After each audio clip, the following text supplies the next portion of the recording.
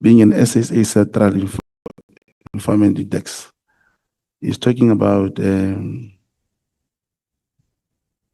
undercover agent on this affidavit. Baron Mogotsi ID being in our program as undercover project. He say has never been an agent, has never been in our program as an undercover agent. Now, contact agents and undercover agents are two different people. Undercover agents are police, and you'll be surprised they don't get paid through the bank themselves. They don't have personal numbers, but they are police. So he's referring to this. That's why I'm saying wherever he is, he does not know the difference. And so what were you? What was your position? A contact agent. A contact agent, That's which is different to an undercover agent. Very different in the context that the undercover agents are usually police officers. If all of this, like I've indicated, if your explanation is you would have been missed because of how the registration is done, why are you saying in your statement that these individuals were instructed by General Khumalo and General Lushaba to fabricate facts about you?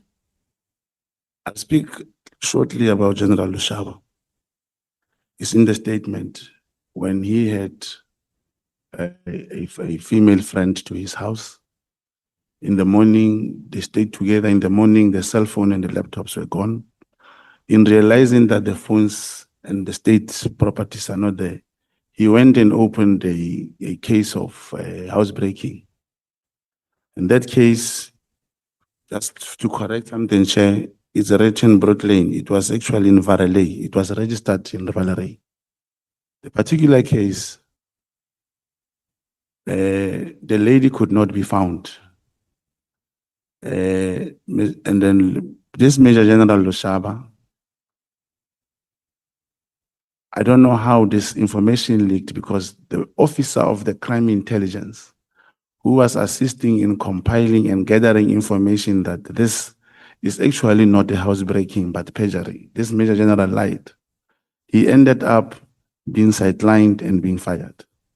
It's because there was never a case. Now, General Lushaba knows me how you should now check. The case was open here in Cape Town against Major General Lushaba. Mr. Mogotsi, you deal with that extensively in your statement, and I want you to take us carefully through that when we reach that. But I don't want it to get mixed up with your explanation as to why you say General Lushaba and Lieutenant General and General Khumalo fabricated facts about you. Can we deal with that aspect first? Yes, I'm saying the reason, that's how the only way he could do is to get someone to say he doesn't know me, because part of this investigation led to him knowing that we realized that this was not a housebreaking. And how does Lieutenant General Khumalo comes in? I'm saying that because he's the head, he's a divisional head of crime intelligence. It's amazing, it's surprising. Even one of the journalists asked me, how can a lieutenant general, a divisional commissioner does not know you, whereas you claim to be whatever? I'm saying he had to deal with Major General Lushaba to ensure that they discredit me. They even say they don't even know about me. That's where the fabrication come from. Let's maybe turn to BM1 of your extra bundle, just page 1. And that is an affidavit that you deposed to. Could you explain to us what that purpose of the affidavit was? Yes, firstly, Chair, on the page I've requested, I'll repeat the request. There are names of officers mentioned there, and I've requested that as I'll be talking about that, I will request not to mention their names. Is it the reason why the names have been circled in the annexure bundle? That's correct. In fact, the agreement was they're going to be somehow detected. Now, on the circling is probably the evidence leader directing the person who was doing that work and the person could not dial those names correctly.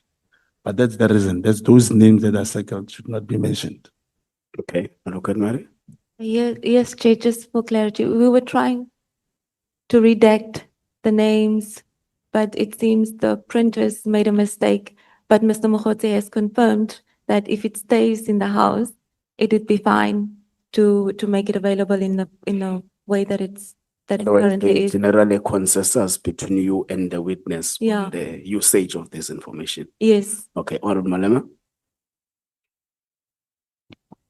No, thanks, Chair. I think we're moving a bit fast because I thought we're still at the introduction level where there are three issues that have not been answered. The first one is why is Mr. Mogotsi calling himself an entrepreneur? I want to understand that because it can't just be a concept loosely thrown around. Secondly, what is an informant? Under which department does an informant fall under? And what is the agent? Under which department does it fall under? And between the informant and the agent, which one has got, not PESAL, some false number that we're able to account through that number that we're paying this particular agent? Because that clarity is not coming out. And I think we need to get that clarity. So we know we're dealing with entrepreneur, for real if he is, informant if he is, agent if he is. Thanks, Jim. Thank you, Honorable Malema. I think the first issue is the issue of the names. I think if there is that consensus that the usage of the names must be avoided with all possibilities necessary.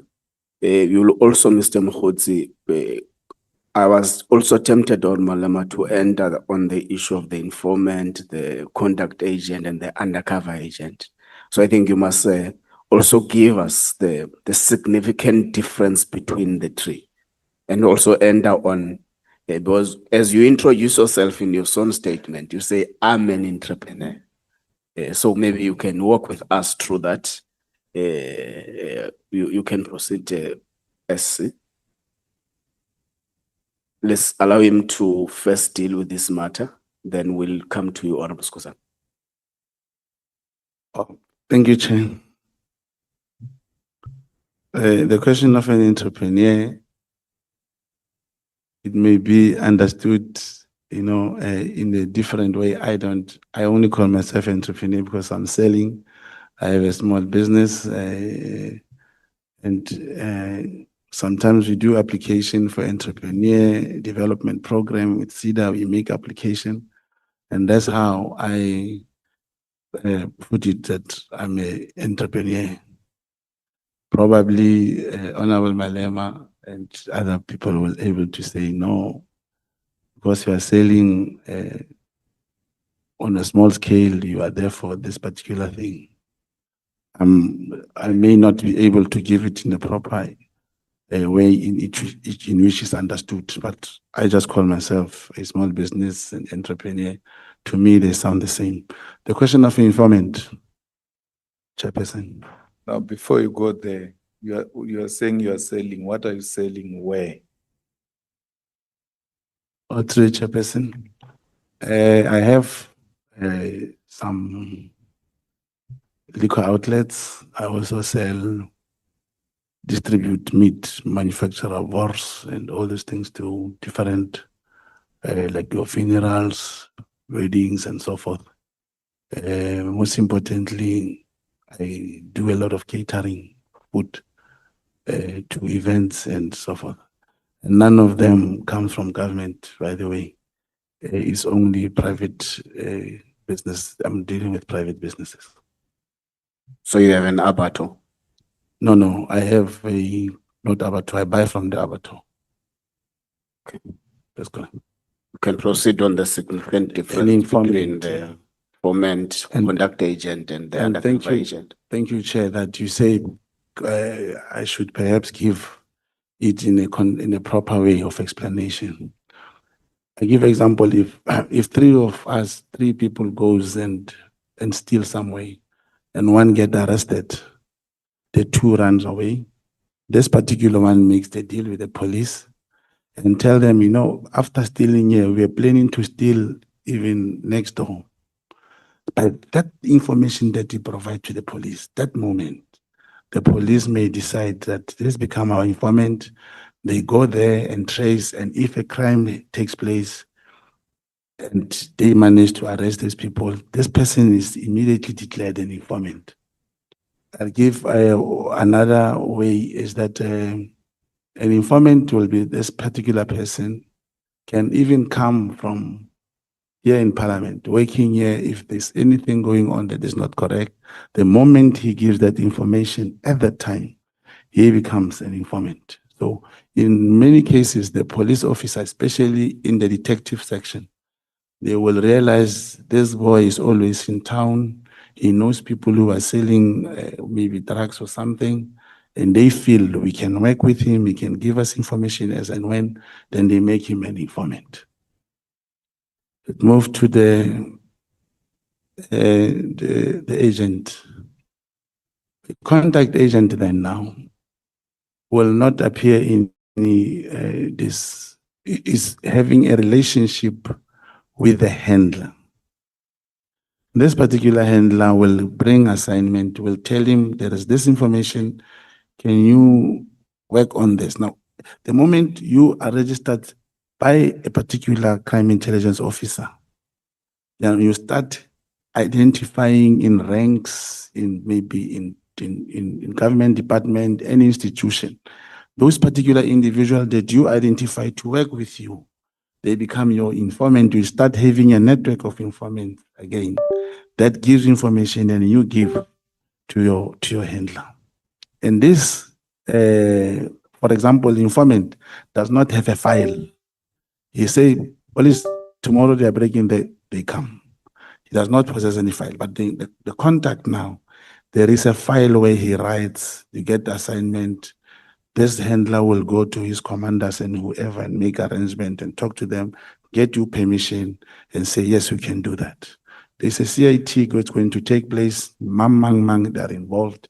You tell the agent, you tell the handler will then organize, for example, inform the police of that particular place before the CIT can take place.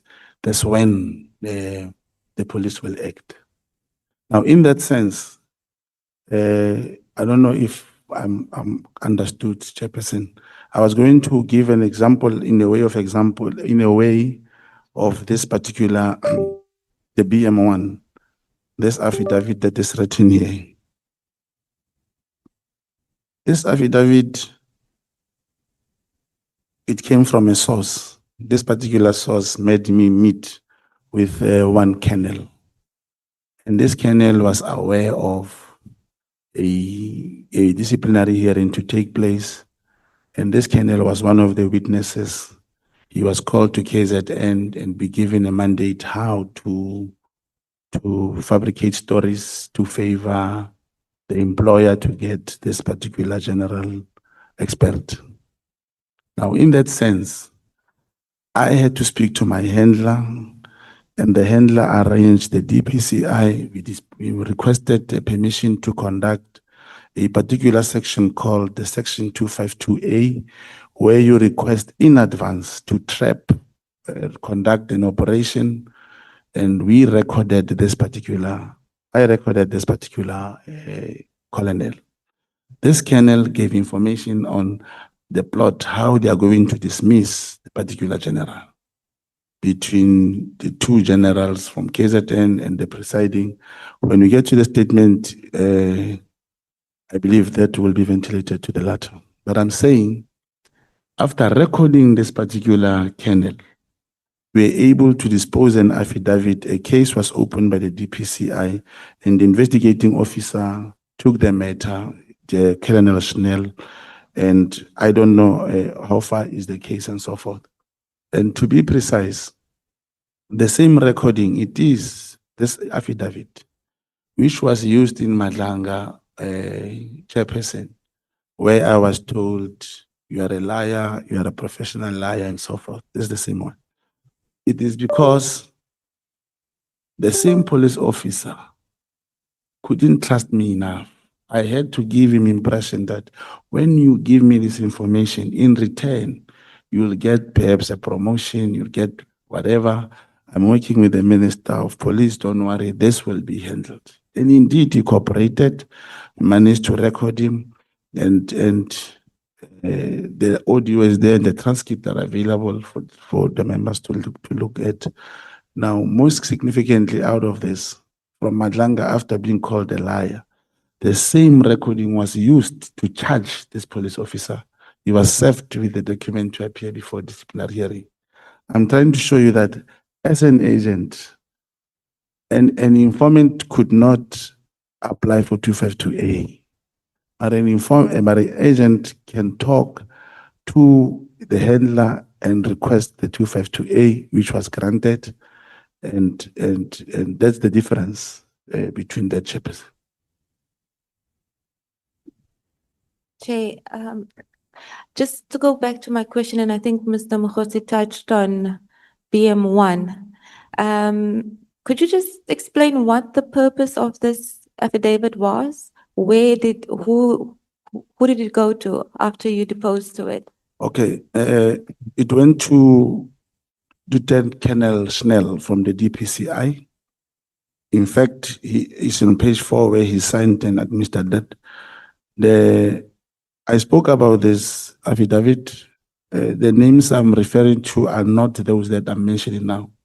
This colonel was called in KZN by the employer rep that time was Major General Kumalo, who told him how to fabricate the story. And he did mention that General Mokonazi knew about this, and General Mokonazi is going to preside over this matter, and Lieutenant General Kumalo also knows. That's the recording I have on the transcript. And we took this to DPCI, and a case was open. Yes. Now, I'm trying to show you that as an agent, you are able to conduct an operation which can be registered with the DPCI or any department and so forth. So I'm still trying to clarify the purpose of this affidavit, and I'll explain why. Are you saying that this affidavit was you deposed to it in your capacity as contact agent in order to get an operation authorized? That's correct. And in paragraph 1 of this affidavit that you deposed to, you described yourself as a male employed in government with the minister, with the office of the minister. Is that the title you carry as contact agent? No, you will not carry the one title. Maybe an agent now, there comes another important thing. One is subjected to something called the legend building. Legend building is an instrument that is utilized all over the world by international crime intelligence services. Now, as a legend builder, you create any false life to attain, provided your handler knows of the operation.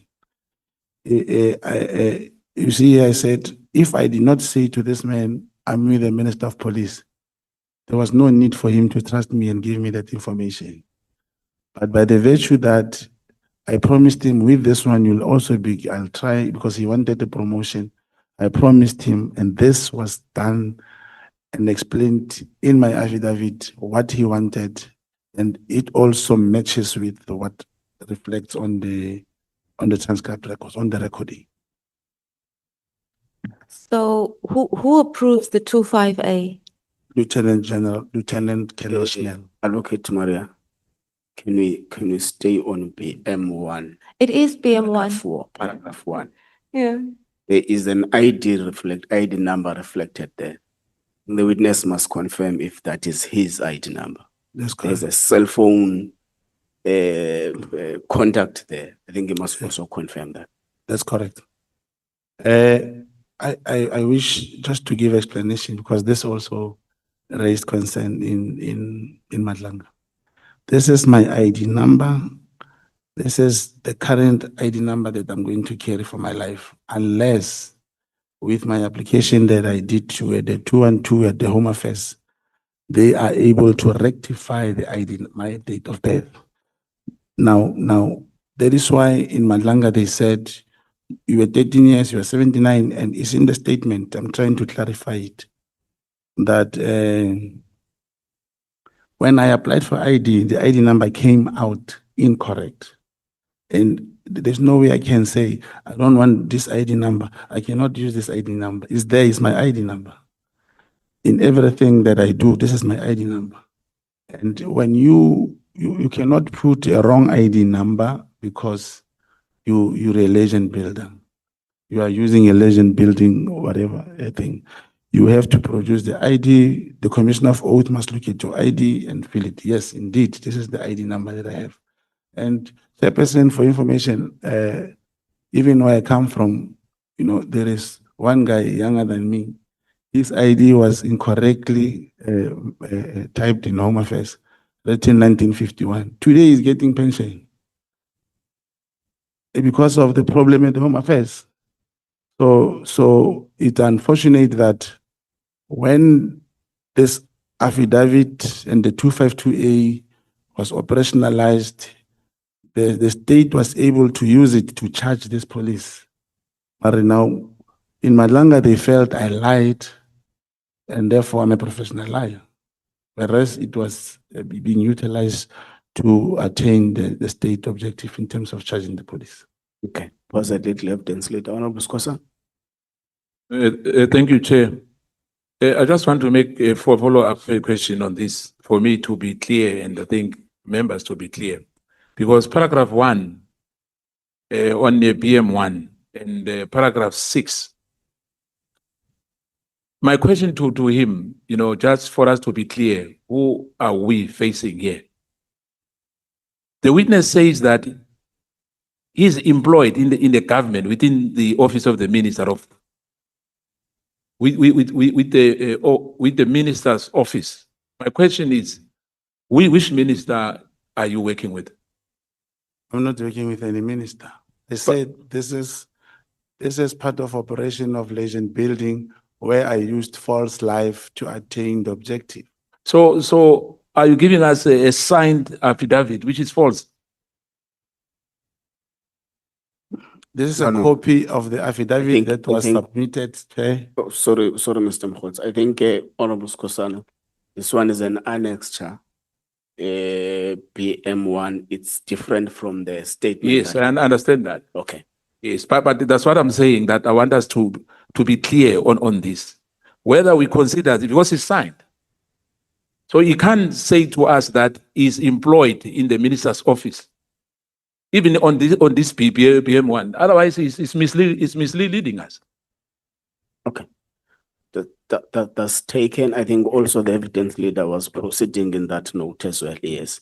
So I think you can proceed, evidence leader. Mr. Mogotsi will reply as to how you guide him.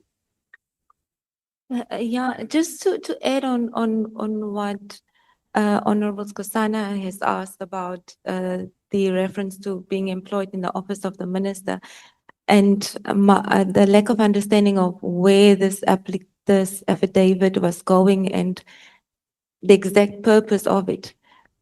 Because if one looks at BM3, where Colonel Schnell now refers to this BM, also refers, or rather, not referring to the statement, but refers to you as the complainant and refers to you as somebody who is a politician who has been deployed to the office of Minister Mkunu, and he's saying the basis on which he is making the application, not you. From his statement, it looks like he's the one that's making the application, and he's referring to you as the complainant, and he says that you are a politician deployed to the office of the minister, which is what you describe yourself as in your statement in BM1. So I'm trying to understand were you deposing BM1 as a complainant to be used by somebody who is actually an intelligence officer to then apply for a 25A, or were you the intelligence officer that was applying for 25A? Because if you reach now, and also just to add to that before you answer, he says in paragraph 7 on page 12, that I will be applying for a Section 25A authority for the operation to take place. So it clearly seems to be that you were just the complainant. Thank you, Chairperson. If for one to apply for this 252A, it's for trapping and all those things done by the DPCI. As an officer in the DPCI, he has to fill in the form. And I cannot go to the DPCI officer and say, my brother, I'm an agent. I'm going to lie to this man that he is going to get a promotion and this. There's no way you can do that. You come to him and say, yes, we're employed. This man wants to give evidence. I'm with, you can see there's another person I was with, is also a colonel. But, and then he's relying on me if I can help him with whatever that he wants. Then he will give us the information that he's talking about. Now, I cannot, the 252A, including the 205 application, the JFE, all these legal documents can only be applied for in this case by the police. And this one in the DPCI, because that's where they are administering the traps, including when you want to trap someone, you obtain money from them and they fill in the form to get that thing. If you check and read it, he had to get authority that we can do this particular thing. So there's no way, and this is a good question. For example, any agent can never bring new evidence. We deal with information. I don't obtain statements from people. I can never come to you and say, I'm an agent, write a statement. No. Throughout my statement, you'll realize I will say, like the kid that Prince Zulu from KZN who had a problem, he was brought to Gauteng. We helped him open the case, but the police must take him through that process to open a case.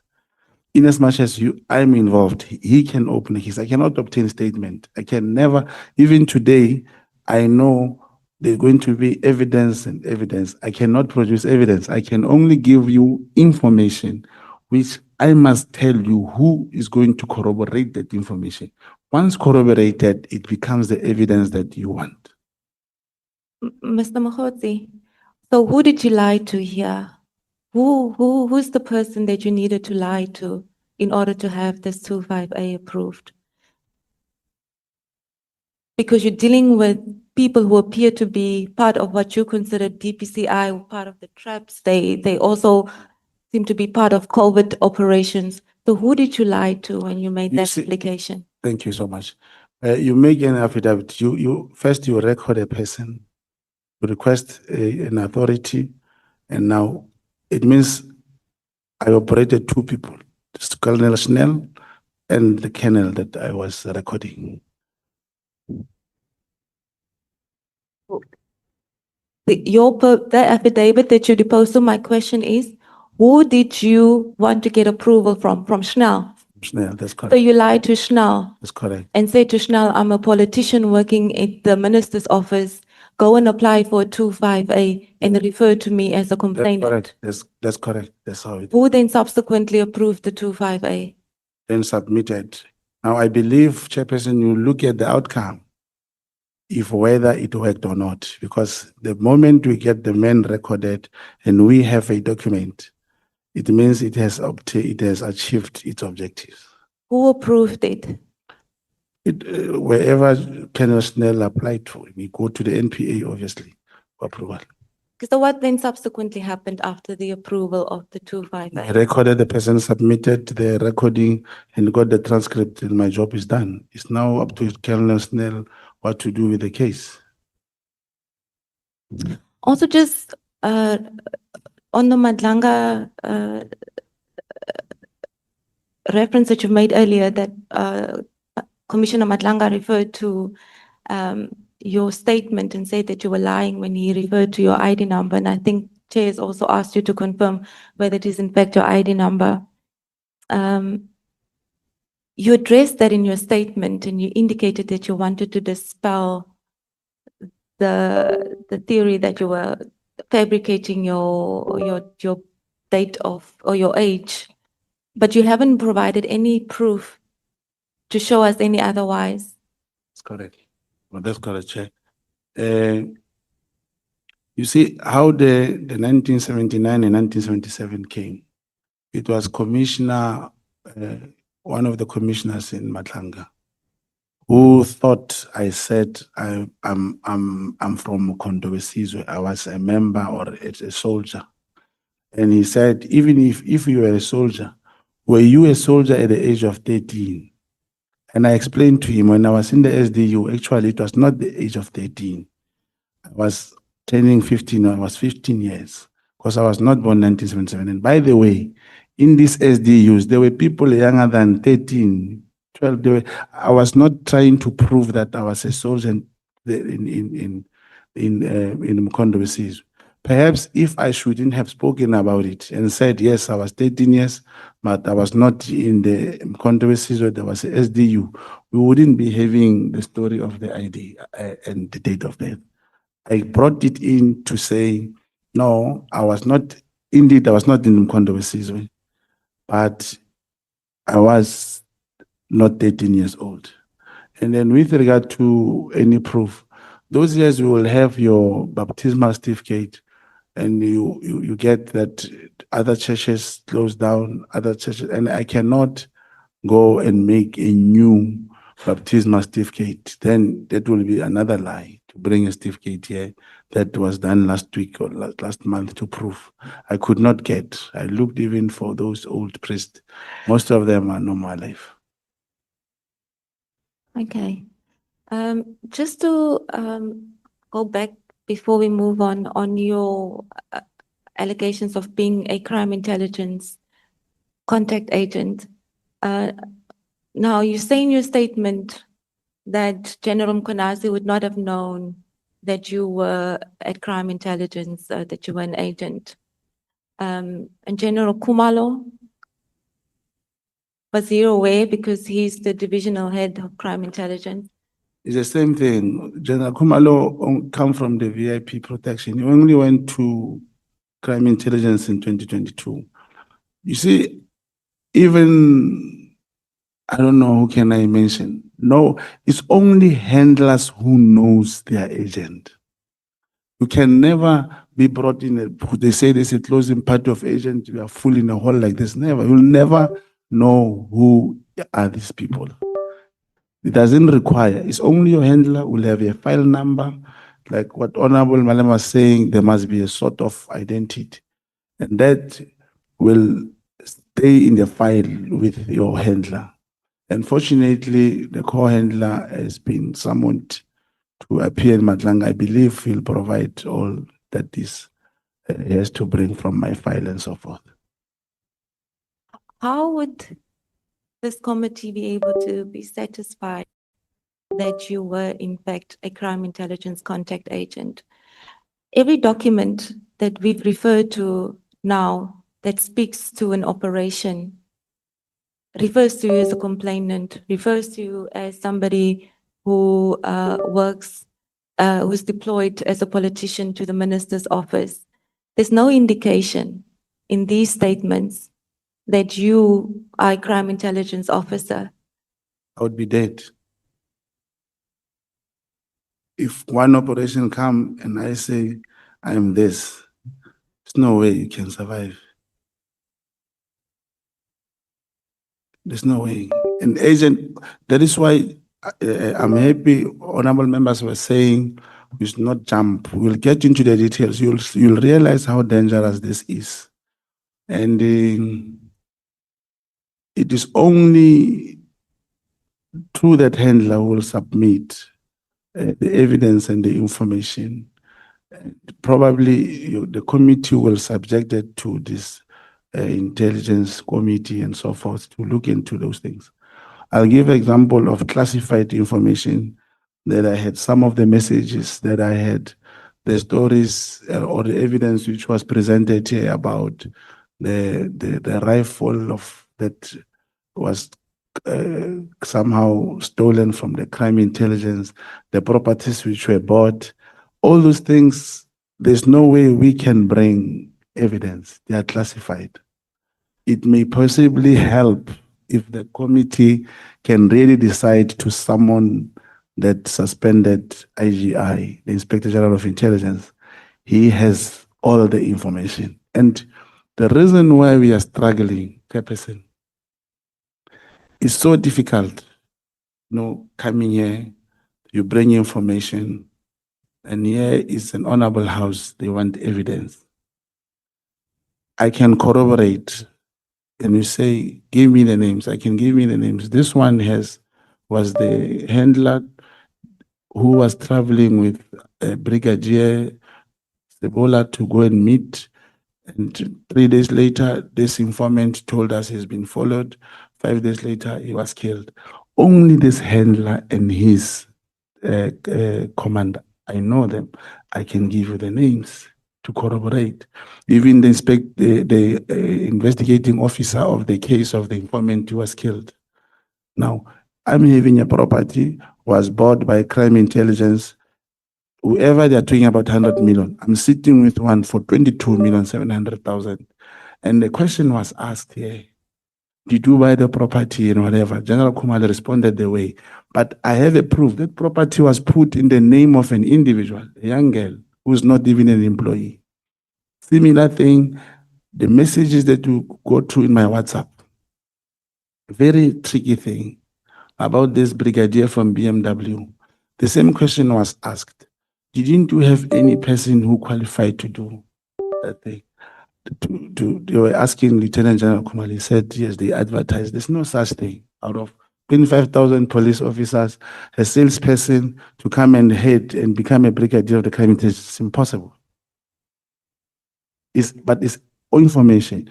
Like when I submitted it to evidence leader, he decided, she said it's classified, she cannot bring it here. So I agree it cannot be brought here. But I wish after that session where I'll be cross-examined and whatever, I could be allowed to write a letter, submit this evidence, probably to the chairperson if it's not on public. But we are sitting here because corruption has happened, and now the information is classified. And we get here, I'll be grilled, no evidence, I'll tell you there's a property, nothing. No, Mr. Mogotsi, it's very, and maybe you can explain to us. It seems that you are willing to expose classified information and talk about classified information. And I can understand it's in the interest of exposing corruption, as you would put it. But if you expose such information and if you want it to be considered credible, one would think that you would at least be in a position to indicate to those who you present the information to that you're coming as a credible source, and this is how you can verify that. Because the information that you want to talk about or expose and the operations that you speak freely of in your statement is not, the source is questionable. So it seems that there's this imbalance of I'm willing to tell you everything about what's happening in crime intelligence and classified information, but I can't confirm that I'm an agent, or you're not saying that at least this would be somebody that could corroborate what I'm saying and to come and indicate that I am a credible source and the information presented to you is in fact valid operations which I was a part of.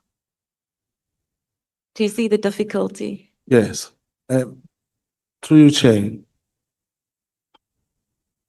the co-handler is going to appear as being someone at Madlanga Commission who knew my handler. In my statement, it's written Just 3 weeks before I went to Madlanga, my handler was shot 6 times. He enjoyed his pain.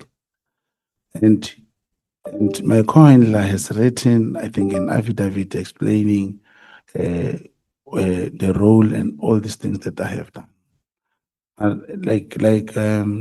Let's talk about, when you talk about classified information, I appeared before Madlanga chairman and I spoke about John Wick, Boko Haram. And I told the commission, as I do now to committee, that information is at the analysis department in crime intelligence. And that time it was perceived or construed as I said Ket Matlala was John Wick or is John Wick. But I was saying, I know the report, I saw it, it's still there. It's written Boko Haram. The picture, the big picture of Ket Matlala was there and was written John Wick. It was in 2018 when I saw that report. But that time my contention was when former Minister Bigitelo was here, when he said he only met Ket once or twice, my contention was he should have seen Ket Matlala from that report because the picture was so big and it was in 2018. So there was no way he could say he only saw him in 2014. And because of those presentations, he was supposed to remember that this person was once brought in a form of a presentation. Look at that thing. But that report exists in the crime intelligence analysis. Let's maybe talk about some of your operations. In your statement from paragraph 18 to paragraph 22, you say that you worked on a number of operations during the period of 2009 and 2021 as a CI agent. And you also mentioned that you were involved in the PEE tender scandals, which led to the suspension of the then Divisional Commissioner General, Likalala, and others. You also mentioned that you were tasked by General Mpazi in your capacity as contact agent to investigate and look into irregularities within crime intelligence and the South African police services. What did it look like? And in particular, I want to refer you to paragraph 19, where you say your responsibilities was that I was expected to operate as a contact agent and required to activate all my sources, resources, and informants following the same modus operandi that General Mpazi knew I was accustomed to. What did that look like? What was your role? It seemed. Vice Chairperson, on paragraph 18, it speaks of operations during period 2009-21 as an agent. Then it says during December 2021 and moreover after the PPE. I was not part of the PEE thing. It's only after this, after the the suspension of the then Divisional Commissioner Jacobs, Major Kalakala, and these other generals, that I was called again to assist. That was through my handler on the irregularities, all these things about the crime intelligence, and things like, as I talk about properties, others I mentioned, forklift which was procured for this amount, whereas it was this much. It's part of this thing. Now the same reason is so difficult. Like in government, they will say your KPAs, I've done this, I achieved this. It's impossible with me to come and say, for example, operation people get killed, you give information, people get arrested, they don't know it's you. So there's no way I can come here and say, these are the operations that I have worked on. And it means I'll only give you the information that I have. And where I must bring people to corroborate, I'll give the names of people to corroborate. Okay, so I'm not sure if I understand what your role was, but when you explained you worked on these operations. My question to you was with reference to paragraph 19. What did it look like for you to activate your sources and resources? And where did these investigations lead to? And what is the current status of these investigations that you conducted? You know, you'll be surprised that part of investigation, there was, or they still, as we speak, a flat rate payment for informants of 3,000 rand. And you'll get that information from sources. These sources will be employed in the crime intelligence finance section. You start to establish that people, for example, if someone delivers drugs from here to Kailicha, and we have an informant and we pay him 3,000 rand, whereas the boss of the drugs, to transport the drugs from here to Kailicha, he gives these people 20,000. That's how the rate of drugs and crime went up, because the informants were under reimbursed a very, very small amount. It was a flat rate. Now, it was one of the first things that I picked up, that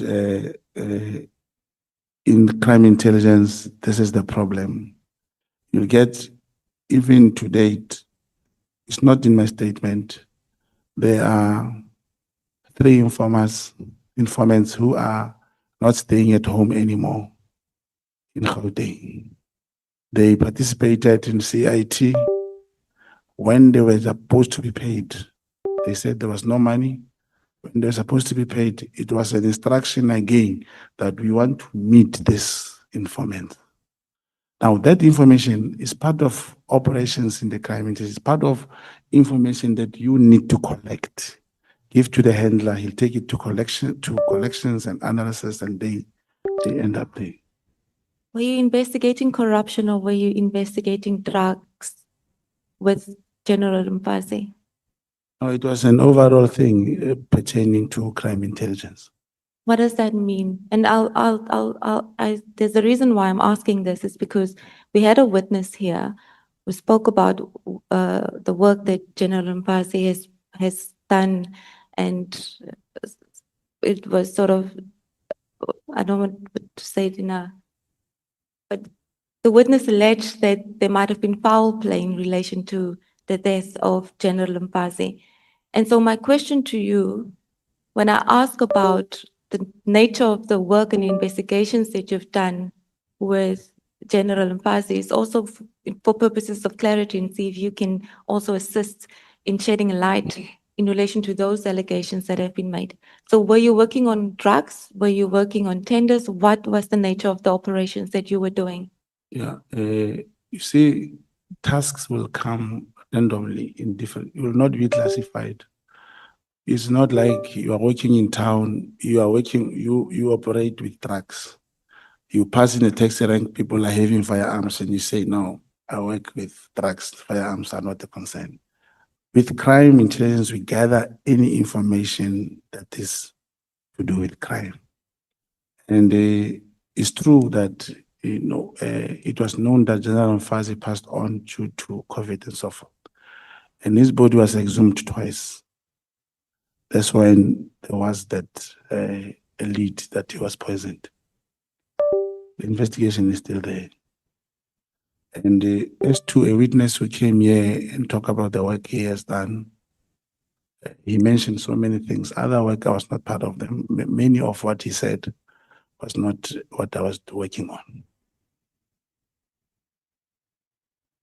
So you're not able to tell us the exact nature of the operations that you were busy with in the investigations, and you're also not in a position to tell us where those investigations currently are and whether they're on hold or whether they are still being investigated, but you've stopped working on it. Yeah, if you check my statement, immediately after the passing of, this is paragraph 21 of General Mfazi, I was instructed to lay low, and I did so. And then there was no way we could ever do other things. Remember, a project file that comes from a DNC, for example, will go, you will have a look at it. You'll never take any paper home. You'll look at it, and then your handler will tell you, these are the things that I think you must do. And you concentrate on the work that you have been given. So, like I say, similarly in Madlanga, if you checked in Madlanga, there's one witness who was murdered, but he was never given a name. They called him Witness D. The reason that witness was able to be identified and killed is because whether you are hidden on the screen or you call yourself Witness J, the moment you speak of events, series of events, how they unfolded, everything, whoever was involved will remember, but here, this is Brown. So the moment I come and say, for example, there is probably through my handler, the Committee of Intelligence, they know these things properly. They may just decide to summon one commissioner in the police or in the crime detection probably, and to the handler, because already I have spoken about this. Then one can give that information on what is it that I'm talking about. But to say investigations are on or not on, it's only my handler who knows how and where these things are at the moment. Yeah, but in paragraph 19, you say, General Mfazi called you and detailed your responsibilities.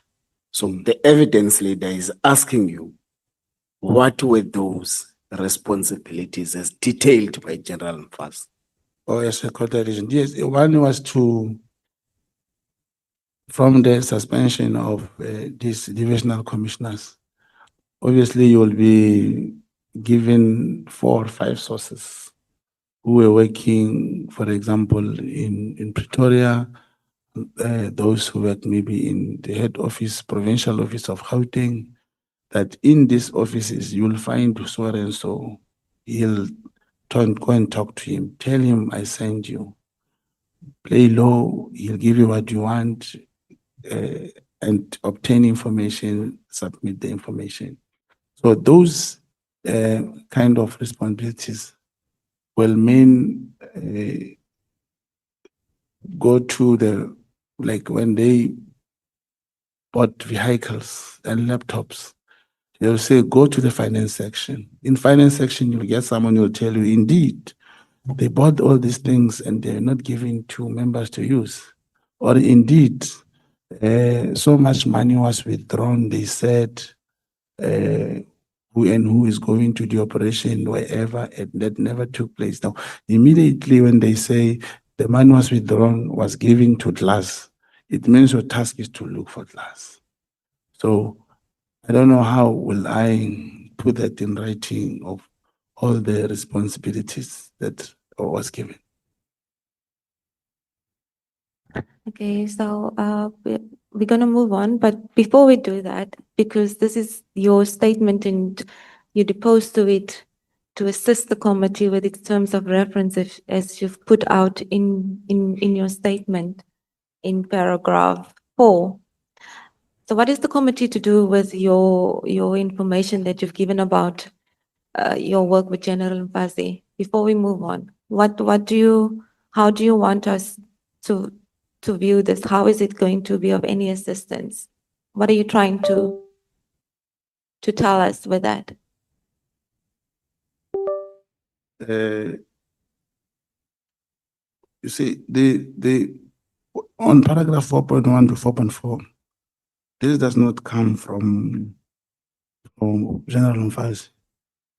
No, I understand that, but I'm asking in the bigger scheme and of assisting the committee, what should we take away from your engagement with General Mfazi that you've referred to in your statement?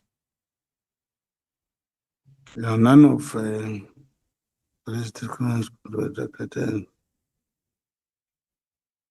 Yeah, you see now on paragraph 4.4, this somehow were related, but did not include your Metropolis division. I know of someone who was dealing with these metro officers who were extorting money from Pakistanis and what. There's another colleague of mine who was working on that. But I'm saying part of 4.4, it resonates with a bit of what General Mfazi would want us to deal with. Okay. So, shall we move on to paragraph 24, where you deal with the operation conducted in relation to General Mkhwanazi? And you deal with that from paragraph 24, I believe, to paragraph 64. Now, in paragraph 24, you allege that General Mkhwanazi worked with the CIA, and you obtained that information from King Msizulu. No, sorry, King Msizulu and General Mkhwanazi were recruited, and they actively worked for and with the CIA. Where do you get that information? Yes, remember, as I said, the information will come as a task by the handler. But you will not come and say, yeah, they are recruited, and you keep quiet. Now, if we continue to read on the part of the International Criminal Court, where South African government took Israel there, it's when we started realizing now, when we started talking, because of the terminal, the coal terminal in Richards Bay.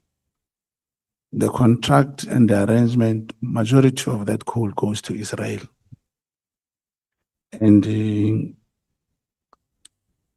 during that time, because I also went sometime, the brother to King Msizulu, he was also trying to engage this other Chinese company. I don't know what is it that they were working on. But soon after that, that is when my handler and his colleague from KZN in Nongoma, they said, ever since this Israeli thing, we've been attacked, and members of the PKTT are coming up and down at the Royal House to Smakade.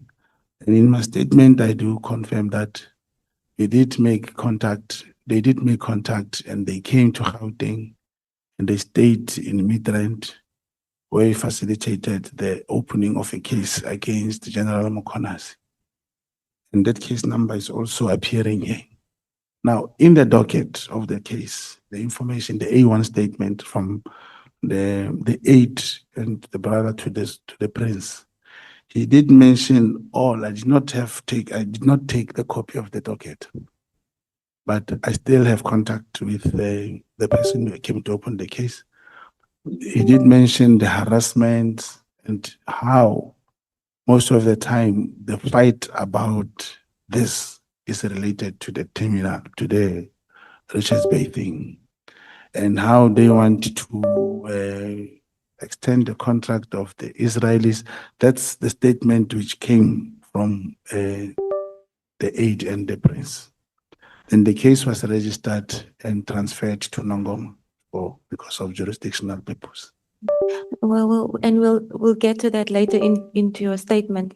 But this CIA. Yeah, it's a very serious allegation because you're dealing with somebody who is the provincial commissioner of KZN, and you're saying that this person is also working or protecting Western interests, Yes. going against what he's tasked to do in his current position. You did make an attempt to deal with investigations that you've done in relation to confirming that he was, or you did a follow-up on you see, suspicion. Thank you. You see, there are things that when someone speaks, you'll listen to. I'll give you an example. When he once said, he spoke here, said things started becoming bad when members started calling each other comrades, and how he trained in America, all those things, and how he defended whoever is contracted in that coal thing.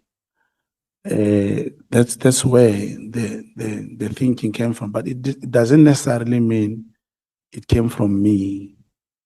It came as a task to establish that since the case has been opened like this by this Royal House member, it means there are allegations.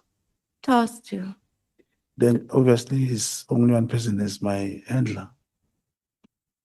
Your handler was not the one that engaged with former Minister Natin Tetwa. In your statement, you say you had suspicions. You then, out of your own accord, that's how it appears in your statement, decided to get in contact with the former minister to discuss why he previously decided to get rid of General Mkhwanazi. And on those suspicions, you then acted and then decided on your own accord to follow up on context that the former minister gave you. Yes, exactly. But the word on accord, in my personal, when I act, is based on wanting to achieve, trying to complete or continue with my investigation. If the instruction or here's the task, we have to establish based on the case. Remember, there was a case open, and what the A1 talks to all those things. And the case number is here. Now you start acting, you look at all these things that has transpired. That's why you also find when I started talking to General Mkhwanazi, I spoke about the case that took place of a correctional officer. It's because you are looking generally at everything that has happened. Then you start thinking, okay, what happened to, let me ask the former minister, actually, what was the problem with this and that? And then and remember, there were still suspicions, and there are still suspicions, but they are based on the statement that was written on the Times. Now, he then said there is someone in Kenya who also has similar suspicions and so forth. And in Madlanga, I think when we were preparing, they thought there was no need to submit any proof that I went to Kenya. And during the session, then it came out I could not produce anything. Hence now, I've put it on my statement and brought my passport to show you. Indeed, I went to Kenya, I met this particular guy, and I said, he gave me this particular name, which I don't believe, but he still said, yes, he knew. There was suspicion, he was aware of that. But it's very, very difficult to say, to prove if someone is an agent. Like I say, a CIA agent, and I'm talking myself an agent. The same way I say it's difficult to realize, it's going to be very difficult to prove that, but it's based on the case. So is there currently an investigation against General Mkhwanazi because he's protecting Western interests, in particular relating to the coal interest that you're referring to? Is there currently such an investigation? No, I cannot confirm, but there's no, I don't know of any investigation. It will be the attempting to collect the collection of information. One trying to take 1 and 1 to get 11 or 2, but as officially, I'm not in a position to say yes, there is an investigation against General Mkhwanazi. Can you also not confirm what the nature of that investigation would be? It's very vague to say that he was protecting Western interests and that it's a coal interest. What is unlawful about what he's doing, and how is he doing it in a way that suggests that he's protecting Western interests? Yeah, obviously on the case that was open in Midrand by the Royal, in case if the case happened to be enrolled in the court, the same question you are raising would be posed to whoever opened that case during a cross-examination. They were going to ask him the same question. Is that case about coal? No, the reasons behind, he was explaining the reason behind is the PKT is harassing him, he's protecting who, and how is he connecting with the current king and in ensuring that they don't deal with the Chinese. It was involving the coal, according to that statement on the case number that I've provided. Okay. So you mentioned that you assisted the king and his aide and to open a case against Yeah, the prince, yes, The I was prince, there, yes, that's yes. correct. how did you become involved in this feud? I don't understand the question. How did they know to come and approach you, and how did you become involved in all of this? Obviously, I said the colleague of my handler from Nongoma, they were talking and they said they've tried to open cases 3-4 times. The cases could not either be registered or the case could not be investigated.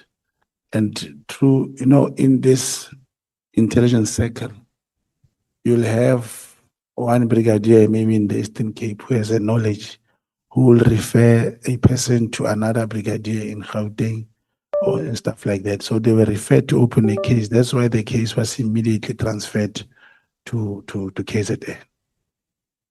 It's not something that you picked up during your investigations into him being a CIA agent that led you to become involved in this. This is not related.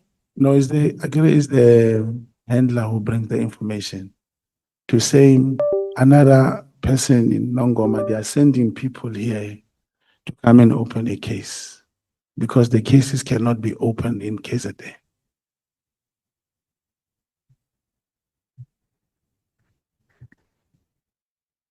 Okay, so in paragraph 36, you mentioned that you traveled to Kenya.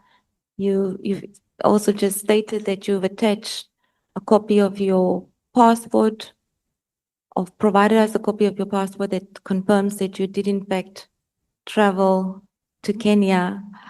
And we have attached it in the bundle, in the annexure bundle. It's not numbered, but it's at the very end of the annexure bundle, the last 2 pages, I believe. Members will see there's a copy of Mr. Mogotsi's passport that indicates there are stems of his travels on the 10th and the 11th of September. So just before we move on to the next issue, is there anything in relation to what the outcome of your travels that you'd like to put on record, your discussions with George that confirmed your suspicions about General Mkhwanazi? Yeah, as things stands now, I can never say indeed the suspicions are correct because after I briefed the late former minister,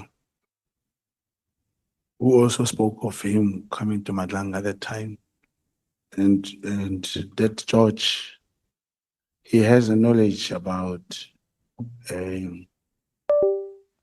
these operations of the CIA in Southern Africa, but he could not give me something tangible to produce. Okay. Now, in paragraph 38 of your statement, you speak of General Mkhwanazi, and you say that you've learned that all his suspects do not make it out alive, and they basically denied the right to a fair trial. Now, that's a very serious allegation, but it's not quite clear what you mean by that. Do you want to elaborate on what you mean? It's not that I learned. Everyone knows what happened in KZN. Every time we hear they were fighting back with the police, they never come back alive. Every time. And I don't say they must shoot the police. But in that shooting, you'll never find one police has been shot in the head or something. Every time the suspect don't get a fair trial to appear in court. That's my point.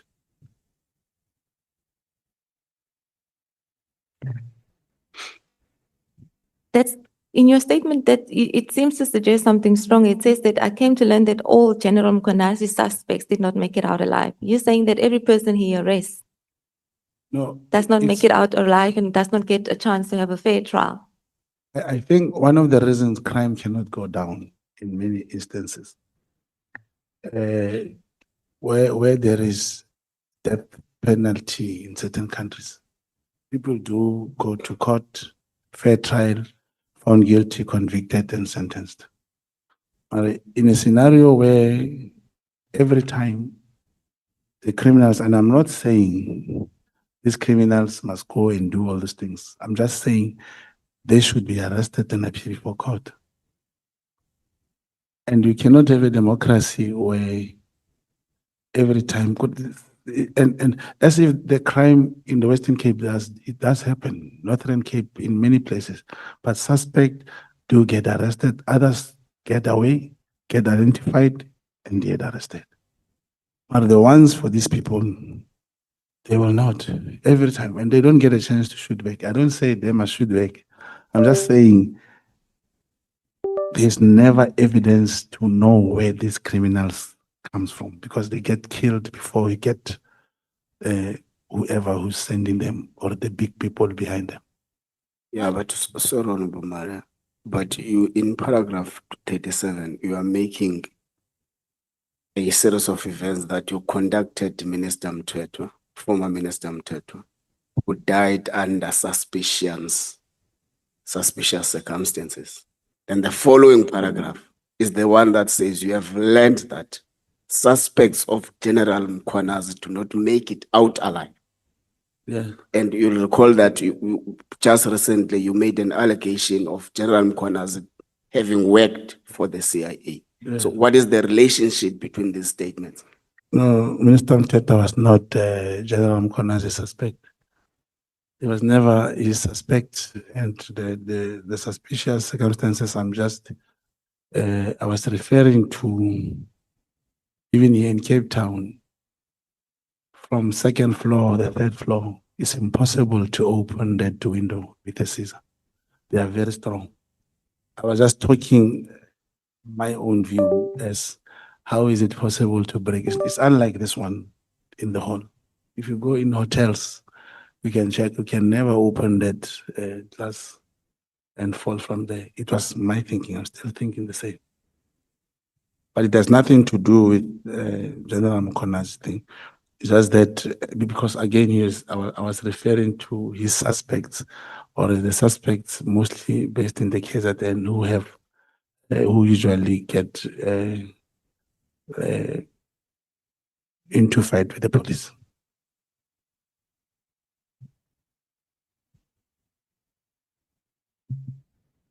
And also maybe just to go a little bit back, I think I skipped a very important part of your statement, which is from paragraph 31 onwards, paragraph 31 and paragraph 32.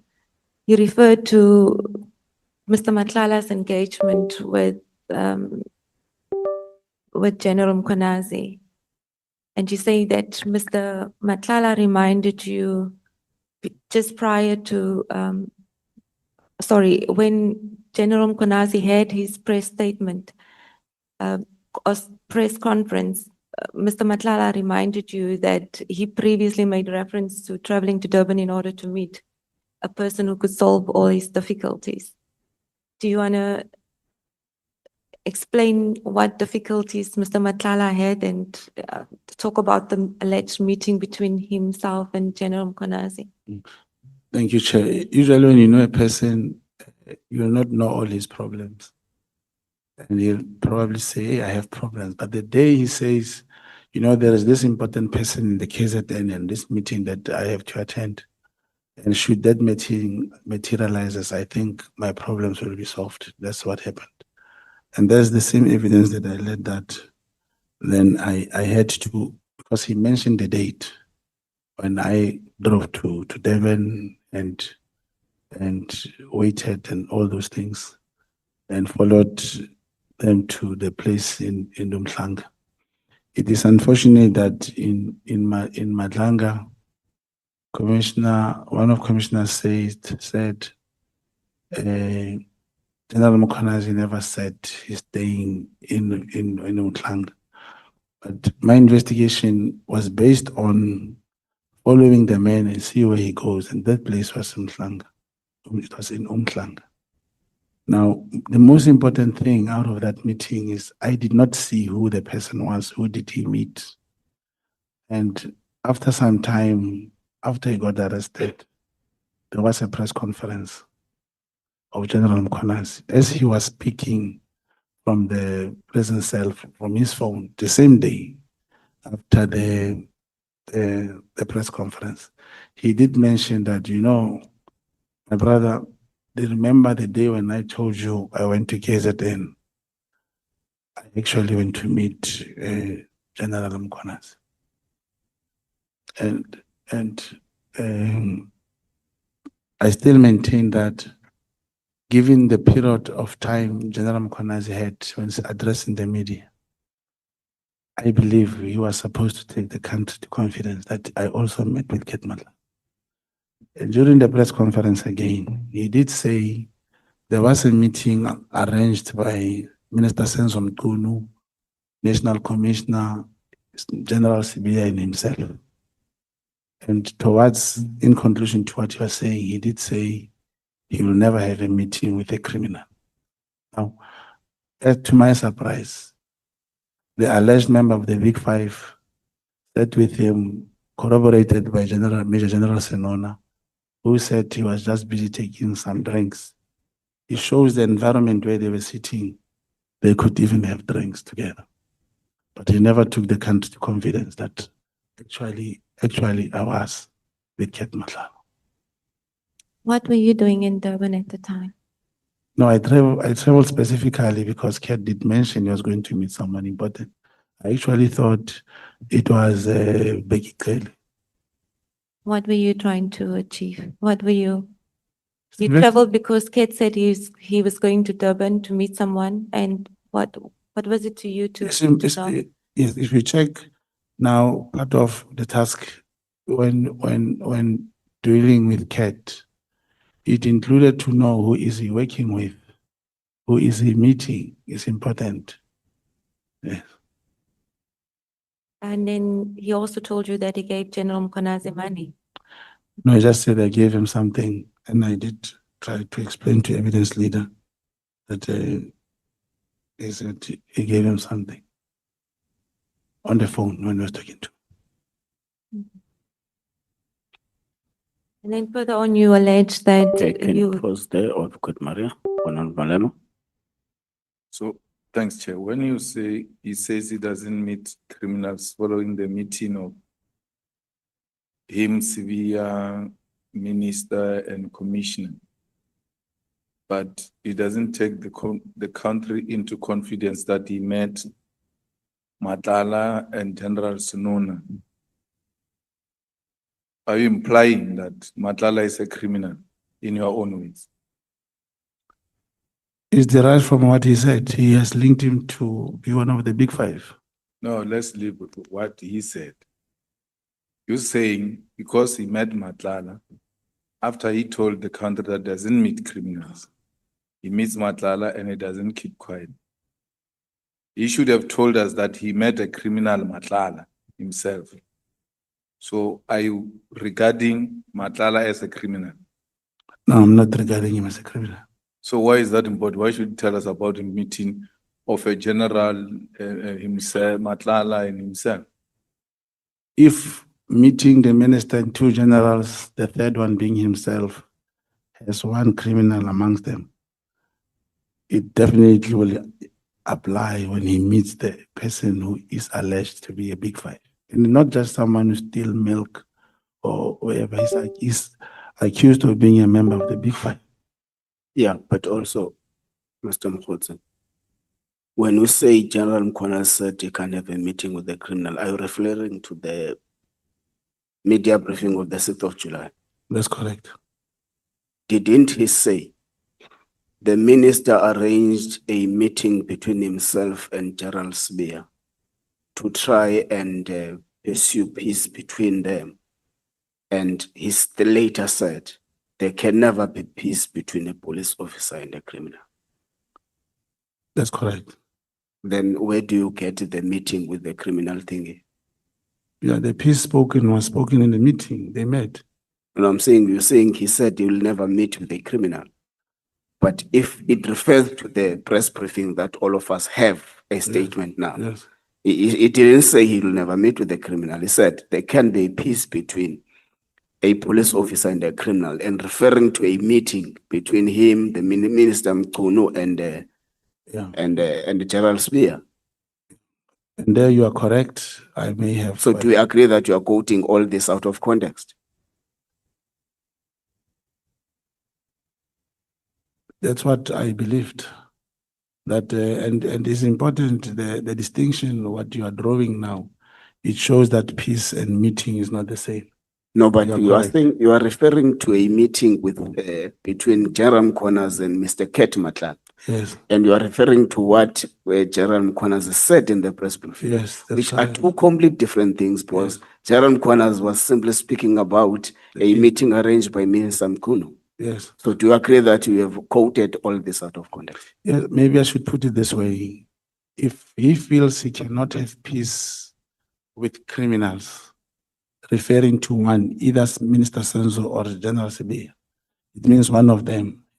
He cannot make peace with them. And in this case, probably it was General Sibi.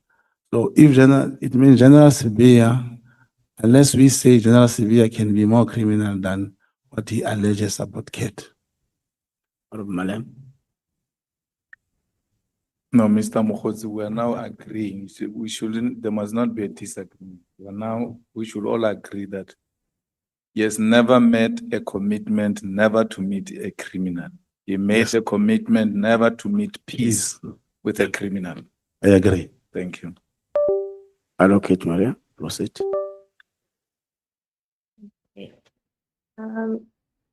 Mr. Mogotsi, I then would like to move on to, you deal with, in paragraph 32, with your meeting, with the calls that you received from Mr. Matlala. Now, later in your statement, you deal with your relationships and interactions with Mr. Matlala, and I'd like to come back to that paragraph 32 when we deal with Mr. Matlala later on in your statement. In paragraph 39, you refer to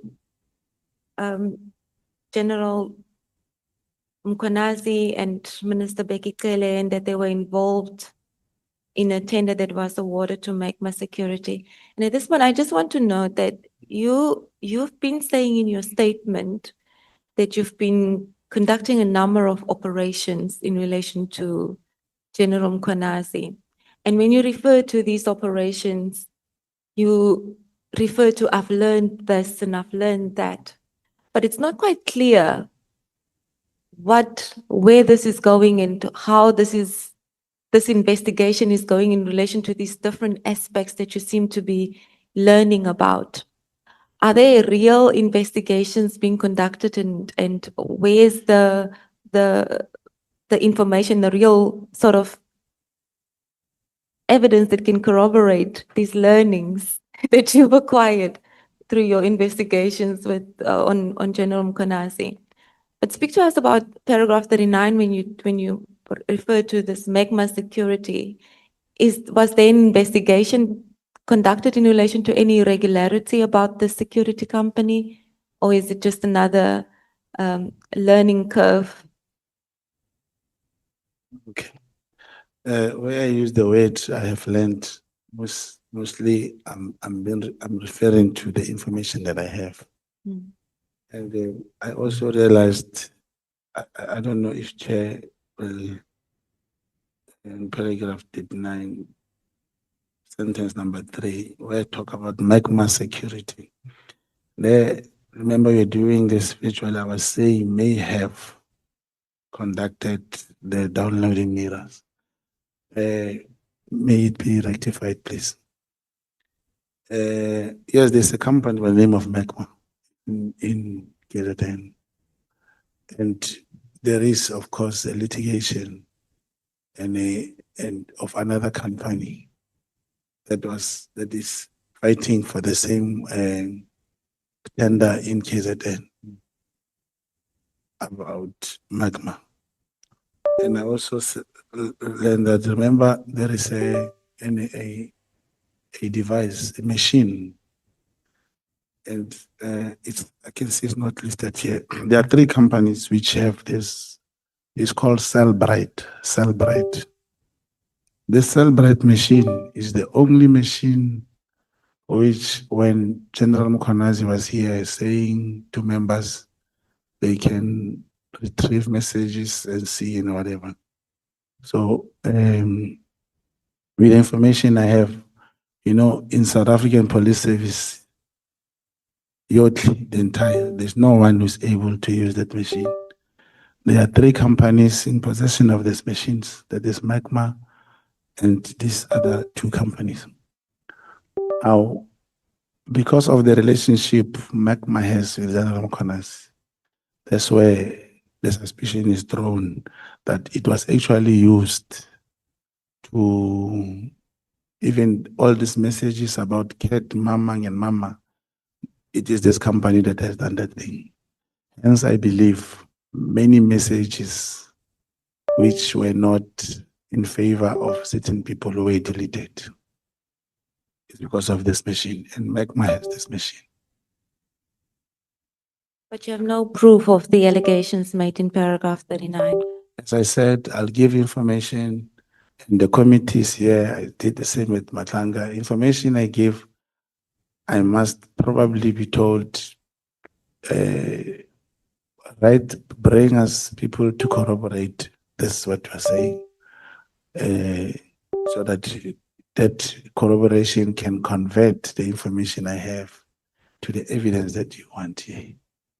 And those people that you're referring to in relation to these investigations that you've conducted and that they would be able to come and corroborate, what are they currently doing with this They are police. information? They are police officers. No, but my question is, what are they currently doing with this with the information? Because these allegations are serious and everybody's sitting on it and you're saying you're learning from it. But what is happening in respect of these serious allegations that you're making? Yeah, you see, there is something that probably I can quote. I was so happy to see it being mentioned by the chairperson of the committee about these mafias who are not dangerous but invincible because they are running government. It's a similar thing about cases which are open. The case that led to the arrest of Lieutenant General Kumalo, Lekalakala, Lushaba, and those generals, it was opened 2 times. They could not be arrested. It was by luck that the matter was then, through a certain referral to IDEC, the matter was then investigated and they were arrested. You could still ask a question, if they were able to be arrested by IDEC, why were they not arrested when the matter was opened in Cape Town or Soweto? It's because somebody must say yes. If I give you a proof that a property has been bought for 22 million, it's not in the name of the state. If it is on the name, probably it was changed. But there is a title deed that shows the name of the person whom the property was registered on. And this, where I'm sitting, is the last line of defense. I believe you can call whoever and say, here's the title deed. How did you buy this property on the name of this individual?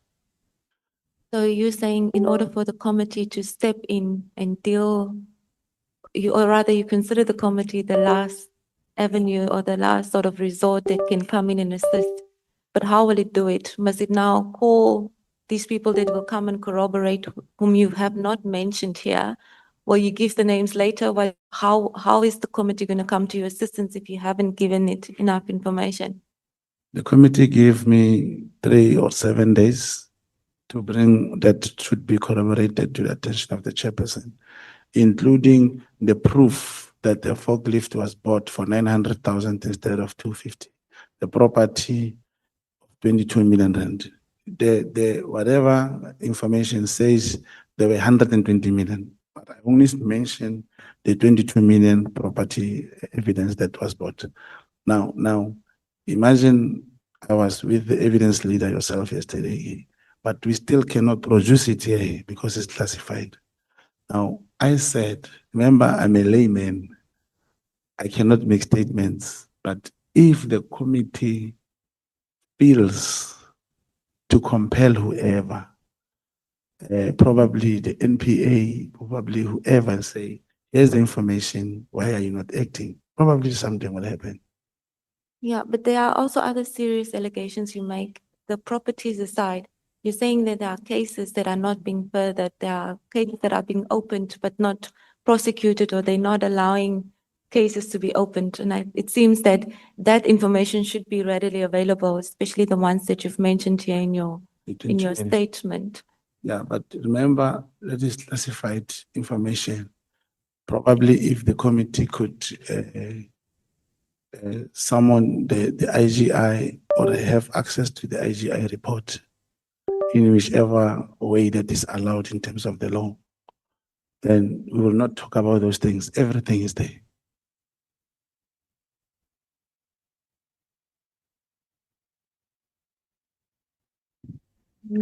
Then in paragraph 40, again, you mentioned one of your investigations that you've done into General Mkonazi, and this is one where you say he refused to open up a case against a correctional officer that was found in possession of drugs. Where is this case currently at? Or do you want us to, or maybe do you want to explain first how you've learned of this information? How did you, if this was one of your formal operations that you participated in, or it's just something that you've heard about through the grapevine? No, I remember it's me who spoke to General Mkonazi. And when he appeared here, at least he had his phone. Our phones are not in our possession. In his phone, he was able to produce my communication with himself, where I sent him a proof of the OB entry from Mbangeni police station. The case was open. The officer could not be arrested because he intervened. And on his response, he did explain to me exactly what happened and why he felt the officer should not be arrested, and that the drugs were found in the rubbish bin outside. But this is not the only case which was open. I did mention a matter of Rustenburg, where there were Zamazamas and people with unlicensed firearms. There were some shooting 2 days before information came. And because this thing works in Rustenburg, that's when we brought in the tactical management operations, TOMS, Operation Management System, for the DPCI. And they came there, they had to sit somewhere, and at a particular period, Chairperson, they went into the place, they found my security officers wearing black uniform, having their firearms also. They demanded each and everyone to see the permits, to see the licenses. Security officers produced, and they let them, they gave them back their ammunition, then they went to take cover again.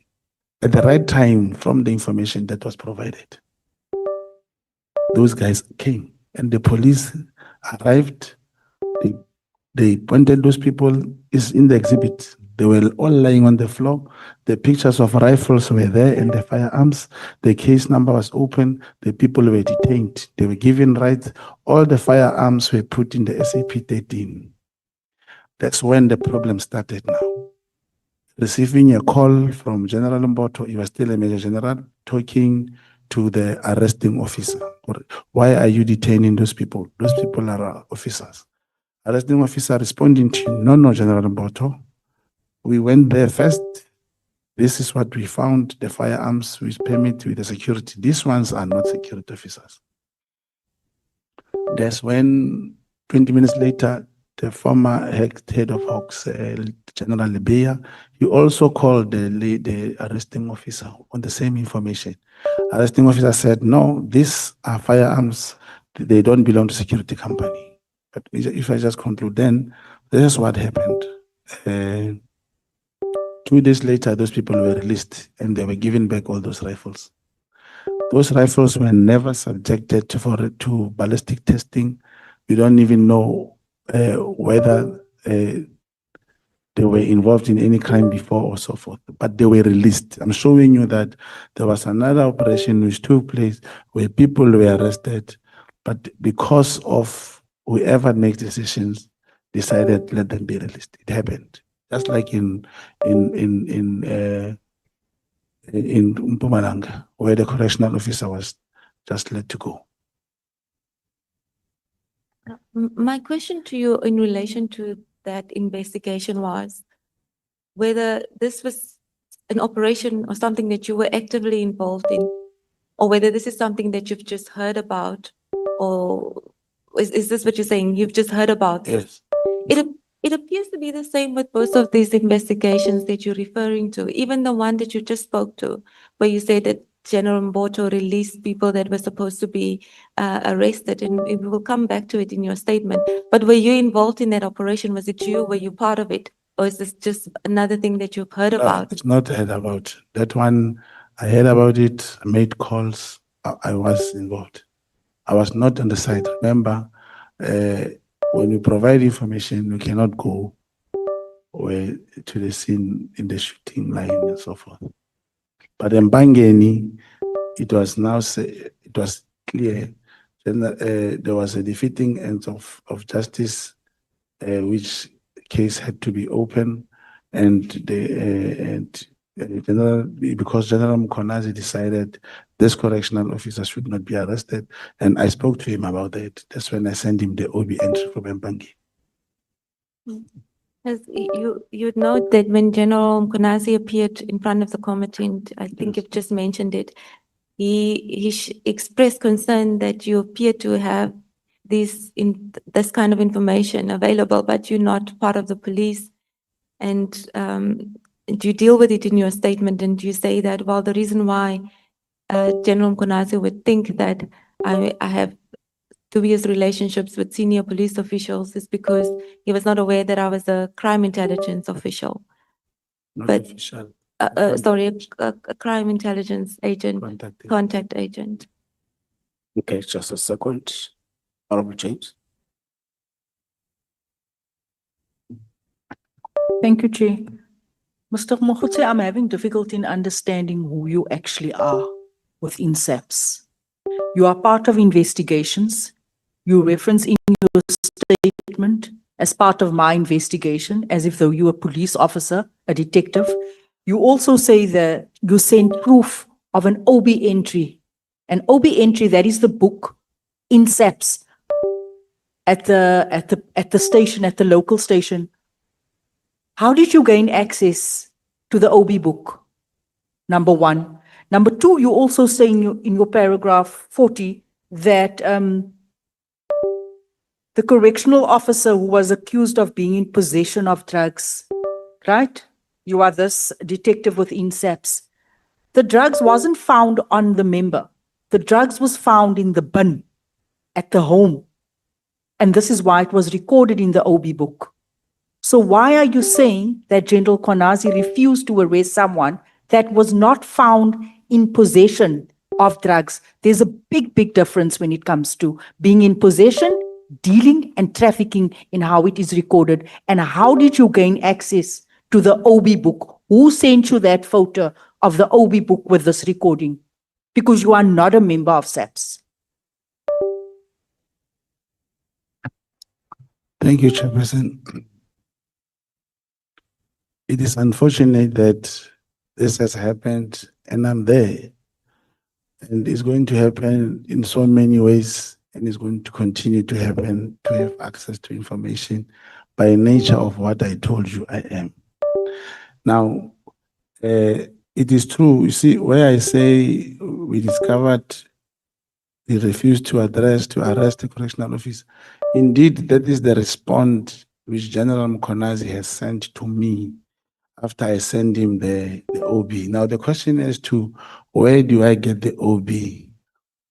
A network of sources, informant, for the coming period, I'll always say my source, my handler, because unless if the OB is fictitious, that we produced a fake OB, then it's a problem. But if it's an official OB that comes from SAPS through me as an agent, it has happened. Unless I don't know how to put it, but that's what happened. Thank you so much, Chair. Are you aware of the National Instruction 2 of 2001 that basically governs what handlers and what agents are meant to do and how operations are meant to unfold? You are not supposed to be having information. You are supposed to be informing and providing information.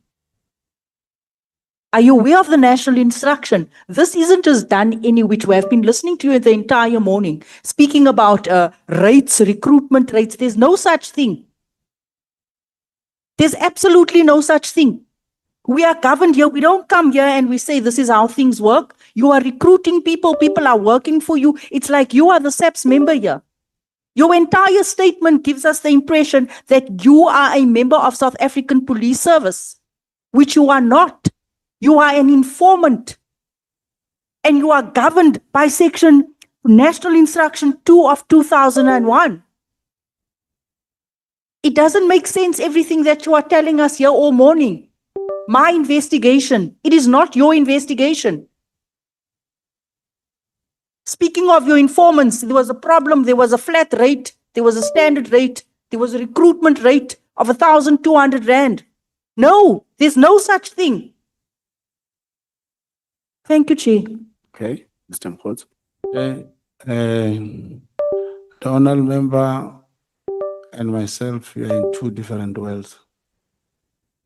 I can show you, it's just that I cannot give you names, but I have 10 handlers who can corroborate how much informants have been paid, how many have decided to quit. It even happened in my hometown where they discovered more than 30 laptops and he was given 500 Rand. He threw it to those police officers.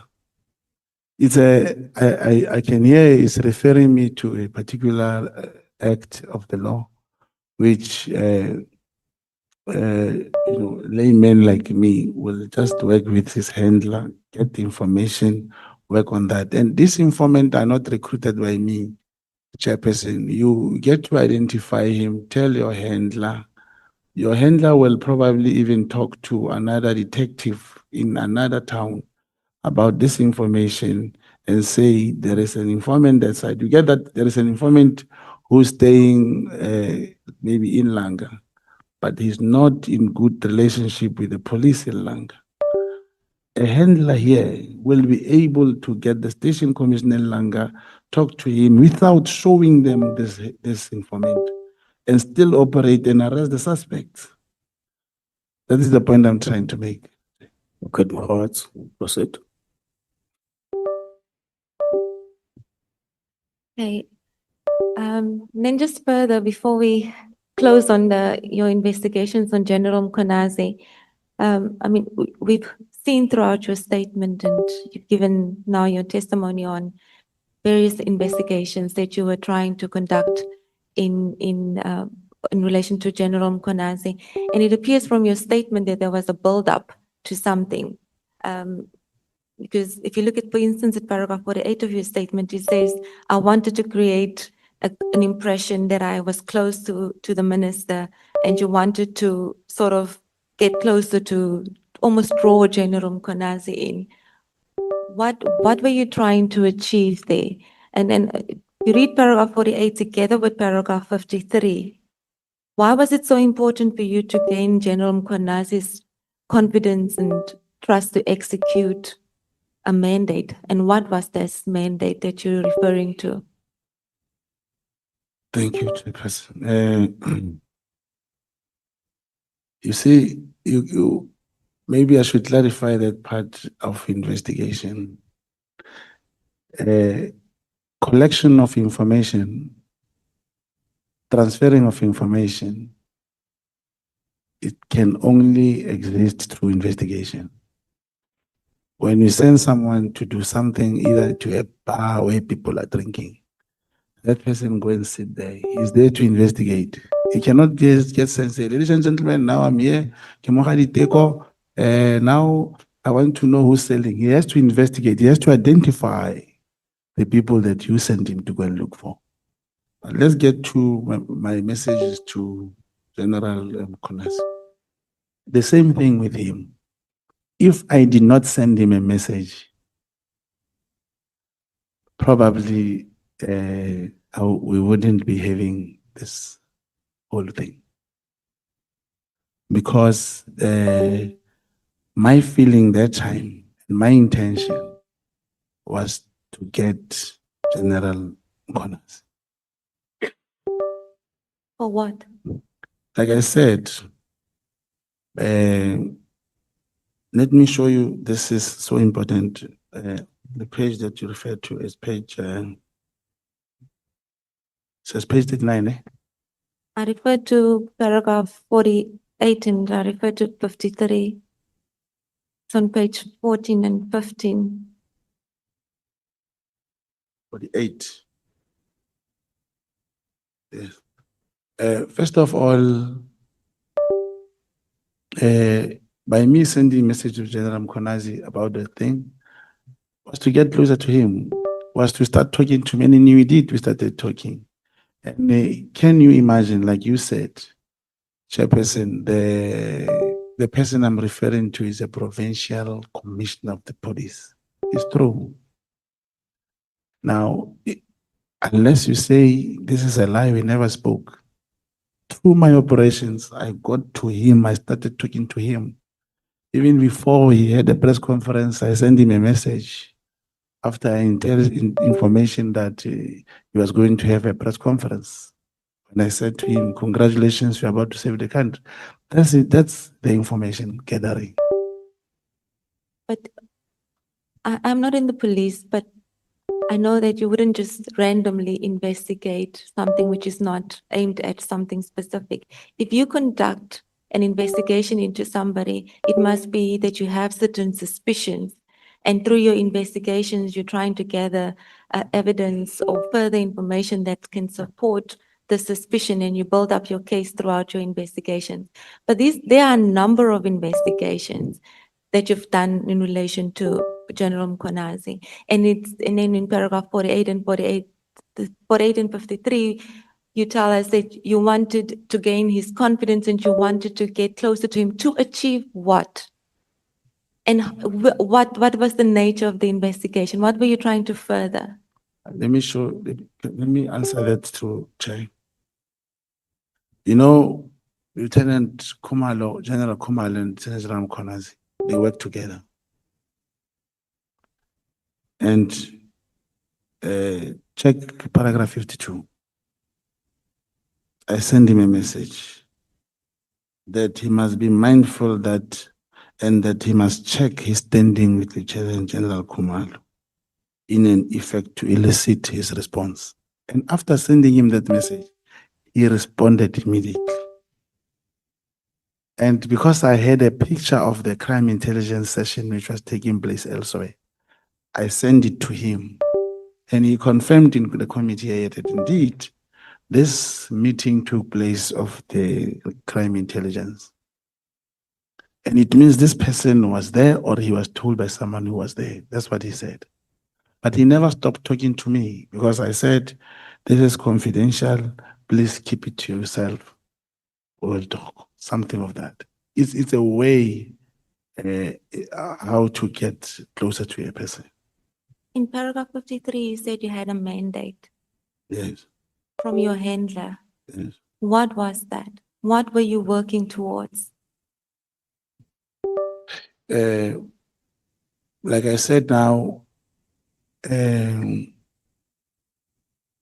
you are given tasks and I come here and talk about all those tasks and say, no, you wanted to know how people, or how people got promoted or how people got, there's so many things that are happening, including the KZN, a lot that I have requested, and I'm still repeating that the committee, they will, in terms of the law, I don't know those procedures, to get me to write together with an attorney, either to the Joint Standing Committee of Intelligence, to submit the names and all these things that can corroborate this information. Let me give you, give an example of what happened to me in Madlanga. In Madlanga, I gave the same information similar to what I'm giving. It was not done like this, where you interrogate the evidence that I gave. They asked me about my ID number. And they asked me about the matter which I took to court. Now, there the evidence leader was trying to prove that I'm not a credible witness, I'm a liar. Meaning we prepared together. He never said, I'm going to talk about this, and I'm going to talk about the court matter of the Department of Health. So it means if I had given the names of all these people, one, their lives could be in danger today. And nothing has been done to follow up on those information I've given. Chair. Nobody's, Sorry, Advocate Mogotsi. Nomola? Thanks, Chair. You said they asked you about the tender you got from health at Madlanga. The tender that The tender that you got at Madlanga. You said they asked you about the ID and the tender. yes, I can clarify which tender what happened. Yeah. There was a tender in the Department of Health in the Northwest. I did not tender. And it was won by some people outside. Now, the business forum, I have something called Brown Mogotsi Foundation, which would do some litigations in different institutions. At that time, I managed to go to court and interdict that tender. Now, in my statement, this is what happened. A similar thing which Honorable James is very angry to me about. Here's the information. The whistleblower says there is a tender which is coming out and is going to be won by class. The process is at this stage, but they didn't do it properly. Then he leaked the information to see this is how he scored and all these things. Then going to court to interdict, we could not go to court without the appointment letter. We're supposed to say they're being appointed. So the appointment letter could not come out in August. It came out at the end of August. So in my court papers, I said, I became aware of the appointment letter in September. With now not mentioning that we couldn't get the appointment letter during August and we couldn't go to court. And as a result, that's when the evidence leader said, you lied under oath, you got the court order, it was a rule NISI application, it was granted, but you lied. You knew in August that there was a case. Now, it came as a surprise to me. Like I say, I'm just a layman. Now, I'm saying to evidence leader, no, we didn't have the appointment. You are a professional liar. You are a liar. That's how it happened. Something that has nothing to do with the evidence here. Okay, proceed on, Advocate Mogotsi. thank you, Chair. Mogotsi, I'd like us to move on. I know you've also mentioned, well, it's in the exhibit bundle, and we'll get to that. That might probably shed further light or assist Honorable Malema further in relation to the hospital tender. That judgment that was granted in Northwest in relation to that tender is part of the exhibit bundle, and I'd also like to deal with it further at a later stage. I'm just mentioning it for you to note. I'd like us to continue to paragraph 60. And with paragraph 60, which deals with General Khan, I also want to request that you open up your annexure bundle BM4, which refers to this transcript where the plot against General Khan was recorded. BM4. BM4, it's on page 16.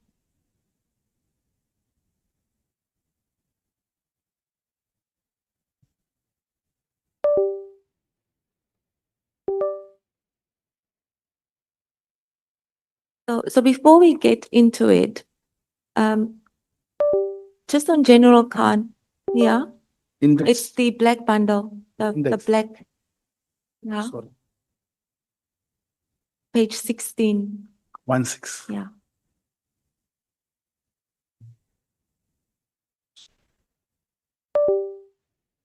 That's correct.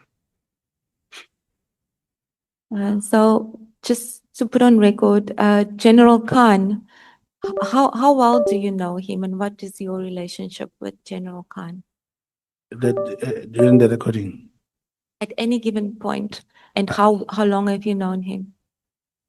I've known the name General Khan in the intelligence sector and I didn't know him. Mm. Even when I conducted this 252A, I didn't know him. I got to meet General Khan once with my handler after this recordings and everything were done. He just said, he was in the car. He said, "Here's General Khan," and I greeted him, and that was the last time I met him. That was the last time I saw him. Mm. Now, in BM4, before we get into the content of it and deal with your engagement with General Mkonas in relation to General Khan, now there is a transcript on page 16. This plot against General Khan, I believe that this is supposed to be a recording, and you've referred to it earlier, a recording of a conversation with a witness that was supposed to testify at the disciplinary hearing of General Khan. That's correct. Now, on top of the page, the parties are not clearly described. It's just reference is made to main 1, main 2, main 3. Were you one of the parties? That's correct. Which one are you?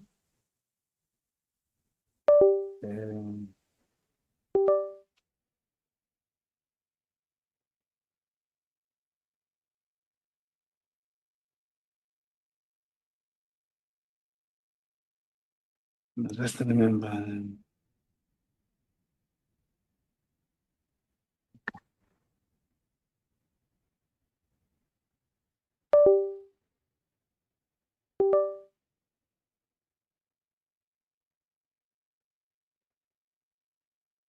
I think I'm man 2. You main 2. Are you able to identify the other ones? No, cannot identify. Let me just continue.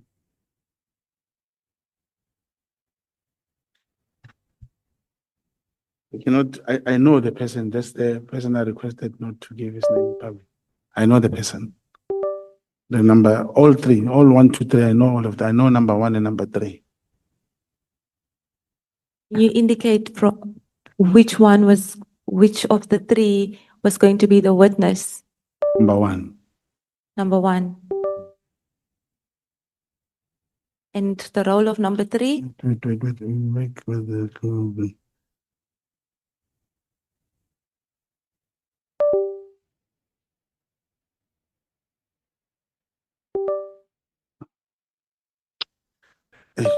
I must something which talks of me, a minister. That's what defines me in that part.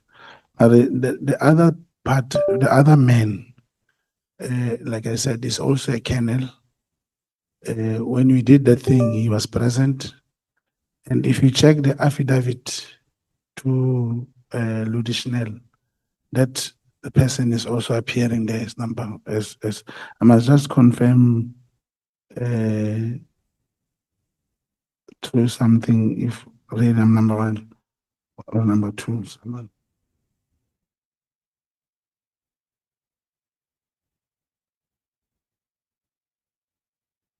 Yeah, then,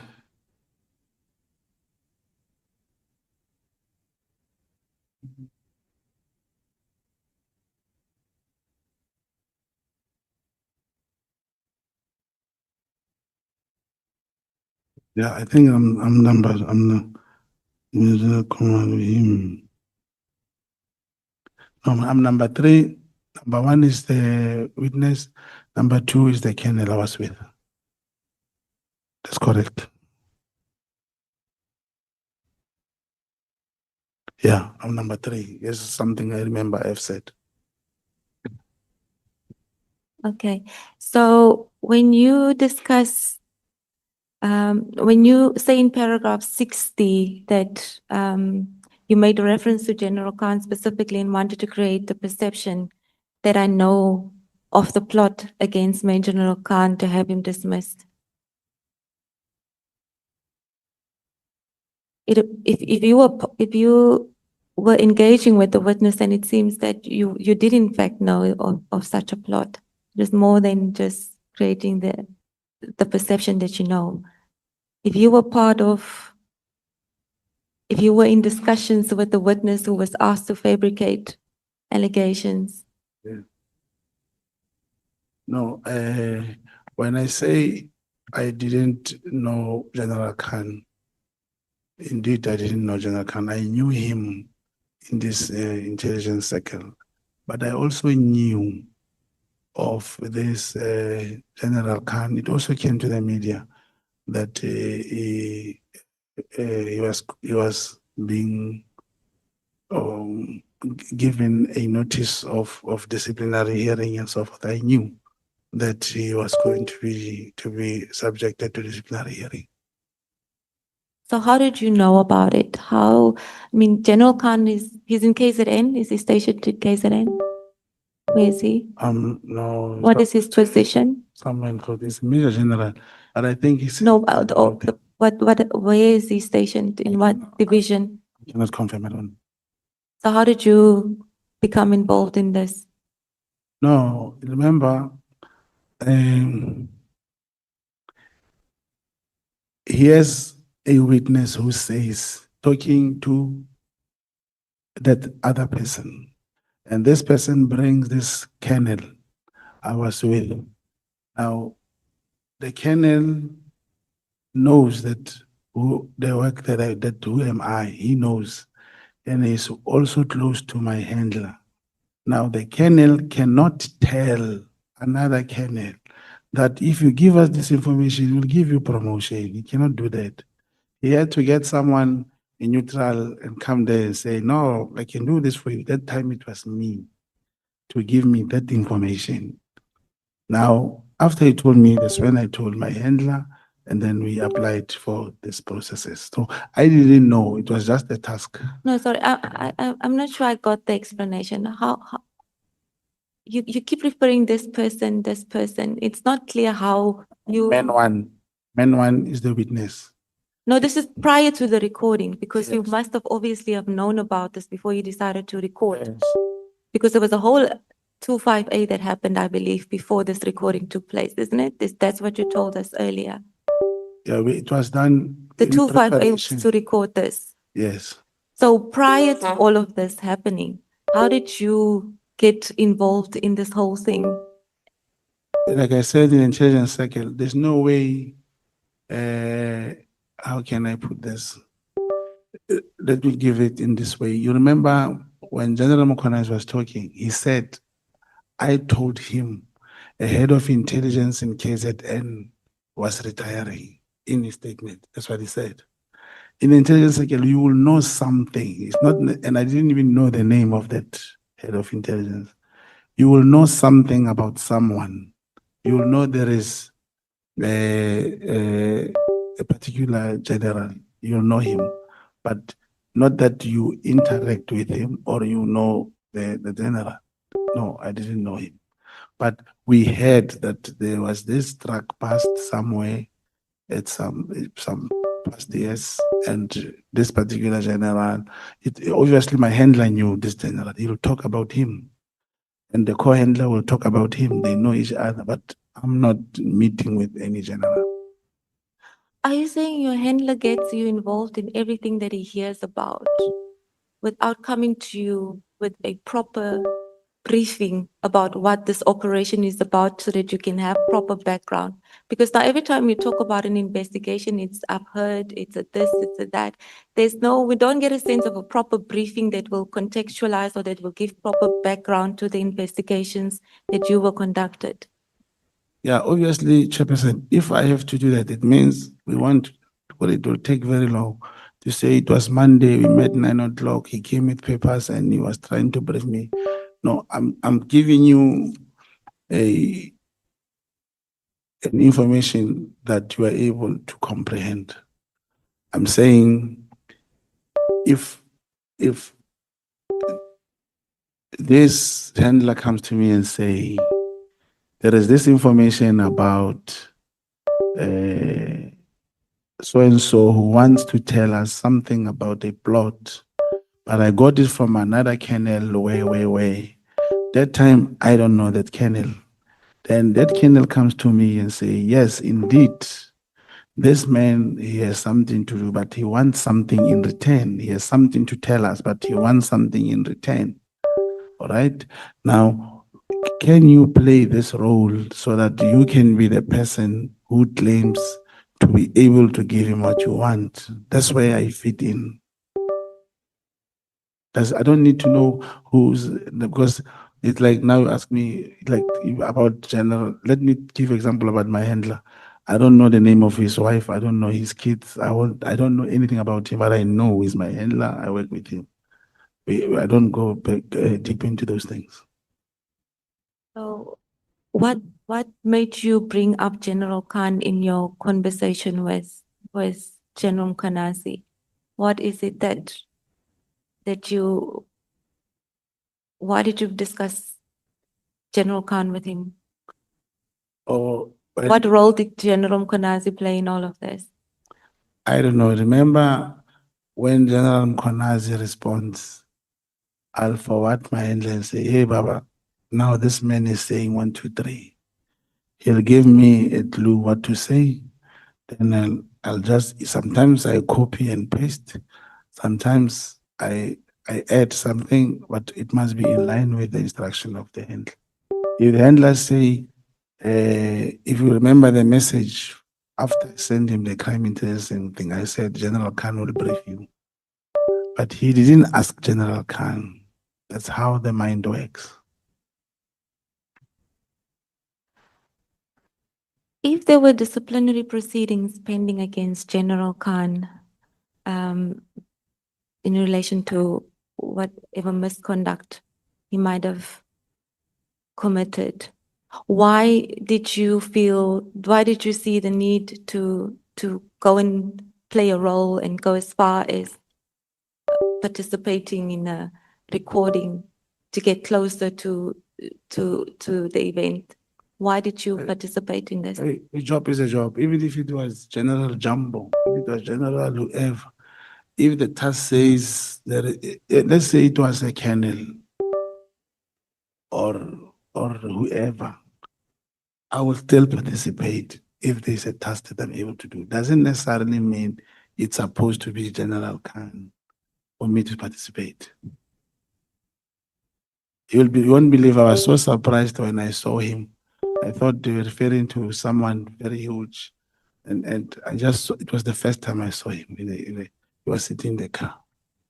Okay, let's maybe briefly go through the recording and some of the discussions that you had in relation to General Khan.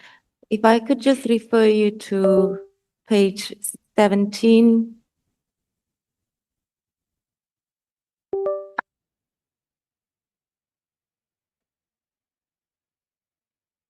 But before we do that, have you had any prior dealings with witness one, who is the person who was going to come and testify against Yes. General Khan? And what made you believe that he was credible enough to want to participate? Why is it that you could, just by him saying, I've been asked to fabricate facts, decide to go and get involved? Did you know him? And could you attest to his credibility? Yeah, in operations, you don't necessarily go with the feeling of getting involved. Here's the man. I'm a witness against General so-and-so. I'm being told to fabricate lies to get him dismissed. I believe that it's a wake-up call alone. You will participate.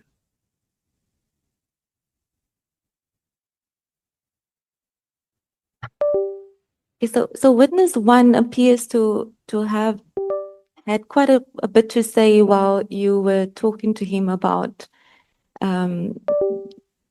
this disciplinary hearing which he was going to testify at. And some of the things that he says seems to be quite alarming. And I just maybe thought we could use this opportunity as well to maybe hear your views on it, because these are senior police officials talking about divisions within the police, and it seems to raise some red flags.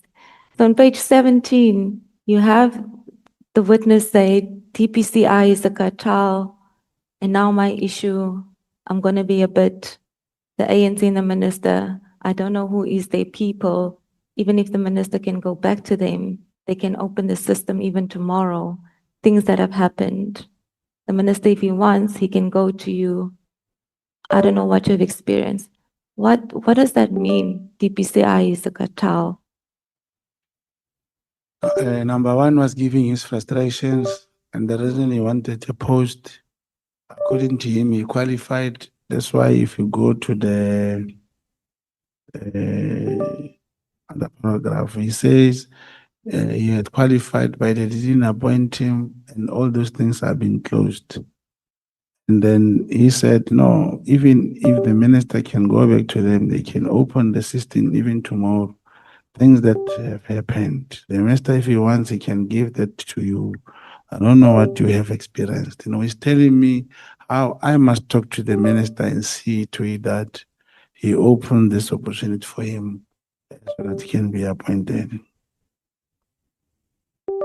The other thing that I've noticed about this particular witness is you mentioned the Rustenburg operation that happened, and that people were lying on the ground Yes. in Northwest. Now, this witness is also referring to this, and Yeah. it seems that it was his operation and not yours, because he's talking about management 10 + 1 in the morning, and he's talking about the firearms that were not verified. Yes. But in your statement, you say it's your operation. Yes. So But why is that? if you check the statement, the first thing I said is I knew the person because I operated with him before. Sorry? If you check the statement, I did say I knew the person was there. From where we were reading, me and you, from the Matlanga statement, check it. I did mention I knew him because he operated before. In paragraph 100, you talk about this. You talk about this, actually from paragraph 99 and 100 onwards. You say, I was part of the operation during 2024 where 15 suspects were apprehended and the firearms were seized. Now, but prior to that, I don't have Matlanga. But this is this guy's operation. Chairperson, I'm trying to explain. Maybe because if we have Matlanga, then remember before we could reach where we are, we also touched on Matlanga. Okay. It is in the statement of Matlanga that I knew this person because we operated together before. It's there. It's not that it is a statement. And secondly, you just gave me an opportunity to say, did I know about it or what? I could have said, yes, I only knew about it. I operated with him before. And then part of the attachment, there is a arrest statement where he wrote about the operation and the docket and everything. But why would you ask him in the reason for the release if you were part of this operation? Yeah, because now I wanted this colonel to hear this thing because I also had a problem about it because he didn't know about it.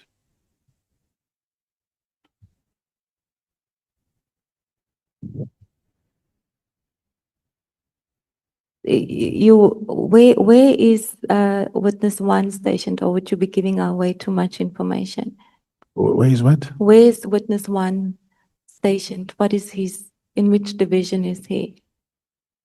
Yeah, but it's exactly what I told you.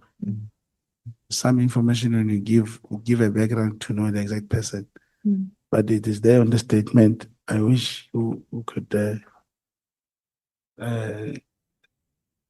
look at it without mentioning it is there. Even it is abbreviated on that thing, and even in the station is there in the statement on the annexures. I think is there. Well, just if you look at the paragraph page 19 of the annexure bundle and the conversation around this particular operation, it seems that you were engaging with him and you were asking, are there firearms from security? It looks like you were hearing this for the first time, the manner in which you engage with this witness in relation to the events that happened.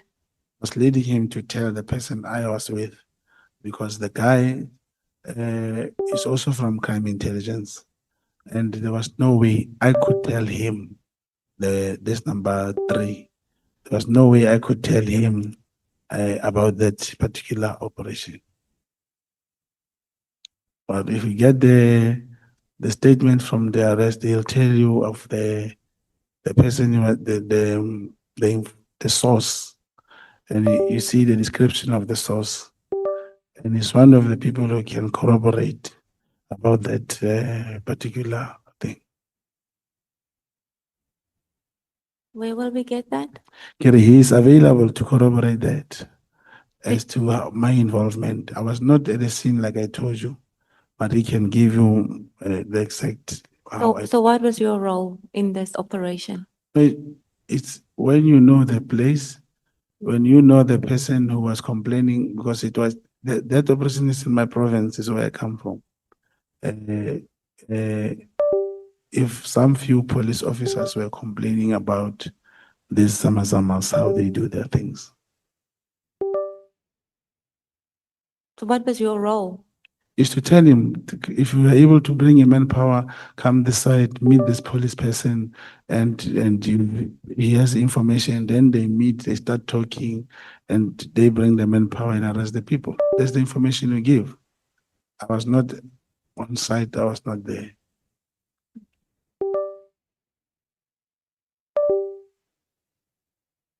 '23, I think this is where they start making reference to, where the witness starts making reference to the plot against General Khan.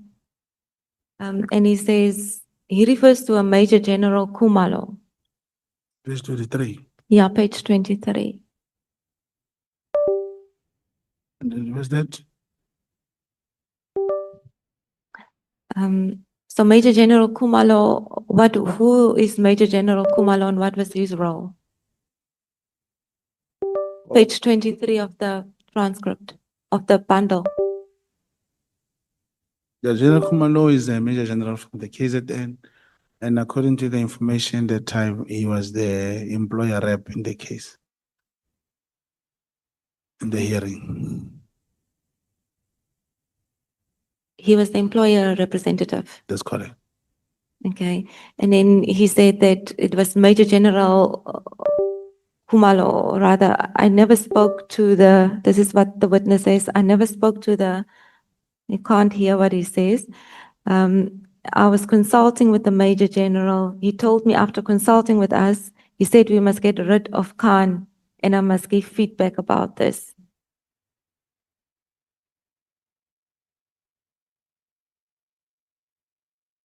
So is he saying that Major General Kumalo asked him to get rid of Khan? Is that what he's trying to say there? I don't get to where you are now. It's towards the bottom. It's the bottom. It starts with man 1. I never spoke. Yes. Do you see that? I was consulting, yes. Yes, I can see that. I was consulting with the Major General. He told me after consulting with us, he said we must get rid of Khan. Is that Major General Kumalo? That's correct. Okay.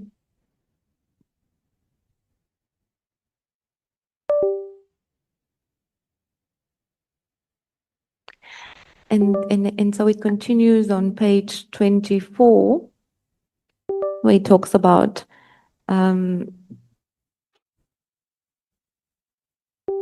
crime intelligence and how it's not good there. But the plot continues on page 25, where you promise or you made undertakings that you're going to try and give him a promotion because he was asking for something. And it's at the bottom also.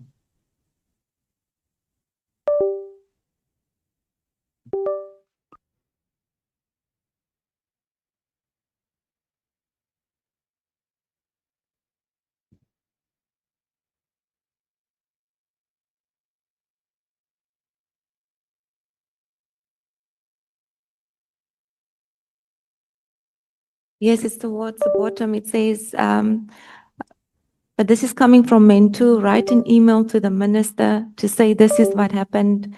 I've got a grievance, this issue. I'm aggrieved because of X, Y, Z, and I'm requesting your assistance in my matter. He will sort the rest out for you. What does that mean?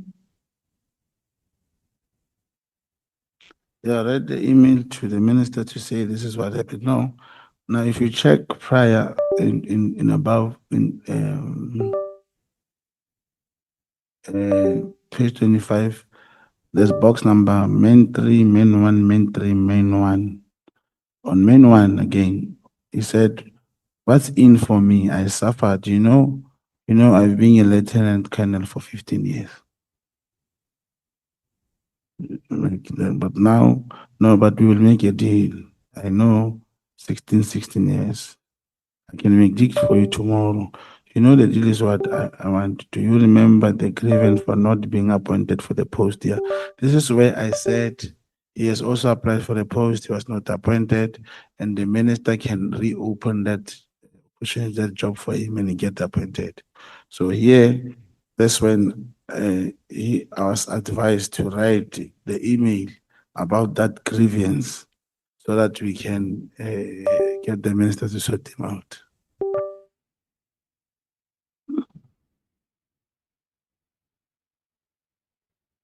And was this something that the minister was in fact aware of?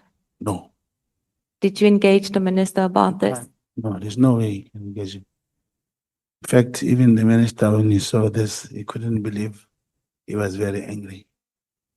Did the minister see it? After Madlanga, yes. Did you get in touch with the minister to discuss this? No. You said he was very angry. Yeah, very, very angry. I heard from Ngabinde when he said, "How do you do all these things?" And it's unfortunate, I can tell you, should there be another operation having the name of anyone, if it brings what can save the country or anyone from being done anything to, I can do it again. Okay. Now on page 29 to page 30. Thank you, Chair. I think what the evidence leader has asked the witness, the answer is not clear. Can you please clarify for us? For me, I don't hear you at all. The answer is something else. Which question, Chair? Can Can you you repeat that, please? can the evidence leader repeat the question? I think I might have asked more than one question, but the questions was really about in the transcript, it says that an email will be sent to the minister will work something out. And I asked you whether the minister was aware of this. And Mr. Mogotsi said no. And he said the minister was angry when the minister learned about this. So I then asked, did he engage with the minister after he appeared before the Madlanga Commission? No, I never engaged with the minister. I'm saying Cedric Kabinde did tell me, but it's not because of the ad hoc or the Madlanga. I cannot call Comrade Senson Goon. I believe if there's anything that he really needs to talk to me about, I believe he can still call me. It is because of how things are. Everyone is doing whatever is doing, but he did not like, Ngabinde told me, he did not like to see his name being used in operations that are like this. He told me. Okay, at that point, let's take a break for 30 minutes. We'll come back, members, at 1:30. House is adjourned.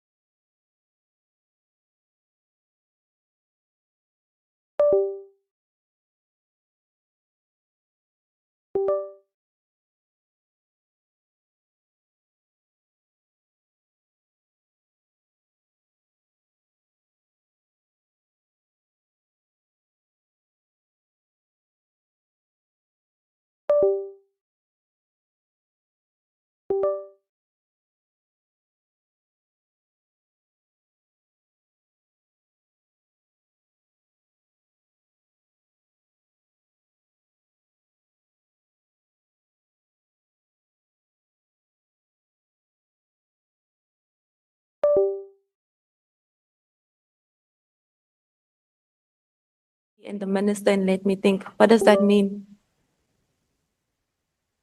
See here, it's when he's talking about a possible way of being promoted or anything, because he even further to say, and Khan must look after me, he must give me something. A bag or something, must get a bag, that's what he said. But on the portion where he speak about DNC and minister, is when he referred to either the post where he could not be appointed or another post to be created for him to be appointed. So who's DNC? Because we have a number of DNCs. Yeah, he'll refer to any deputy national commissioner. Which one? He was not specific. You having this whole conversation when you make undertakings to go and speak to certain senior people, even though it's just a perception you've created, and you didn't know who he was talking about. No, you see, in this circumstance, to him, it's him who was talking. If he talk of the DNC, I will hear he talk about the DNC. And when he talk about the minister, remember, I never said I'm close to the DNC. With him, we were talking much about the minister. He may have thought the minister could speak to any deputy national commissioner in particular, but we were not at the stage to specify the actual deputy national commissioner to deal with this. And you didn't ask No, I where the didn't. DNC comes in. Yes, even the transcript shows I did not ask. Because the transcript might suggest that you knew. You wouldn't ask if you know something. Yeah, but I didn't know. So why? I mean, if I'm saying it was an operation and maybe his deputy national commissioner, like you've got maybe Musikili, you've got Sibia, I would have said, yes, it was Musikili or Sibia. But in this case, we never dwell into the name of the deputy national commissioner. Throughout your evidence in relation to this particular issue, your testimony was that you said to this witness that you will try to give him something. So it was always, as we understand from your evidence, that you were going to try and secure promotion for him by talking to senior people. Why is he to the minister? So why is he saying that Khan must look after him? Why is he bringing? Is he doing Khan a favor? Why would he suggest that Khan must? You look see, after I him? also didn't ask him a question. Remember, when you are conducting an operation of that nature, you don't ask questions that makes a person to doubt you. Don't ask questions that change the person's mind to say, Marie, this guy, will he deliver or not? Because we wanted this to be delivered. But one thing you must do, if you are planning to use this against senior officials, or if you're making serious allegations against senior officials, one would think that one thing you must do is engage and verify the facts. You must do that much. So that when you come in front of a committee like this, you would be able to say, I've asked the relevant questions. I can substantiate the allegations that I've made. Because now if you're not engaging, you're just believing this person's version and you say, well, I didn't want to ruin the operation. It sort of suggests that you were not interested in the fact that this person might be lying to you. No, Chairperson, you know, as we are going through this, maybe there is a big one omission that I made here about this whole thing. You know, when my handler spoke to me about this witness, it was after this information, this same witness came through Ket Matlala, this witness. But we did not pay I did not pay much attention as to what and what until the time when this man was organized. And my interest started now to say, this is Ket. Remember I said I was into investigating all these activities and so forth. But I was so worried that this man, I once operated with him, and now he has something to do with Ket, and that's how he actually had to call the friend of the colleague to my handler. Now, that's the omission I wanted to give. Now, when you are dealing with the recording, you cannot ask specific question. A person can quit. If I ask you, which DNC do you prefer to do this for you? The important thing is what is alleging being a witness. Should I doubt him? And what is it that I'm going to achieve if I doubt his version? Because remember, my job is to obtain information, give it to the relevant people. They will test it. No, but here you are, sitting with untested information and making serious allegations against senior officials. So it's confusing when you say, what was it going to achieve? Because here you are, and everybody's hearing you making allegations that this witness was asked to fabricate facts. And this has not been on your own version. You haven't engaged with him, so you don't know whether he was lying to you. It's not my job, Chairperson, to know if he was lying to me. The man was a witness in the hearing.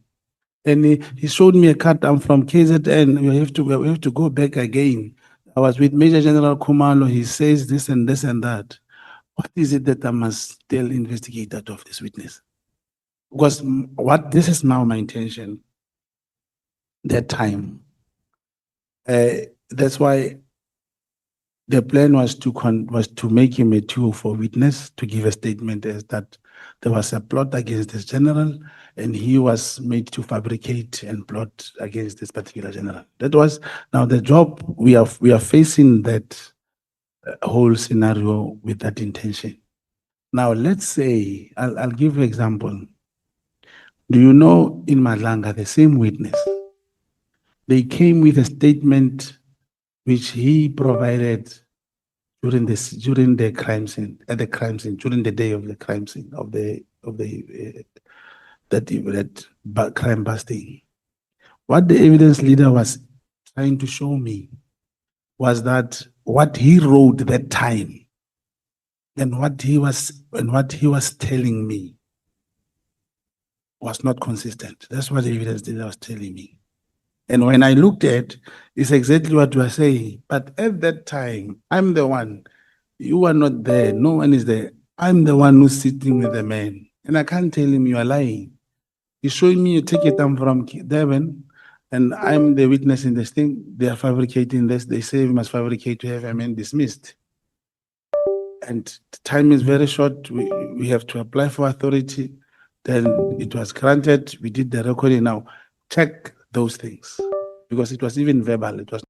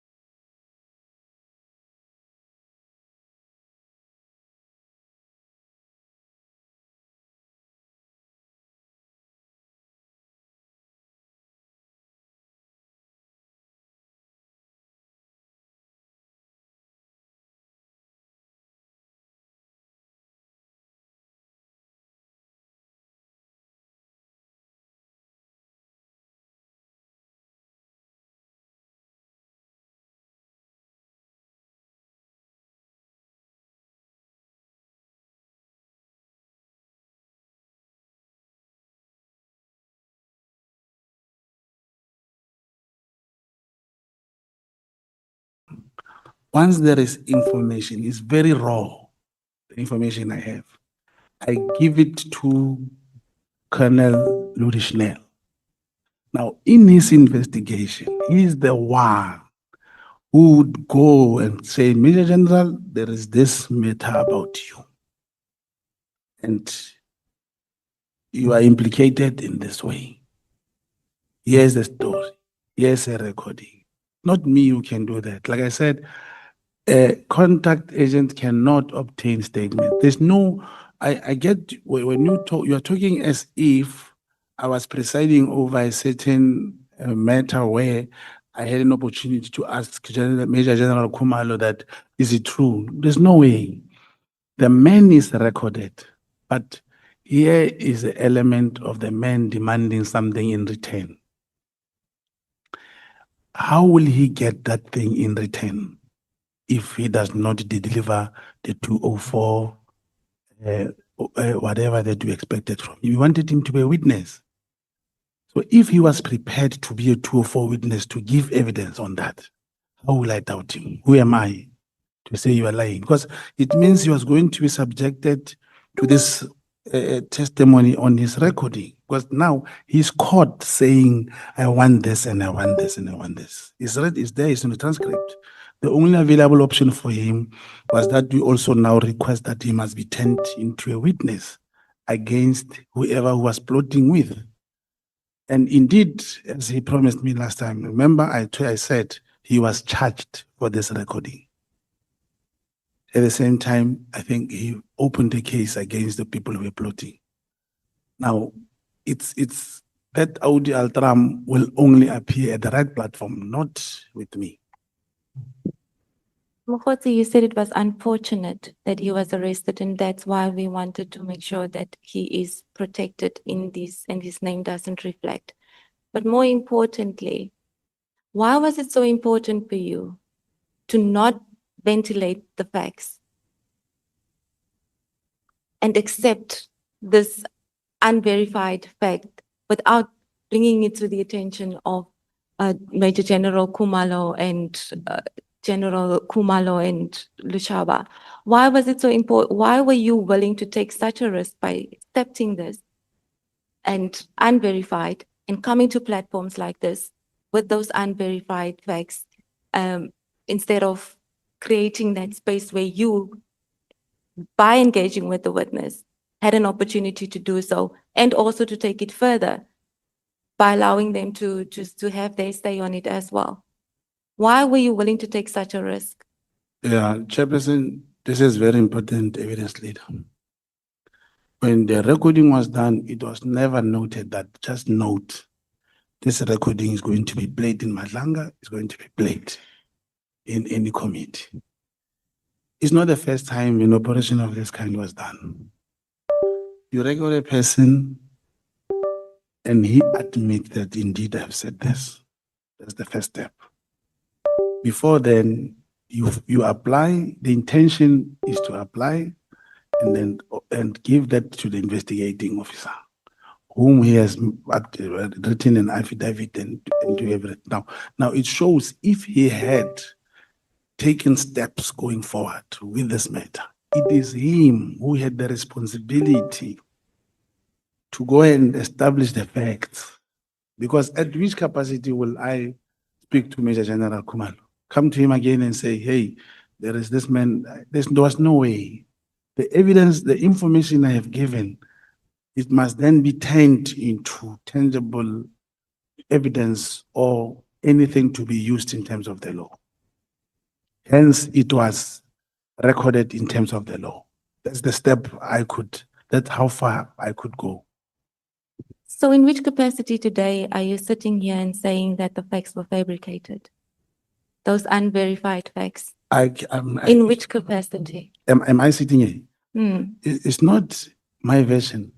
You are sitting with a transcript of a record of someone who has said he was approached to fabricate lies. It's here.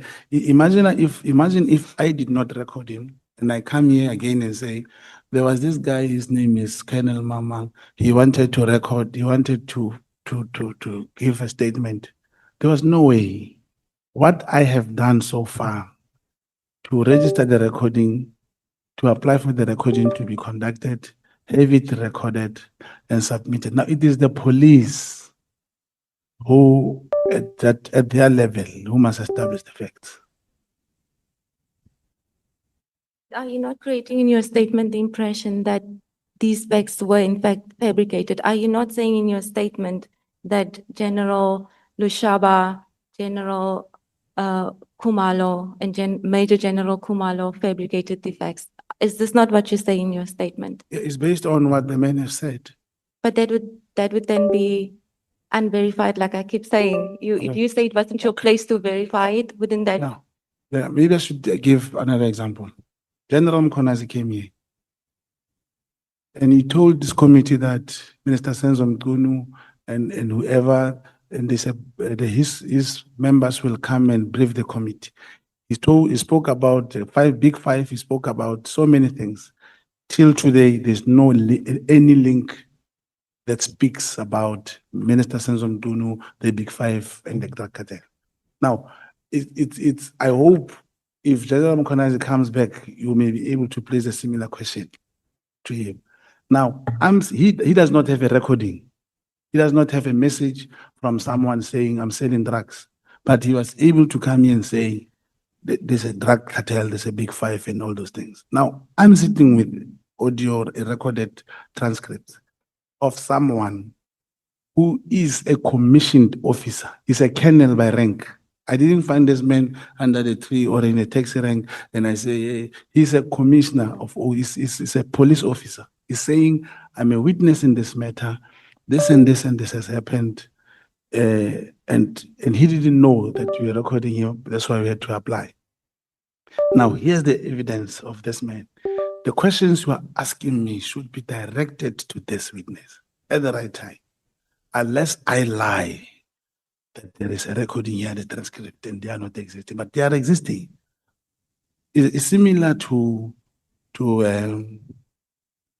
a police officer arrests someone kind of without evidence, with evidence, without exhibit, being told by one that this person stole the cow. Now, you refuse to arrest this person, whereas there is a witness standing here saying, I saw him stealing a cow. We have to arrest him and bring this one to come and testify that, yes, I saw him stealing the cow. But you cannot leave it unattended to say, I need facts. You'll never get that recording again. I'm going to leave it at that because I think I'm going to keep going back on the same point that I'm trying to make. Nobody's contesting the fact that there was a recording. We're sitting here with the transcript. The problem arises when we interrogate the transcript and it appears to us that you were just accepting things like you said on your own version. You were not interrogating it because you said it wasn't your place to do so. Those senior officials we implicate have not had an opportunity to give us their version. And you basically just accept whatever this person said. I think the problem lies therein that you didn't take the time to interrogate. And one of the crucial things which you didn't interrogate is the plot, where he's saying, where he's trying to talk about what happened on the day. You said, I stopped paying attention. So even then, how would we know how much you really knew and you relying on this to come and say that these people were fabricating? That's where the problem lies, Mr. Mogotsi. But I'd like to move on. You also mentioned just now that one of the facts that you've omitted was that this was a link through Matlala. Do you want to elaborate on that?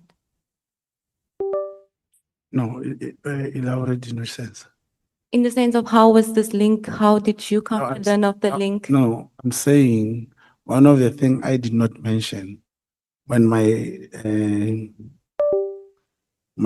handler and the co-handler arranged this DPCI thing. I got it from my handler, the information. You will see in part of the statement, this is the same co-handler who took, when Matlala could not open a case in Pretoria, he arranged for him to open a case in Soweto because the case also could not be opened. So already they were talking, and that's how part of this information came to being. That in this same, and that he told, this Matlala told my handler somehow that there is a person who have this knowledge about. You know, information gathering is like journalism. You saw last time in Phosphorus, something I wish to talk about when you allow me. Also, Honorable Malema spoke about it previously. I was so scared, and I told the police I was going to come in the morning. Passing there were a lot of journalists, and I didn't go. I opened the case the following day. But journalists went there. They waited till this time. They were thinking I was going to come, but I did not have an appointment with them. I'm trying to say information gatherings like that. Once there is a CIT and we hear someone got explosives, staying in Langa anyway, we're gonna go there. So the moment we have someone with information, you regard that information as available. You take it to the relevant people. So the evidence leader, you are making as if I'm the police officer, I'm the investigating officer. I dutifully ignored to ask this witness questions. My job was to record him, give it to the relevant people. What was your investigations on Mr. Matlala? What were you investigating? You mentioned in your statement, maybe I should refer you to paragraph 93 to 120. That's where you make reference to Mr. Matlala. And you say that you were investigating him. What were you investigating? No, it is also a similar information that there was a tender similar, like the one in Hell in Mafike, in the Northwest. There was information that the tender is coming. It was going to be won by so and so. That was during the previous administration. And in my statement, this was talk of March, April. You know, and it was also mentioned that whoever and former Minister Begitele, they are working around that he must be appointed. Now from then, because we knew, my handler said, let's wait because there are elections coming because of this information. And few people, including in some committees in South African Police Service, were confirming that indeed this tender was closely to be awarded. So that investigation started there. It's written that it is only after the parliamentary list of the ANC, when it came out, that we realized that former Minister Begitele was not in the parliamentary list, and we knew already he was not going to be back in government and possibly a minister. And that's how I was also advised by my handler that we should wait until after the elections, and that's what we did. So you started investigating Mr. Matlala because of the suspicion that former Minister Taylor was involved in the tender. Made it 24. Yes. We made it 24. Okay, but you then continued to investigate him, and that is what you say in your statement throughout, that your engagement with him was because you were busy with investigations. And that's correct. So what have you uncovered since you started investigating him? What meaningful information did you gather in relation to Mr. Matlala? You know, you be a chairperson. Matters that are subject to investigation, how do I talk about them here? How do I say, no, we discovered this or that? And I expose whoever who is perhaps involved. He will know who did he deal with and how that information came out. You freely mentioned matters that where cases have been opened. You gave us case numbers. You said you hosted people to go and open cases. You started investigating Matlala March, April 2024. From your investigations, what charges were pursued against Mr. Matlala, and what was the nature of the charges, if any? I mean, you were investigating him for almost 2 years. You even continued with your operations while he was in prison because you were receiving calls from him and you said you were talking to him. So what was all of that about? By then, the tender was cancelled. So it couldn't have still been you were investigating the tender.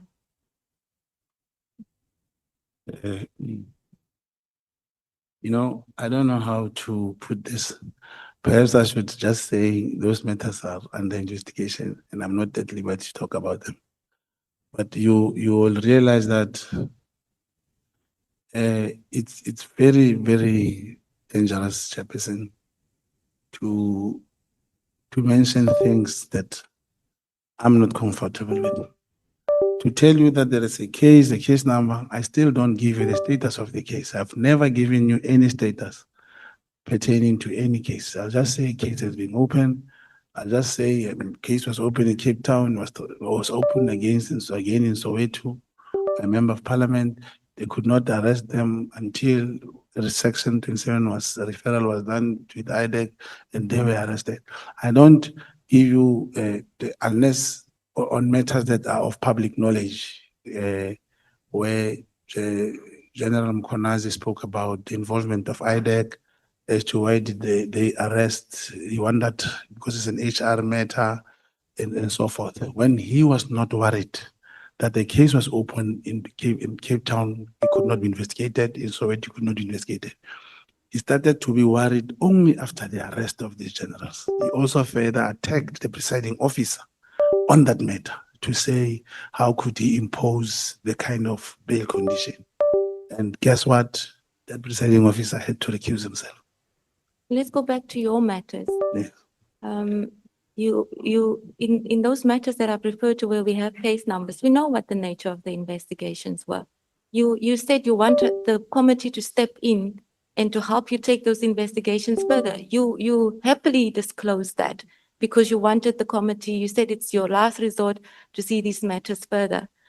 The committee would probably like to come to the assistance of the investigations of Mr. Matlala too. I mean, you've been at it for 2 years. Do you have any stumbling blocks there? Do you need any help there? Where are the charges? Chairperson, perhaps evidence leader could have said, with relation to Matlala's investigation, am I also willing to add to whatever that I'm willing to give to the committee, Chairperson, whatever. If there is any progress, I should provide it. Maybe it should have come that way. That if any, and this is very big. It's bigger than what you think. To have the system now where if this is the example I like giving, any police constable or warrant, if he can take a car, supposed to knock off at 7 and come at 10, he'll be suspended, he'll be charged. And I'm saying these 8 generals were arrested. What happened to them? An inquiry within 2 weeks from the Office of the National Commissioner was issued that they should conduct an inquiry. In 2 weeks, they were cleared. So I'm showing you the power that exists to think if you have any information, you can just give to anyone now. I'm showing that is why we had to wait from last year, the 2024, for the new elections to start that particular investigation on the Mediwork tender. It's because you wait, you check who is in charge. Can this work when this person is there? Okay, it doesn't look like we're gonna get any information there. And maybe you have the investigations under control and you don't need the committee to step in there as well. But in paragraph 96, you then say sometime, this is now you talking about your investigations with against Matlala and you're trying to get closer to him. You say sometime after the elections after September 24, my handler and co-handler promised to speak to General Sibia. And you spoke to General Sibia, who briefed you on matters. And as I understand from reading your statement, you wanted General Sibia to help you get more information in relation to the tender. That's correct. And CAT. And CAT. That's CAT tender, yes. Yes, because at that time you didn't you didn't really have any relationship with Kat. And when I say relationship, is you were not communicating in the same way that we see you later on communicate on WhatsApp. That's correct. So General Sibia was going to help you with Mr. Matlala's number, That's correct. which is very odd because you've been on platforms where you spoke very highly of Mr. Matlala, and he assisted the very same litigation that you spoke of in 2023, which is also a tender issue. And you said that you knew whom Mr. Matlala, he funded you. And you said, can you imagine the cost I had to incur? It even went to the SCA. So he helped you. Not financial. I How? verified it. Technical knowledge on this kind of thing. Remember, if a person is into business and you are not tendering, he'll have better understanding on how and the technical know-how. He did not fund that thing. I've also explained it in Matlang that he did not put any money on that. But we have the clip. Were you not truthful to the journalists? It's on No, you can- YouTube. yeah, the clip doesn't talk about the money. No, you said in the clip that we even went to the SCA. Can you imagine the amount of cost that was involved in the litigation? Yeah. And that's why you appreciated the assistance. Yeah, no. Well, you didn't say appreciate the assistance the way I put it, but Mm. it's sort of you were trying to explain how he came to your aid in funding the litigation. No, it's the impression you are now, as evidence leader, you are no more leading me. You are bringing things that we never, discussed, and you are bringing things that I never spoke on media. Chairperson, I am not sure if the evidence leader is still interested to lead. Should we play the clip that would make, because I don't want any misunderstanding in relation to what was said in there. And if my understanding is incorrect, I'm willing to accept that, and you can clarify it, and then we Yeah, move on. I think you had access to the exhibit bundles where financial assistance for that particular case came from. It did not come from Matlala. They are there in the exhibit bundles. Everything, how much was paid going to the lawyer, it was funded by one person. Matlala never paid a cent. No, this is Unless yeah. you say, if I lie to journalists, then I lie to them. But I never said he never gave us money for any court. If your understanding is I was lying. No, like I said, I mean, I might have understood it wrong, but we can play the clip at a later stage when we. I don't want to interrupt it now, but it's not an exhibit that shows how much was paid. It was a conversation that I'm trying to get your comment on. And like I said, if there's misunderstandings on my part from what I'm hearing, I'm happy for you to correct that. Yes, but it can be played, there's no problem. But I wonder what will be, what is it that will assist with if it has to do with financial assistance, whereas he did not pay any cent. It- Because the money was paid by a certain individual, not him. But what we were trying to establish by that is not so much the fact that he paid for it, but the fact that you knew him before this. So it's really difficult to say that I was trying to understand how you would go to the DNC General Sibia and ask him to get closer to Matlala when you've said on other platforms that he's done this and the other. So it's really strange. Why would you need a third person to come in and create Yeah, a closer link with him? Thank you, Shay. The intention was to get the endorsement and involvement of the DNC on a project. That's why you have to talk to him. And a project that is done in a national office, you will need someone in the national office to work with. And if you go into my WhatsApps, and so you will start to realize there was even a time when I spoke to Matlala mentioning General Sibia. It's because that kind of arrangement was important for him to be involved in that. Okay, just a second. Honorable Malema. No, thanks, Chair. I was saying the playing of that video is relevant in as much as you have taken an oath. So if you are found to be lying, you know what are the implications about it. So it's not irrelevant for her to ask that it be played to prove that you said you are grateful of receiving the money from Matla. So it should be played. Thank you, Chair. Noted. Thank you. Proceed, Honorable Advocate Maria.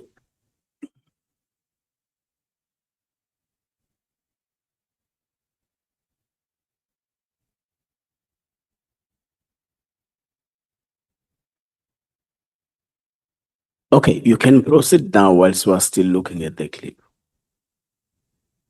Oh, yeah, because I was going to suggest that we finalize if we want to play the clip bucket, we could do it towards the end because Yes. there's not a lot of time left. Yes, that's exactly what I was saying. You, at least you're left with 45 minutes. So at the tail end, we'll play the clip. So I was checking with the secretariat on of the readiness of the clip. So you can proceed for now. So the other reason why I asked about your investigations into Mr. Matlala, Mr. Mogotsi, is because that's the only thing that comes up, the tender irregularity. There's nothing else that suggests that there were other deeper investigations other than the tender irregularity. And so if one looks at that alone, it seems, is it really enough, given the extent to which you've engaged with Mr. Matlala, to say that you were investigating this tender thing, you were discussing some information which one would even consider classified, and we'll get through the WhatsApp text. So it seemed a little bit like you were doing a lot if it was just about this tender, especially if there are other avenues available and avenues that you are familiar with. We've seen you taking a tender on review and you've won. And so you know that there are other avenues in which you can investigate tender irregularities. Why go through such an extreme where you discuss crime intelligence matters with him if it's really just about that? So that also prompted what else was going on. Do you see? But so why didn't you employ the other avenue? Because you're familiar with the review process. The which review process? You know how to set the tenders out. You know Oh, what that process looks like. You've done it before. You see, the time when we applied, when we did the agent application in the Northwest High Court, one, it was an agent application. Two, you have to have a local standing on any litigation. And if you check, this was a subs contract, and no one amongst the bidders or like in the Northwest, it was the business forum which had a problem, and that I ended up assisting them. In this one, there was no one who was complaining at the level of my foundation, the Brownwood Foundation. This was strictly an intelligence operation. It was strictly no litigation, no Brownwood Foundation. It was to get whether the tender was lawfully or legally awarded. In that case, there was no way I could bring any litigation, number one. Two, it is the Minister of Police who went for the review of the same tender and cancelled it, who had the subs, who had the necessary local standing to deal with that particular thing. It was on my side, my job was to crack and know who and how did he got appointed, and was it lawful and so forth. Did your efforts play any role in the tender that was then subsequently cancelled? Did your efforts, the things you've done, did it play any role? Were you contributing to having it set aside? No. Maybe at this point we should, I just want to refer you to number of text messages, just briefly. It's quite a number of them, but we're not going to go into all of it. And maybe just hear your comment on some of it as I put it to you. So the WhatsApp text starts on page, Black or white? Black. it's the black one. I think it starts on page 39.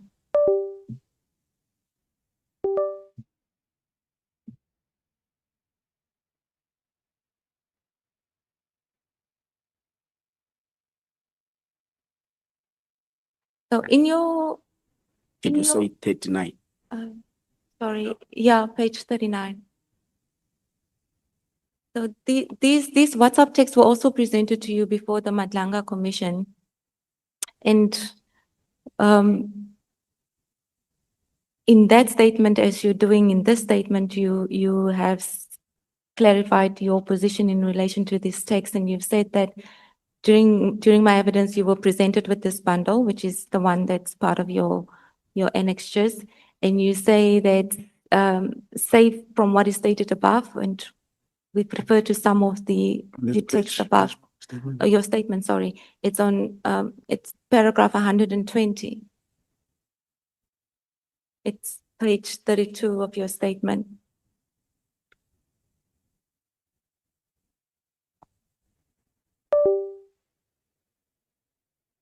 Yeah, so you've clarified that you accept that you've sent the messages recovered from Matlala's phone to him, and the messages are attached as BM71 to BM793.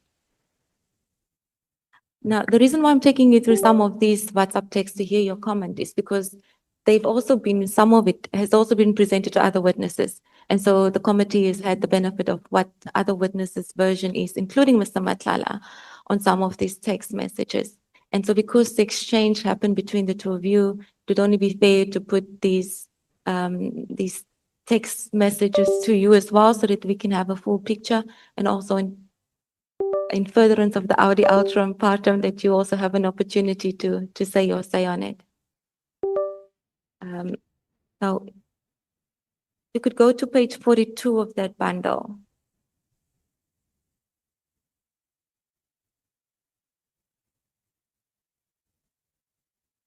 There's been questions about your reference to the iPad guy and what that means. And you've heard General Kumalo also speak about the iPad guy. And this is directly linked to his arrest and things that were happening to him and members of the PKT, which they say were targeted by organizations such as iPad and IDEC. What did your reference to the iPad guy mean here on page 42? You see, there was the stage throughout our discussions with Matlala. And he told me that he has this particular guy, the iPad, whom, if there is a case that needs to be investigated, he is able to investigate to the latter. And you'll see throughout, I keep on asking him about this iPad guy. And that's how I started to even send him some messages, including the properties and so many, the AK-47s and these other things, because he told me he has an iPad guy. And at that stage, there was no way, like I did mention in my statement, that whether you open cases and whatever happened to those cases, you'll never know. It's because of now the last resort was this iPad guy of Kate, whom I thought can help.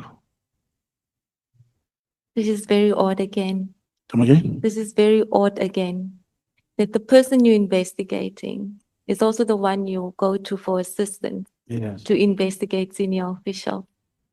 Do you Yeah. want to explain this? Yes, the purpose thereof is to get me the iPad guy. I wanted the man to know who the man was. To If he was investigate the iPad guy as well. No, To do what? according to him, this is, you'll see in the messages when he was attacked by the BKTT, trying to open a case in Brooklyn and so forth. This iPad guy was not around, and the case was open in Soweto.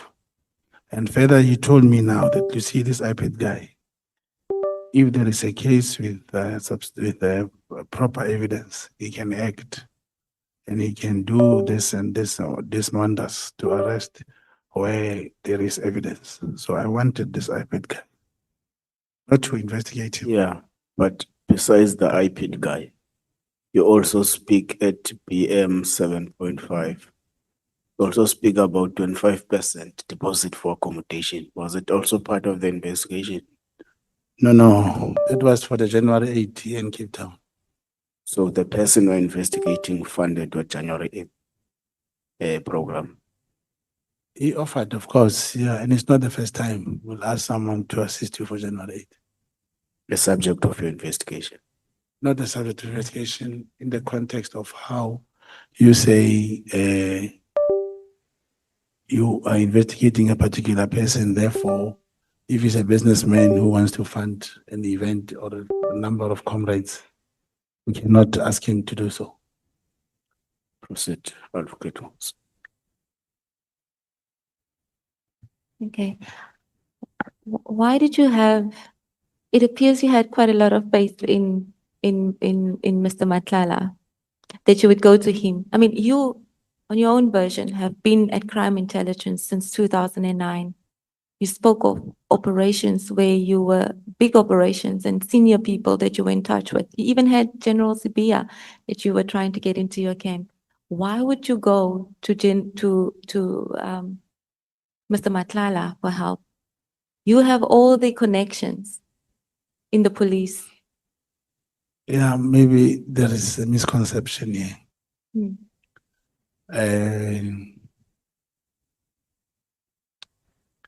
Here is a tender that may have not been properly awarded. And this owner of the company, as you are engaging with him, he offers to assist in something. I could not reject that. It happened even here in Cape Town some time back, where some agents will be borrowed cars by drug dealers. And they report that this guy has offered to borrow me a car. I'm going where and where. I'm getting close to him. I'm working with him. It happens. But in this sense, he offered, and the man appeared in many platforms assisting different people. He was even seen with some people of the ANC, and it was not the first time he was funding that particular program.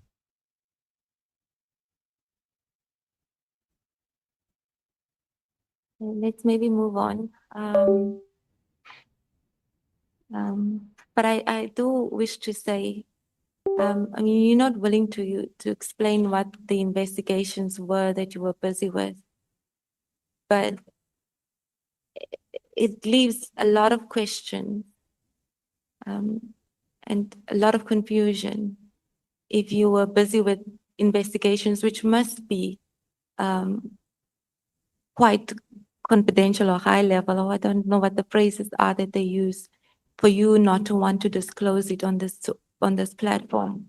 But in the same breath, you are also going to this person to get help from. So it really makes one wonder what the nature of the investigations were, and if there were in fact any investigations that you were busy with. It's highly questionable, because all we see is you go to this person for help, you ask for money, you ask for So many. connect me with this iPad guy. It doesn't look like somebody that you're investigating. Yeah, that's how you see it. If you're looking at page 49 of the bundle,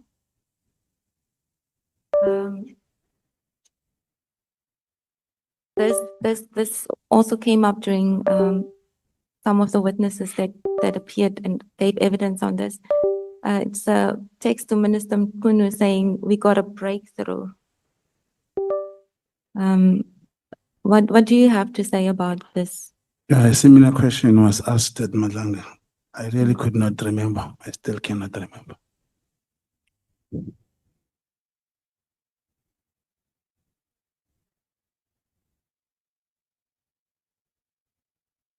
Then, if you could go to page 55.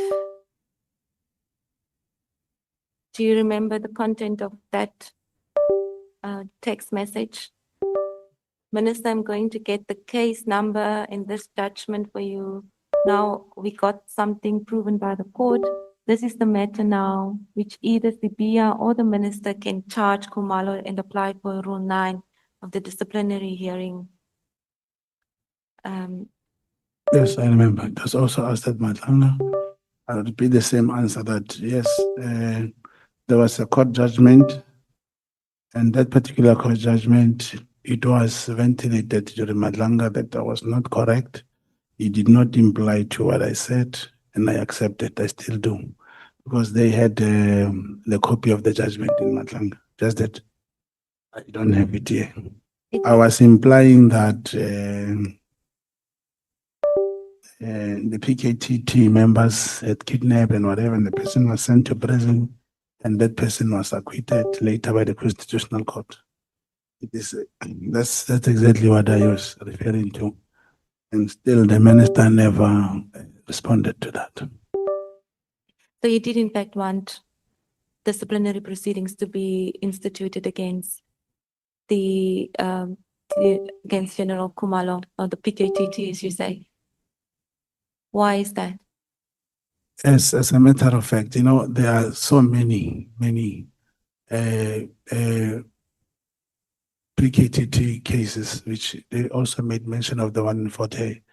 But here, if a person has been sentenced to life imprisonment because of like I thought that time was the PKTT, the judgment, Senior Counsel Charleson and Commissioner Madlanga were able to show me that this did not mean the PKTT. And I said, if it was them who did this, indeed, I would say they should be charged. So it was not them. And in Madlanga, like I do now, this was wrong of me because the judgment did not speak what I have actually, did not mean what I thought. And that what made me to write this. So you got the judgment wrong, but the desire to get them investigated or to have disciplinary proceedings lodged against them, what was that about? I still have the wish. You still wish for? Could it beside this? Hmm. If people can buy properties for 100 million, I'll still speak of 20 million, 23 million. When people get fired for 10,000, 20,000.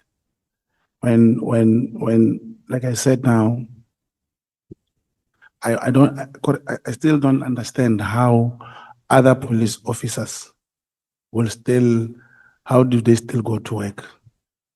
These generals, 8 of them were criminally charged. They were out on bail. And suspension, all of a sudden they were back to work.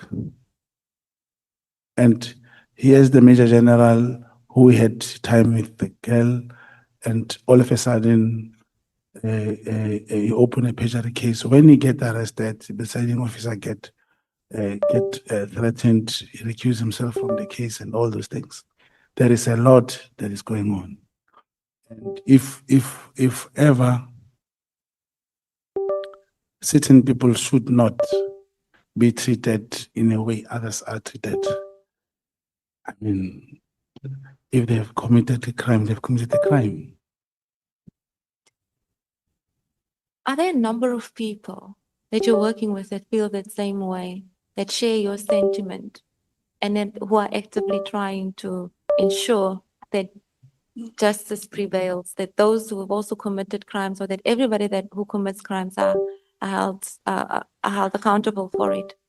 Or are you doing this all by yourself? You're fighting this fight alone? But remember, I think I just saw one member of parliament here. He's not here. He also opened a case for the same people. Smakade, the prince in KZN, he opened a case for the same people. Ket Matlala, during his testimony before this committee, he did tell the committee that in his meeting with General Mukhwanazi, he sent him to go and talk to someone to withdraw the case against him. Those things actually did happen. But that's precisely why I asked the question, because on the very same evidence and the same issues you raised, those people have been sitting in this committee and have raised the same issues. And the manner in which it's raised, it's you can see they have what they present as facts that almost look similar. So that's why I'm asking: is there an effort, or are there a group of people that share the sentiment and that's sitting on this information and collectively wants to ensure that this information is made known to the public and that something is done to it? Because we've seen a number of people saying the same thing on the same matters. That's where that question is coming from. Is there such a thing, or do you just happen to all know about the same facts and the same issues? From their sources, I don't know where they get the information. And as to whether they share the sentiment with me, I only know of myself and the commander and the handler, the commander to my handler. A smaller young of us and the other network of informants who will bring information. They will not necessarily feel what I have written here should happen this way. But this is what I have written to the minister at the time, which I was made to see and to accept this. My whatever that I've written here was wrong. The judgment did not imply that. And I apologized. I still apologize. So then maybe move on to page 74.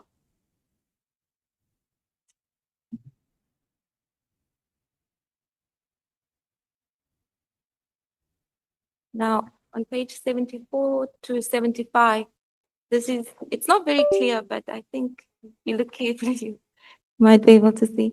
But this is the kind of information that I was talking about when I said, it seems that, when I didn't understand, and I still don't quite understand the investigations that you were conducting in relation to Mr. Matlala, that you would go to this extent where there's this exchange of intelligence information that's happening between the two of you. Why is this? Why did you feel so comfortable? What were you trying to achieve to Like I have said, such discussions with him? yeah, like I said here, I had hoped he'll give me the iPad guy. For this kind of Yes, information? no one was acting even now. Before this committee, somebody told you, where did the AK-47 that killed that other person came from? Where did this and this happened? Till today, like you say, it seems like we are a group of people concerned, agreeing to share the similar facts, and we don't know each other. But I'm saying the source of information, where we are now. And if you check at the bottom, I wrote down there, he said, page 76, when he responded, I see something very interesting. Then I say, yeah, gloves are off. That's now the level of desperation for me to get the iPad guy, since he told me that this iPad guy with evidence and information, he can act. Mr. Mogotsi, was the iPad guy really your only hope in the scenario that you would go to Mr. Matlala? I mean, you had IDEC, you have other iPad officials everywhere, all over the country. Was he really the only person that you would Yeah, I don't have turn IDEC. to? I don't have IDEC. I never worked with IDEC. But let me show you something, Chairperson. Throughout all these testimonies, Madlanga in here, one is able to realize even the senior people in the police who were in touch with Ketmatla. One Major General, they now spoke of General CBA. Now you need to know that you're investigating a tender. You meet a person, I got to see the service level agreement of Ketmatla and subs from somebody else.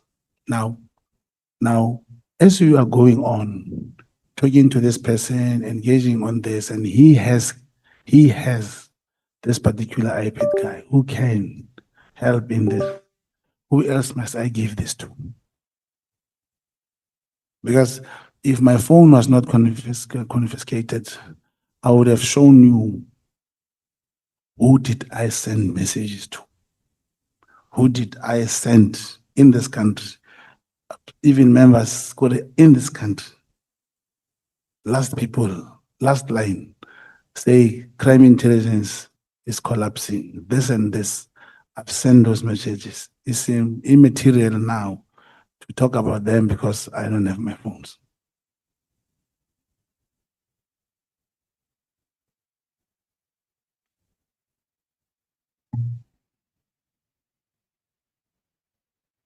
Page 76.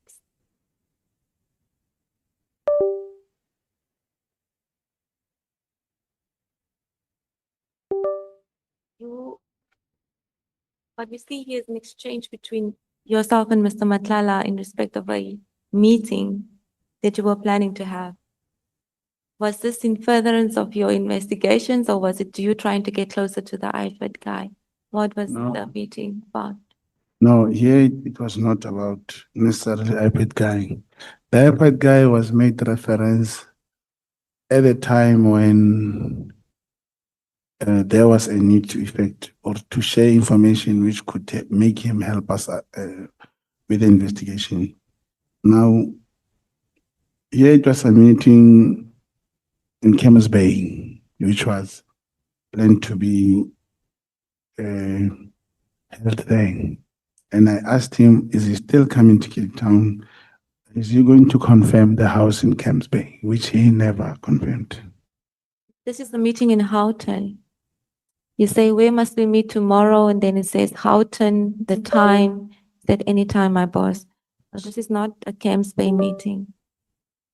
Oh, I thought you were asking me about the first message. No, I said you were planning to have a meeting Oh, with yes. him. And I asked whether it was about your investigations or whether you're trying to still get closer to the iPad guy. I asked what were you meeting about? No, we're discussing different things. Yeah.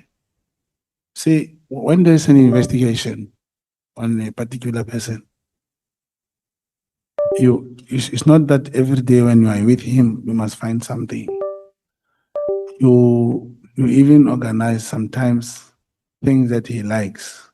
In some instances, you may organize these ladies to have fun, to have this, and knowing one or two of them is doing. I'll share this with you. If I know someone is taking maybe coke, for example, cocaine, and I make those people to visit you. If you're smoking the same night, they will tell that you're smoking, or you are living with people who are smoking. First, you will even allow them to smoke in your house sometimes. You'll make kind of thing. So I'm saying when you meet with Kat, it's not that every time when you met, it's investigation. Sometimes you just talk, and he was interested in that this tender should not be cancelled. I was interested, how did he find the tender?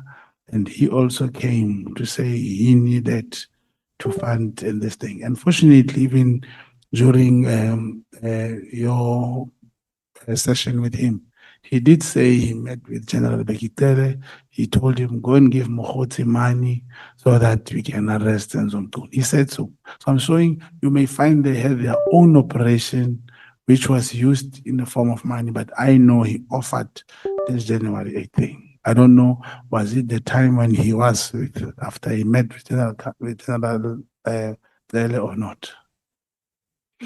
So you had a relationship with him outside of your investigations and outside of facilitating any sort of assistance or trying to get help from him?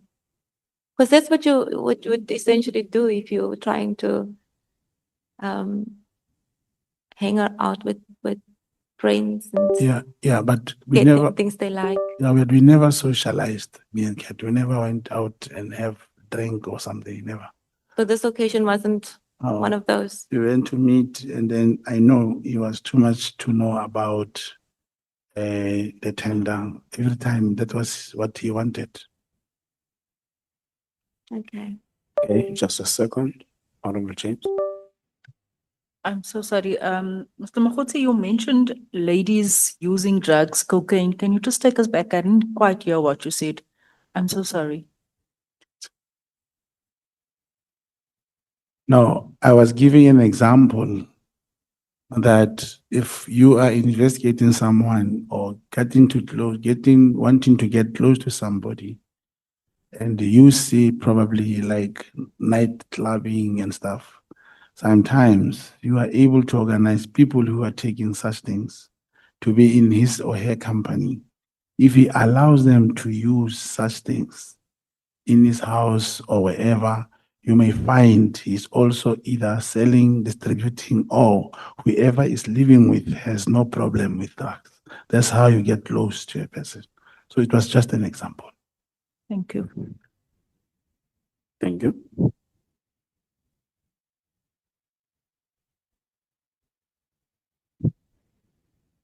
Mic is off.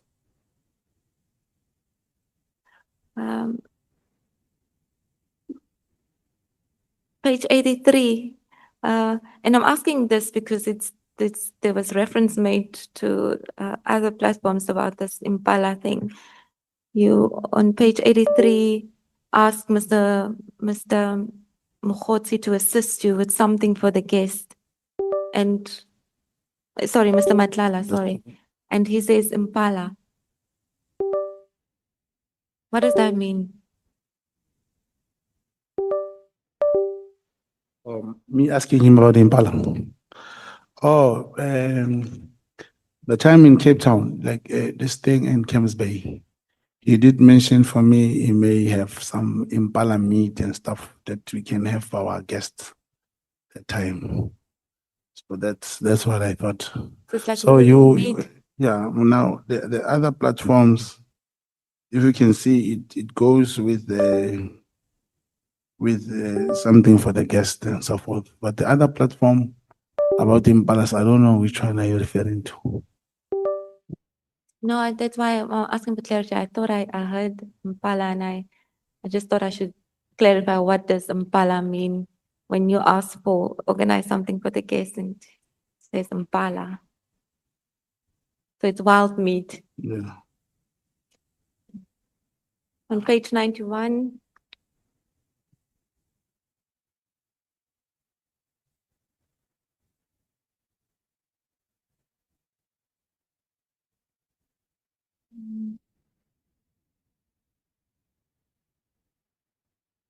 So, Mr. Mogotsi here, sorry, Mr. Matlala, sorry, Mr. Mogotsi. Mr. Matlala is saying here, okay, when you get back, organize a proper setup going further, especially the main man behind all this. What is that? What does that mean? Who is the main man? And what does it mean?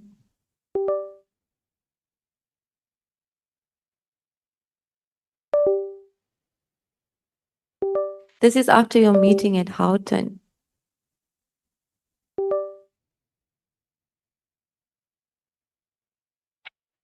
Oh.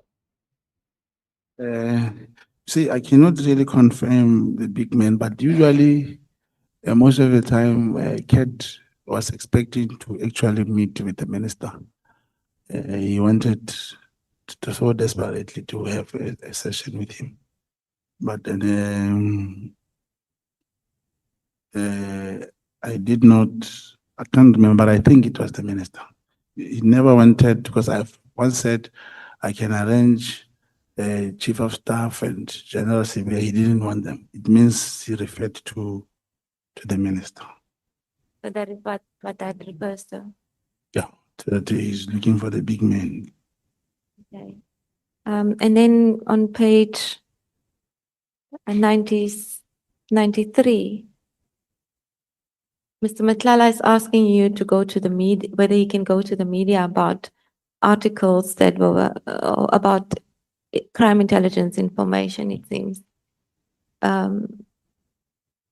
Splash funds, consumption.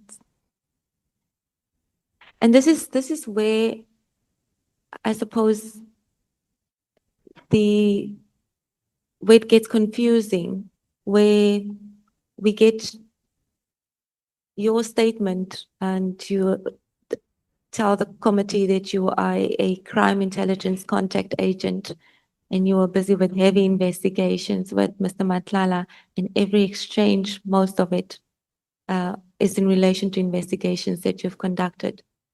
But the only one, like I've said earlier, was only in relation to the tender. That's the only investigation that's on record. Why is this exchange about crime intelligence?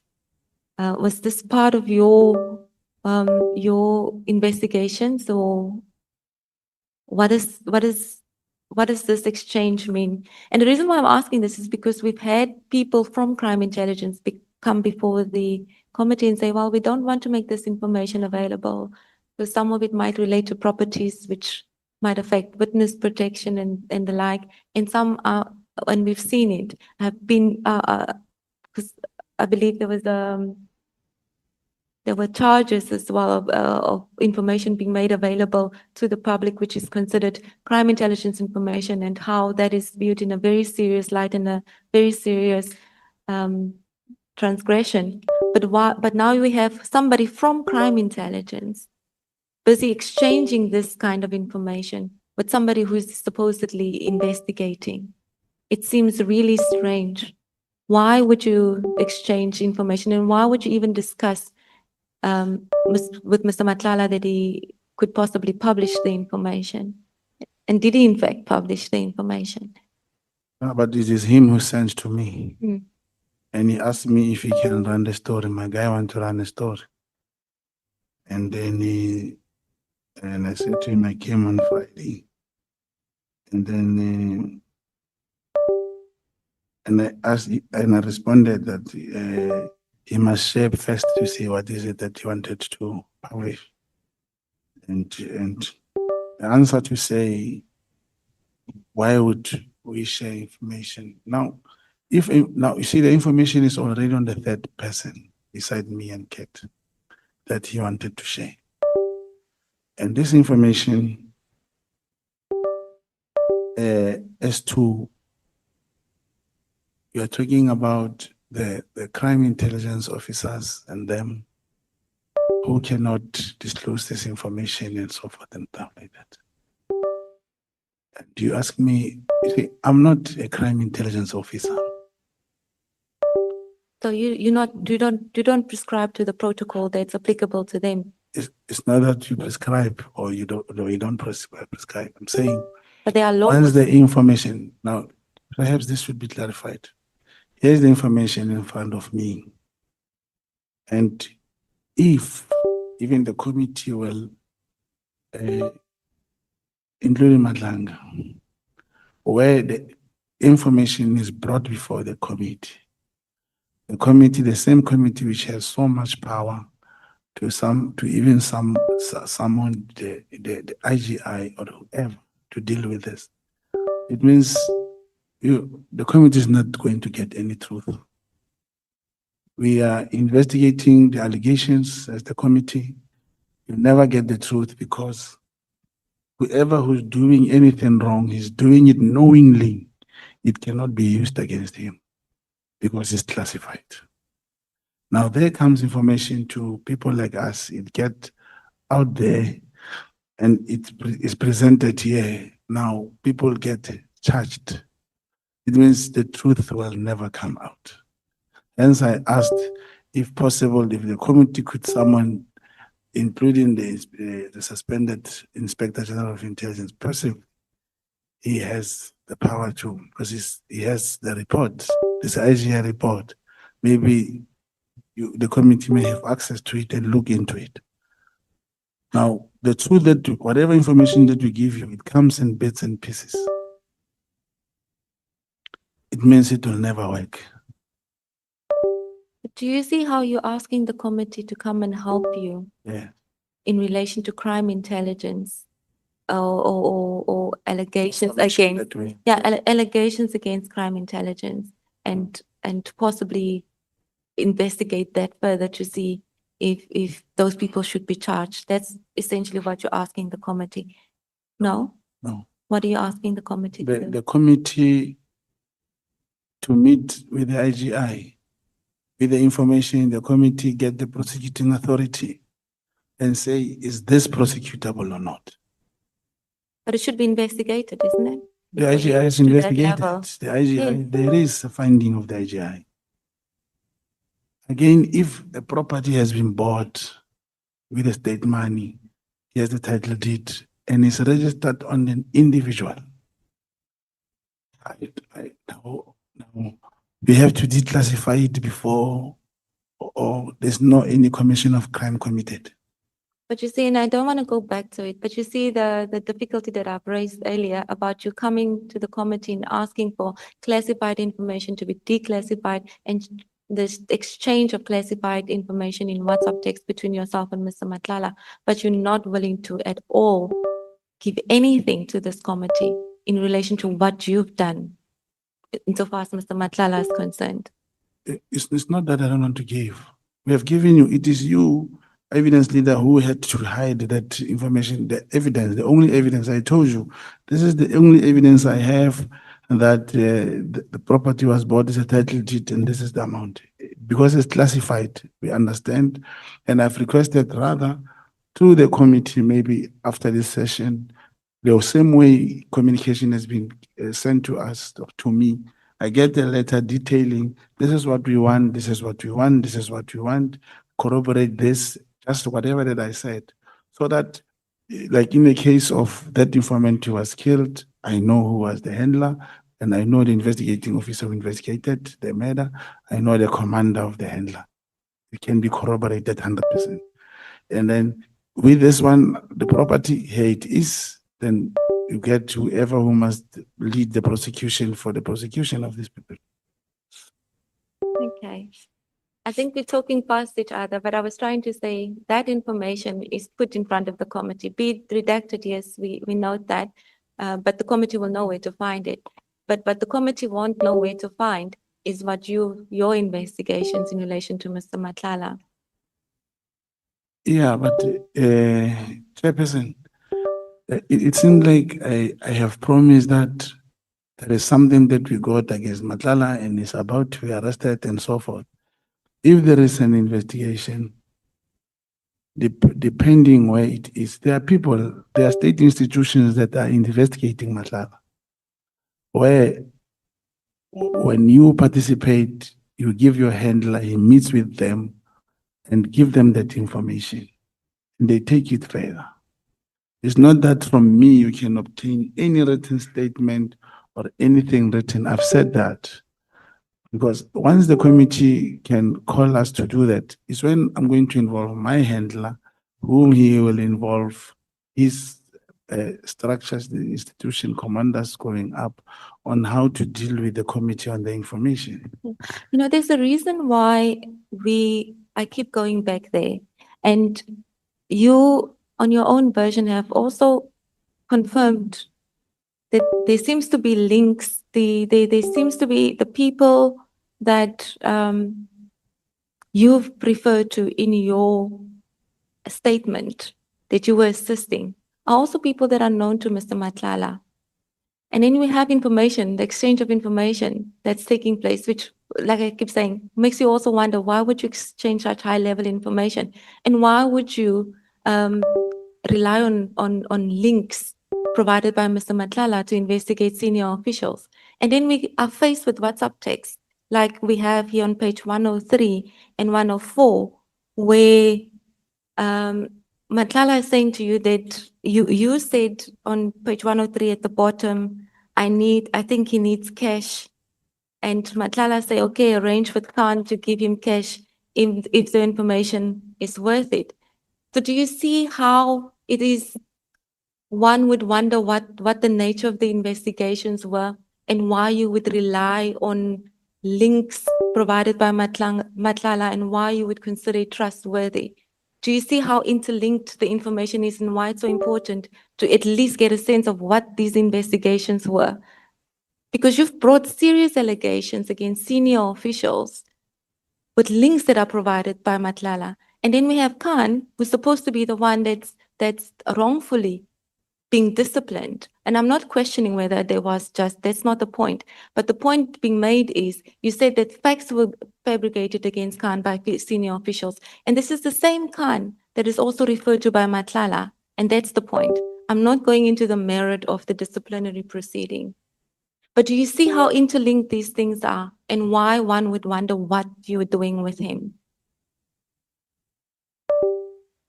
So what do you have to say to that? What was his reference to Yeah. General Khan on page 104? Yeah, What was also, his relationship also with check your Khan? clock, Advocate Boyd. Huh? Also check your clock. Can I ask for 5 minutes Okay, to you close can up? wrap up. That's fine. Thank you, Chair.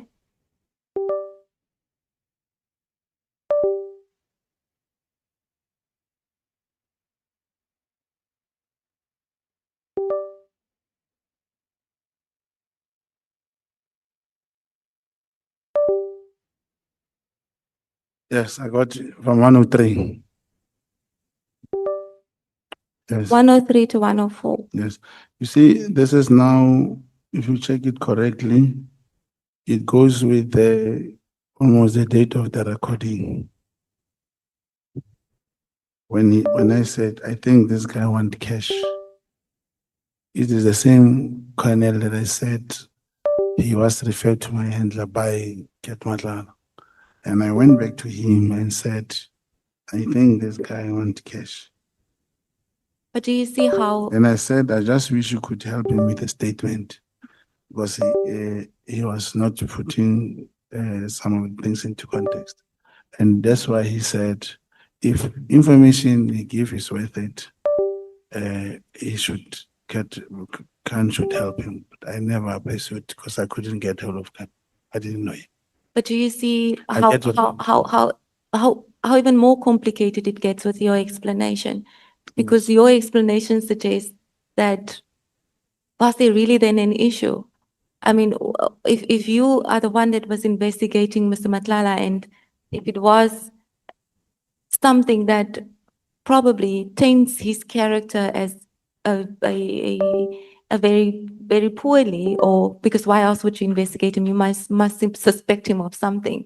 But here you are assisting a witness who's coming with unverified facts.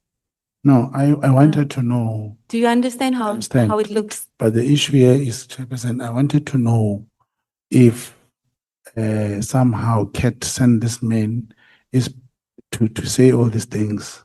Because now, to me, it was like he kept on talking about the bag, if to whether he wants money. That's what I wanted to know. And you are correct, because the thinking of yourself, counsel, is that when there is an investigation of a clandestine one, you can never show a person that you're investigating. You will live with that person as normal as possible. It's just that there are so many instances of people who went to prison who realized on the day of conviction that the people he was with were actually police. It has happened. And this person, after being convicted, his bail is forfeited immediately. Not forfeited, is returned and is kept in custody. He then awaits for sentencing. It happened because the involvement of people working with him, unaware that these people are agents. I'll just close it off with this, with a reference to page 111 and I think it goes to 112. Now, in your statement, I believe you said that you were the one who decided to expose this plot against General Khan, and that was essentially the reason why he managed to get out of it. This plot that was against him, because you facilitated that. But here, why is the same information in with Mr. Matlala? And you see how it's starting to look now. And you said yourself it was around this time when everything was happening. So you've placed him within the time, when the plot was happening, in the thick of it. Why is this? Do you have an explanation This for is that? this is the advert which went to the media. Yeah, did he publish it or did you publish it? Who published the article to the I media? wrote in the statement that it was through me that it was published. And then you afterwards sent it to Mr. Matlala. No, he sent it to me. He sent it to you. Yes. Okay. And I couldn't tell him that I'm the one who published it. No, you have discussed it with him, because if we turn the page, you said to him you're disappointed. And his response to it suggests that you've had discussions about it. He said, well, I thought this was in your favor. So Yeah. if you look at page 113, so Yes. he's fully aware of what's going on. No, but he said he thought it's in my favor. This is what they are playing against Khan. That's what Yeah. he said. But I couldn't tell him that. That's why I say of this kind, you can't tell him that this thing leaked because of whatever. Okay. He even said, I thought it's you who published the story down there. Okay. I didn't get to the rest of the statement, but I'm sure members will be able to get that. Very, very short paragraphs. And should I close it? Okay, that's fine. I think members will be able to cover some of the aspects that you would not have been able to reach.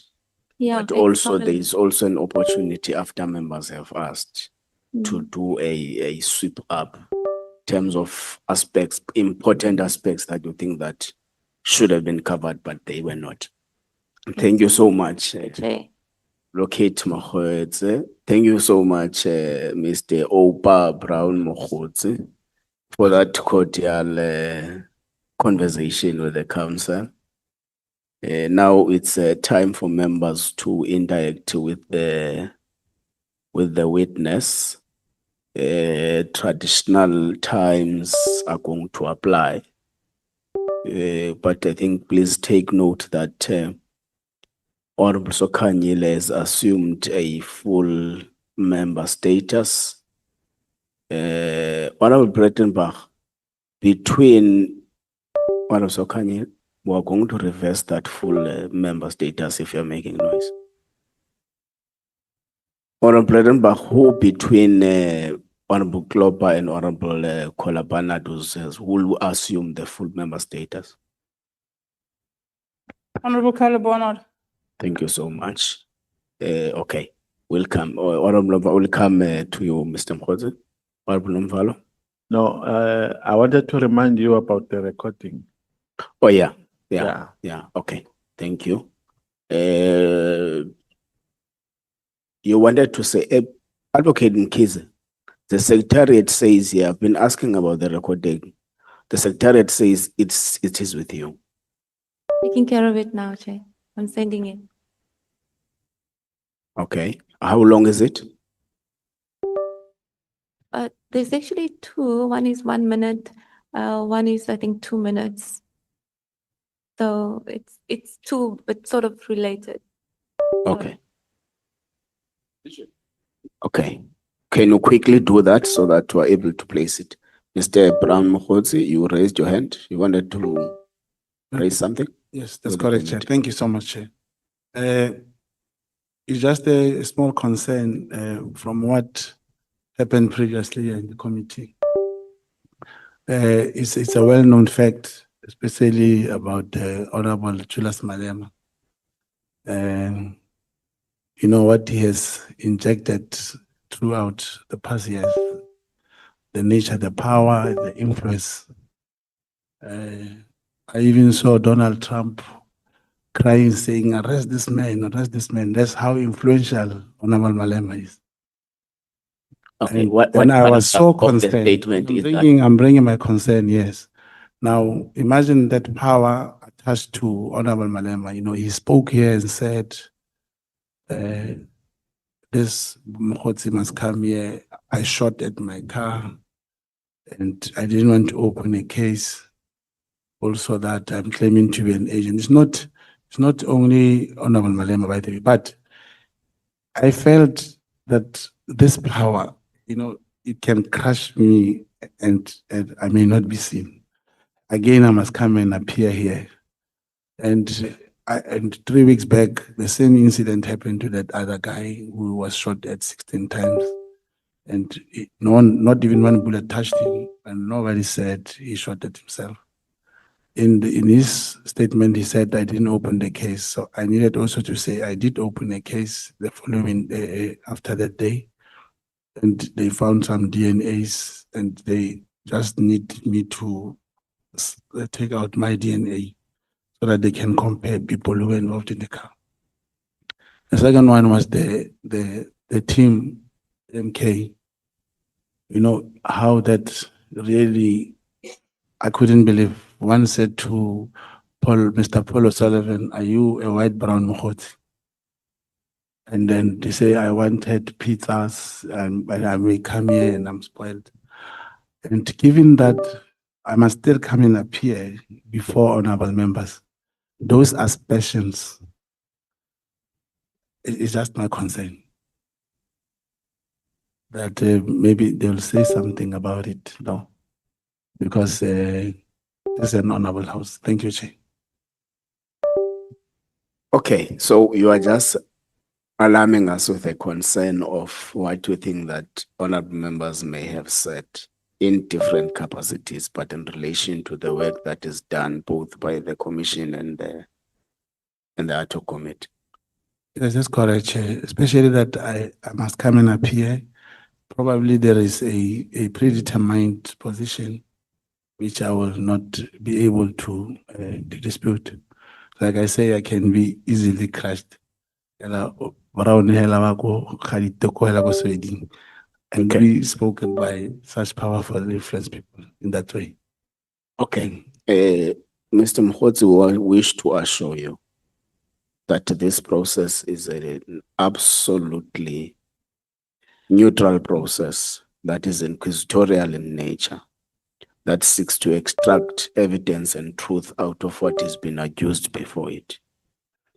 We would have long discussed at the beginning of the proceedings of this committee issues relating to any potential bias, any potential conflict, so as to ensure that the process itself is fully impartial. And we can assure you that we would have traversed and touched a lot of corners legally and otherwise to ensure that all who comes and assists the work of this committee is protected. Of course, through different capacities, members are going to echo some of the views in relation to some of the people that may have been involved. Actually, if you only speak about public comments, there are people who have actually opened cases against some of the people who appear before this committee, but would have taken a long-standing decision that as long as that conviction is not a rigid conviction, was if you test the potential bias concept, as long as one has got doesn't have an intention to be rigid and can be convinced otherwise if provided a proper platform. So that's how we've coined it. Hence, even the members that would have been part of the discussions on potential bias issues are still part of the committee. So we assure you all that which is required of you is to answer fully and satisfactory from the questions posed by the members. All the best, and I can assure you that these members are the nicest people in the world.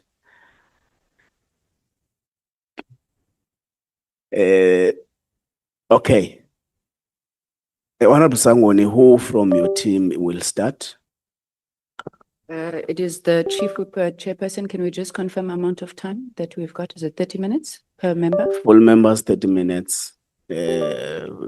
Alternate 15. So that's the traditional times. It's the maximum. Thank you. It can also be 3 minutes. Thank you, Chair. What? Audio, Chair. It's still prepared. The audio is still prepared. Chair, Honorable Sokanyile is a sellout to the alternate. What did she do now? She took a full member status. That's a sellout. So she was supposed to have rejected it. 10 years. Advocate Maria, do we have an audio or not? It's not, it's a video, it's a clip from a interview So- with ENCA, I believe. And I sent it to Bonani. It's not an audio per se, it's a video clip, yes. And I had trouble sending it, so it's probably taking a while to get through. Okay, in the meantime, can we proceed? You'll indicate both yourself and Mr. Ramano when you are ready. Can we, Chief Whip? No, thanks, Chair. Yeah, Good proceed. afternoon to you. Good afternoon to colleagues and good afternoon to Mr. Mogotsi. Mr. Mogotsi, thanks. I think the first question I want to, Hey, apologies, Chief Whip. There's something I missed to do. It's going to be you, Honorable Sokanyile, Honorable Nomvalo, Honorable Shongwe, Honorable Bredenbach, Honorable Kola Barnard, Honorable Malema, Honorable Mateus, Honorable Sols,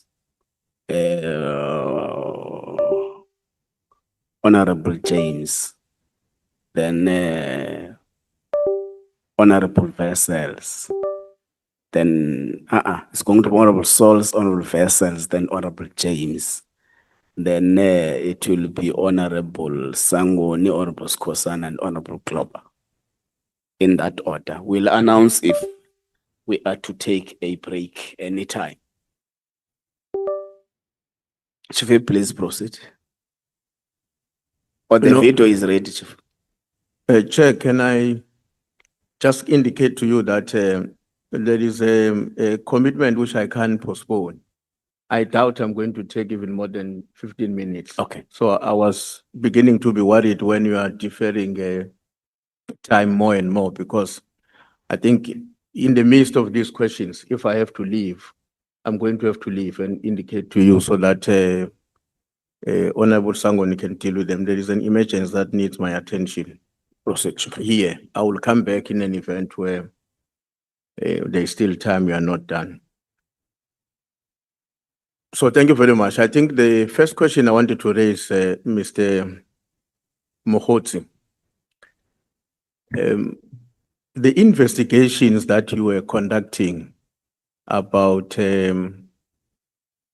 Lieutenant General Mkwanazi, His Majesty the Zulu King, Misuzulu Kazwelithini, related to them being captured or working with the CIA. In your information, they work with them to what end? What is the objective? Why do they work with them? And maybe to explain the extent to which, in terms of your findings, their work for the CIA is succeeding or failing. And if it is failing, what are the reasons? If it is succeeding, what should be done to stop it?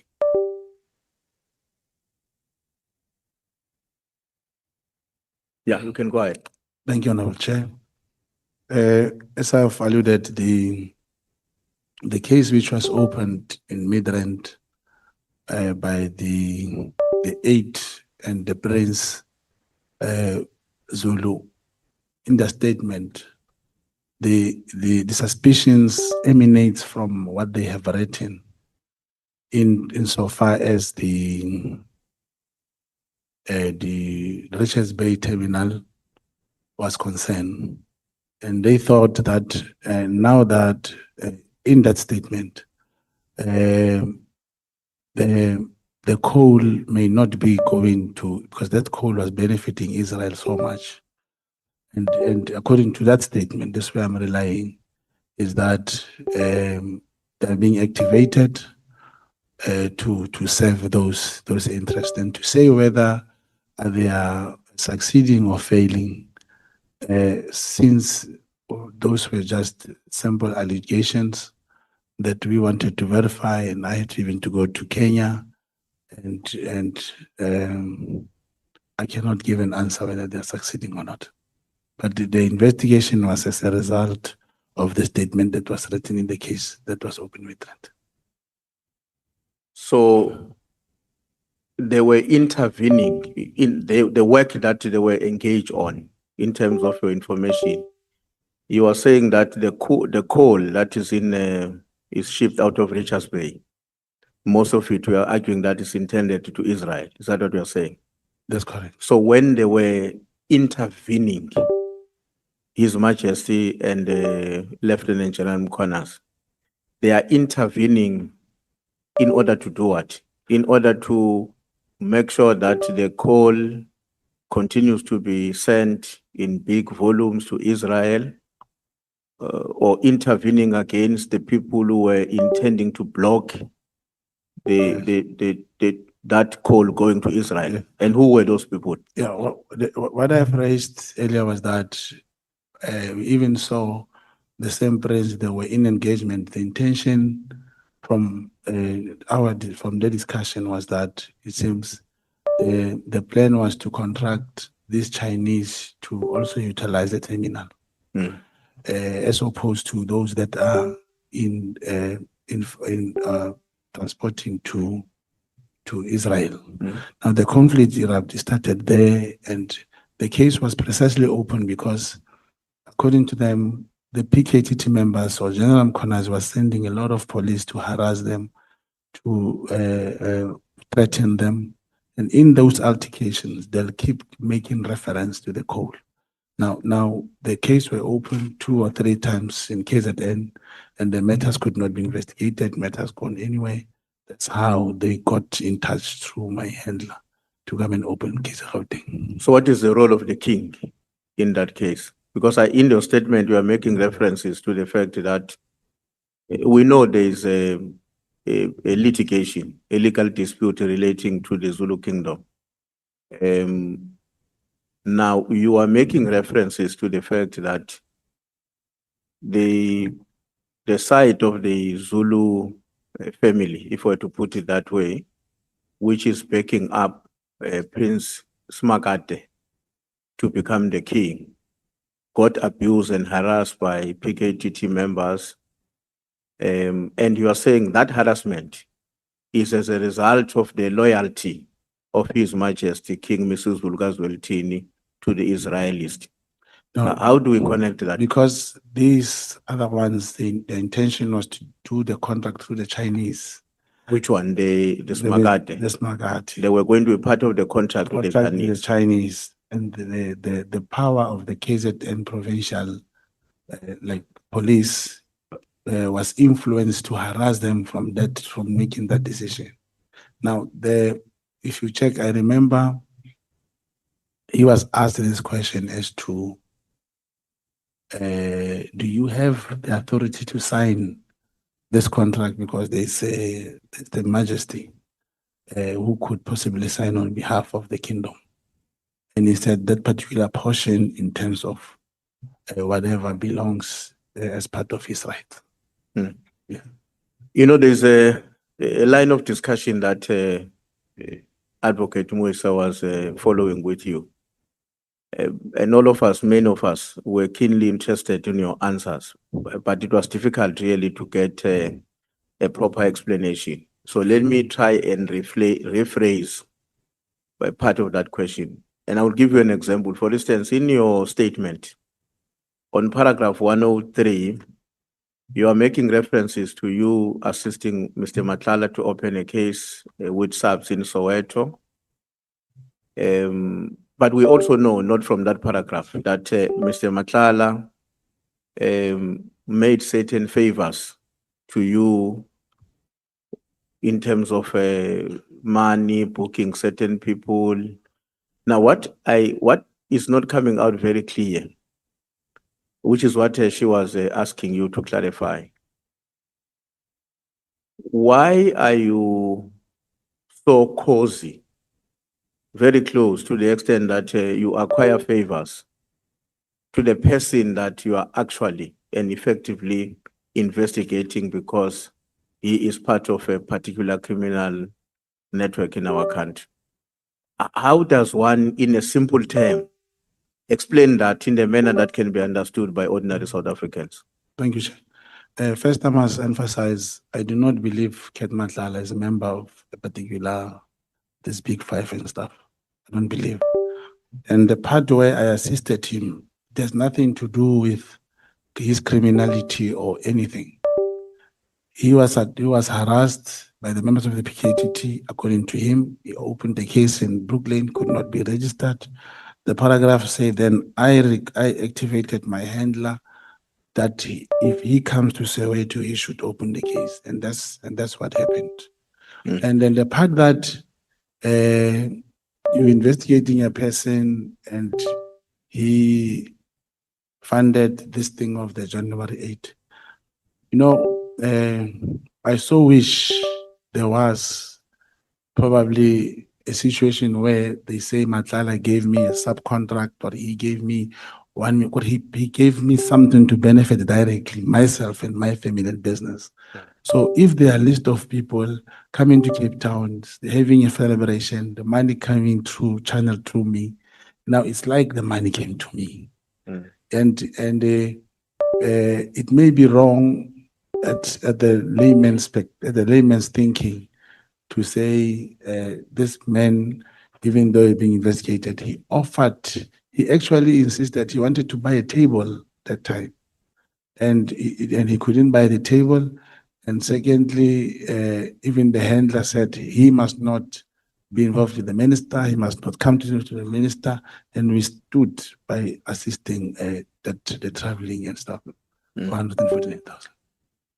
You are also saying in paragraph 104, Mr. Matlala told you that General Masemula as well as General Kele wanted to oust Minister Mkhun.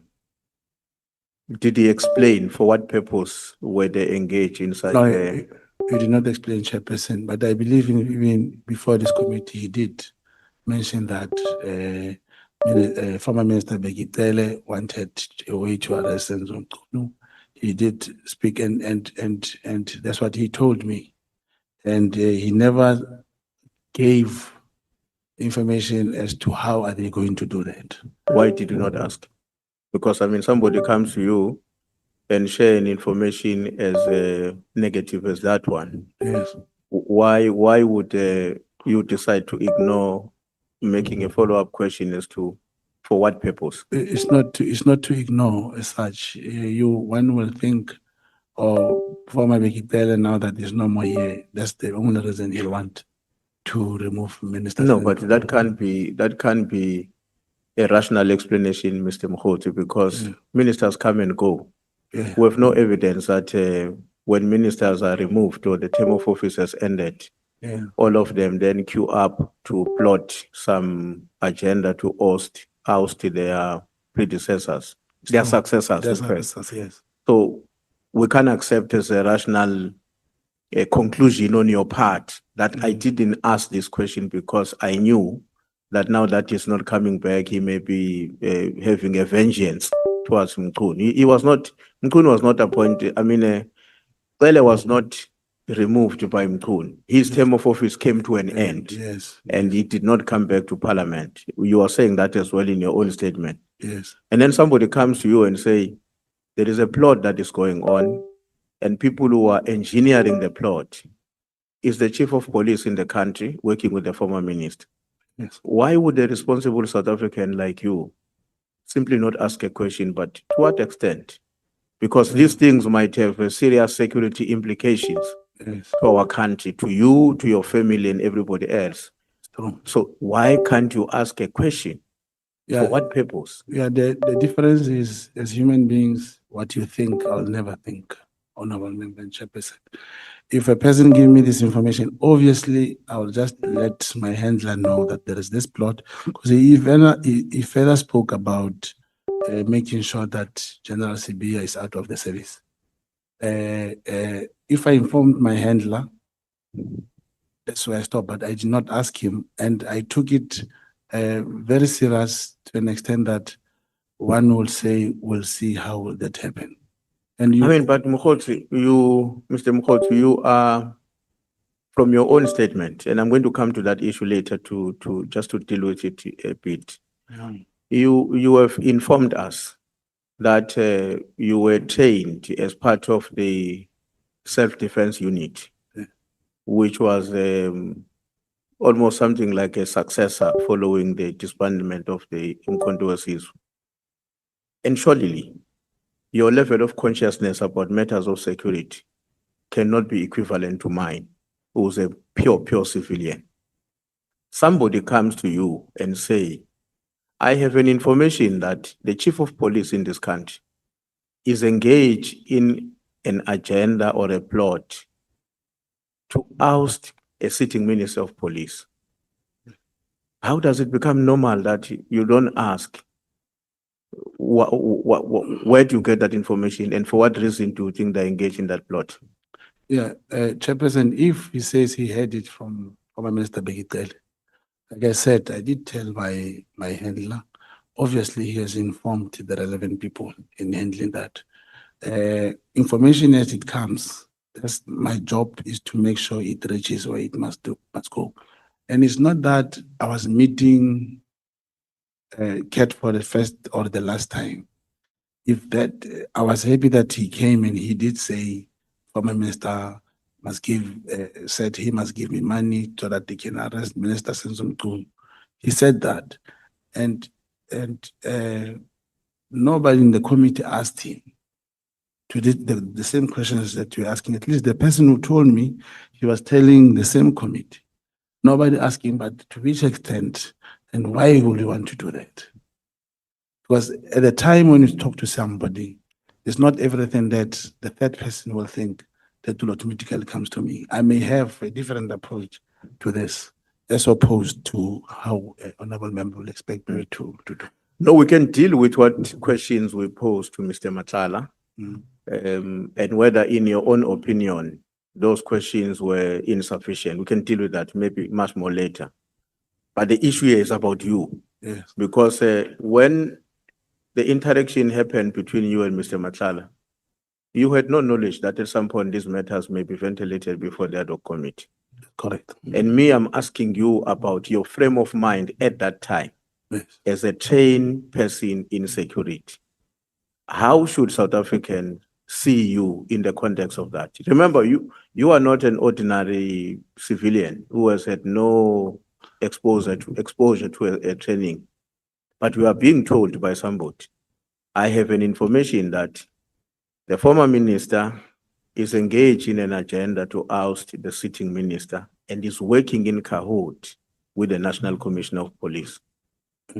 But as long as And then you just go away and say, I'm going to tell my handler, and then that's all. if I told my handler, that's why What did your handler say when you told him or her? he'll handle it and he'll report it to the relevant. So he didn't care about the details. No, it's not that he didn't care. There are so many things that happened after that. That is why even when I came to Cape Town, I made sure that the handlers among the list of people who came with me in Cape Town during this thing of Matla, because we thought he was also coming, and he didn't come. One of the observations I've made, Mr. Mkhot, arising from your statement and your interaction here with the evidence leaders, is that the nature of your work then or today, I don't know whether you are no longer part of that, say what is crime intelligence operation, whatever the title that you have. But my sense is that the nature of the work you are engaged on relies a lot, that work relies a lot on misleading, telling lies, and also sometimes it depends on what I call subterfuge. Subterfuge. Subterfuge. Will I be wrong when I say, because you interact with Mr. Matlala in a particular way, you conceal certain information to him, you go and interact with somebody else, Lieutenant General Mkwanas, you go to other people, but the nature of your work means that you must be somebody that in your conduct has a capacity to tell lies, because you don't want people to know your actual motives. Am I wrong or right if I'm saying You're that? correct. I'm correct. 100%. Provided you report to the handler, and I'll give example. You cannot take papers and apply for a loan fraudulently and say I was on duty. You cannot drive police car marked because the police officer probably is sleeping or you have access Sure. because you say you are an agent. Yeah. It must be, this legend building, it applies properly and must be reported. Okay. If there is a CIT to take place Friday, you talk to a handler, you activate the police, there will be someone involved, and this person will call himself Jabu. He will say he knows where to borrow the firearms. There comes me again to tell my handler, they say they have to rent firearms. We need money to give them to rent firearms. Yeah. So That's but the- in that's- summary, you are agreeing that's with me correct, that yes, the 100%. nature of your work, Yes. it It's engages false. with the It's- business of telling lies. Yeah, but it's called creating a false life. Okay. Yes. Should we therefore not be surprised in future as a committee Mhm. if we discover that in your interaction with us, you also have falsified certain things? Should we depart from this sitting, understanding that in future we may discover, because I mean the people you have been engaging with and falsifying information only happen to discover that situation through the Madlanga Commission, and I'm sure it's validated by your appearance before us. Yeah. So I'm saying, what could be the reasons for us not to believe that tomorrow, which may not be just the day after today, but tomorrow in a sense of the future, Yes. we're likely to discover that I like. some of the assertions you have shared with us are not factually correct and they are not true. And that's part of the nature of your work. It cannot happen like that. This is not an operation. This is now an appearance where you take an oath.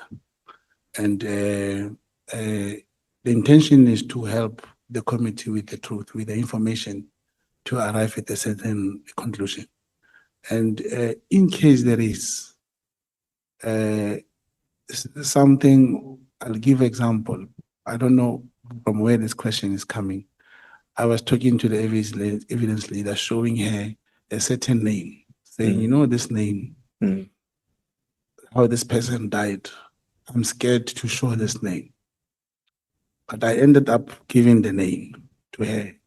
It's because she'll have to come either to the chair or to you to say, this we're not going to talk about.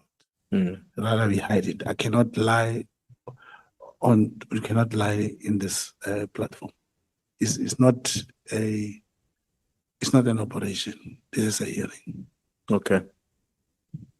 Now, you are also making reference to yourself as, I think somewhere you are saying, in addition to these activities of the self-defense unit, you are also associated with or are a member of the ANC.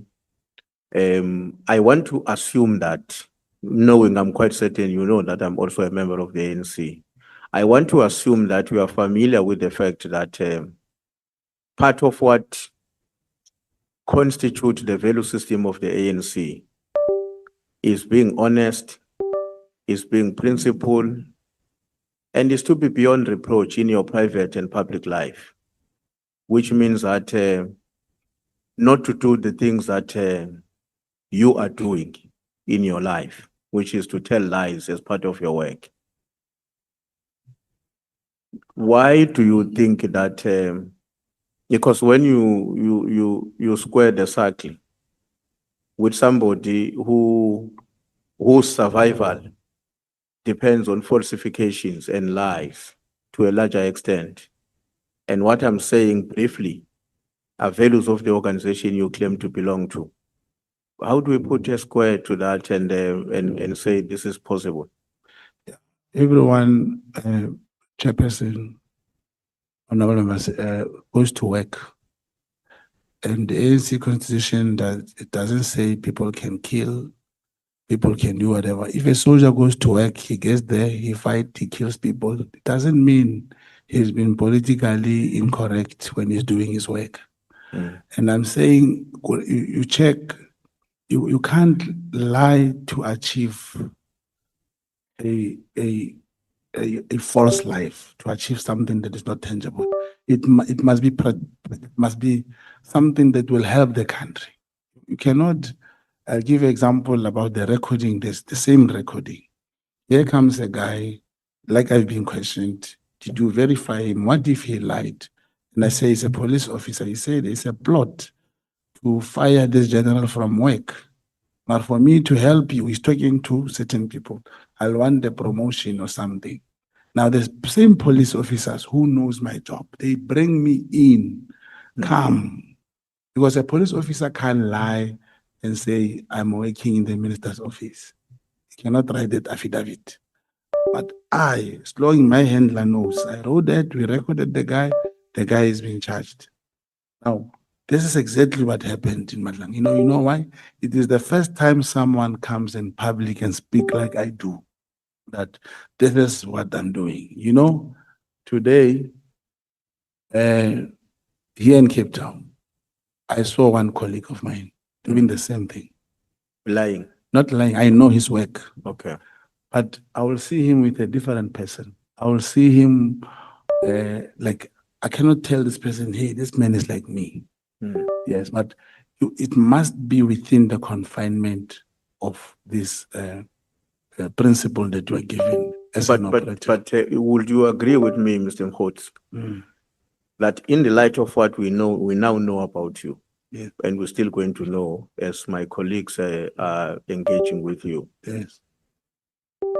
it's quite clear that those who see themselves as genuine members of the party you claim to belong to will not want to be associated with a character like that one. I know you may want to say, well, there are other people in the ANC who are doing wrong things, there are other people who are this. They themselves, those ones that you may be thinking of now as you're about to answer my question, equally would not be belonging to what is meant to be a genuine membership of the ANC. That's correct. And that's why I don't occupy any position. I'm just a member of the ANC. And I've even said, being a Methodist, being fired from church cannot stop you from praying. Yeah. And constitutionally, I will not do anything in my branch or in the ANC that result in being associated with Because crime. they don't. Oh, I thought you were saying you'd not do anything that has to do with your responsibility as a member because they don't deserve somebody like you. Yeah, but in my branch, maybe you saw it when the PKTT goes there, how much I go out for my sub-region and my province. And, I don't know. This is so difficult. That's why I asked if possible, if through the chairperson, one can just bring 3 or 4 projects and missions that I have done and use check, you will see a different name and the outcome, conviction and sentence as to what must you call me. It's unfortunate that this is the life I'm in now. Okay. No, thanks, Chair. I think let me pause there. Thank you. Thank you so much, Chief Whip. Committee Secretary.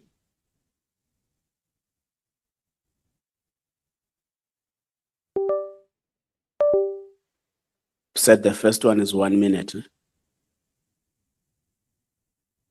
I think that's the clip that I referred to, yes. That's There's the- only one. that's one.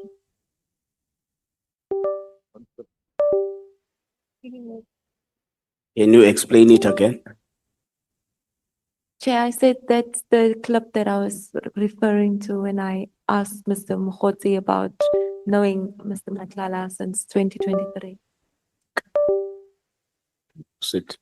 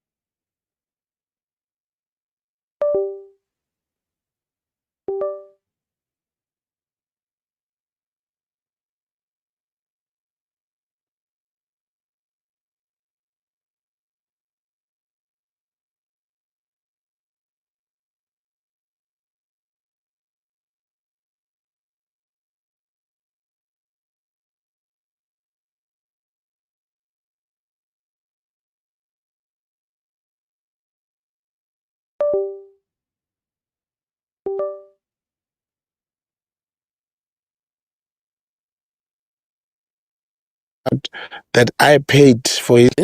To send that letter to Matlala. To send that letter to Matlala. She assisted with so many things, school fees. One media house interviewed someone who was doing artificial intelligence and what that I paid for his studies and stuff. Some of the assistants came from Matlala. That's how I know him.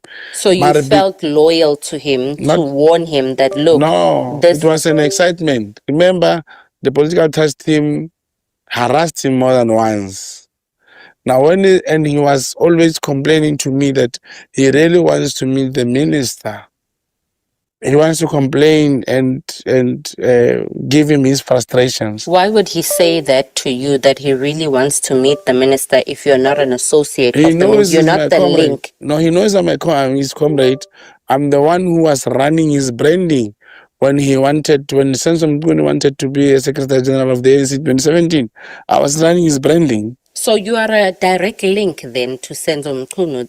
Is that why Kat Matlala asked you that, please, can you help me meet Not the in minister? the police environment, as a comrade.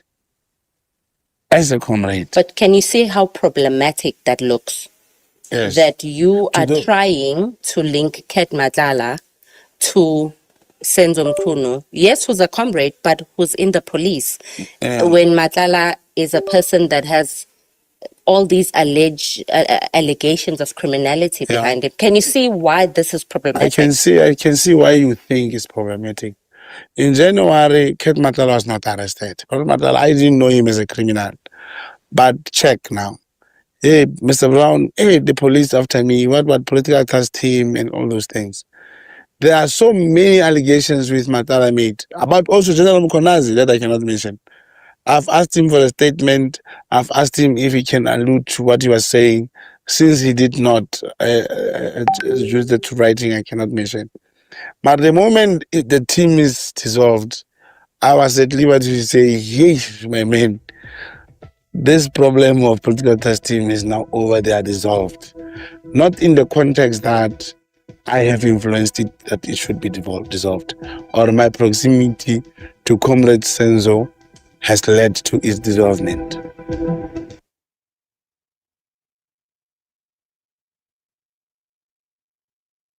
Sorry, Chair, it appears that the other one was actually relating to the, dealing with the, Yeah. Northwest, yeah, the health tender. It's the second clip I just sent to Vonani. Sorry, Chair.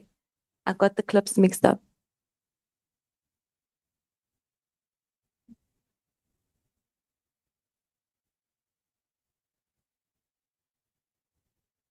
Yeah.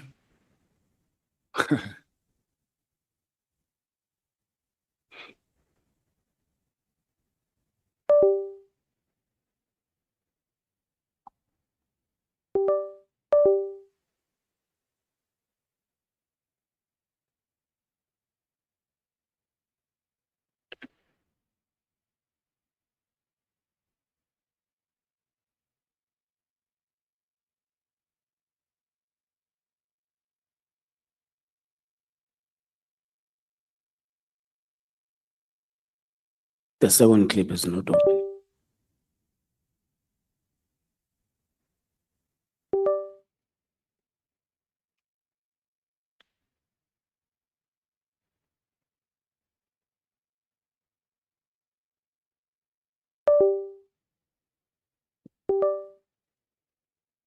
Okay, let's try to fix it. But in the meantime, can you proceed with Honorable Sokanyile? Can you try to attend to the clip thing? It seems to be problematic in terms of opening. Honorable Sokanyile, please proceed. Thank you very much, Honorable Chairperson. Afternoon, Datu Matlan. You're tired. Yo, so. Your mic is also off. Hey, It's Brown Mogotsi, but sorry. It is because of this brown matlala thing. Dumela Ntate Mogotsi. Sorry about that. Sorry. thank you, thank you. Just looking at paragraph in your statement that refers to your qualification, whereby you are saying that you didn't pass matric in 1996. You wrote a matric in 1996, but you didn't pass. Looking at that, could you say when did you start your schooling? It was in 1985, I think. In which primary? Yeah, no, I was in class 1984, 85. Yes, 86, I was in grade 2. Yes, I started school in the time.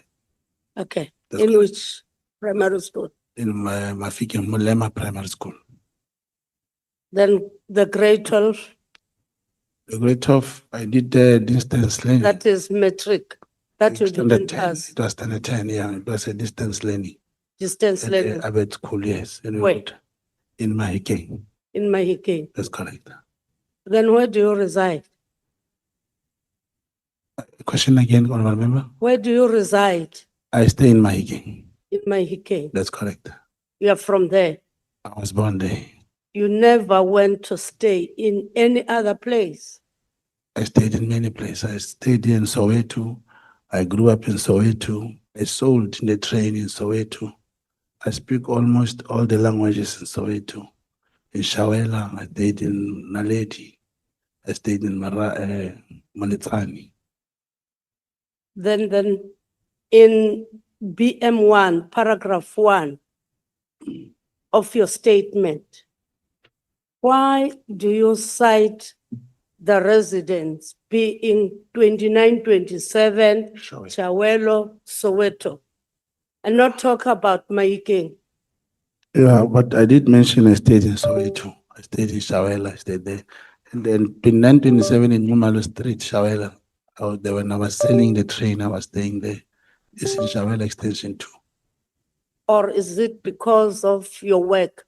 That's why you have to lie and say your residence is Chawelo, not say the correct one.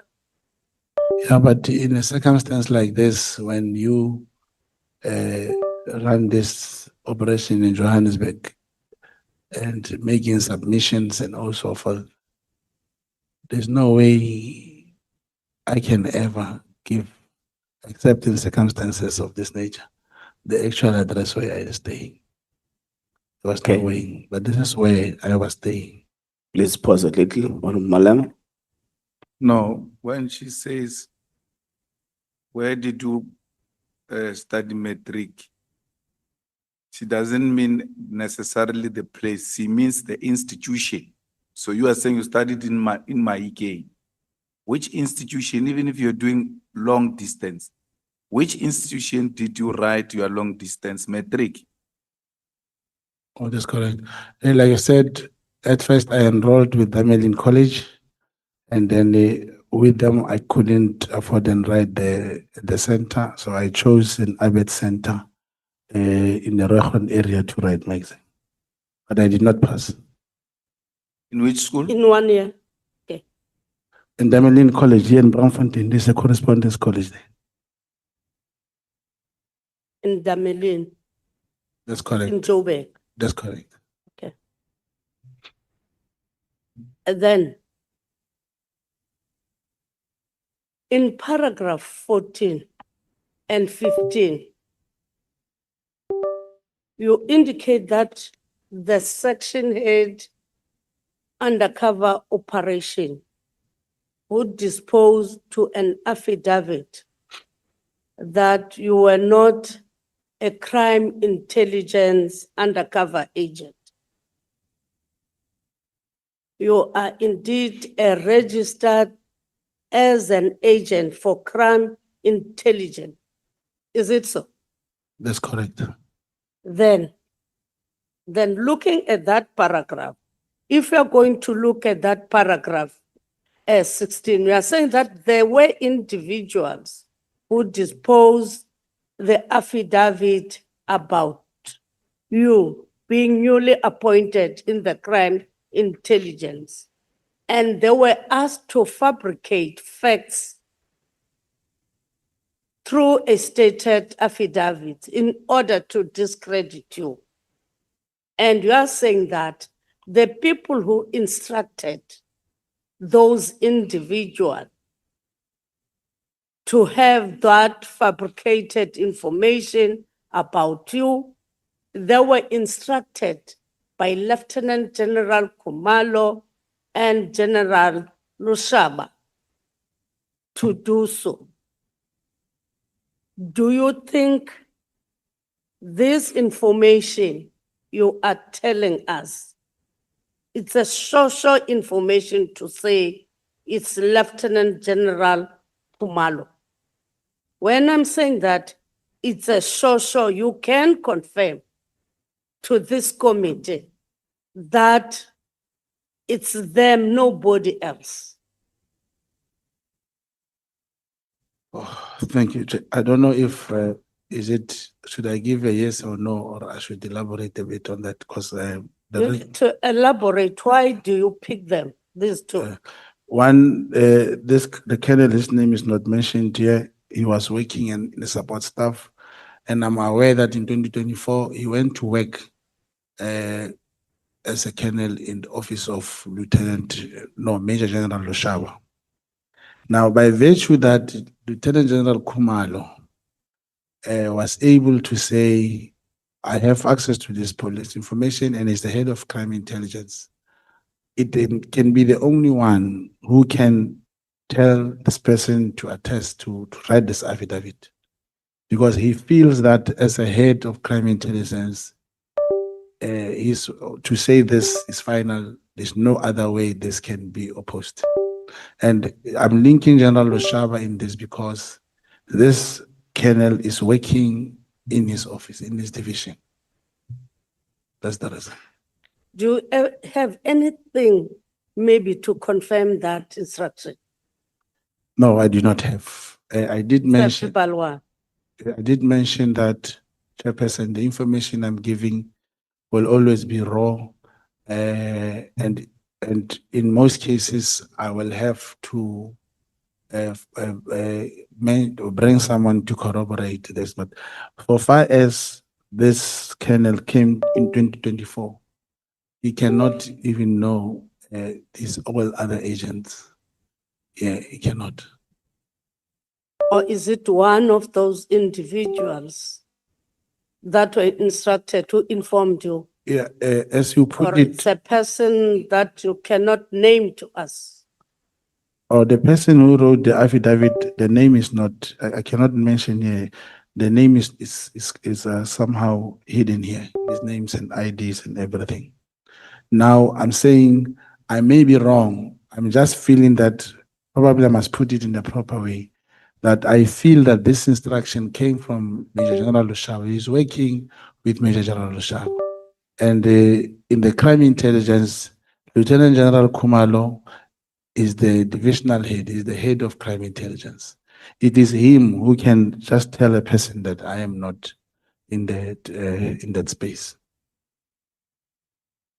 You know what worries me? You are saying that you may be wrong.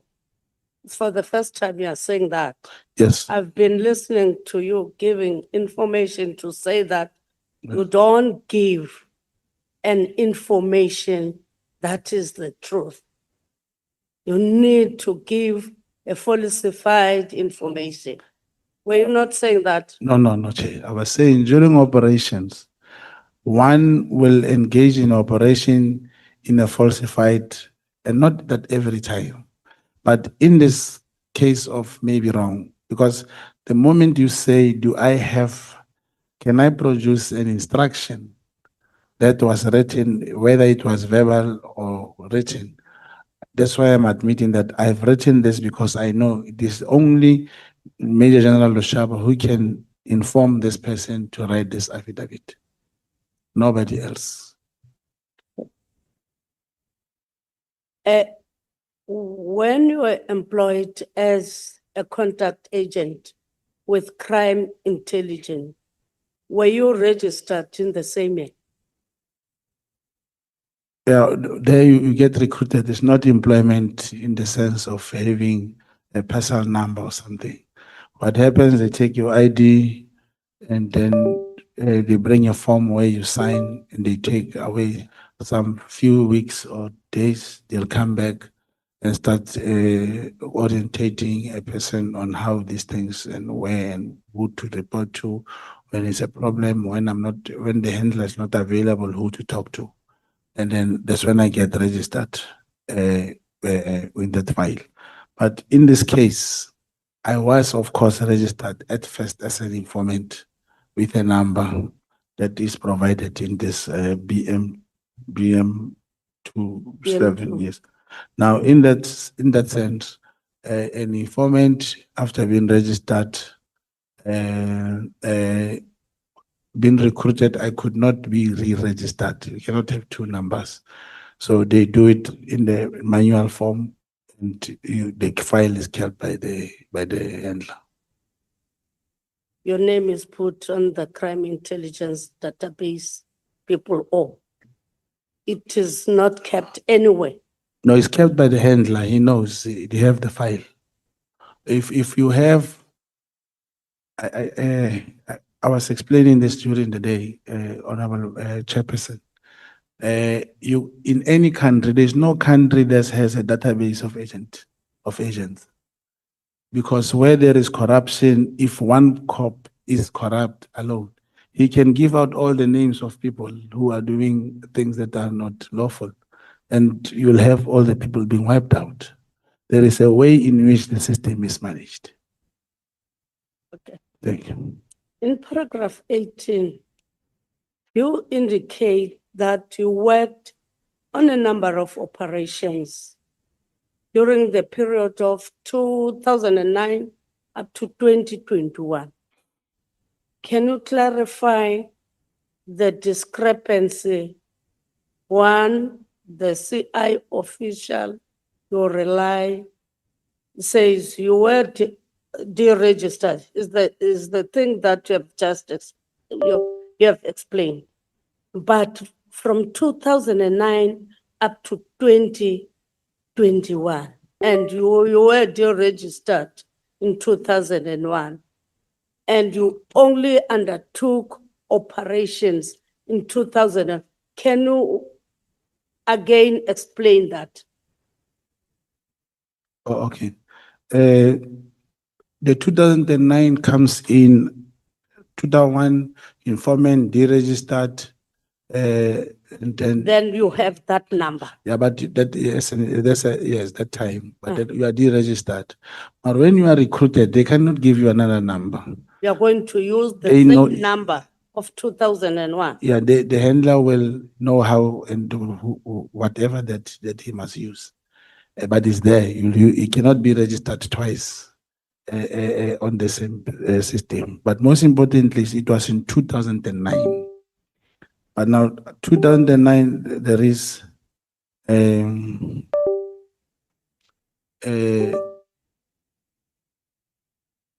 gap where you will not be doing anything.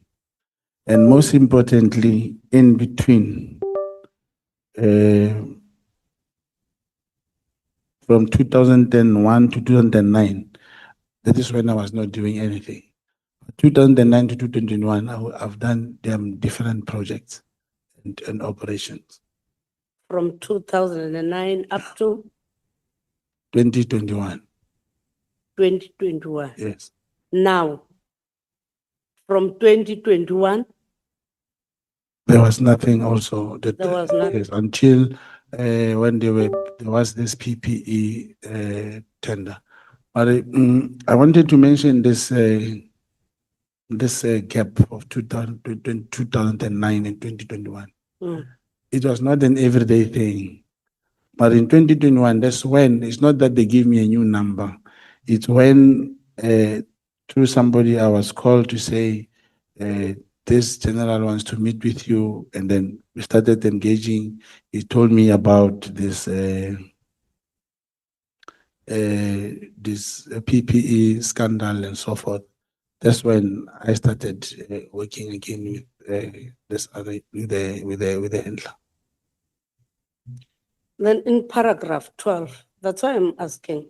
You are saying that you were appointed as an official informant for the South African Police Service. Then I want to check if then now you are officially appointed as an informant. There's no document, nothing whatsoever. Being an informant, it said verbal. There's no documentation. I don't follow the paragraph. Paragraph 12. After the STU's self-defense unit. Yeah, this is the one I'm referring to as an informant, which appears on the other document that I was registered and deregistered in 2021. So being officially appointed, there's nothing. You have a number which was deregistered. This was deregistered in 2001. Yes, that's correct. Okay, no, it's fine then. Then on paragraph 22 now. Looking at paragraph 22. Why did you investigate the individuals that are mentioning there? Lieutenant General Kwanazi, General Shaba Khan, all those people you are mentioning there in that paragraph. You are saying that it was part of the CI operations. Who directed you to investigate them? Yeah, it talks of through Chairperson 2023-24. These are operations wherein are investigated and or engaged. For example, Mr. Senzo Mtunu, I engaged with him. And we got here General Khan, whom I only at the time met after the recording. So this was contextualized during the preparation of the document to show that throughout this period, I dealt with these people. Is there a report on your findings about all these investigations that you conducted about these individuals? It will just be information, collection of information given to the handler, which is in the position to provide in this file. It is kept with the handler, nowhere else that information. It's of no use to maybe the National Commissioner, or because the National Commissioner is part of the individuals being investigated, then the information will be kept by the handler. Yeah, across the country, handlers keep information for their informants and underground agents. Okay. Yeah. When is it disposed? Or when do We have you access to. inform? Oh, thank you. I requested that I even mentioned that my co-handler has been also subpoenaed to appear before Matlanga. I believe he's finalizing his submission in regard to that. They asked him specifically to deal with that information, which I believe he will also apply for in-camera representation. So he'll provide all these activities, because including from my handler and the co-handler. Then if the handler dies, he dies with the information. No, and indeed the handler did die before I went to Madlanga last year. But the co-handler, I believe he had access to the file. That's why you have a co-handler. Okay. In paragraph 36, where you talk about yourself traveling to Kenya to look or to meet a gentleman with regard to CIA operations, who financed your traveling to Kenya? You're laughing at me No, I'm not. when I'm saying who financed your traveling to Kenya.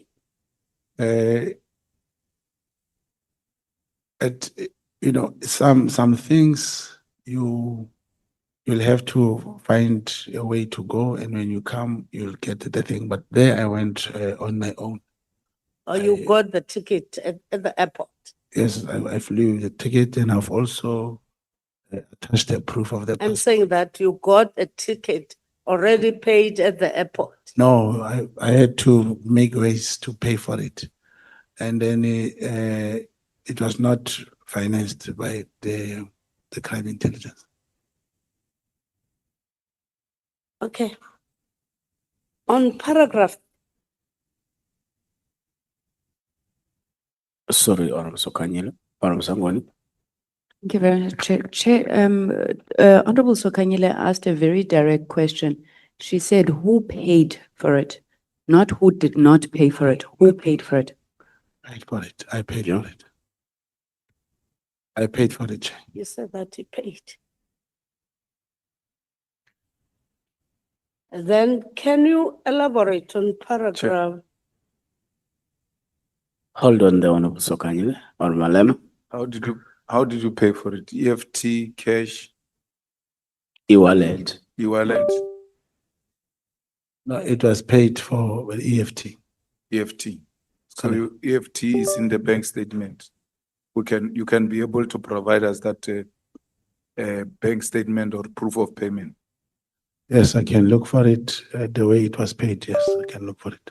Oh, you're saying it's paid EFT. If Yes, it's EFT, yes, you go yes. to the same amount you press, you get a The proof ticket of on payment. the name, yes, it's paid. And then where do you get the money to pay for money that could be paid by a crime intelligence, if indeed it's a crime intelligence work? In every thing we do, you have a team. In some instances, you talk to your handler. Sometimes he speaks to someone, and those kind of things get paid. It's a simultaneous question that they've been asked, who paid for my legal fees when I went to Madlanga? It's the same thing. No, it's not the same thing. Or you're talking of crime intelligence. You said you paid for your ticket. Yes, Now I ask you, how did you pay? You say EFT. that's correct. Then I say, where did you get the money? You say, you talk to the team, all of that, and then they put the money together and you find a way to pay. That's Which correct. means you didn't take your children's money and your wife's money. Some people came together, brought the money together, gave it to you or put it in your account, and you paid. You said people came together. We can't come together alone. Yeah, the Chairperson, Honorable Member was saying, how do you usually pay if the operation, how do you pay? How do you usually pay? I never said that, Chair. Please protect me. I never said that. I said, how did you pay this one?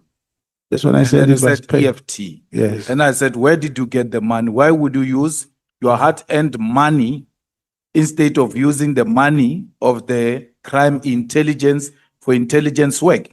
And you said, usually you work with the team. They come together and then they will put up something, and then you'll find a way to pay. And I'm saying to you, you are introducing a new element now. It's no longer you alone. There is a group that came together, gave you the money, maybe put the money into your account, and you ultimately paid. If that is the case, who are these people who came together? And if that's the case, Honorable Malema, he's not the one who funded the trip. Okay. Yeah. That's the case. Then I think I should give this thing properly, Chair. And thank you, Honorable Malem. The question comes in two folds. Is that did I use my money and who pays for the crime intelligence, whatever? At this current moment, I can assure you, Honorable Malem, that if I mention Major General Lushaba and those at the helm of the crime intelligence, it's very difficult for any operative or any CI agent who may not be in agreement, who can speak what I'm saying now, who can ever be funded or be assisted in the crime intelligence. It's a different Can thing. we talk about Stamford. the Kenya Did you trip? or I did you was not talking of the get two. financial assistance I agree. I said from there were- crime intelligence No, on your trip to Kenya? no, I did not. And I'm saying, as the thing stands now, many of agents who are working, who are not in agreement, I can tell you, if an affidavit can come like this and say, I'm not one, any other person who is labeled not to be one can never be funded by crime intelligence right now as we speak. So when I went to Kenya, it is indeed that now I get the point that Of your own. yeah, was it supposed to say it's me from my pocket? Let me correct it. Yes, the money, as usual, since then, we've been assisted and then for me to travel. And I was not traveling alone. For that matter, there are different, there's someone I was traveling with, but we assist one another. I have also put some money, but we have been assisted. I'm very sorry, Chair. Okay, hold on, Honorable Malema. Honorable Sokanyile, noting the time we're taking for you. Don't worry, don't panic. Honorable Malema, then we'll take Honorable Sangon. No, you are not clarifying anything. You said you paid on your own. We accepted that. There's no need to repeat that. And you said you paid EFT. You even committed under oath that you can bring the proof. POP. Yes. And I asked the question, did you take your children's money to pay an intelligence operation? And if the answer remains yes, why would you do that if it's an intelligence operation? Yes, and that's why I'm answering the second question, that as things stands now, there won't be any, it's not easy to access intelligence assistance now. From where I'm sitting, like if I can speak like this about the CFO and the head of crime intelligence, there is no way I can be assisted. I spoke about informants who bring a lot of information being paid like 3,000 rand, irrespective of the size of the project. Now, that's the second question. I was saying it's no more possible to be funded by the crime intelligence. But the first question you asked, did I pay from my pocket? Which I said, yes, in the beginning. I said, yes, I paid it from my pocket. And further confirmed that it means I was wrong. I was supposed to say, I did pay some and you assisted to pay the whole amount. And that's what I must correct. Then the question is, where did you get the money? From the person who assisted, from the person who also assisted. Who is that person? I'm not at liberty to give the name of the person. Is also in an operative who can be named. But how am I going to put this man's name here that he helped me to go there to look for the story about the CI agency and whatever, General Mkhonas? I cannot say that. No, we want to understand if your money comes from the coffers of the state, and if they do not come from the coffers of the state in carrying this operation, who is financing our state outside the coffers of the state to run operations of the state? That's what basically what we're investigating. Yes, true. Chairman, in the case of Kenya, I'm still repeating, I have put the money and someone assisted. But now there comes a question, where did I get the money? It doesn't mean I cannot even, if that person didn't put the money, I couldn't put the money. I have a small Yana business. I can also do some of the things. I have actually doing traveling many places, testing in these operations without getting money back. I've done that many times from my pocket. It's not that every time somebody must put the money. It's not that. Honorable Zangone. Thank you very much. I think I've largely been covered by Honorable Malema, but Mr. Mogotsi, you want us to believe that you're such an altruistic person, you're going to take your money and go investigate things in Kenya. Who were you traveling it with then? Who were you traveling with? But I did say No, it's a straight question. Who were you traveling with? I was traveling with somebody. Who? A The name? name, yes. I cannot give the name. You came here, you accused the Provincial Commissioner of Police of being a CIA agent. You accused the King of Amazulu of being a CIA agent. I think the least you can do is to tell us who paid for you to go to Kenya with regards to those allegations. No, and then, It's not classified information. it's not classified. And you are But- under oath and you've committed to tell the truth, the whole truth. So who paid and who did you travel with? Chairperson, I cannot reveal the name of the person I traveled with, Can you give us the reason for not being able to reveal but that? I'm putting his name at risk. At risk of what? I get it, this person is so good that they want to No. expose CIA agents in our country. Why would we not want to hold them in very high esteem? It's not high esteem. How do I So explain? if somebody is exposing spies, and yet you're saying, Nkwana- The General person I went Nkwana- to meet, you mean the one I left in No, Johannesburg? the one that you left with here and the one that who helped you pay. No, it is our team that help us pay. It's criminal intelligence now. That's No, it's not what you said to Mr. No, Malema. no change, no change. The question you are trying now, you see, that is, I'm very worried that this committee may end up not getting the truth that they need to uncover. If you're not telling us, then we won't get the truth. No, now the committee wants me to put the name of a person. It was whom very I easy traveled for you, Mr. Mogotsi, to say Lieutenant General Mkhwanazi is a spy.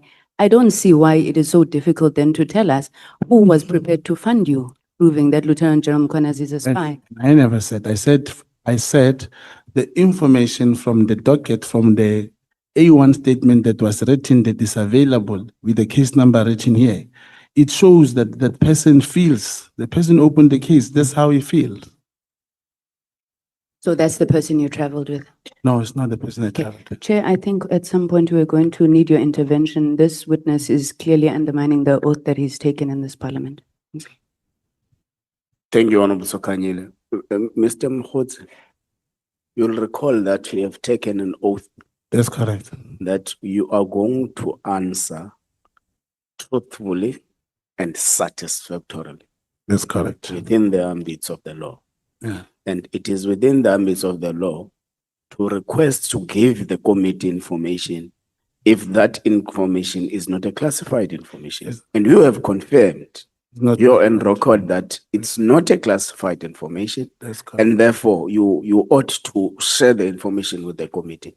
Because if you fail to do so, the committee is going to be unable to proceed successfully with your testimony because there is a detail that is still missing in your testimony. That's correct. Such that we are unable to test the veracity and the truthfulness, we're unable to proceed with what you had actually given the committee. So we'll implore with you to give as much necessary information as you can, as you had taken the oath to do so. Okay.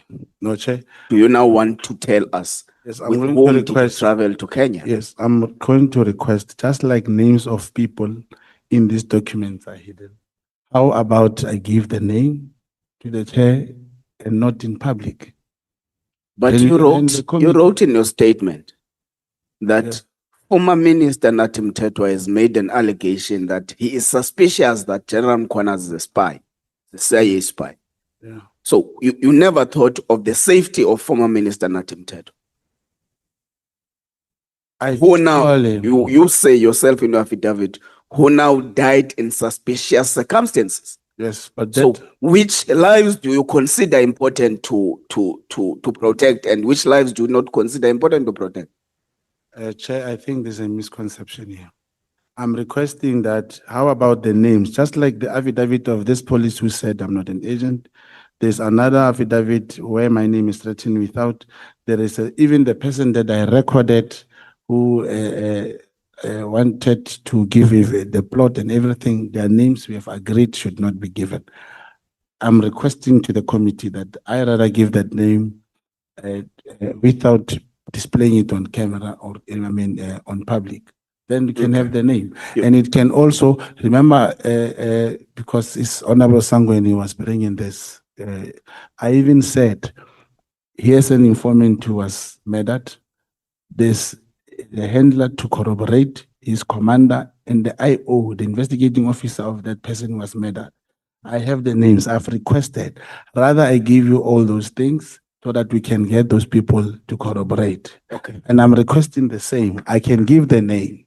In addition, that just like what Honorable Malema was saying, who's funding the state outside the state is a real concern, including if there's any operation that I have done where the money and all these things, if that is needed, I can submit that. But please, my humble request is that cannot be done in public. Can you please submit that through the committee secretary? And All do that that. information. And in addition, I need to add that if why it's so difficult, the person I traveled with, he didn't even know when I were going there, I had to meet this George and so forth. He didn't know. You'll provide that in the Yes, report you're I'll going do. to support to submit to the committee secretary. Honorable Malem. No, thanks, Chair. I'm just saying with that understanding, we now know that, which you must comment, we now know that he hasn't financed that trip himself as he was claiming before, that he paid it EFT from his own money, someone else paid, and we now know that he was not alone in that trip, he was with someone else, and the names shall be provided to the secretary of the committee. Is that the understanding? And that No, but I'm summarizing what you are Yeah, saying. You so- refuse so- to the names. Yes. I'm not fussy on the names. And the proof. I'm now saying the notable thing is we now have another person who financed the trip and we have another person who's now part of the trip, which we didn't have before. Yeah, which he That- paid only 5,000. Yeah, that's fine, but we Yes. now know someone gave you 5,000. Now they're receiving amount. No, yeah, not to me. Yeah. I agree. He bought the ticket, and then he only spent 5,000. But Guy, the- you see, money doesn't work like that. If I pay a ticket for you, I gave you money. Okay. Yes, you, at the end of the day, you benefiting from that. You are a beneficiary of that ticket. So the money was spent on you. Yes. How was it spent on you? By buying you a ticket. Yeah, So but- when I say to you, he gave you money, I don't literally mean he has put money in your pocket. Yeah, but not paid by this. Yes, not paid by this person I traveled with. Yeah. Oh, okay. There are two people. Then the There's summary the one who paid 5,000, then there's the one who traveled with. then There are the three summary. people. The third one, it's you Yeah, then there's the summary. to Kenya. That's correct. Thanks. Yeah, please provide the details of all that. And Yes, submit and to then- the committee. And then time by when that time I do it. Today is not later than Friday. Only these names or all other things we spoke about. All the other things we spoke about, the proof, In that. how the tickets were paid, the copies of the tickets, and all that. All right, Thank you. Honorable Sokanyeli, we apologize for doing this to you. We'll reimburse your time. Thank you. It was necessary, Chair, because I nearly thought it was paid by him because it said so in the beginning. But thank you very much about those interrogating questions. Mr. Mogotsi, can you just elaborate on paragraph 38? I'll read what is written in your statement. During my investigations on Lieutenant General Mkwanas, I came to learn that all his suspects did not make it out alive, and all of them are basically denied of the right to a fair trial. Can you elaborate on that? What are you saying on that statement? No, I was talking, thank you, Chair. I was referring to most of the, and I think there's an error here on the first one. The second one is correct. Which first one? I came to learn that there's no all, that I was supposed to be many of his suspects did not make it out alive, and all of them, that all. I was referring to many cases where the PKTT is engaging with criminals. Usually there is a shootout with the police and they all die, usually, and many of them have been dying. That is my contention. Unlike other But you provinces. say, during my investigations on Lieutenant General Mkwanazi, not PKTT. You're mentioning Lieutenant General Mkwanazi, not PKTT.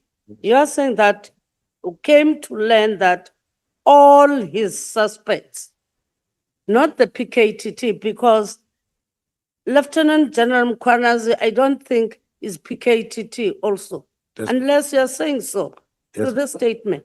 And let me clarify it. Lieutenant General Mukhonasi doesn't conduct arrest, and then he's mostly utilizing the team that's in the PKTT in his province.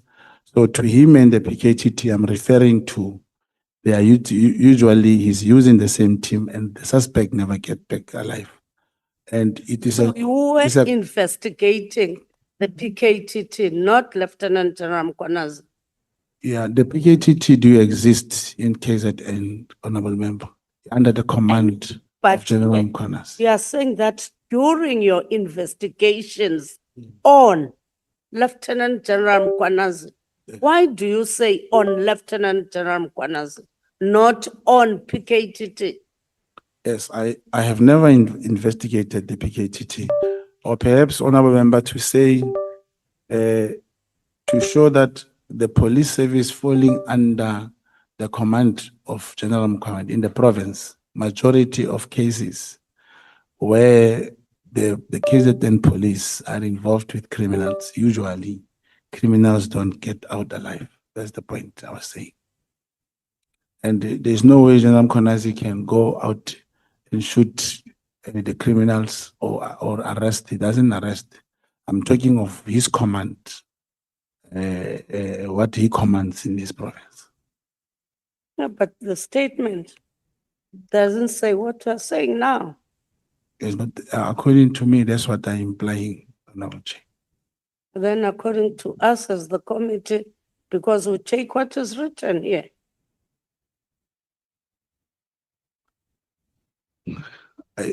I don't know how the committee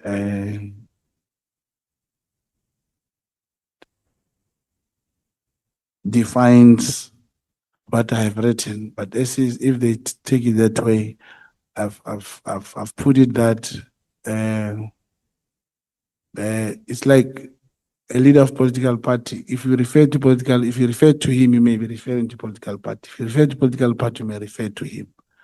But in this case, I'm talking of most of the cases where General Mkhonazi's province in the PKTT, where they are engaging or doing whatever with the criminals, usually criminals get shot and killed.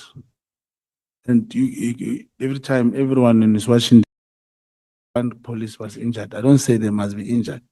I'm saying the way in which these criminals get killed during the shootout, they don't make it to court. They don't get arrested and appear in court. That's the point. I'm looking at the information, for instance, in paragraph, is this the paragraph 96, where your handler and the co-handler, they promised to speak to Lieutenant General Sibia. Why did you want to brief Lieutenant General Sibia instead of the National Commissioner? The answer comes from paragraph 94, honorable members. The company also had links to former Minister Peggy Cele. The information was discussed by my handler that I should wait until the election. Now, where there is an appointment in operational matter, it is done by the National Commissioner. And if the National Commissioner appoints someone, there's no way when you want to investigate that particular thing, you can go to the same person who appointed.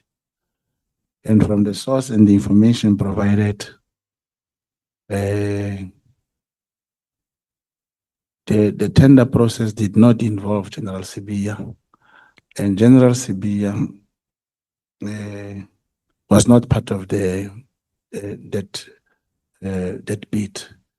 So the handlers felt it can be more strategic that we work with him in obtaining the information that we thought was important. Before you go and gather that information, you're being told about all the sensitive issues on the crime intelligence, are you? The briefings, I don't know the sensitivity honorable member is referring to, Chair. I'm saying that you have information more than the people that are in the crime intelligence. Is that not so? I don't know how much information they have as opposed to what, but I am involved there, honorable member. That information may come to my possession. Okay, no, it's fine. We'll go through. Sure. Thank you, Honorable Sokanyile. Honorable Nomvalo. Let's proceed whilst Mr. Ramano and Advocate Maria are still busy polishing the video. Honorable Skosan. Chair, I just wanted to get clarity quickly. I didn't want to interfere, earlier. But I remember vividly that the answer which the witness gave to Honorable Malema and us here, other members, now you changed, you said 5,000 rand. Am I right? The money from your pocket, if I heard you well. From your pocket for the trip, the trip, yes. No. How much have you paid out of your pocket? I said that guy may have paid around 5,000. You see, the trip, when you talk of the ticket, that's where we're all going to rely on. But when you arrive, there are additional fees, your accommodation, your food, your traveling when you're at that site. So the 5,000 I said came from the person I was traveling with.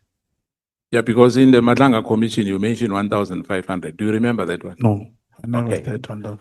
It will come when I ask you, because you are the way you respond to honorable members, you are very recondite. And we are very recondite. In other words, we are not clear. Your answers are not clear. You are evasive. And if you can just try, and not be recalcitrant. Because for me now, when we start engaging you started to be difficult. We are not a court of law. Relax, Mr. Mogotsi. Thank you, Chair. Chair, I just say, and I'm happy with this thing, Chair, but in Madlanga, we never spoke about the second person. And I cannot remember talking about one, but we'll wait for the time when you ask questions. Thank you, Chair. Thank you, Honorable Nomvalo. Looks like the clip of Advocate Maria is still problematic. Thank you, Chair. Good afternoon, Mr. Mogotsi. Good afternoon. So the video that has been played here, is that you confirm that that is yourself? It's Mr. Mogotsi who are speaking there. Yeah. So if we find contradictions between that video and the statement that you have submitted here, how do you advise us to move forward?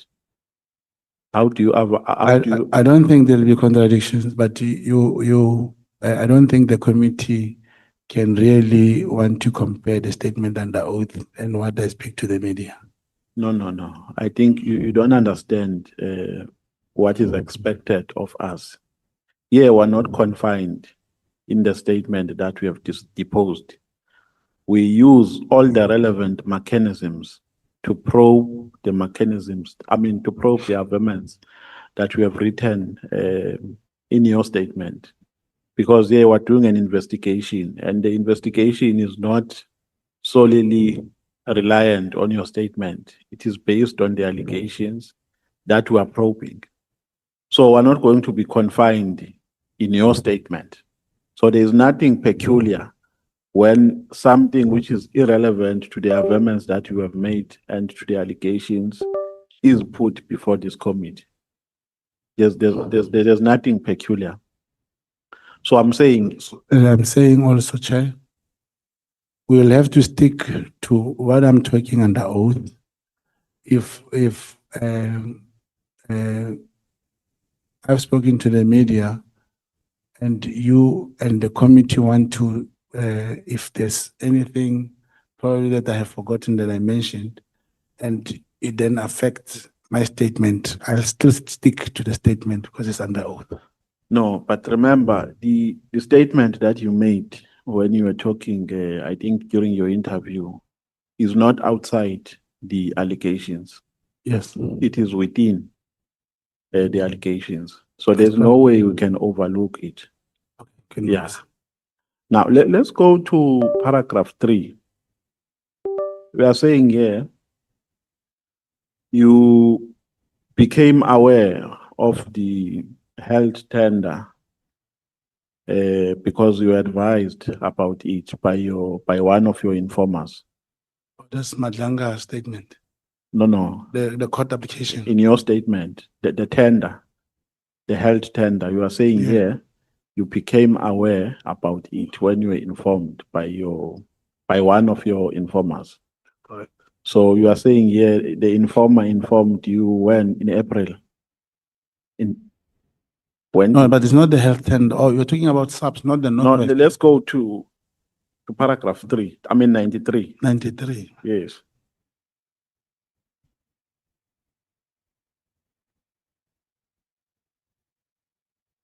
Do you see what I'm talking about? Yes. Yeah. So you are saying, yeah, during the period of March/April 2024, one of my sources in SAPS informed me about a health tender. Do you That's see correct. what I'm talking about? That's correct. So was this the first time you knew about this tender? In 2024, yeah, Was that's it for correct. the first time? Yes. So It's for SAPS. Ne? This is for SAPS. yes, the health tender. This is how we have termed it here. Yes. Health tender. That's Open correct. quote, close quote. That's correct. Yes. So was it for the first time you knew about it? This Yes, tender. about this tender, yes. You didn't know about it before you were informed by one of your informers. Yes, by the source, I did not know about it, yes. I did not know about this particular tender. Okay. On paragraph 96, no, before we go to paragraph 96, on paragraph 102, you are saying you engaged Mr. Matlala in a meeting that was arranged on the 7th of December 2024. And Matlala raised frustrations about this tender. Do you see the contradiction I'm talking about? The meeting that you held with Matlala was in December 2024. The informer informed you in March, April. So which one do we take and how do you justify this contradiction? There's no contradiction. In April, the minister was still Minister Begiteli. The tender was about to be awarded. May, June, July elections, a new minister came, and then July, and then, as you say in paragraph 10, in 7 December, the same year, that was March. It's not 22, it's not the year before that year. It was the same year. It is May, June, July, August, then September. After I have also met with Kat again, that's when we spoke about this tender. Okay, and then on paragraph 96, you are saying you told Mr. Sibia about Matlala's tender. What is it that you were telling him about in relation to this tender? To say there is this particular tender that we heard about that is going to be awarded or that has been awarded, we would love to know more about it. Is there a way you can make us meet the service provider? Why did you want to know more about it? As it is alluded there that one of my sources informed me about the tender that has to be awarded. And No, but 94 awarding a tender is not illegal yeah, 94 unless there's says, something you have picked up.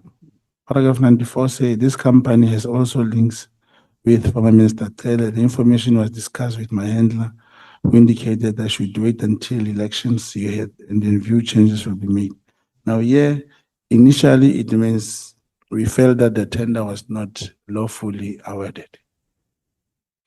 Yeah, so you were advising General Sibia that the tender has been awarded in an illegal manner. Is that what you are saying? No, not advising.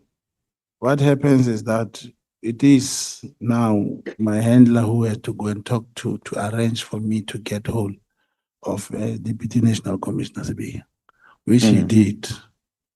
And when we met, that's when I started talking to him about this crime intelligence corruptions and so forth and the tender.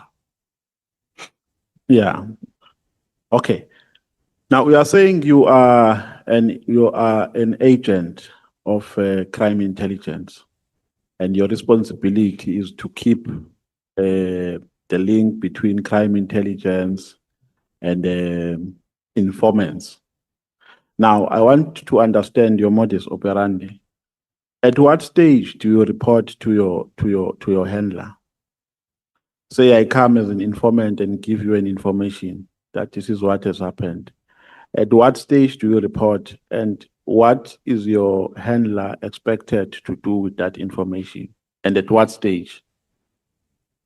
Anytime when it's especially if there's a decision to be made or any operation or anything that should happen, you have to get the permission and you act on the instruction till you achieve or not achieve. You still go back to him. You still inform him that this particular person, this informant is saying 1, 2, 3, and we are awaiting the outcome. I must go and verify the scene or something. The informant, the handler is always in touch. Yeah, no, but I'm asking, and you take the information to your handler, and then what does he do with it? Now he has to do his work. Remember, I recruited me. He's trained to obtain information from me and deal with it. And take it up. Yes, wherever he takes it. To crime intelligence. Wherever he takes it. At what stage is the case opened, a docket? No, crime intelligence does not open docket. Doesn't even handle docket. That is why in every circumstance where I say I brought the handler to facilitate the opening of a case, the handler will talk to the relevant police to open a case. No, but I'm trying to understand the value chain. Yeah. That you get this information because you get an information which is crime related, and at some point the docket will be opened. At some point, for instance, in this case, you are saying you are doing an investigation about this tender.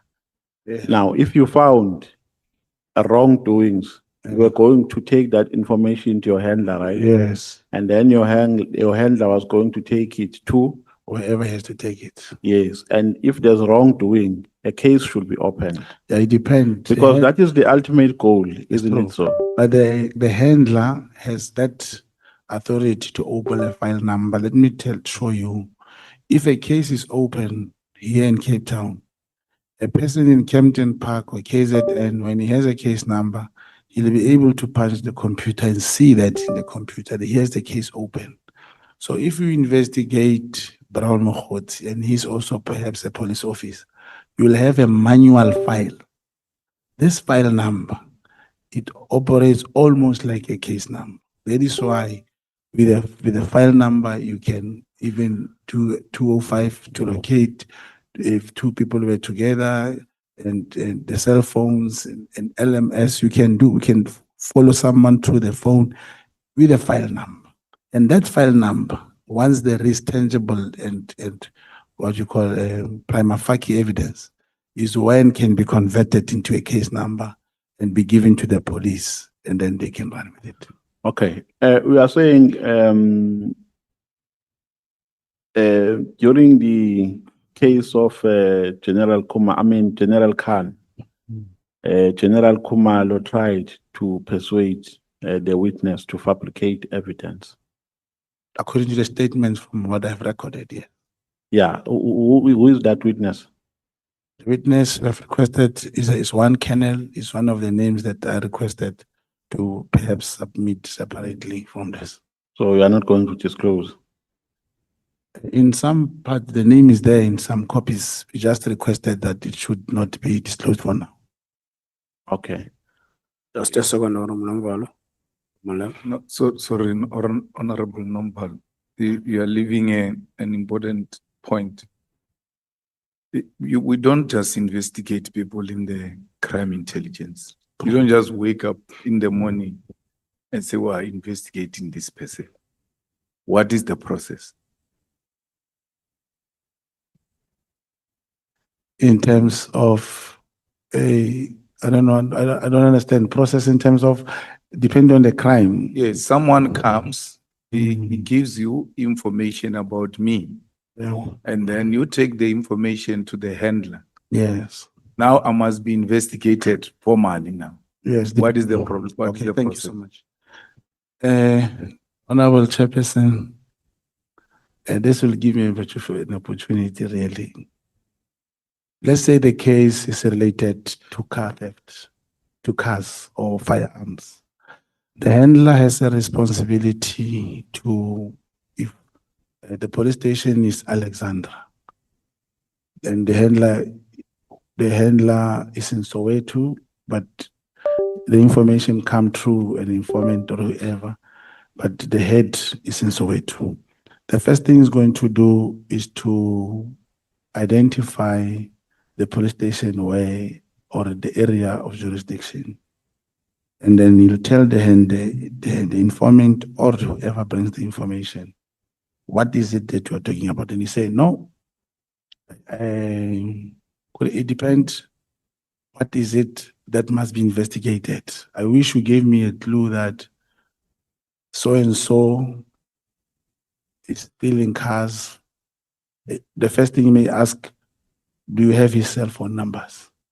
Where did they steal their phones? The cars. As soon as you get your cell phone numbers, the handler must talk to whoever he has to talk to. There are two options. If you have already stolen that car, it means the case is open. But if you are plotting to steal the car, the handler must activate the unit, let's say the car unit, the motor vehicle and what theft unit, and say there is a plot to steal the car on Friday and whatever, then the police will go and wait if you are going to commit crime. But let's talk in case of SASSA cards. Someone is stealing cards or is opening accounts and is withdrawing money from SASSA. See, that one requires investigation. You cannot stand the police, tell them stand by to arrest the person. That's where crime intelligence will have a file number. That's the thing. They won't register a case. With a file number, they will identify all the instruments that you are using to commit that crime. If a cell phone is involved, they will either look for the X70, like for your phone to be listened. No, I hear you. We don't have too much time. So your answer is crime intelligence doesn't open cases. Oh. No, crime intelligence can have a file. The case and the docket, crime intelligence No one can find him with the docket. The docket is handled by the detective and the police uniform, including the DPCI. They have dockets. Crime intelligence will sit with the detective and the DPCI, gather them information, give them. But before the case is open, he can have a file number so that he can go to court and apply to listen to your phone, apply to follow you, and all those things through the file number, which must be approved by the divisional or sectional head. Thank you. Thank you, sir. Okay. Yeah, on paragraph 29, we are talking about your trip to Durban. I'm trying to understand you from the correct perspective here, because I don't want to quote you out of context. So you are saying here you were following Matlala because you went to Durban after he told you that he's going to meet somebody who's going to help him in his problems. So when you get there, you follow Matlala from the airport. I mean, you got in the airport, you were told by the Uber driver what car he was driving in and so on. So am I correct if I say you were investigating Matlala in Durban? That's correct. So you went there to investigate Matlala? Yes, to follow the lead of who he was referring to, who can solve his problems. So what did you want to establish out of all that? Because now, if you say my tender is about to be terminated, if you say I've been followed, and you can't help me, he's talking to me, and he then think, or look, in Durban, there is one particular person, if I can meet, he can probably solve all my problems. And because I knew the date, that's when I went 2 days before. And then, indeed, we did speak here and there, confirming he was coming. And then to follow him was to know who the person he was going to. Okay, so when did you start to investigate Matlala? I don't get on When that trip. When did you general. start? When Oh, did you that was- start? Yeah, that was around September when we started knowing about the tender was finally appointed to September 2024. Yes, I cannot be like it, but I remember it's after we have spoken to General CB. Okay. And then, so the only transaction that we have spoken about here between you and Matlala is 140-something thousand for January 8. That's correct. Is that the only money you got from him? It's because the names of people, the tickets, he paid them directly apart from the 149. So I've No, not- I'm asking. No, it's not. Directly means cash receiver. Whether he pays to a business account, but a money that has been paid. Spent. Yeah, he also paid for tickets. Tickets for the same event. For the same, for people who were traveling, some of them we sent him a list of about. No, I'm asking, besides the January 8 expenses, did he pay for something else, or did he pay No, any amount to you for other activities? he has not paid it. So this is the only amount that was paid. 149 and those tickets, yes.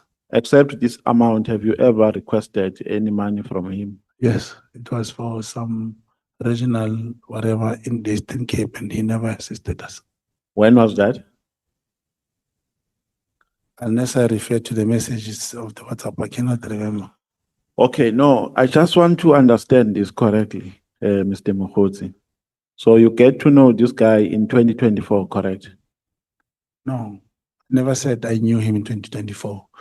If you remember, I spoke about the Boko Haram, which was displayed in. No, I'm saying knowing, I mean, communicate with him. I mean, in terms of communication, you started to communicate with him when? About the tender. No.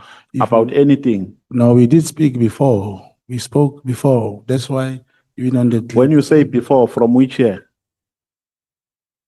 It's 20.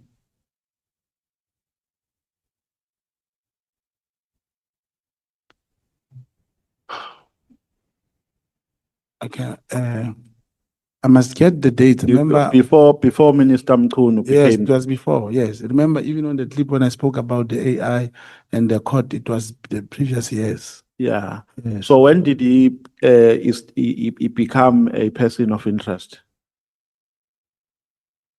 Explain what is the person. No, you are saying you were investigating Oh, him. that part of investigation. Yes. When It did was you only after, we knew that the tender was not properly awarded. Before that, he was not a person of interest. It was during the time of Boko Haram, but we could not prove, we couldn't find anything. You were communicating already. No, but I had these numbers. No, from them. but I'm talking about communication here. When did you start to communicate with him? As a person or during with the tender. No, communication can happen Oh. whether there's tender or there's no No, it was tender. previous years. It was before You were 2020. communicating. Yes, So you had each other's number. yes, correct. Numbers. Yes. You were speaking Yeah. about what? He was a businessman and he was close to the guy that I knew him from. I knew him through, sorry. And at that time, you were an agent for crime intelligence. Yes, yes. So he was not a person of interest to you. No, it was, he became a person of interest if you refer to person of interest at the criminal level. Like I said, there was a Boko Haram intelligence report which was presented to the Minister of Police then. It had a picture of Kate Matlala and he was written AKA John Wick. That's how I started to know him that time. But we started talking to him, it was after even the COVID. Yeah, you know, as I'm speaking with you, I'm trying to cool down so that I don't give you an impression that you had when you arrived here. I'm doing it deliberately so that you would understand that the intention here is to get the truth, nothing but the truth. Yeah. Now, this person becomes a person of interest to you after you learned about his tender. But then you start to investigate him. But you continue to request for financial favors from him, even after you started your investigation. Yes, it's correct. Not my personal favors. Now, is that ethically correct? Because I was going to understand, yeah, you were asking these financial favors not to advance your investigations. Because you are going to keep the money, you're not going to use it. No, not to keep it. It funded. He came with the idea, Chair, that He came with what? idea that Yes.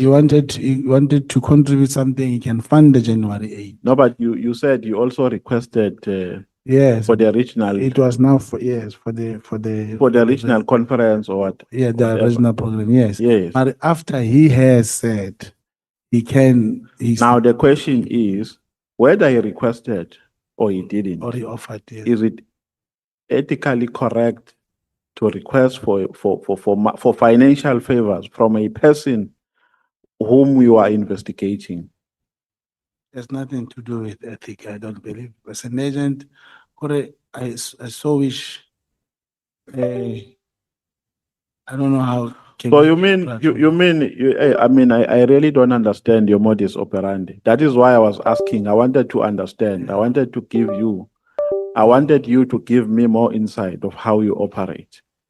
So you mean it's correct for you to ask for financial favors from a person you are investigating? I don't say it's correct. You're talking about, is it ethically correct? Yes. When someone offers to assist a January 8th or something, and he do it through me. So you take that money and use it. Yeah, it was not meant for me. It was for the celebration. No, but you facilitated. Yes, You were yes. speaking with him. Yes, I was talking to him. Yes. After he so offered. you took that money. Then what if that money came through the proceeds of crime, or maybe came through the very same tender you are investigating? Unfortunately, Che, I'm not a prophet to know where the money. No. Don't try to downplay this. This is not funny. No, I'm not being funny. Because Mr. Mogotsi, I don't buy your story. It's difficult to buy your story because it's full of contradictions. That's number one. Number two, you keep on saying you were pretending on everything you were doing. You were saying no, we are saying no, I was pretending to be doing this, I was pretending to be doing that. There is nowhere where you take accountability and say, I was wrong here. No. How can you take monies from a person you are investigating? How can you ask for monies? If I'm investigating Honorable Shongwe here, because of the evidence that I have at hand, or because of the information which I got, where's from my informer? Because you are saying you got this from your informer. And thereafter, I make financial requests. How is that possible? Hey, Chair, you know, I wish this was not spoken in a platform where there are politicians who understand exactly what we're talking about. What do you mean by that? Here is someone who presented a story. He was with former Minister Vegitele. He told him, give this Mogotsi money. We want to arrest Senzo. He said that before this committee. I didn't know. The same person talks to me and say, you know what, I want to fund this thing. Even thought maybe Minister Senzo have certain ambitions. He was talking a lot of money, but he only funded this January 8th. And the minister didn't know, was not part. He did not even book accommodation because the minister has official residence here. So if you talk to me in the context of saying as a human being, like maybe, and when I came out of this, I never said, honorable members, I'm a high priest, I'm this. I spoke the truth. This is legend building. This is what I'll do. This is how I obtained the statement.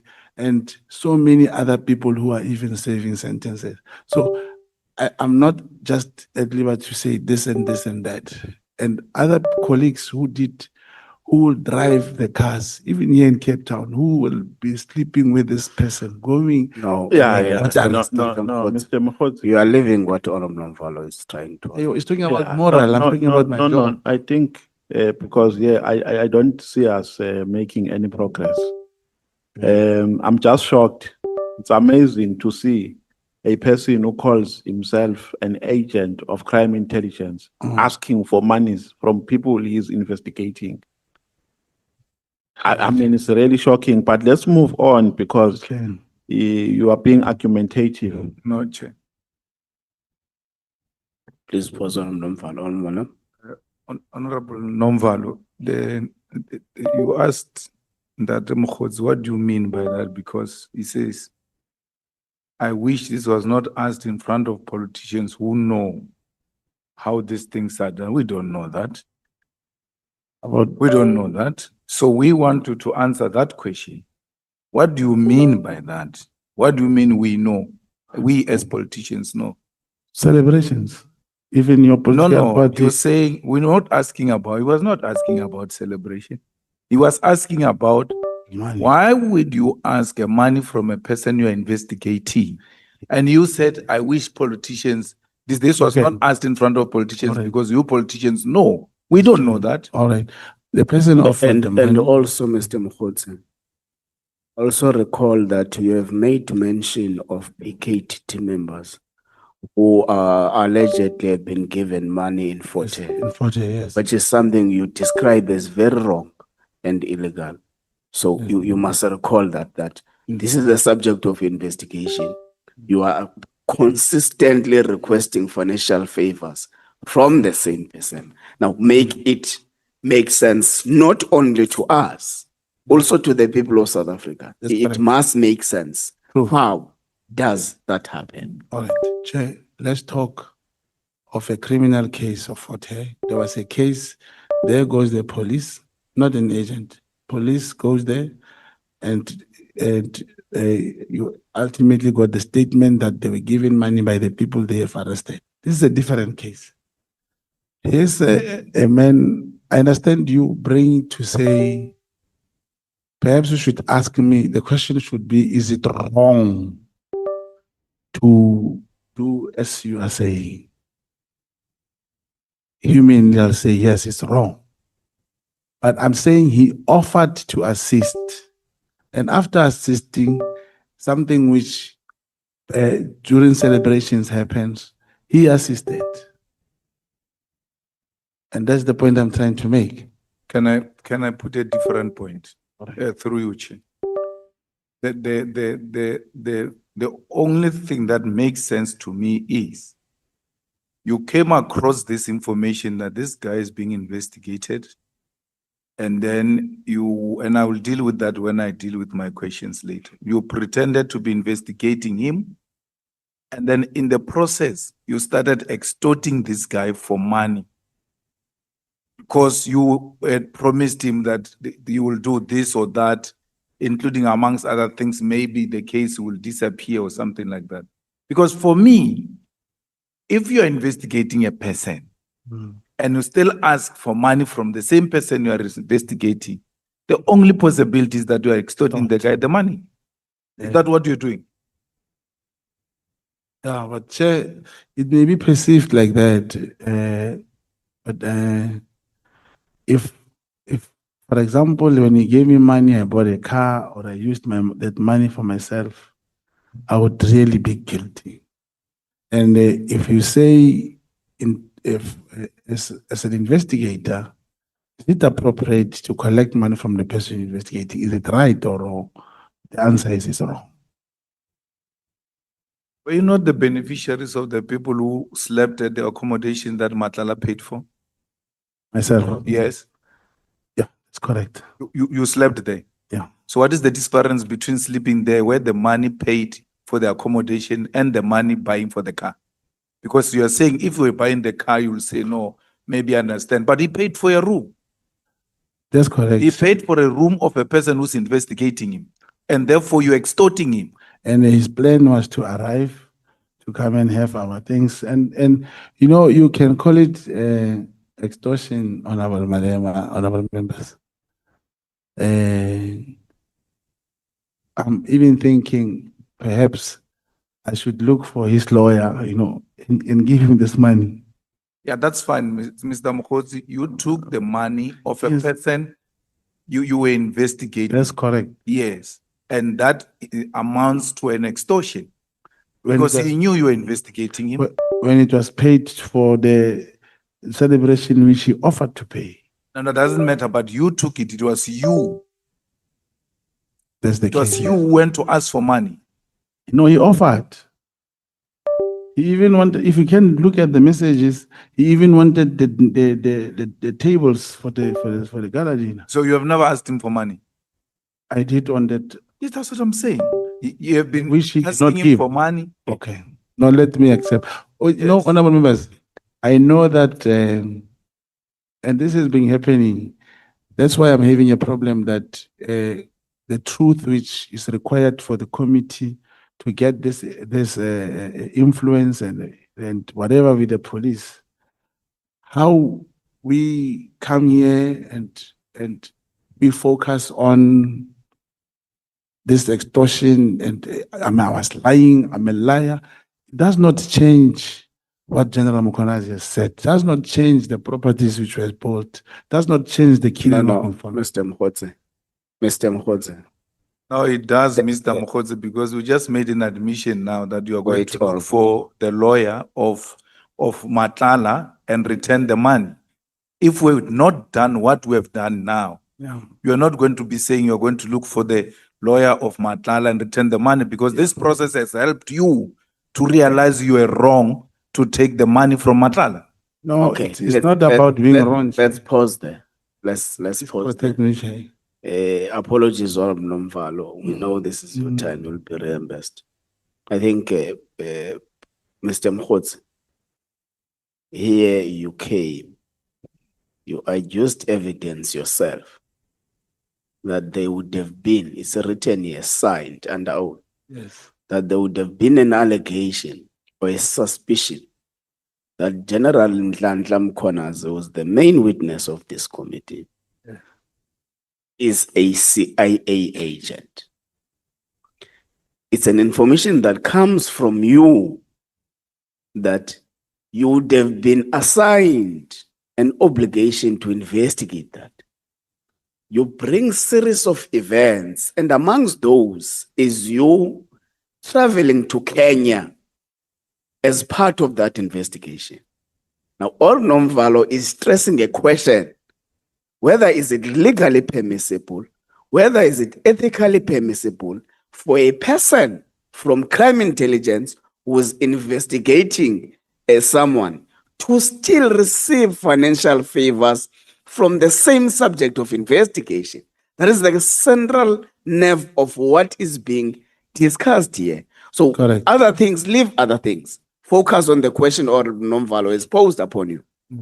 Yeah, but in addition to what Honorable Member is saying is that No, Malema I'm talking about followed up. for one Wait, foot. wait, Mr. Mogotsi. Malema followed up on a question asked by Honorable Nomvalo, which you did not answer satisfactorily.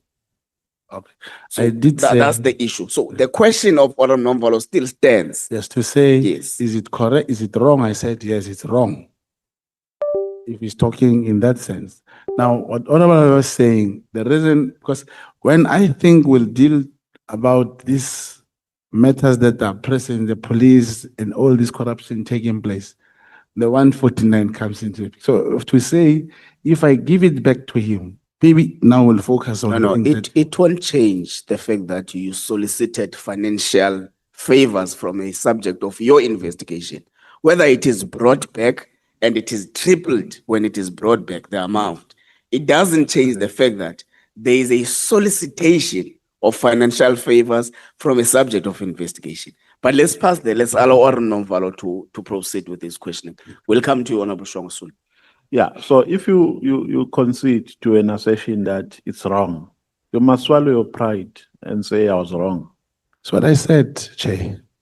Because we're talking about, when I was talking about being on duty and someone offering, and then you bring it back and say it's wrong. I said, if you say, ask me, is it wrong? I'll say, yes, it's wrong. Yeah, and then how do we continue to trust your credibility With the money that was spent with in that celebration. cloud hanging over you? The committee will decide if the information I give is usable or not. No, but I'm saying not even the committee now, but South Africans, how do they continue to trust your credibility with that dark cloud hanging over you? Chairperson, if the person, or even this past January 8th, somebody paid. The people do spend. Now I say, okay, because it's a subject of investigation, it was wrong. There comes that cloud. I'm saying it was wrong. But it doesn't mean I did not produce evidence here. It does not mean the evidence and the information I'm bringing does not exist. Yeah, we are saying Matlala told you that he gave Mkwanazi. Mr. Matlala told you that he gave General Mkwanazi some money. Something. Did you take it? Not money. He He said said something. something. Yes, I told he said I gave him something, but it will be presumed as money. So you didn't ask what kind of thing he gave? No, I didn't. Remember, he was talking to me from prison over the phone. He Yeah. didn't tell me how much. Because that is another part. So he called you from prison. Yes. What was he using to call you? A telephone? A cell phone. A cell phone? Yeah, In prison? that's correct. Is it legal to use a cell phone in prison? It's not legal. Why did you I not? mean, it is not legal at all. Yeah, because you know why I was asking your modus operandi. No. Here is a person who is breaking the law. And you are saying you are an agent of crime intelligence. Yes. You know, I was in the portfolio committee of correctional services. Yes. We're doing oversight in correctional service facilities because of a dominant criminal activity within the precinct of carrying cell phones. And cell phones are used to facilitate crime inside prison. Now, here you are saying to us, you are an agent of crime intelligence. There is this person who is committing a crime speaking with you, and you are not reporting that. Chairperson, and thank you that you are doing oversight. In those correctional centers, you should have asked them, do you take these people to town to buy phones? You cannot even say it's crime. When a phone is ringing on my phone, once a phone rings, And I answer saying I'm Cat. You will never know if it was borrowed by a police inside or where does he get the phone. What is important is to get the message. So you never raised that with anyone? No, I can never raise it with anyone. Yeah, so it was business as usual. It's not business as usual. No, but here you are not a normal person, remember, Mr. Mogotsi. You are not an ordinary citizen. We are working with crime intelligence. Crime intelligence. And you are saying you have your informers from whom you take information. Including in prison. Yeah. So how do you justify now a scenario in crime is committed in front of you and you don't say anything? Yeah. You see, Chairperson, my job, if people are stealing chickens in the street and my house, it cannot fall in my scope of work. I'll just look at them. Let me tell you an evidence which was brought here by Patricia Mashali about the person inside prison. That person could not have taken out that information if he did not have a cell phone. There are cell phones. It's not my fault that there are cell phones in prison. But the important thing is just look at this now. If I drop the phone and say, I'm going to report you, I wouldn't have known that General Mokonazi had a meeting with Ket Madlala. And that was a very important message that he was giving to me. So I had to say, and also to add, Chairperson, when he was talking to me, it appeared on the news that he was found talking on the phone. And he was talking to me. And it's worrisome. But he gave me information that he was, and no one is concerned. Well, it was clarified that General Mkonazi never said he won't meet criminals. He said he won't make peace. It's clarified. But I was concerned that he met with Ket Madlala.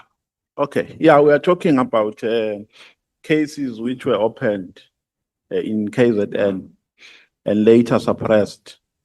You are saying they were opened in police stations, in different police stations. Cape Town. No, the cases which are related to harassment. Oh, yes. In the Zulu Royal House. Yes. Yeah. So to which police stations were they open? I don't know. They just said they tried to open police station. The 8 and Prince Zulu. Who? Prince Zulu, Smagati. So, I mean, you have written it here under oath in your statement. So you didn't make an effort to probe it further, to get some details, even names, because if we want to take it further, we must go to those police stations. No, the case and see if really cases were opened and were not attended to. No, but Chair, that was not my job now. I can never inquire and know.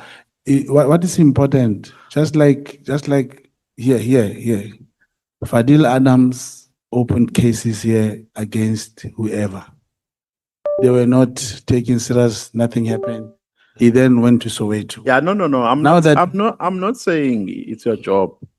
Yeah. I'm saying here to you, you have written this in your statement. Yes. As evidence. Yes. So to help your evidence, not because you are doing anybody's job, but to help your evidence, did you probe this further? Maybe just to ascertain, because you can't rely on hearsay and say, this one told me this, I wrote it. It was not my job to inquire about it. Whereas we have written it here in your statement. It's true, Chair. Yeah, because here you are helping the committee, correct? That's correct. To probe all these allegations. Yes. So now we're in the dark because we want to know these police stations so that we can take the matter further. No, I can take it very easy, Chair. The matter was transformed on page 9, was transferred to Nongoma under case 974. This case number is in Nongoma. When you get to Nongoma, we'll get the A1 statement in the docket with the name of the complainant, and that's where he'll be able to give. But other thing that I can do, if I'm allowed, because I can ask someone to obtain additional statement to that effect from the same person who opened this case. Thank you, Honorable Nomvalo. Greetings to the Chief Whip of the official opposition, who has come here and disturbed my members already. the chair and the whip of the Higher Education Committee, Honorable C and Honorable Low. Honorable Shongwe, you start now. Thank you, Clip thank you, of Chair. the evidence leader is still feverish. Please proceed. Okay. Re Mogotsi, how is it? No, get them, Papa. Okay. Oh, sharp. Okay, I'll let okay. Ba ga Mogotsi, ke ba kwena or ke ba tao? Ba farologana. Oh, wena? Ke morolong. All right. No, ke a o dumedisa. Lebo. Before o tla mo sa le wa bonana le Mama Bolo, Mabolo ke mang? o la sa le apara o tshwana le wena so. Azanga ne? Ha ke Oh, mo- tsebe. Okay, no, just Tla pele ba ke- checking. Maybe o nkadimile. All right, all right. Firstly, I would like to say I'm sorry for saying you are the Black Sullivan. I know you complain about that, right? Thank you. But I need you to prove me wrong. Paul Sullivan says he used his own money to conduct investigations because he loves South Africa. You are saying the very same thing, that you used your own money to travel around Kenya and wherever to do the investigations. What's the difference between you and Paul Sullivan there?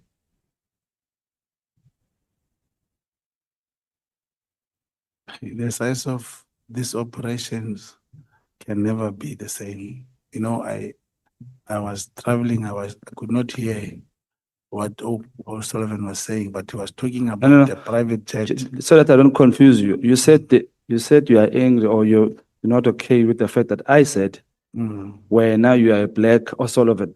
yeah. So I'm asking the difference between you and Paul O'Sullivan. Sullivan says he used his own money to conduct investigation. You are saying you used your own money to conduct investigations as well. Is there a difference between you and Paul O'Sullivan? With the action that you have taken, you are referring to the same actions, not It's that the we are the same, eh? same. The actions, The action. not that me and him are the same. Okay, we'll get to it. I believe he's a liar. Are you a liar? I don't understand the question. Are you a liar? No, I'm not a liar. Do you think you are honest compared to Paul O'Sullivan? I don't know if Sullivan is honest or not. Are you an honest person? I am an honest person. So when you take an initiative to do investigation with your own money, to whom do you report to with all these findings? To a handler. To the handler. Yeah. And this handler of yours is taking information from you for free, but he's a handler. No, it did not happen every time. Here, the matter was referred to Kenya. Sometimes you are in a situation where 700 rand, 1,000 is required. You will inform him and still execute what is required. You cannot sit and say there's no money. In every circumstances, even people playing soccer, Yeah. when the game is about to start, whoever is in charge will put petrol, take them to the ground, and perhaps expect to be paid back. A similar situation. No confuse Mr. Mogotsi. Angisazi sesikhuluma ngani. Asibuyele emuva. I'm asking ukuthi this handler of yours, Mm, you are giving him information yes. and it doesn't reimburse you your own money that you used for his own information that you give. In the case of Kenya, In the or case you're, of Kenya. or you're talking generally. No, I'm talking, okay, where do you get funding? Who funds you? You see, it's a very difficult question. My handler is the one who can answer that. But I'm saying, ever since this arrest of General Kumalo and them and stuff, there has never been any operation that has been funded until today. Let's pass that, we'll come back. Have you been arrested? Yes, How many times? for being sentenced or arrested. Arrested and sentenced? I was sentenced for drink and driving assault. Okay. How many cases have been dropped under your name? I cannot remember. Have you been charged and have cases dropped? Yes, How many? and many times. Many times. And what were those cases about? the assault, driving, or not driving, reckless driving, fraud. There are many. I cannot. Perhaps if we had the CP 69 printed, You we will would- have those. Yeah. Is there a murder case that has been dropped on your cases? Yes, that's correct. What happened? That's dropped. The state must. What happened? Why did they say you murdered somebody? It happened. You murdered somebody? Yeah. Why? I mean, isn't that personal? Murder, personal. Can you ask me for, no, to say why, Maybe Kastwana murder, no, personal. okay. If me and somebody had a fight and he died, Oh, and you ask me why, I'm asking what happened. no, there was a fight. There It's was not a that fight. it was an intentional. Did you shoot that person? No, it was physical. And he fell on his neck. I fell, okay. Yeah. All right. And then that case was dropped. That case was finally was dropped. It was dropped Yes. as a self-defense. No, it was not. If a self-defense, it means I was found not guilty. Were It's you not- found guilty or not guilty? Not guilty. Okay, let's go back then. Well, that I'm case was saying dropped. If you say self-defense, it means I was found not guilty. The court found out that it was not an intentional killing. But if it was dropped, it means it was withdrawn. Was sound confused. Are you saying you were charged? Yes, and the matter was And then- withdrawn. The matter was withdrawn. That's correct. Were you found guilty? No, But the case was dropped. the case was withdrawn. On what basis? I don't know what was the thing. And which court was this? It's in Mawatu. This handler of yours, was he involved in getting that No. case dropped? No.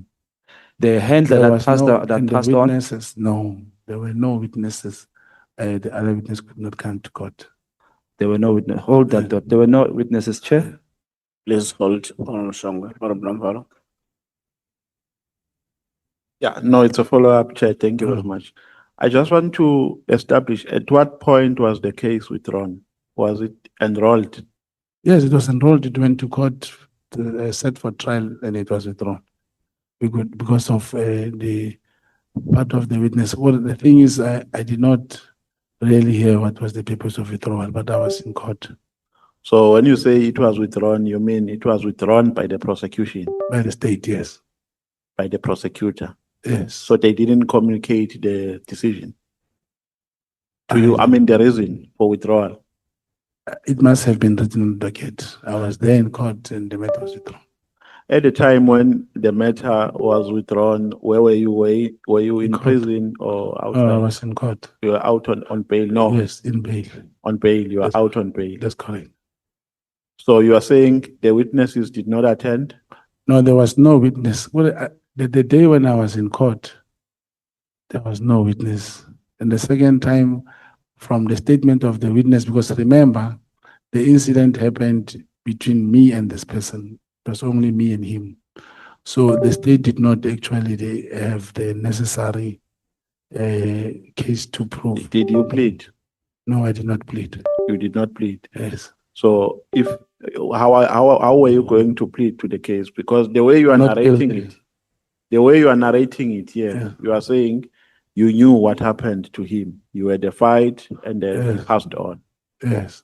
So I was- is that the same evidence you are going to give in court? Yes, but it was not an intentional. He fell on his Yes. leg. But I'm saying you are not going to deny the merits that No, he I died won't. because you had a physical fight Yes, I and wouldn't he did deny. not survive.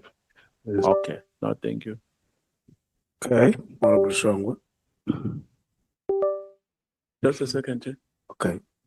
Wait, I'm going to come to you, Honorable Malema. Oh, thank you, Chair. I just wanted to find out a follow-up on that. When that happened, were you now deregistered or were you still registered as an agent? In fact, which year? Maybe that will make things easy for me to understand. Were you then registered or deregistered at that time? It was in 2010. Yes, I was an agent at the time. Yeah, what I'm saying, were you registered? Yes, I was an agent. That was before you were deregistered as an agent. No. See, these are two processes of being registered as an informant and being registered. No, I understand that. Yeah, but after when you are recruited to be an agent, it happened in 2009. And this incident happened in 2010. Yeah, but you were registered within a year. But anyway, it will come at a later stage. Thank you, Chair. Thank you. What are the? Wait, yes, wait, Shongwe, Honorable Malema. Thanks. Was it a female or male? So male, Male. that's correct. And then when they charged you, the charge was it culpable homicide or murder? It was murder. And then, yeah, it was murder. But my defense was intending to apply for culpable, to convert it to culpable homicide. But before the trial, then the matter was withdrawn. You had already pleaded. Yes, I was going to plead not guilty. No, I'm asking if you had pleaded. Yes, in a Schedule 6, what happens? Yes, that's correct. In a Schedule 6 of Schedule 5-6, you have to plead, yes, before going to trial. I pleaded not guilty. Yeah, and when you plead not guilty, they would have said to you, you are charged with the murder of so and so and so, wara. Do you understand the charges? You say yes. And then you plead not guilty or guilty, then you say not guilty. So they told you it's murder, That's correct. which means there was a prima facie evidence of murder. I don't know. No, that's why they charged you with Oh, murder. okay. If they didn't have a prima facie case of murder, they would have changed it themselves Yeah, into culpable homicide. that's correct. And then witnesses didn't show up. There was no witness. He was very far. When I took this person to the clinic, then this person arrived, Okay. and he later passed on. No, thanks. Honorable Shongwe, proceed. Thank you, Chair. No, thank you. Babu Mokgotsi, this situation is very sad. Mm. If you know you are a father to your children, I believe, and maybe your family is depending on you, am I correct? That's correct. If I were to give my time to you, that you take this opportunity and maybe give dignity to your surname, give dignity to your family, take this opportunity and come out and tell us the truth in everything, and not try to maybe dodge this thing. Would you take it? Which The question, would you take the opportunity? Would you take it? Which opportunity to tell the truth about what? A lot of things that are really, really happening. Because you see, there's something I'll tell you. At SAPS, when one has a handler, your behavior is not the same. Number two, you are drawing a picture to me and the South Africans that your handler allowed things to happen while you were under his guidance. For example, it looks as if it's a promotion. You were a what do you call this? An informant. Then you got a promotion to being an agent. Not by him, not by the first person. By the first person. Yes, And and- this handler of yours knew about this information. So are you telling South Africans that the state doesn't care if you are continuously doing wrong things? It just gives you Which wrong thing are you referring to? a murder, my brother. You see, and once something did not happen intentionally, there's a premeditated where I plan to murder someone. Okay. It's a similar thing. as we did Let's stop right Parliament. there. Yes. Now but let's leave the intention part. the person may I just want to ask you when you continue. Let's leave the intention part. Yeah. Are you saying to me, with what happened, are you happy with how the court conducted this matter of yours in dropping the case? But what was it? How was it dropped? Let's go there. I'm saying there was no witness. So the case must be dropped because The there was no person witness. who was going to witness also passed on. Okay, if I take a gun and shoot It's Honorable premeditated. Nomvalo here, and it's just me and him, and I take him to clinic or hospital, what witness? Why would be a witness be needed there if there's evidence that I shot the person? I said that I shot the person. No. You see, You there took the gun- person to the clinic, right? Yeah, but there are gun laws. No, leave the gun. Yes. I was making an example. fighting- You fought with this person, he Yes. fell, and then you took him to the clinic. Yes. Is there a need for a witness there? Now, that's what I'm saying to you. I think, yabona ngesiZulu mfethu, they say, umuntu okhuluma one, simbiza ukuthi uyahlala, sangene, watsena. But kasi kuwa umuntu okhuluma one, maybe it's a child, we would say, an imaginary child. Yeah. Is there a chance with this handler of yours is an imaginary handler? You see, Chairperson, I'm still repeating myself. The committee will not get what is here for. But we cannot accept things. No, you see, and I'm giving you example, even when you live here with a car and you happen to hit someone unintentionally. I hear Honorable Manevo asked whether it was placed as a culpable or not. And I'm saying the intention was to go and place it as culpable officer because it was just a fight. I did not no let's object fix to this. it. Now You are investigating King Mrs. May I just- No. I want clarity on this thing you explained. No, but I'm not making a point every time. Okay, let me You wait see, for you. Chairperson, we are talking about a name of individual, Baron Mogotsi. And we come here thinking you're coming to give information. Everyone gets so personal. The South African must say he's a liar and that's exactly what you are doing. Because you are not going to achieve what you are here for. Why I'm saying that? You tell me the family, the person died, and I've said it was not by intention. And we went to court and we intending to bring a plea of Okay, mercy. you, Now, I only have 15 minutes, Mr. Mkhotsi. Sorry for that. no, I apologize. You know what The thing you're is, doing. you are going Okay, all over the place. let's do like You are this. just, Mr. the honorable member is just killing our characters, Mr. Mkhotsi. telling the world Mr. that's not Mkhotsi. how to going to achieve. Mr. Mkhotsi, the way I understand what Honorable Shongwe is saying is in a question form. Is the handler of Mr. Mkhotsi imaginary or not? No, I don't think Honorable Shongwe casted an aspersion upon he you. was not even He just made a question. So he you was can not you even can there. respond. And when he passed on in 2020, was that last year, he had nothing to do with this matter. It's absolutely something that happened and we were still young at that time. And most importantly, we are coming here before the commission to say, here's the evidence. General Mkhonazzi never spoke about me and the murder and all these things. Then somebody comes here and you feel that South Africans must see. I think this what happens, Shay, when you go home, when you prepare. Everyone prepares. Sorry to disturb you, just for the sake of time. Yeah. I only have 10 minutes or 15 minutes. I'm not like them. Yeah, man, we have not spoken to the. We will. I just want clarity on. I want you to understand my question. Yes, he's not in Quick one. You say that case was dropped because there was no witness. What happened to the witness? He passed on. What happened? Why did he die? He was sick. He was sick and passed on. Okay, let's go back. This is my question. Ungilalele kahle, ne?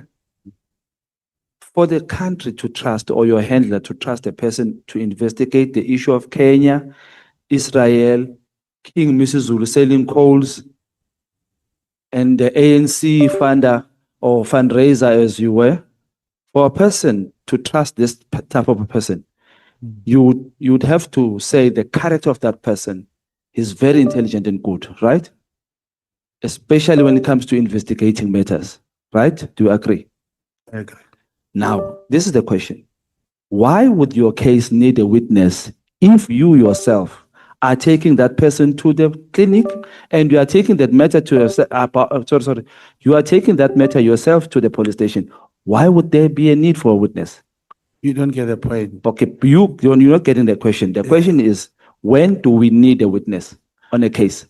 You know, yeah, now I'm saying, even if the witness was available, I was going to apply for the plea of culpable. But your case, because I'm saying it was not premeditated. You make as if I waited outside the house, got into the house and killed the person. Let's go. Asiye phambili. Yasibona isidingo sakho sokuthi uye evenini. Asilungise la. What is your relationship nobaba omkhulu? He's a comrade. He's a comrade. Has he given you money other than the one or behamba between Ket Matlala and Who gave me money? Ma Lokonje Mkhulu? Apha mina imali? Ah, No, akazi. no. So your comradeship beyinani in between? What do you have with your honorable member next to you? You are comrades. That's what I have with Comrade Senzo Mkhulu. Are you still comrades, Namash? Come again? Are you still comrades? Me and Comrade Mkhulu? Hmm. You remember, I'm not a member of Senzo Mkhulu. Are you still comrades? Yes, we are comrades. Has he contacted you since this thing started, this I- talk? I spoke to the chief of staff. Sorry? Nkabinde. I spoke to Nkabinde. No, let's just stick to Babu. No, we have not spoken. You have not spoken. Yes. The time there was this allegation made by General Mkhwanazi that you called while Babu Mkhunu was at Lusikisiki. What was happening? That I called. Hmm. I sent him a message. Sent who? General Mkhwanazi. For what reason was that? For my own operation. Which was? To get to him and know him better and bring him to where I wanted him. Were you also investigating him? Definitely, it's written on my statement. Okay. Who gave you that task? The to answer is always investigate him? going to be one. There's only one The hand. person. That's correct. Okay. Who was your previous handler? Igama lakhe konje, the one who died? Mabuza. Mabuza. Yeah. Who's your current? I cannot mention him now. Because he's alive. Not really. It's Sorry? the arrangement that we made that I cannot. What is the standing order of a handler? Are they allowed to be mentioned? In certain circumstances, yes. Yes.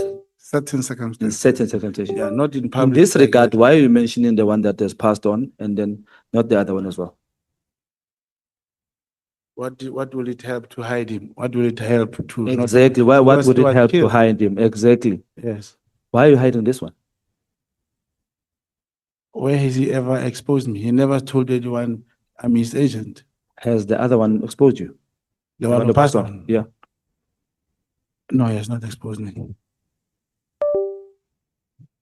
But you've exposed his family. You've put his family in danger. And you see, these processes that you are doing.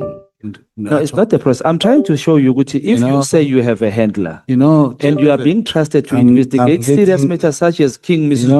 I'm You getting, cannot be as careless with such information. Chairperson, I'm getting disappointed, When I arrived yesterday, you see, Babu, It- but no, this is very, very important. Hmm. When I arrived yesterday, I told the evidence leader, I've been trying to hide the name of this person who has passed on. I'm worried about his family. Did the evidence leader force you to give that name? No, But no, you see, now that's the point I'm trying to make. Then she said to me, but this is going to be an oath and what, please do the other thing. I said, I'm worried about his family. Can we put the name? I'm asking if you spoke. Korea, it's so coincidental. No. Just which handler was it? Who was doing? Were Were you trained for this? Look, What were you trained for? yes, I'm being clandestine investigations and all COVID Were you operations. trained? Yes, proper. Not written, the way in which the agents are trained. You don't wear uniform and do push-ups and stuff, no. But I'm trying to say to you is, You were intelligently trained. I arrived yesterday. I speak to the evidence lead. I'm telling her, I'm sitting with a problem of I'm going to take an oath, and I am having the duty to protect the name of this person, and he has passed on. The person, and immediately, now this thing comes. Thank you, Chairperson. Uzongithola la ngaphandle i-van nje limhlophe. Thank you, Honorable Shongwe.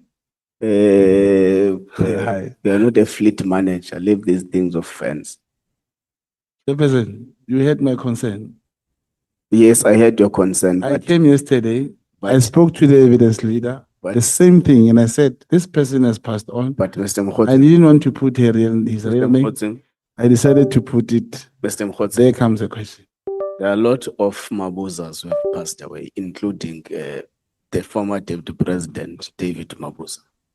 So without giving much detail, I don't think it has caused any harm, Yeah, including ourselves. No, including ourselves. cannot actually know the detail of which Mabuza we're talking about. It's what I'm The point saying. is, you have made a point It's because been shot if 6 times. if there is a suspicion that you may have created a story about a handler, at least you have brought something which does not endanger the next person, because there are a lot of Mabuzas I can count for you. So you shouldn't worry about that. It's an information that is well contained. Honorable President, Thank you, Chair. Good afternoon, Mr. Mogotsi. Middag, mevrouw. Can you please, both of you, shift back to where you were? Thank you. Okay, Mr. Mogotsi, you're determined to make life really difficult for yourself. Okay. So Sure. let's continue. I'd like to start off with can you hear me? I can hear you. I'd like to start off with the conversation you were having with Mr. Shongwe here about your, it was a murder trial? It was it was a matter which I intended to apply to be a culpable homicide. Yeah, you see, that's just not how criminal law works. You don't get to apply for Yes, murder to become culpable homicide. The requirements for each offense is significantly different. that's correct. So if you know that and you know that it's correct, then why do you mention it? That's how I felt at the time. It's how you felt at the time. So what happened? You killed somebody. The person died when we had altercation. So then you killed him. That's correct. Yes. So how did he die? What did you do? In terms of what? How did you kill him? We had an Did you altercation. hit him? Did you shoot him? Did No, it was just a short fight. When I pushed him, he fell on his neck. So you strangled him? No, as I remember, I hit him with a clap, and when he went back, he slipped and fell on the window on his back.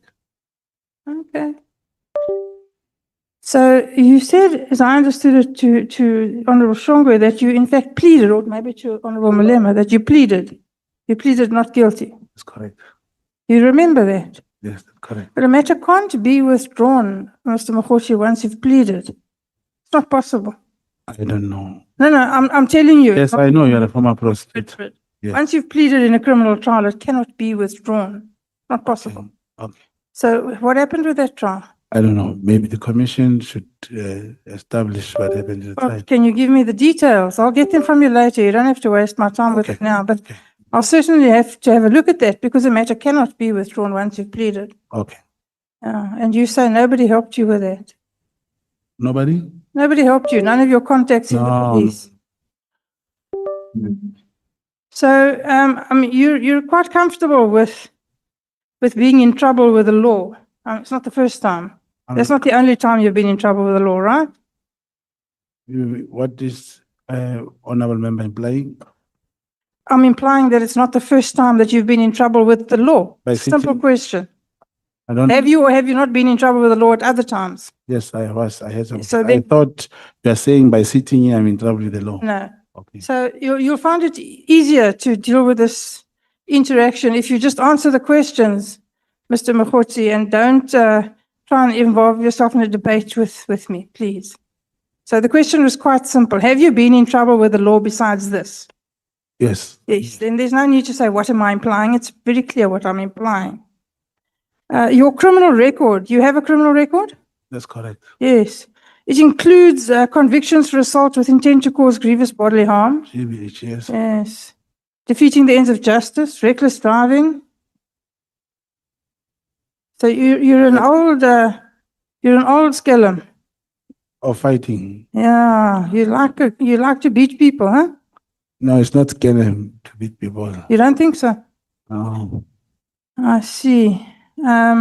You've also faced other charges for assault, theft, fraud. You haven't necessarily been convicted of everything, but you've been in trouble. No, I was convicted for reckless driving and assault. Assault GBH. That's correct. Yeah, don't forget the GBH. Is what I'm talking assault. Yeah, yeah, GBH is the important part of that. Intent to cause grievous bodily harm. That's correct. The same elements as murder, only he didn't die. Yeah. Yes. So not something to brag about, I want to tell you. You know who, what's it, Gotle specialists are. That's correct. Yeah, it's a company based in the town where you live, Mahikeng. That's correct. Directed by one Dorothy de Kwabe. Yes. Yes. Now, there's an allegation that you involved yourself in a tender issue in the Northwest Province and that you received money from this institution. Is that correct? No, It's not correct. you never got a tender. No, you didn't get the tender, but you nevertheless received, it was the Brown Mogotsi Foundation opposed the administration of former Northwest Premier Supra Mapumahalo in your foundation filed an application to interdict a 1 billion rand catering tender. Is that correct? That's correct. And what happened with that? The interdict, it was an interim order. Yeah? The matter went to the full bench. Yes. Subsequently, it was appealed in the SCA and we did not proceed. And then what happened? I don't know what happened. So you go to all that trouble and then you don't know what happened. Now, who is this lady who's paying you money via the back door? No, it's not my money. No, that's not your money. We agree on that point. Why is she paying you money via the back door? What? Why is she paying you this money? Are you denying that she paid you money? She paid me money. Yes. The tender. Mrs. Lekwabe from Mahikeng. Okay, no, okay, no, I know her. She's my fiance. She's your fiance? That's correct. Oh, Yes. that's why she's paying you money. Yeah. I see. Doesn't always work that way.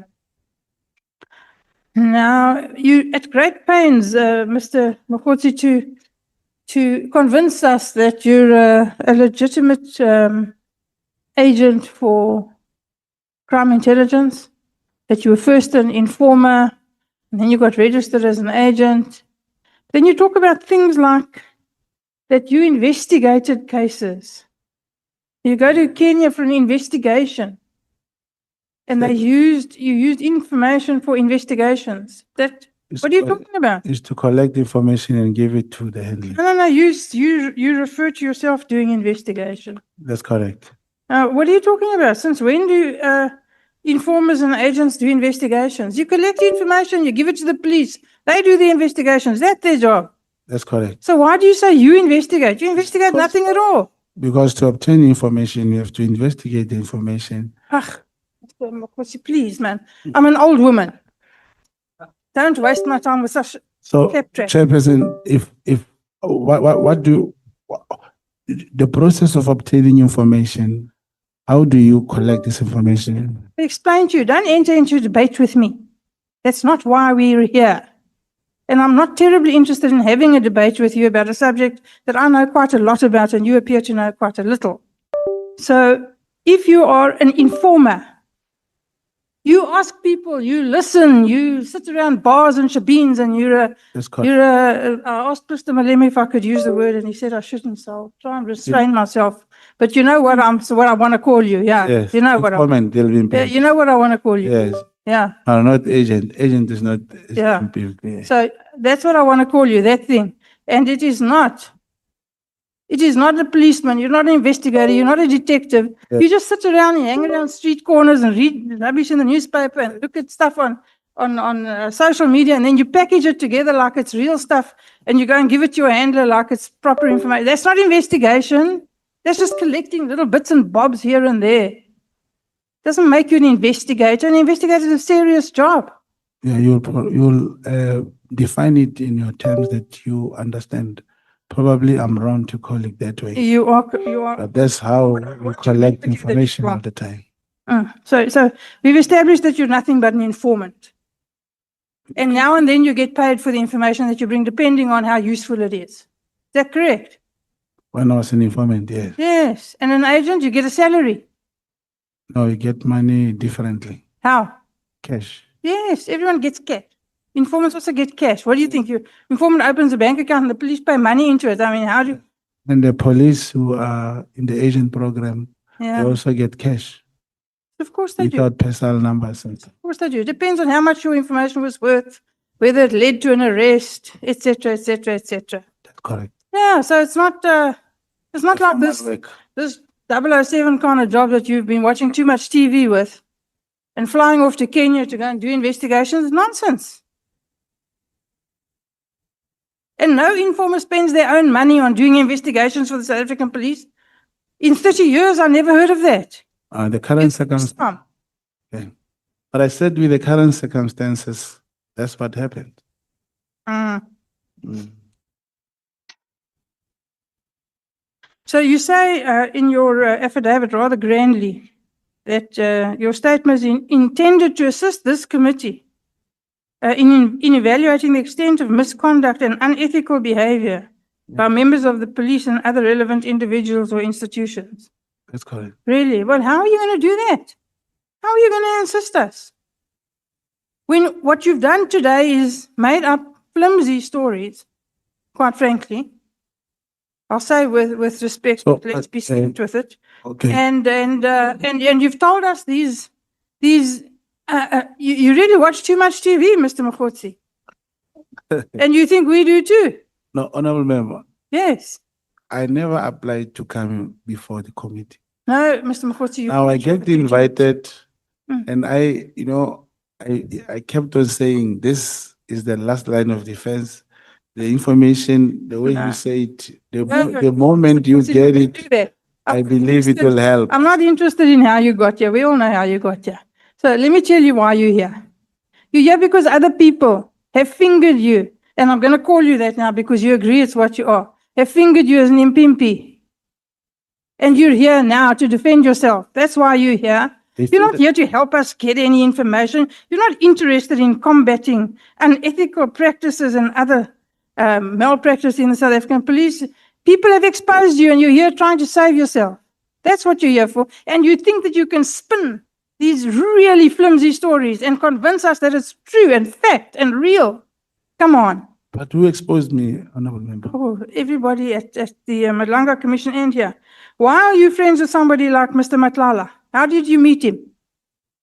I can't remember how I met him. You can't remember. You can remember.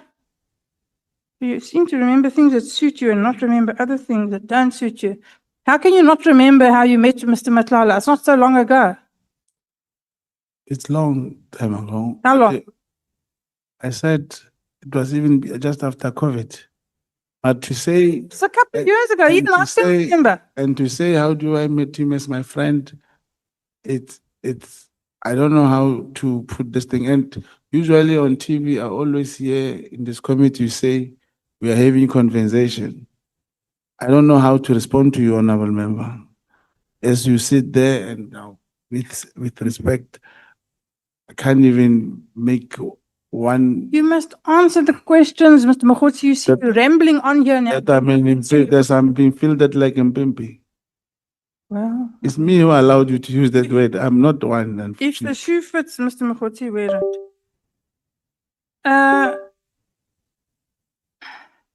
The unfortunate incident of Mr. Mabuza, who was shot in September 2025, and I don't want to dwell on this because I understand that it's difficult for you, in an execution-style killing. Was that crime ever solved? Was the case opened? Was it investigated? Yes, the Did case. they arrest somebody? Not yet. Sure. And where's crime intelligence?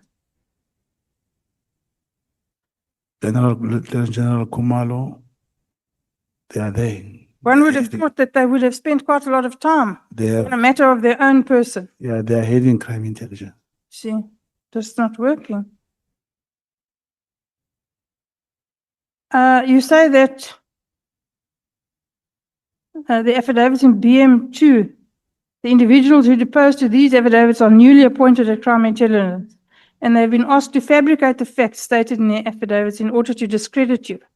That's It's not- on page not- 5 of your Yeah, affidavit. it's only one of them. Okay, They and put- why? There's one saying that and there's one opposing that. And why would Lieutenant General Kumalo and General Lushaba instruct somebody to depose to an affidavit to discredit you? You're just an informer.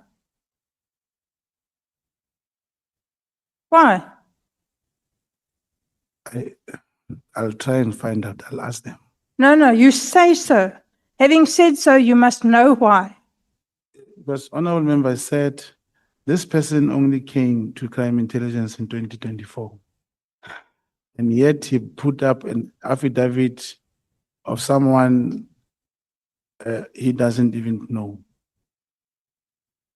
And I'm saying this person was taken from somewhere as a support staff member and was promoted to the office of General Loshaba.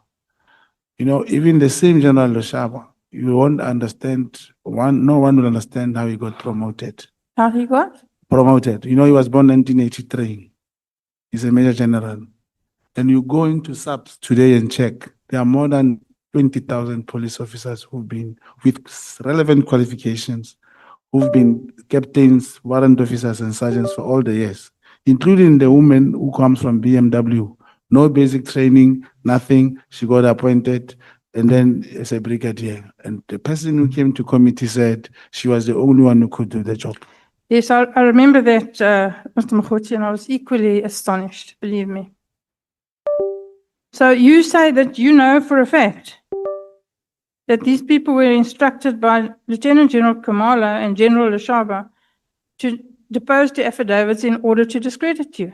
No, a similar question was raised, and I said, because I cannot produce any evidence, I may be wrong, but that's how I feel, because these are the only two people who can say I am not this particular. So you understand the nature of an affidavit? I do. Yes. That's what you're saying, it must be the truth, Yes, not how you feel. It must be the truth.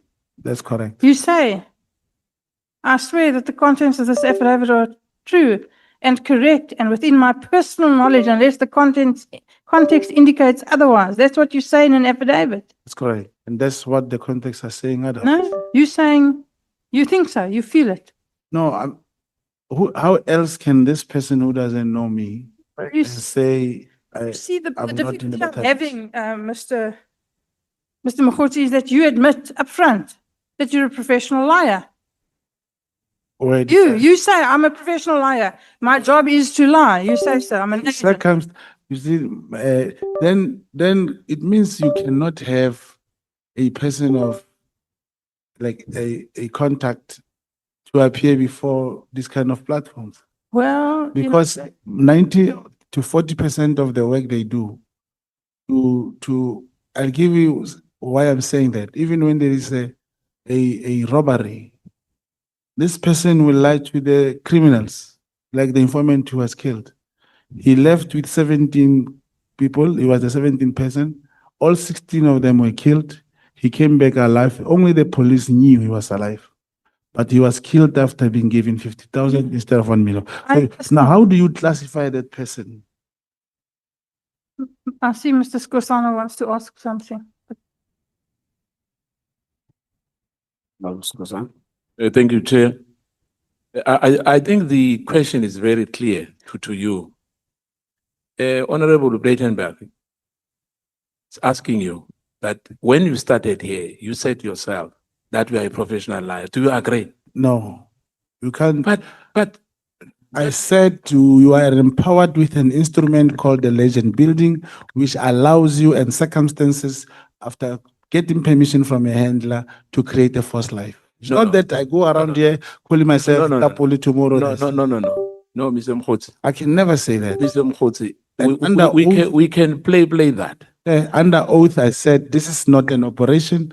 This is a hearing. Therefore, I cannot lie here. No. You said you are a professional liar. No, I said in my tongue, they said I'm a professional liar. Yeah, but I must have. Are you not?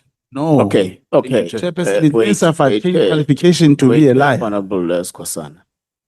I think the witness will remember that Honorable Ntuli asked about majority of the modus operandi of your work, which relies on creating falsehoods.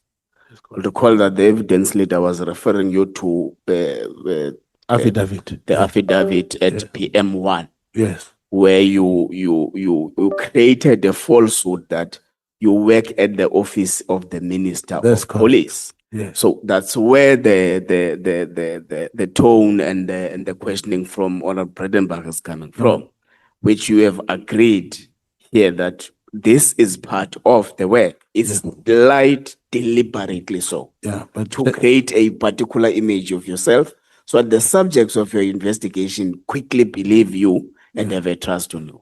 now coin me when I'm saying in this committee, I'm a professional.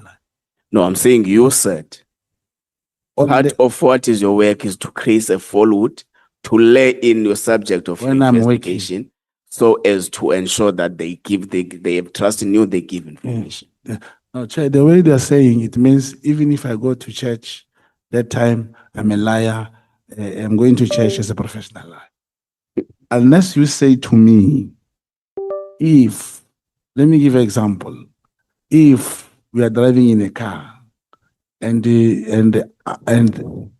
you tell me that you are going to do something that is wrong, I can also tell you, don't worry, those police, they know me. And when we get there, we get arrested and I won't be arrested. That's how I can tell this person so that he mustn't fight the police. But to say, I came here, Honorable James, and I said, I'm a liar. I cannot say that. It was said like that because of an operation that I have done. No, that's fine. You don't lie, you create falsehoods. Honorable Bredenbach, please proceed. Okay, Mr. Mogotsi, on page 6 of your affidavit, you say you were tasked by Lieutenant General Mfazi in your capacity as a contact agent to investigate and look into irregularities within the crime intelligence and South African Police Service. Really? You were? You need to answer. Oh, yes, I was. You were? But the question really. Yes, I don't know what to really. say. Yes. Investigate and look into you're an informant. You're not a policeman. You're not an investigator. You are an informant. You can like it, you cannot like it. It doesn't make any difference to me. You're an informant. All right, maybe allow me, Chair, to. So tell me why. Yes, let me get this Briefly. understood. Yeah. You can never, it's impossible to arrest the police through the police. They'll never commit anything in the presence of other police. You will need someone like me, to go to a police station and say someone is arrested here. His name is James. Please, or is Peter. How can you help me? Tell me, here's the investigating officer. And we know that investigating officer, when he gets money, he releases the clients or he releases the suspect. It's me who must set him up, give him money, and you arrest him. The issue that you must show me an informant who will, as a lawyer, Chair, who will conduct a 252A and record who is not how you view it, probably in those old years, like you say, you're an older man, madam. Now you need like someone. I must go to church. If they're selling drugs in church, I must go to church. I must donate in church until I get the information. Mr. Matlala, I was a prosecutor for... No, I'm still Matala now. You're still Matlala. Sorry, Mr. Mogotsi. You remind me a lot of Mr. Matlala. I was a prosecutor for 30 years, Mr. Mogotsi.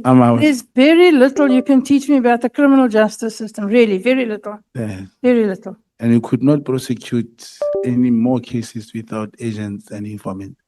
The police will never go to a place, sit there and drink with criminals. They'll run away. There must be someone like me. The police cannot write an affidavit and say, I'm working the minister. They'll be arrested. Mr. Mogotsi, we agree. We agree on that. You're an informer. You're not a policeman. Yes, I'm not a policeman. No. Yes. You don't investigate matters. And I think it's a little bit stretching the truth when you say that you were tasked to establish an information network inside and outside of crime intelligence in order to investigate or uncover high-level corruption. I really, what year was that?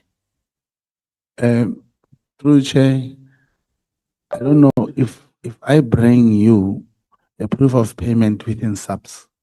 Just tell me the year. That's all I'm asking you. On which year? Yes. Oh, I didn't hear you. I thought, which way? Sorry. You know, you see, you were so busy thinking of the story you were going to tell me that you don't listen to the question. What year? It's a simple question. In 2021. 2021. Yeah. Okay. And how successful were you? How many high-level corruption matters did you provide information on that led to a conviction? To General Mfazi. That led to a conviction, Mr. I'm talking to General Mfazi. Yes. What To his assignment. No, he quickly passed on. But okay. after that, there are even those that we saw in the news. People who can corroborate your story have sadly passed on. That's the thing now.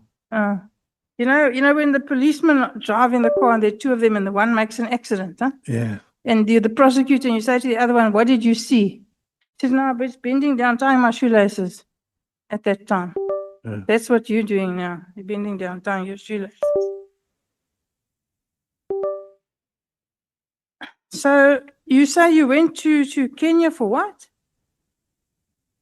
To meet with someone that who could corroborate our suspicion. Your suspicion of what? To meet with George. Who's George? The person the late minister said I should meet. Ah. And you paid for this with 5,000 rand? No, we were talking of the monies which were contributed. You see, I'm running out of time, Mr. Mogotsi, and I want to tell you that I've listened to you very carefully today. And my impression is that you have been in this job too long. You've watched too many movies, and your whole life has become a story, not a very convincing one. Thank you, Chair. Thank you, Honorable Brittenbach, Honorable Kola Barnett. Thank you, Chair. Mr. Mogotsi, are you completely 100% satisfied? You have absolute proof that your so-called handler, the person you have referred to over and over and over again today, is actually from crime intelligence? And asking you to investigate then crime intelligence. Is there any chance? Pardon? I'll say 100. Could I just finish the question? Oh. Is there any chance that this person is from another agency, South African agency perhaps, or even another country? There's no chance it's from crime intelligence.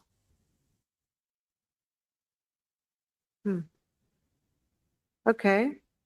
You claimed in the Madlanga Commission last year that KZN Police Commissioner and the Zulu King were recruited by the CIA. Do you stand by that claim? And if so, what evidence do you have to that effect? I did say from the case that was opened by a prince from KZN, it was mentioned in that A1 statement that those suspicions do exist. They are protecting the interest of the Israelis who are benefiting from the, what you call, Richards Bay coal terminal. Well, yes, that was an interesting one. Go down to it. You did claim earlier that the majority of coal exported from KZN goes to Israel. Now, I looked it up. Of the 50 million tons exported annually via Richards Bay Coal Terminal, only 1.7 million tons go to Israel, and that's a very, very small percentage of the total. So your claim is not actually true. In fact, South African coal mainly goes to Asia, particularly India. So it's a rather sweeping statement, and it's untrue. And I'm sure you can see how this impacts the credibility of your other claims that you make. Chairperson, I will also request in what submission the names that I've undertook to submit. The similar study, the honorable member perhaps reading there, I have something that can show the majority of the coal from Richards Bay goes to Israel. May I submit that? Thank you. It goes against everything that's reported elsewhere, ever. You further state in your affidavit, pages 10 and 11, that you met with the man in Kenya who seemed to claim that the Lieutenant General was a CIA agent. And then you say that Minister Mtetra claimed that the Lieutenant General's removal as acting National Police Commissioner in 2012 was related directly to the suspicion. You stand by that, do you? No, I did say, he said he knew of the suspicion. I wanted to know why he removed him, but he did not remove him because of the suspicion, but he knew the suspicion. But it seems that's not quite what you said in your affidavit. You said that the then minister said he believed him to be so, and that's why he removed him from his position as acting police commissioner. And what paragraph is that? No.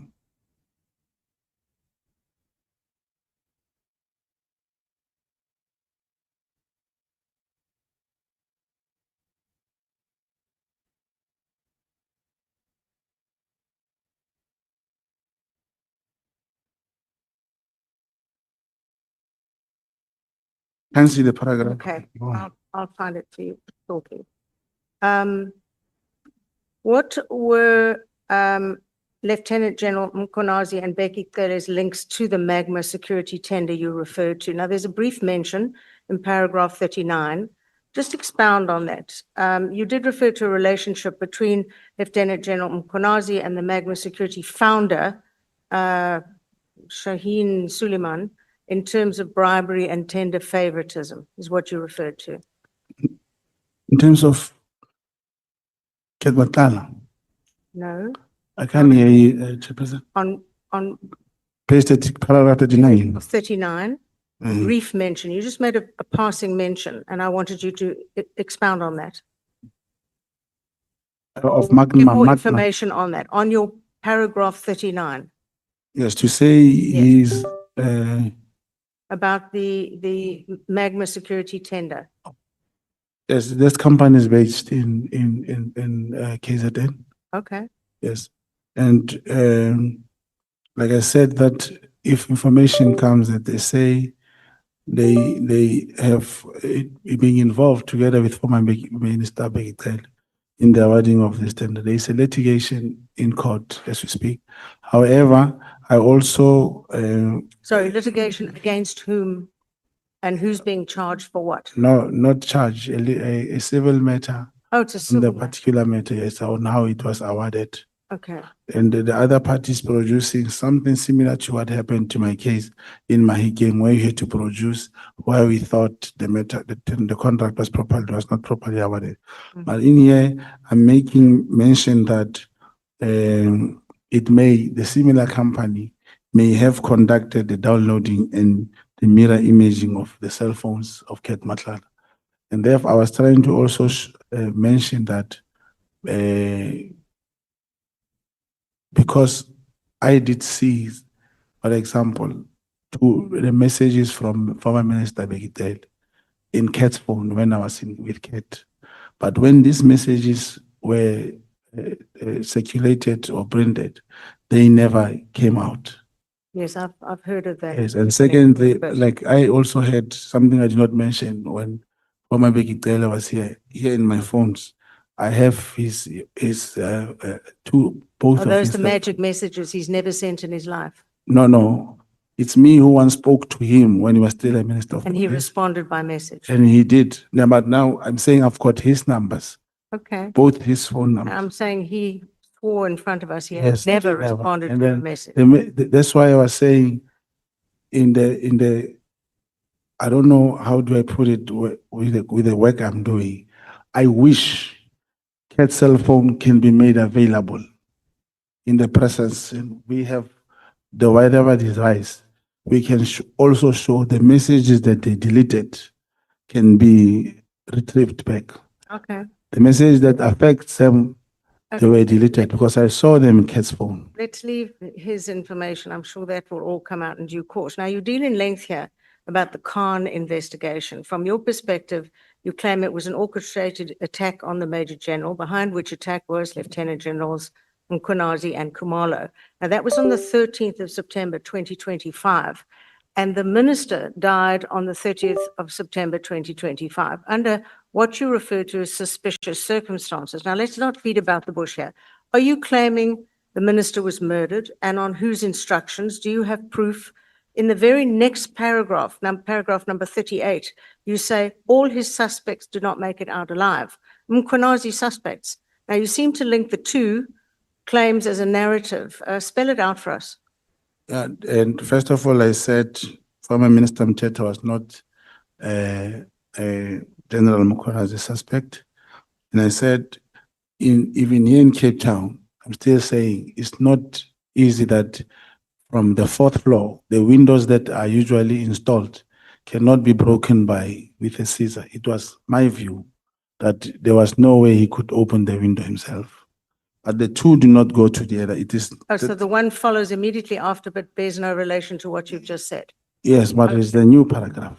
Okay, what were the lieutenant, oh, we went to the Magma security one. Okay, about the 360 million rand SAPS tender, that also involved the KZN Police Commissioner and the former Minister Becky Cele, and the strange happenings here.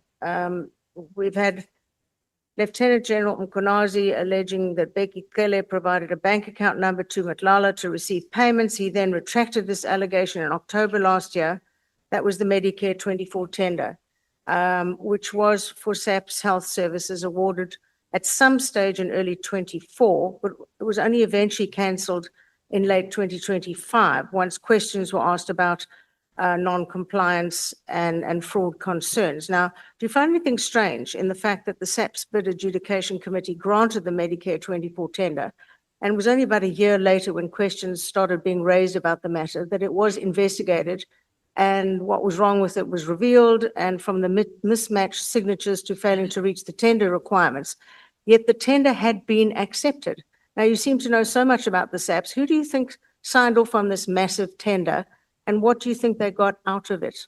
I've not heard of anyone being held to account for signing off on what seems to have been a very dodgy tender indeed. The person who signed the tender, TNC Musikele, the appointment letter. And how would you know that? Because I saw the service level agreement. Okay. As to how much and who got out of it, Do you believe people are getting kickbacks for signing off on tenders and property deals and everything else? Do SAPS members get kickbacks from these deals? I only know of what Kate told me about former Minister Becky Cele. Okay. That he gave him some money, which he also testified. Yes, he did. You referred to your crime intelligence handler over and over and again, yet in the affidavit by Brigadier van Vuren, 17th of November last year, it says the CI database had your ID registered from the 9th of Jan 2001 at the Soweto cluster and deregistered 20th of August same year, 7 months. So you claim it's quite different. Were you then an undercover agent at the time for a few months, and then you moved into being a so-called contact agent? That's the term you use. Are you still today? Is your handler watching you today on television? How much are you paid for this information? I can't, for the life of me, believe you do this out of the goodness of your heart. Yes, the 2021, if you look at it, there's a difference there. I was an informant. And when I became a contact agent, it was after the years. And in that period, it is not that my handler do get something or is watching me, I don't know. But what I'm saying is, I do my work as an agent. It is unfortunate that I have declared myself over the TV. I have spoken about this. I do not think You understand that job is now over. I Nobody can will ever ever, speak I don't to think you. I can ever No one will successfully. speak to you again, ever. Yeah, who will ever do any deal Nobody. in front of me? Yes. Okay, so who in crime intelligence told you to spy on Lieutenant General Mkhwanazi? Page 15, paragraph 50 of your affidavit. Who gave you this mandate? And if you say your handler, why would they do that? What was the suspicion you were supposed to investigate? On paragraph 50, Yes, page 15, paragraph 50, 50. yeah, there was a matter of a correctional officer who was alleged to have found with drugs. and to General Mkonazi ordered that the person should not be arrested. Hmm. And that OB entry came to the group. You see, in the network, you'll have a group of 8 to 10 different people where you discuss their discussions, and this task was then given out. Okay. Additionally, it seems you were investigating Lieutenant General Mkonazi while he was investigating the minister and saying that the Khan link, as you quote in paragraph 58, quote, that's quoting Mkonazi, almost everything that we see happening in Parliament, in the media, comes from that component of crime intelligence, and this is where the real fight comes from. He was referring to Khan, correct? I don't know. It's in your affidavit, sir. No, but the thing is, 58, you quote it in paragraph 58, it's in your own affidavit.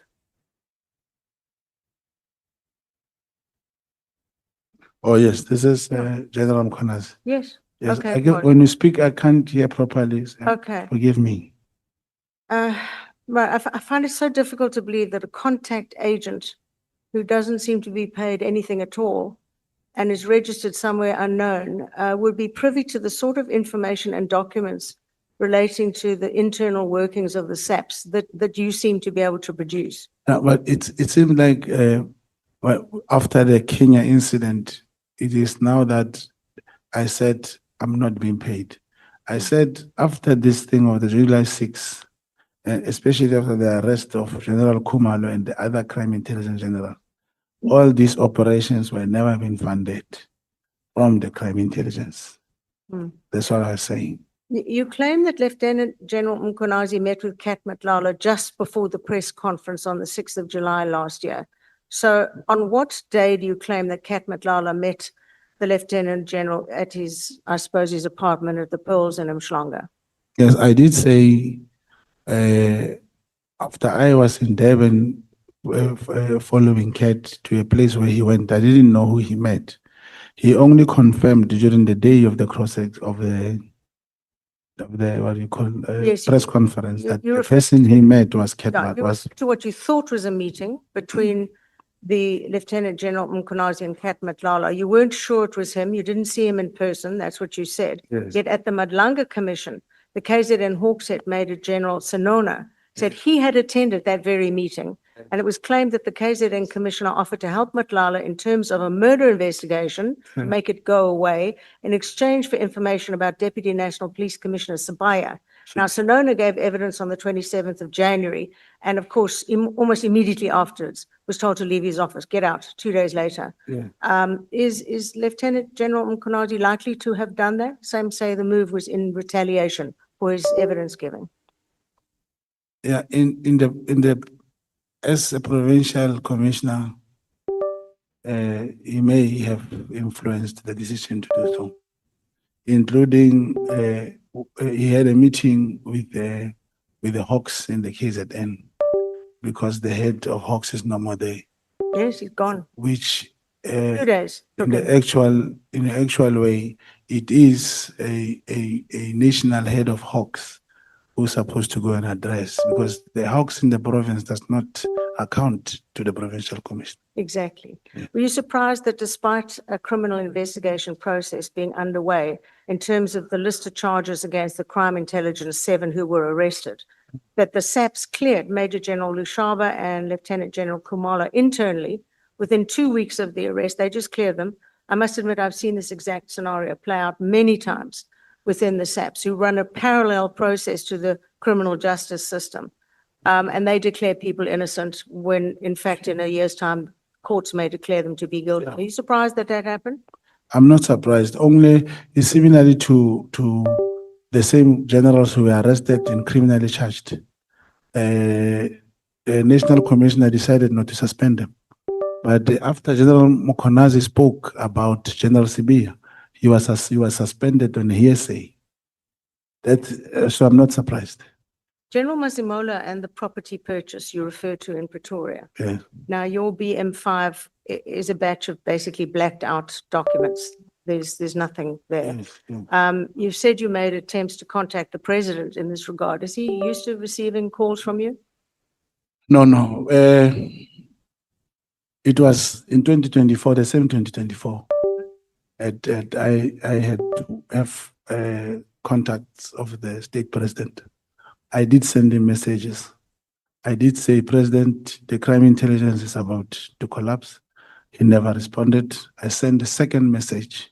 I made 2 missed calls to say, for example, the day before the arrest of General Kubal, I was trying from the bottom of my heart, looking at the flag from the bottom of my heart, that the president should intervene. I thought we were not even have to be having Madlanga, and the president, after appointing or after the referrals of cases from Madlanga, he still say the same national commissioner should be in charge of that committee. And the absence of the IGI is so difficult for the crime intelligence to exist, because the IGI report, if the committee can subpoena the IGI, even though suspended, and demand that report, I believe the shop will close, will have all the answers. Final question. You detailed what you claim was the killing of an informant who was inside a cash and transit gang as an informer. They were all shot bar him, the informant. You detailed that. In paragraph 127, you say the informant should have received 1 million rand.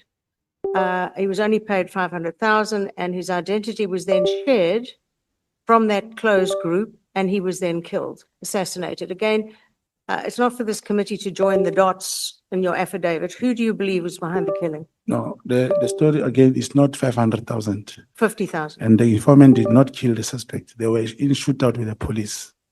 He was also, it was pretended that he also been shot. He came back. Yes. The claim was processed. Now the source in the finance, the last time he was saying it was 1 million rand. But when Brigadier Sebola met with General Kumalo in the presence of the handler and the commander of the handler, they then said they wanted to see the informant, something that has never happened before. And in my view, they went and met the informant, and in the presence of the informant, Brigadier Sebola asked the handler for the contact numbers of the informant, which he was not given. And he was So given who the are you saying assassinated the informant? I Who was then cannot, killed? I cannot make those big allegations, but it has never happened that anyone from crime intelligence will meet an agent or the informant. Only the And handler. that is only the handler. And now it's also happening in Gauteng. There are 3 informants who are on the run. They helped with 3 cases.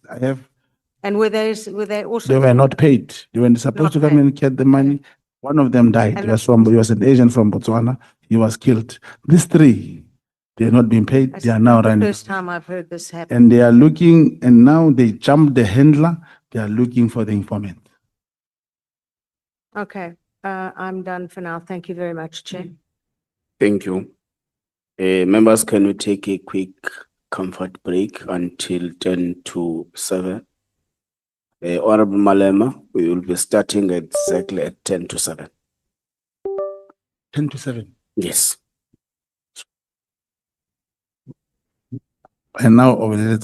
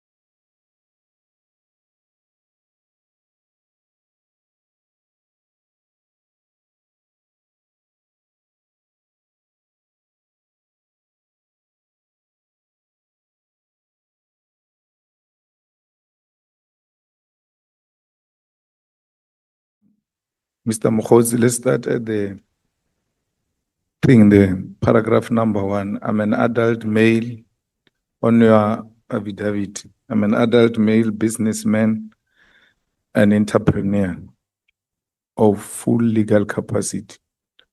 Is there a difference between businessman and entrepreneur?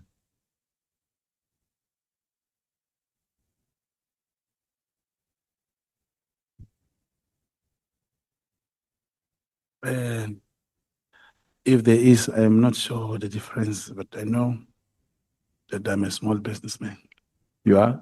a small businessman. Or you have not written it here, because a businessman will mean someone who owns or has inherited an institution. Oh. Let's say McDonald's. An entrepreneur will mean someone who has come up with an innovation, new ideas, is disrupting the new way of doing things in the business sector. Are you any of the two? No. So what kind of business do you do? Selling liquor, making wars. Where do you sell liquor? In Mahikeng. Where? Like Customers. No. A Mahikeng shopping complex. The name of the place is called what? By a place called Old School. Old School. Old School It's a village. Shabin. It's a tavern, Shabin, bar, club. The bar kind. There's got a liquor license. Yes, I have 4 liquor licenses. Okay, and then the Different. what? And the meat at the back, and then. So it's like Chisanyam. This This place of understand. yeah, you sell alcohol, you sell And there's a tavern now, not of the same class, like Tap way at the road somewhere else, with some shops people renting from me. So in the context of what I've just defined, you are not qualified to be called a businessman. Definitely. Now, I would suggest that you know very well that you are not an agent or those things they are talking about. You know from the bottom of your heart, you are just a comrade who happen to sit with comrades and you hear information and then you pass it around with the aim of extorting people. No, that's not correct. There's no agent or informant that speaks the way you did. Leave the fact that you spoke like this here or at Madlanga. Unprovoked, you just went to have a press, interviews and just spoke like a clerk. I'm a clerk at the hospital. What kind of informant speak like that or an agent if you say you were trained? Because no informant or an agent speak like that. Yeah, the situation was different, very different. You know, even at school, my kids will not go to school. There is always a need to give perspective. No, but you know that informant and agents, their survival in this business they are doing, under whatever circumstances, is to hide their identity as possible. It doesn't matter. There was no gun on your head and all of that. You just revoked a name of agent, informant, so that you can appear to be something you are not, which you also know you're not. But if, Chair, if that's what you have in mind or believe. No, I'm not having it in mind. I'm saying, agent, don't behave the way you are behaving. And if you're an agent, you will know that no agent behaves like that. I mean, you find the prettiest lady saying, I'm working at SSA, and you ask her, what do you do? She says, no, I'm a data capturer. And what is the shocking about all of them is that they are data capturers. That's a way of telling you they're agents. They don't just say, I'm an agent. That's playful. No, like I said, the situation was different. This is what happened. At first, when I went to appear at Madlanga, I did make an application that it should be in camera. And then it's one of the reasons why. Now leave Madlanga. You didn't tell us you're an agent at Madlanga. You told us you're an agent with a journalist. You were speaking to a journalist. You were not talking to Madlanga. I never spoke. You went to Madlanga being known as an agent. No. Can't remember correctly when never. I kept on saying, I believe the time will come where one will talk what he's doing. And now, at the same time, this was a very serious and critical time. There was no way if, for example, General Mokonazi, with the classified information and everything he mentioned, it was the stage I had to put something on the table as to who am I. To counter what is being said about, not because you are genuinely what you are, because you don't deal with any classified information. That's why you don't even get to be vetted or be given a clearance certificate, because you are at that level if you are, which is not very significant, as it were. And that's why you said it, you are what you are, and it doesn't help you with anything. That's how, I mean, you can't say I'm going to unleash what I am as if it's a very powerful tool which is going to get you out of trouble. It didn't help with anything. If anything, it has caused a huge embarrassment into the institution and has undermined the work that perhaps if you are employed by the institution, this thing has undermined it. Do you accept? No, I do not accept that. By you declaring to be an agent and informant, how did it help to enhance the good image of the institution? It was not helping to advance the good image. Okay, how did it advance to improve your image? It was not all about the image at all. What was it about? You see, honorable member, where we are now, with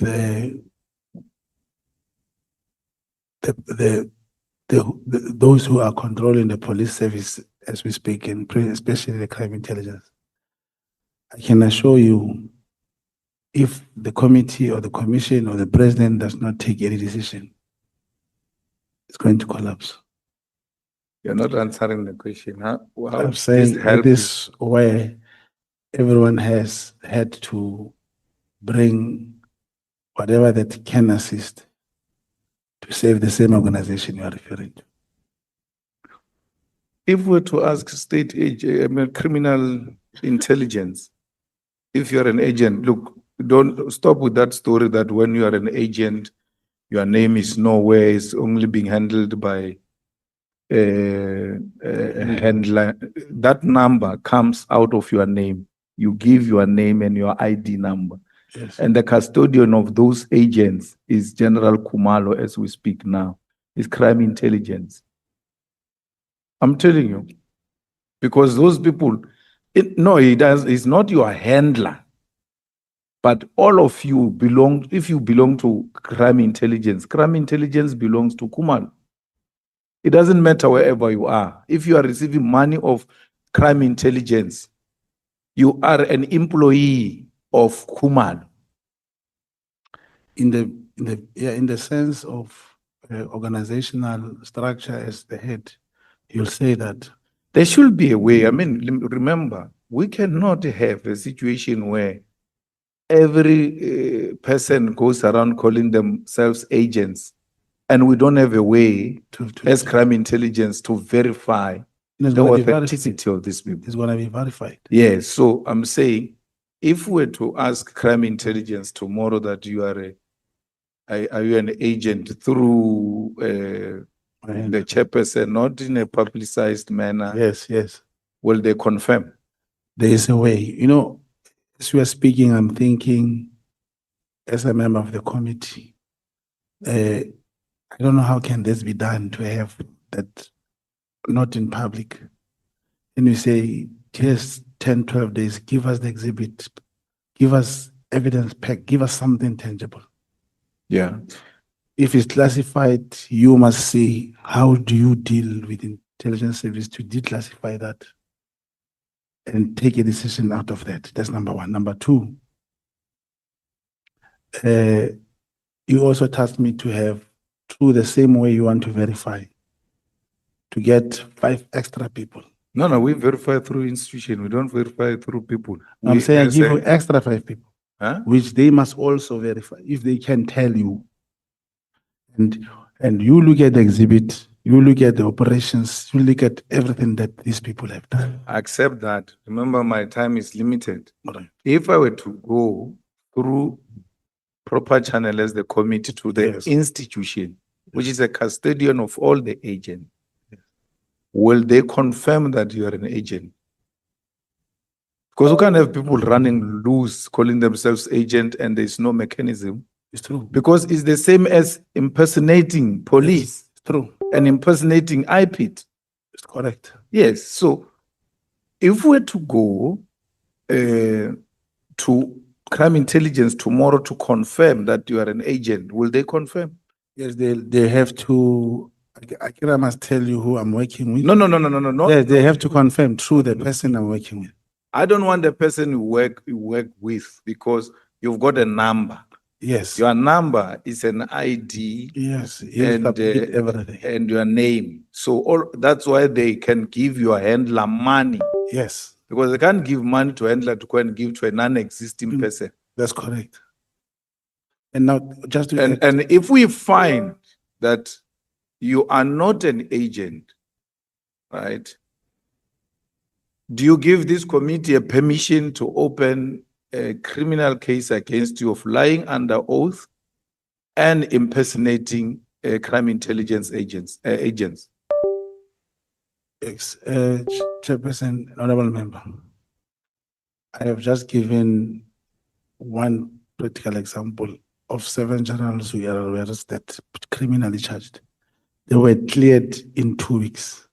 So if a person can deviate or do anything of that sort, it's easy to deny and say he's a liar, just like this affidavit. No, So I'm saying your answer must be very simple because you are saying they will confirm your name. I'm through my saying handler, if if they involve don't- my handler. No, yes. no, no, no, no, no, no, no, no. You are not an agent of a handler. You are an agent of crime intelligence. That's why they give you our money. The handler is not giving you his money. That's correct. He's giving you our money. That's correct. So if someone says he's a teacher and is getting money and then he says, no, you must confirm through my principal at school that I'm a teacher, it's wrong. I'll confirm through the Department of Education if you're a teacher and you are deserving of receiving that money. And then the department knows how to do those things. That's why I don't want to expose your handler if you've got such a thing. It's not Yeah. my duty. Yeah. My duty is to deal with the institution. That's Which, correct. and if the institution says no, we take full responsibility for Brown Mogotsi, then we're happy. Yes. And if they deny and I bring a proof, who will be the arbiter? No, no, no. If they deny, they know they will get into trouble. They can't deny your existence when they are being asked by Parliament your existence as an agent. Because you can, why do you cast aspersion on your principal? Crime intelligence is your employer, in a way. Yeah, I accept that you don't work like police, draw salary, and but that's what you are. So the crime intelligence is the only authority that can speak for you. That's correct. And say, yes, we've got this kind of a person. Or without even saying yes, yes, they will say, we've got some work to do with this kind. They've got a way of speaking that their language to confirm if you are in business with them. If they say no, do you give the chairperson of this committee a permission to go and open a case of perjury and then criminal case for impersonating crime intelligence agents? Yeah, Chairperson, I believe The parliament, whether I say yes or no, has the obligation to do so. No, no, I'm not, we know, Because we've got to- comes- I know, we know our job. Remember, I'm Yes. testing your credibility. There are people when Yes. they speak about your credibility, you think was checking something else. We want to see how credible you are as a witness before us. Yes. Because you shouldn't create doubt about yourself. I mean, I'm a president of the EFF, and you say to me, if we go to the EFF and ask if you're a president, I say, it depends on you and all of that. Yeah? I must say, yes, go, you can go. And then if you're not president of EFF, we're going to open a case against you. You can do that. We can do that with ease. I'm a president of the EFF. Yeah, I'm a member of parliament. that's correct. So I can't give a long-winded answer on something that is so easy if I am a member of parliament. That's correct. And I'm saying, Honorable Madam, the example you're giving about the EFF, you see, it is you, the last person to confirm if a member is a member or not. No, it's not me. I'm giving example. No, no, in that example, you All are right, wrong. It's let's not say it's the SG Secretary General. Yeah, that's the SG, yes. I'm still coming to you about that. Yes, I'm saying, for example, in my province, and well, you are not a member of the ANC. Here's a branch says I'm a member, and the provincial secretary says the member. If the parliament is to ask the institution, it will not go to the branch. It will go to the province or the national office. Yes, and then Now- when I want to ask about your authenticity as an agent, you send me to a branch. You say, no. no, speak to my handler. You're just contradicting yourself, no, and I'm no. the one who correcting you. It's That because I'm going to the the crime national- intelligence. There's no problem, Honorable Member. All I'm saying is, I work with my handler directly, Yes. and it means they will talk to him. And your handler is your branch. No. it's No, I'm not- saying in the that political context. sense. I cannot go to Maybe- a branch to yes. verify your membership Yes, of the yes, NP. that's what I was trying to tell you. Yes. And now it shows if like in this case, where I had with the Secretary General, those whatever that we spoke about, and I prove a membership and say, this my membership expires 2030. You say, at the end of the day, it is me who decides who's a member. So if he decides to say I'm not a member. No, Chair, this question is very difficult, but I will really ask that we find a way to confirm. I will if, confirm and if, talk to the institution, Chair. I'm not disputing. Yeah. I'm just showing you, as long as my handler is involved, I'm here. No, it's not for me. Oh, For your sorry. institution, Then ask the deal with it. No, it's fine, Chair. Yes, because you might find you have a non-existing handler. What if Oh. the cartel? Okay. And then you are sending us to a cartel. No, and We want to go to the institution. go to the institution. And then the institution will follow its own processes. Yes. Let's go, for instance, quickly on membership. Yes. If we want to confirm your political membership in an organization that has got a membership system that exists, it doesn't even go to a branch.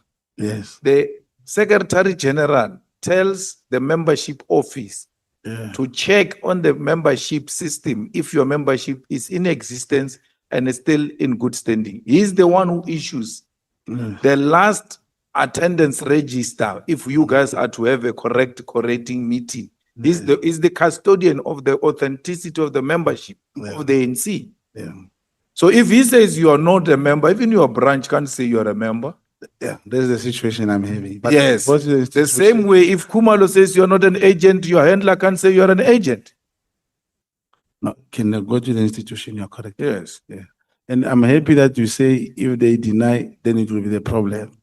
But then, If they deny, no, you, it's fine. we're going to have to open a case of perjury and also open a case of impersonating crime intelligence agents. no problem. Because we've got a problem here in this country where people just go around I'm saying totally they are agree. law enforcement when they are not. And then they undermine the image of the criminal justice system. What is the difference between crime intelligence and SSA? South African Secret Agency. Yeah. South African Security agency and the security crime agency. intelligence.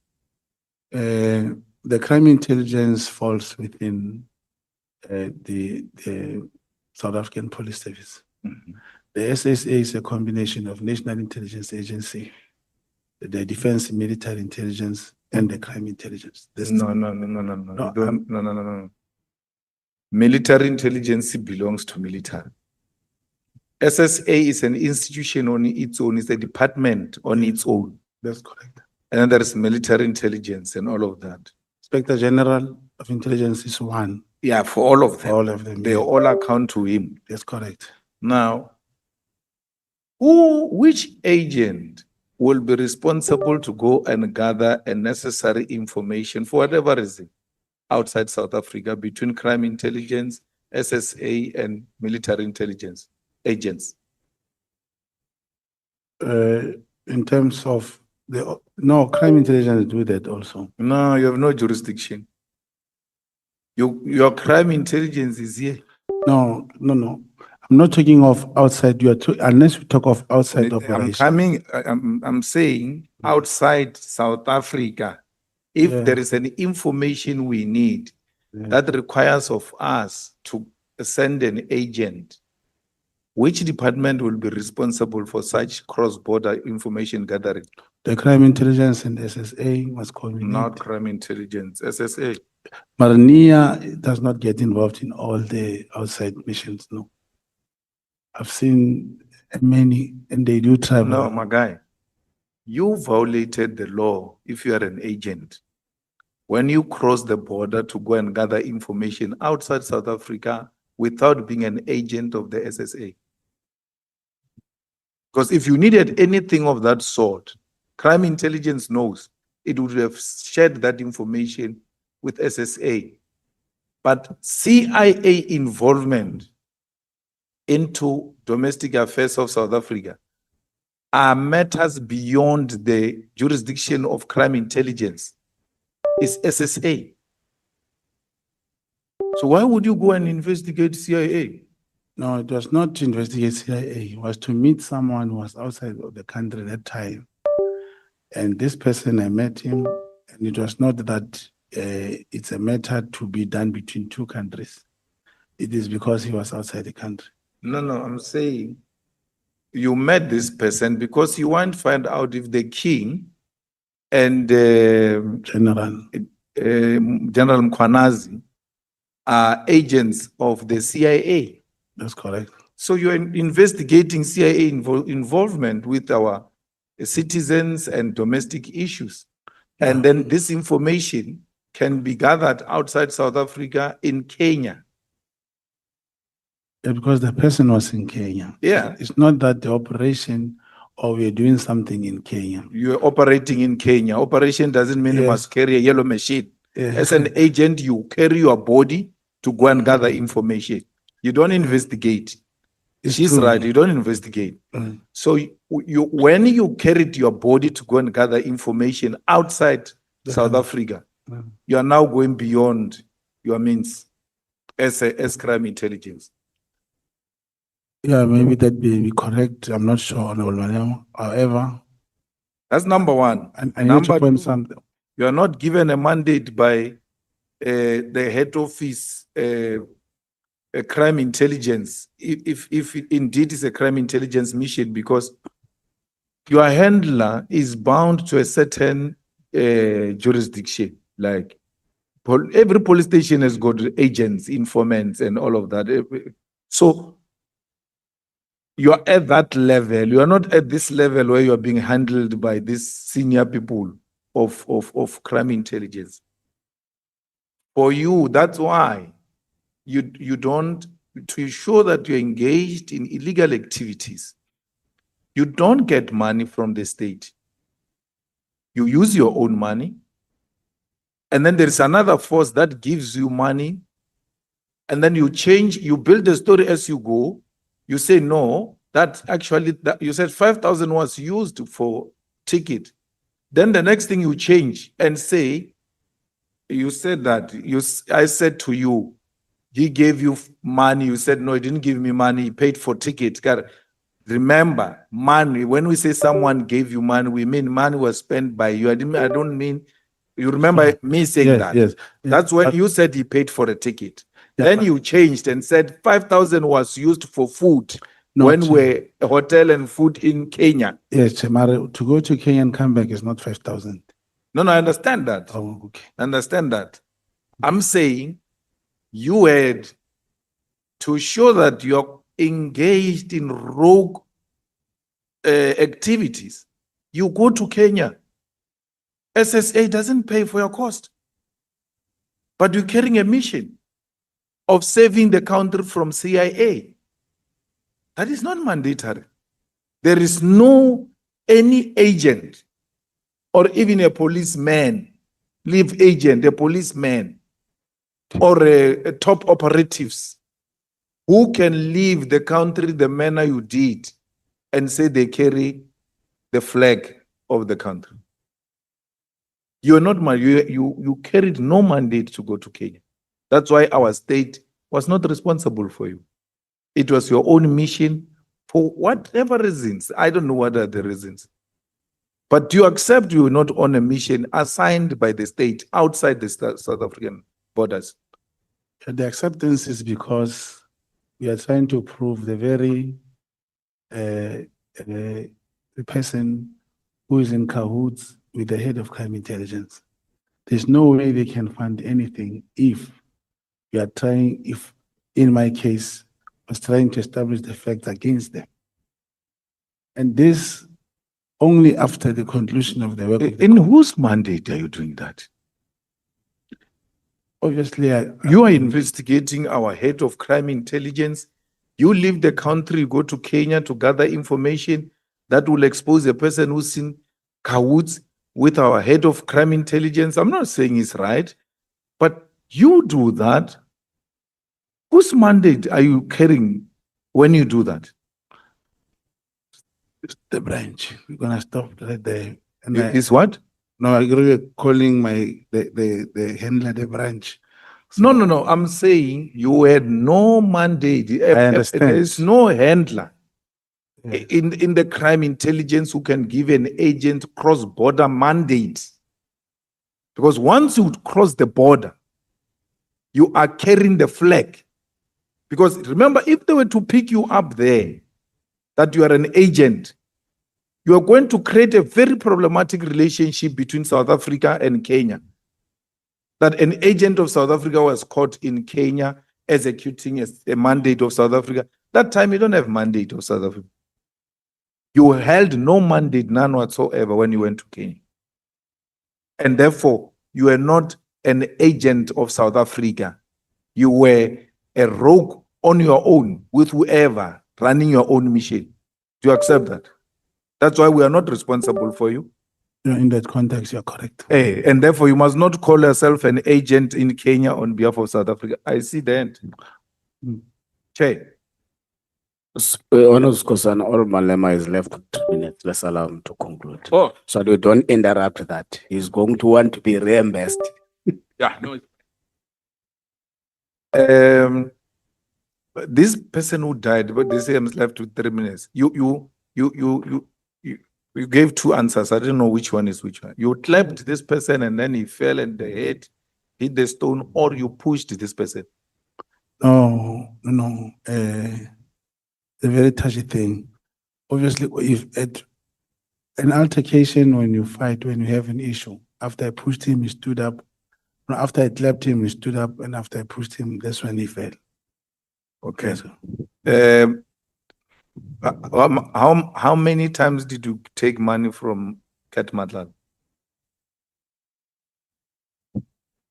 Because he says you took 38,000 on the 27 December. Plus 110. And then he further stated that he gave you between 150 and 200 for January 8. No, it's 149 plus the ticket. Come again? It was a 38,000 to send the message, and he sent 111,000, and he paid for the ticket of the 10 people who traveled, or the 12. So all of it, you took more than 200,000 from a person that you investigated? No, it was 149. No, 149 plus the ticket. I don't know how much the ticket. I never. That's what I'm saying. Yes, it may. Not 149 into the 38 plus the ticket. No. 149? 38 plus 111. Yeah. And the ticket. Then 38, 111, 149. Yes, plus the ticket. Yeah. So almost 200,000. We can call it that. And have you ever had meeting with Senzo Mkhunu? Who? Senzo Mkhunu, minister. With who? You. Yes. Is your comrade. It's my comrade. You can still call him now. Yes, he's a comrade. And then President Zuma, President Ramaphosa, I never met him. CR17, did you work for it? Yes, I worked for it. What did you do? Campaigning, crisscrossing, my Where were you getting the money? From to the crisscross? campaign. From From the who? campaign. Who? How? The campaign is not, you can't say how.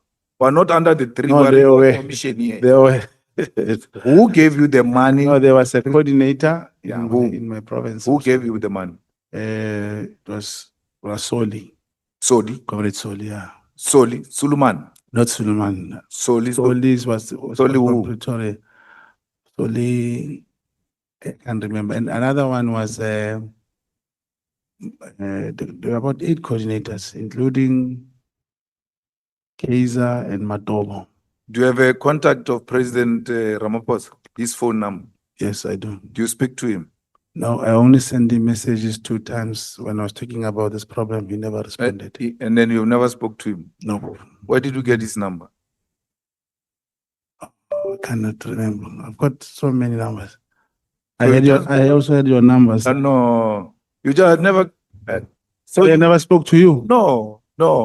You go around collecting numbers. No, it happens. Why would someone give you President Ramaphosa's number? To do what with President Ramaphosa's number? No, they became available. Sometimes people do get them. I'm not the only one who has his numbers. The Ormate says you can proceed. Okay. Through the Take time. a minute. How many I must wait for? Yeah, you can. Honest Pusana, I wanted to say something. No, anyway, Chair, I just wanted to say that Honorable Malema has put it to the witness. That is, you, for now, allege that you are an agent. You know, the issue of you going to Kenya.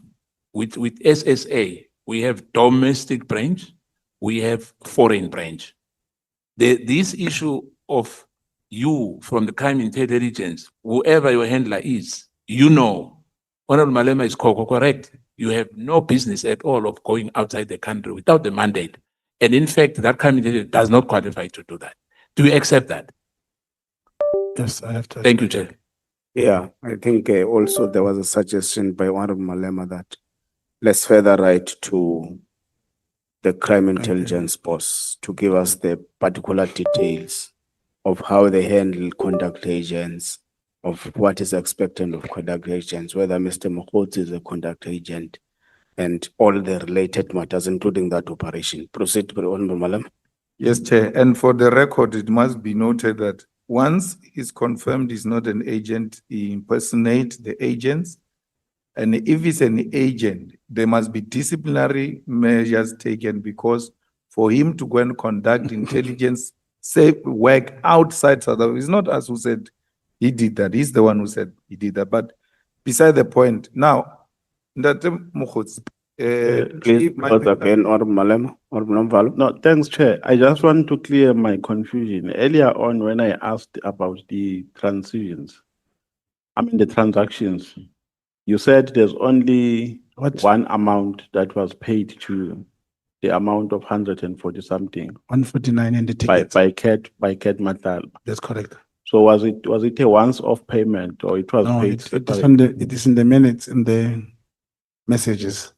It was 38,111. Yeah. What about this amount for the conference, for the regional He conference? didn't pay it. It was not the regional conference. He didn't pay it. You requested for it, Yes, I sent him a message. and he did not pay. No, I got it from somebody else. The other one, you are saying you did not request for it. He The January, he paid yes. voluntarily, No, he offered that he can assist there. Even those regional things, he was going to- unprovoked. No, I did not ask him. So he just paid. No, he offered himself that there is a way in which he wants to help the ANC and whatever and whatever. And I said, I cannot fundraise for the organization, but we So he have, paid upon no persuasion, no request from you. He just paid. because he wanted to, he even wanted to buy a table, 100,000, but he didn't buy it. Okay, not that. Proceed, Honorable Malema. No, I wanted to say, you admitted earlier that you lied under oath in an affidavit when you were dealing with those issues. of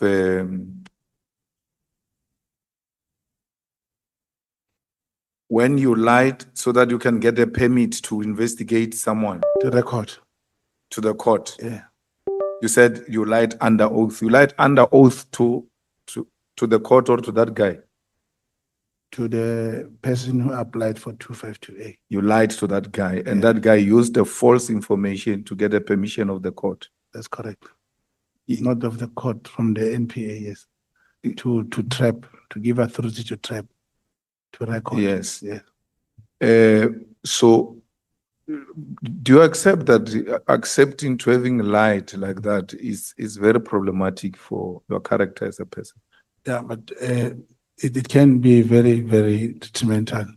I'm happy if, like you have agreed to write to the institution, if the green light is granted that, yes, that's the work I'm doing, I believe that will warrant my exoneration. No, I want, and then these are my closing remarks, because I want my colleague here to also have an opportunity to ask you a few questions.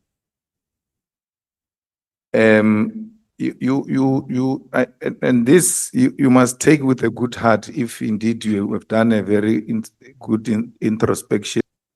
You sit with comrades, you listen to what comrades say, and then you follow them around. Even that Kenya, you might find you were following someone around who's going on some work, and out of a piecemeal, and then you bring it together, and then from there you go around extorting people. It's like, you know, in a municipality, especially in small municipalities, someone hears that your company has been approved for a tender. Before they issue a letter, he comes to you, he says, I've spoken to those people, they're going to give you a tender, I need something.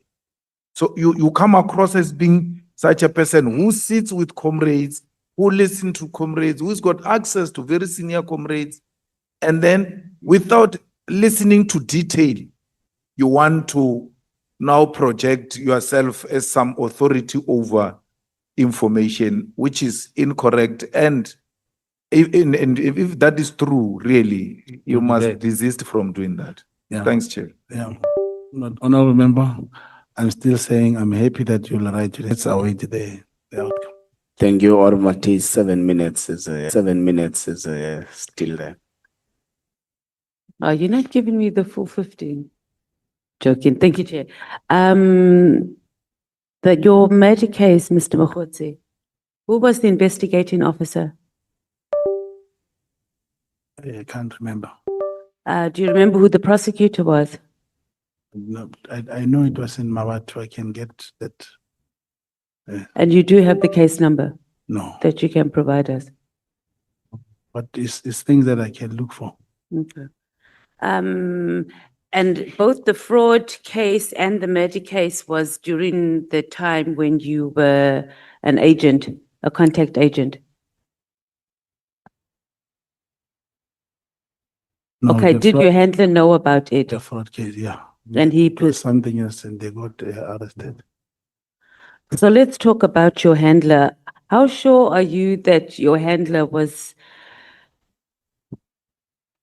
Okay, so you're sure that he actually works for crime intelligence, but what sort of due diligence have you done to ensure that the assignments that the two of you were busy on were actually legitimate crime intelligence matters, and that he wasn't a rogue handler within crime intelligence that was using you to cause instability within STAPS, within crime intelligence?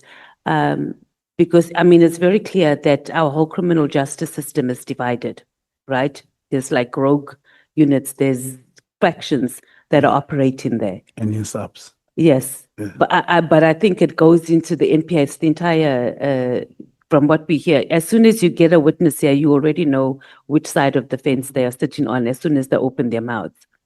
So how do you know that you were actually recruited to do legitimate crime intelligence business and you weren't recruited to just do rogue work? Because this handler of yours was part of a particular faction and his faction was not winning, or his faction wanted to take over Kat Machlala's contract, or wanted to capture crime intelligence, because send you all the way to Kenya if he knows, if he's serious, if he's the serious handler, and he knows that that's not something that is within the mandate of crime intelligence. I know the man is not a rogue, and I'm actually thinking now when you say, when you sit here, you already know each faction. Probably the way honorable members looking at me, I belong to a faction. I'm not saying that you are, but I'm saying you've been set on assignments. And I'm saying that what due diligence did you do as an individual to say that, okay, I'm not part of this, I'm actually doing work of crime intelligence to save this country? Because the big problem we have here with our criminal justice system is that we have top ranking officials, they are fighting for the battle and the capture of our criminal justice system, not to help the ordinary South Africans, because they are the ones that are suffering. They're fighting for its capture, whether it's for money or whether it's for power. And this is pretty much what we have seen. So you can't be sure. No, I'm sure that. Your handler is not involved. No, it's not. Yet he involved. sent you on a mission that he does not have any authority to send you on.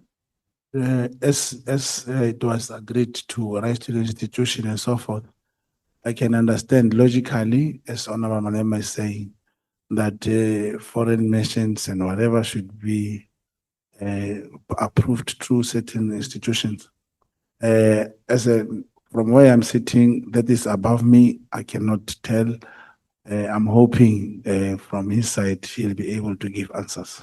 Okay, just quickly on paragraph 98, you speak about the ANC Northwest Treasurer, Mr. Karim, I think I'm pronouncing it correctly. You said you got information from him, right? The service level agreement for Kat Maklala. How did you know that he would have this information? Because he's not in SAPS, he's a treasurer for a province. No, he borrowed Kat money, invested in Kat Maklala's business. We are both from Afike. And as he was having some problems, he then asked me, how do I know something about this tender and so forth? That's when he showed me the service level agreement. So you knew beforehand that the ANC treasurer, provincial treasurer, was involved with Kat Maklala? No, it's not the provincial treasurer. It's Oh. a regional treasurer. Oh, regional treasurer. Yes. So you knew beforehand, but is the ANC regional treasurer? Yeah. And you knew that he was involved with Kat Maklala, and you No. went to him for information? No. He spoke to me when he had problems of being paid. Who spoke to you? In the same treasurer, Suleiman. Oh, okay. And then just where I saw the what you call the service level agreement. Okay.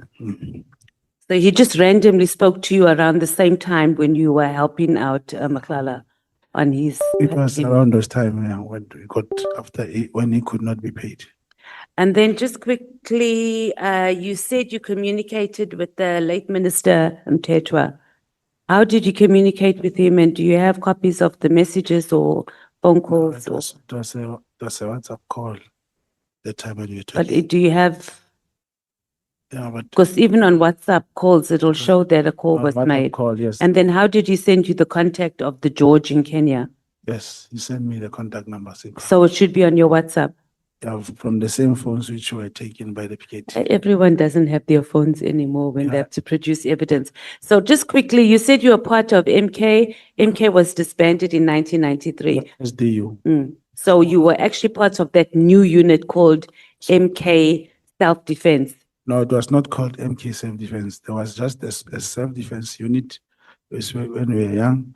And as time goes on, those members of MK, that's how we realized that those that recruited us are working with them, and that's it. But we never got into training and carry guns and stuff. Okay, I think you explained it a bit differently over here, but we will just skip through that. How did you finance the opening of your tavern in 1996? The tavern. A tavern in. Yeah, you said that you Yes, opened. yeah. And that one, it was rented actually after all my days. The time is up. You in business like our actual chairperson. Thank you. But I tried to be lenient. Ne? That's the difference. Honorable souls, you take us to 8:05. Don't mind that one. The only watch that is operating is this one next to me. Oh, I can trust you. I Okay, trust you, Chair. I trust you. proceed. Mr. Mogotsi, good evening.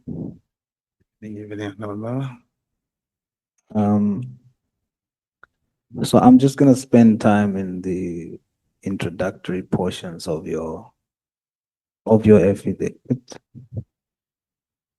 So you testify after the disbandment of MK, there was a self-defense unit established within the ANC.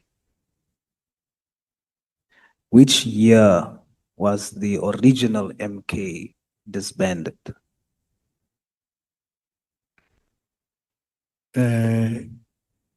I'll presume it was 1993. It's just that in the release of Mandela, all political parties were unbanned.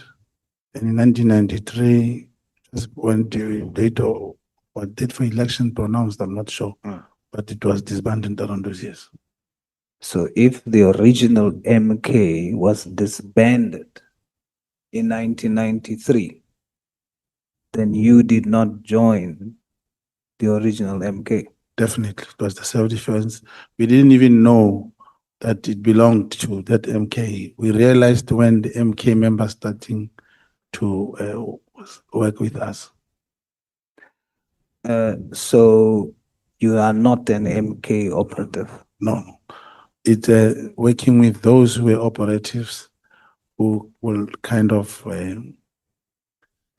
show us certain things. Can call it a bit of training, this, but I never went any uniform. I never saluted as an MK of that sort, yes. So what is the difference between the original MK and this self-defense unit? It was mostly controlled by members of the MK, this self-defense. And it was in many parts of the country, including here in Soweto, Tembelihle, the other places here. Majority of this self-defense unit would get mandate from, I'm thinking of those older people than us, would get the mandate from this MK. And a part of the young comrades who were with us, they also got to come and work at Cell House, assisting who were in the self-defense. But I never worked in the self-defense. But what was the difference between the two? Mkhonto Sizwe, we're talking of Mkhonto Sizwe. Yeah, the It was original. established in 1961, back there. And the one we're talking about, the one... Yes, no, in functionality. What No, was that was a military. It was a military wing. and the this one African that you National were part Congress. of the It was just the recruitment of young people, even though there were people who used to carry guns and to calling themselves SDUs. but it wasn't as serious as No, they never even wear the uniform. right. Yes. So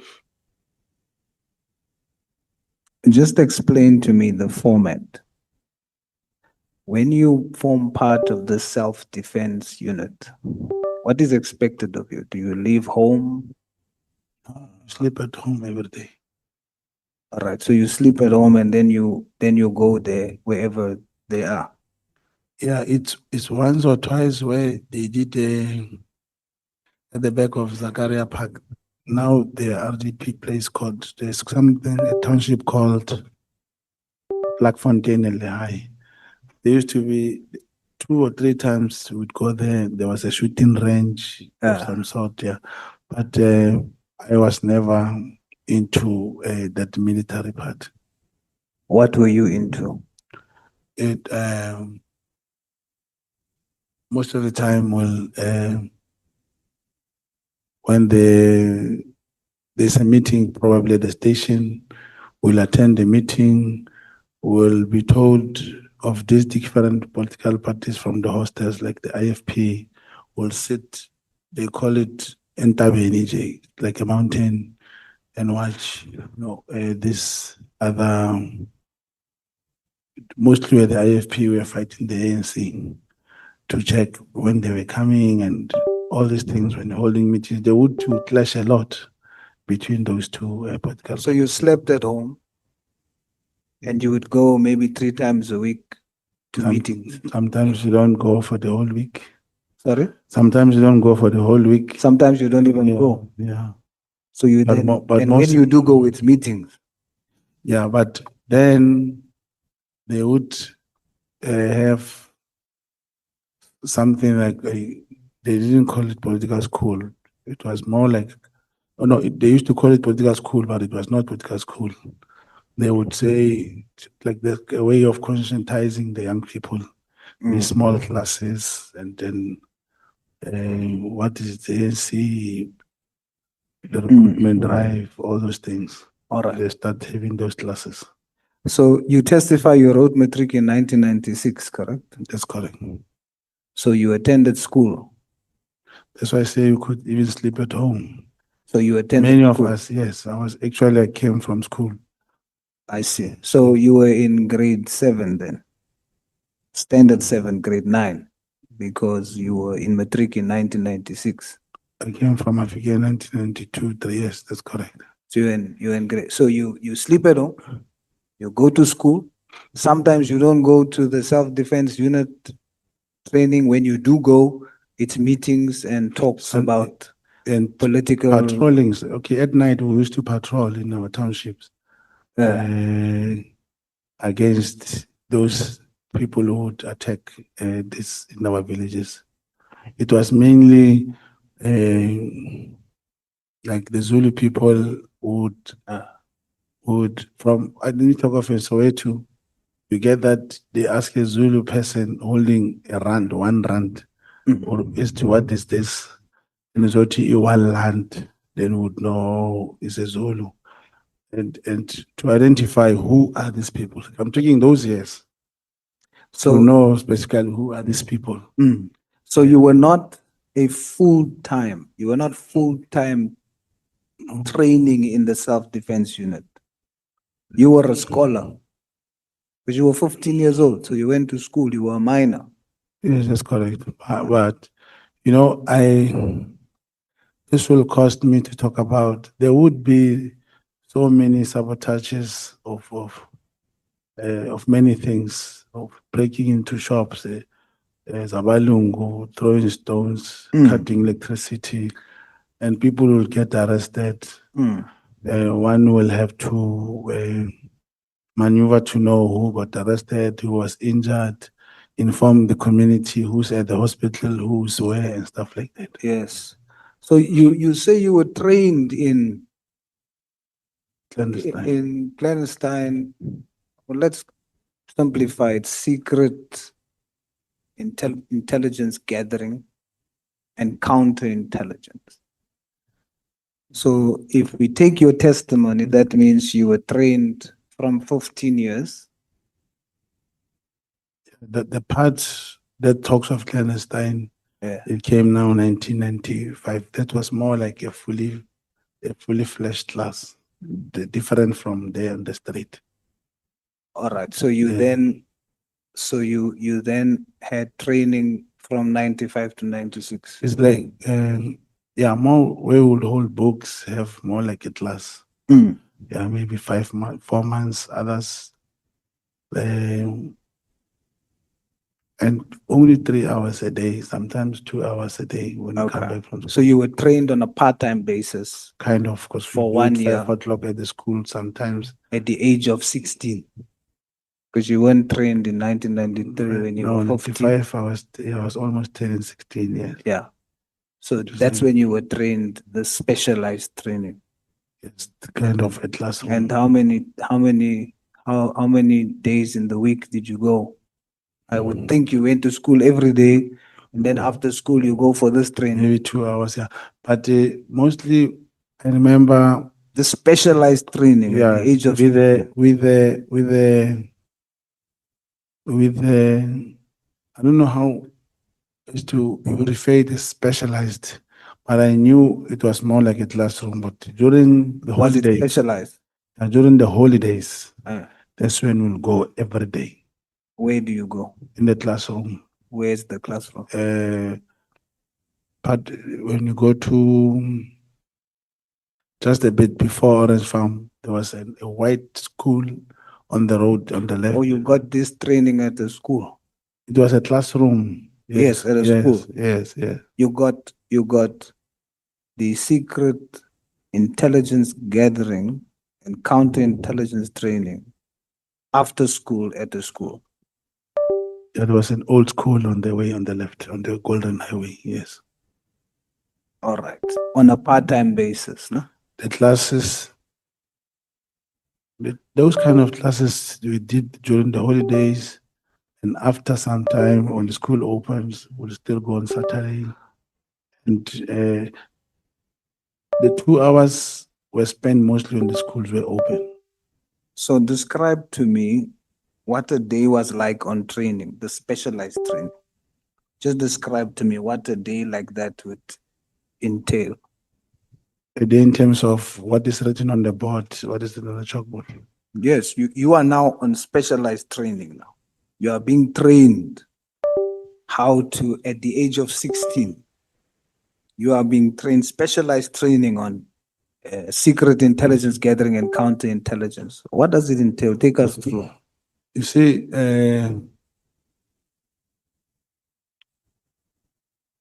to be taught on such things, obviously they came with smaller and a booklet typed. We'll have our exercise books, and they will talk, for example, how to gather information, the crime intelligence gathering, when collected. What was your favorite section? In terms of teach us. We are not trained in intelligence gathering, secret intelligence gathering. What was your favorite? No, information gathering. That's your favorite subject. Yeah, you would not say it's a subject because that day or unit or this 10 module or yeah, whatever in the you'll 10 call it. days you will do different things. I see. So who trained you? An individual, the name of a person. Yeah, what was his rank? What was his? Oh, we didn't know all those things, and he was not in the, or he only got to the army after integration, and that was Albert Zonkura, but he went to the military during the thing. Yeah. Okay, let's talk about that. You testify in paragraph 11 during 1996. The interrogation or the integration rather, the integration of MK into the SANDF, you call it the government. You say that it happened in 1996. Are you saying that the integration of MK into SANDF started in 1996? No. When did it start? I'm talking, remember there was those Venda, Putazwana, those homelands. Yeah. And then those soldiers were in the service of the state that time. Yeah. Now your APLA, MK, Zanla, Yeah. those ones, they were non-statutory because as they came, they were not employed elsewhere. Yeah. That's when in 1996 they started integrating the majority of them into the statutory force. That's actually incorrect. They started integrating them, the first phase, in 1995.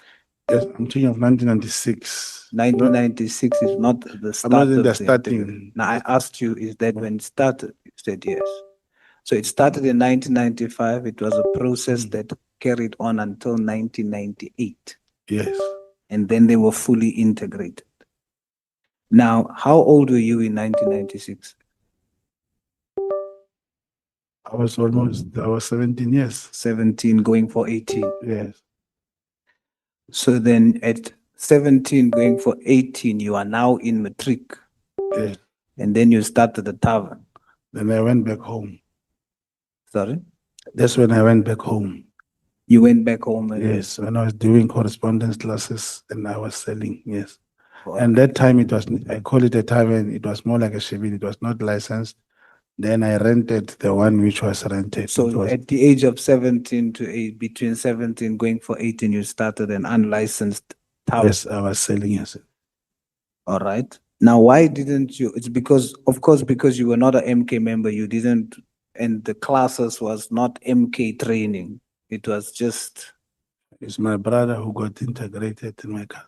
I see. Yeah. So you started this tavern? Yes. As a And you shebeen, ran it for how long? more than almost 2 years. Then I rented, the first one was just a shebeen. Then I rented this licensed one from 1998, I believe. Yeah. Yeah. So you then, you're now in, you start the tavern, you run the tavern until when? Till today. Till today? I never, then I opened another one. I had a bottle see. store. Yes. So your core business is it licensed now? All of them were licensed. So your core business is running tavern? It's liquor business, yes. I did attempt the wholesale, people were buying from me. And ever since it closed closed during Yeah. COVID, I never opened again. So now in paragraph 12, you say, while I was at the MK Self-Defense Unit, I gained a lot of experience in clandestine gathering of intelligence and the practice of counterintelligence. Yes. You say a lot of experience. Yeah. So what did you actually do between the age of 15 and 22 years of age in 1999 that gave you a lot of experience, not training, Knowledge. experience in secret intelligence gathering and counterintelligence? A lot. Yeah, I hear the word a lot is emphasized. To me, it was a lot, probably. That's where the word which was said here, that I became. Those years we used to be called Impempis. And I was so much involved and for giving of information to the police and all those things. A lot. And I would. So your experience is in giving information? I'm talking that time. Yes, we talking Yeah, that time. Yes, I was. Because in paragraph 12, you say in 1999, so now you're working back, you have a lot of experience Yes. in intelligence gathering and counterintelligence. A lot of Yeah, experience. you see, honorable member, the moment there's a plan of a robbery and the information reaches the police, whatever action that they take is to counter the intelligence of the criminal. Yes, but you see where we're getting to now. Yes, I get. Is you claiming specialized training. And I want to understand this training that you got, now you have a lot of experience. Yes. So out of between 1993 and 1999, 3 out of those years, you were learning. Out of that first 3 years, from 15 years, Molanyana class. you had 1 year Yes. of Smolanyana class. Yes. Then you take that Smolanyana specialized training. Then you don't practice it. You go start a tavern. Yeah. Then you spend all those years until 1999. You run a successful tavern. It's successful, correct? Those years, yeah, it was what. For a business to be successful, would you agree that it requires your focus, your 100% focus? Kind of, yes. So you have more experience in running a tavern? Not really, Chair. Even when I was running tavern, that's what I'm saying. That's when I got much involved with the police. We traveled to so many places. A lot of You know, in those years, there used to be a lot of armed robberies, stabbing, all those Mr. things. Mogotsi, but then that means the experience you are referring to in paragraph 12 is not Not a what, lot, what you yeah. want us to believe as specialized intelligence gathering and counterintelligence. Because you can't do that and run a tavern. I put it to you that what I can agree you have a lot of experience in is running a tavern. No, Chair. You don't have experience in that. No, I know a lot about that. Do you know why you have experience in it? Because you say I spend a lot of time there. No, I'm not saying that you. No, Chair, it's not when you run a tavern, people are working for you. It's not that you. Yeah, will but you focus on the business, Mr. Mogotsi. Yes, but they do bookkeep. You know, the tavern those years is not like the business I'm running now. Where you have before you'll buy stock 7,000, 10,000, people must sit there, and then it doesn't stop you from being involved and working with the police. I remember. You see, when you use the word working with the police, Yes. it does not mean what you say in paragraph 12. Yeah, but you. Because there is a specific criteria for you to be considered someone with specialized training. Yeah. Number one, you did not receive specialized training. Yeah, but you call it specialized training. That's what it means. If It's not written specialized training. I was referring to clandestine. Let me ask you, Yes. that clandestine Yes. intelligence gathering, Yes. is that not specialized It's an training? informal way of gathering information. Then you can't be a professional. If Yeah. it's informal, Yes, that's when. so you're not a you- professional. That's when you'll become an informant. Oh, so you're not a professional. No, you cannot say an agent, a contact agent is a professional. You must have agent. specialized training No. to investigate. You can't have informal training. But I'm glad you admit you are not a professional. Yes, Did Chair. not get specialized training. Come and tell you what you Will be taken to basic training 6 months, 9 did. months. It's not what I want to. There's no agent. So you who has can't that. say you have experience in that. Yeah, Under maybe the wording, yes, you can correct me on the not the wording. wording. You try to make us believe that you are in this special arrangement because of your vast experience. You don't have experience in that. It's not the misuse of words. It's intentional misleading. I'll tell you what you have training in. You were not part of something that specialized for intelligence. You were part of a youth empowerment program for young people, an after school program. That's what you were. Yeah, you may call it that way. No, it's but not may, it's your testimony. You say you went to school correct. Chair. as a young person, That's correct. come home from school, Yes. go to the self-defense unit Yes. after school, and some weeks you don't go. That's correct. So when I say you were not part of some specialized, Training, yes. what you were part of was an after-school youth empowerment program. Yeah. You may refer that way, Chair. It's correct.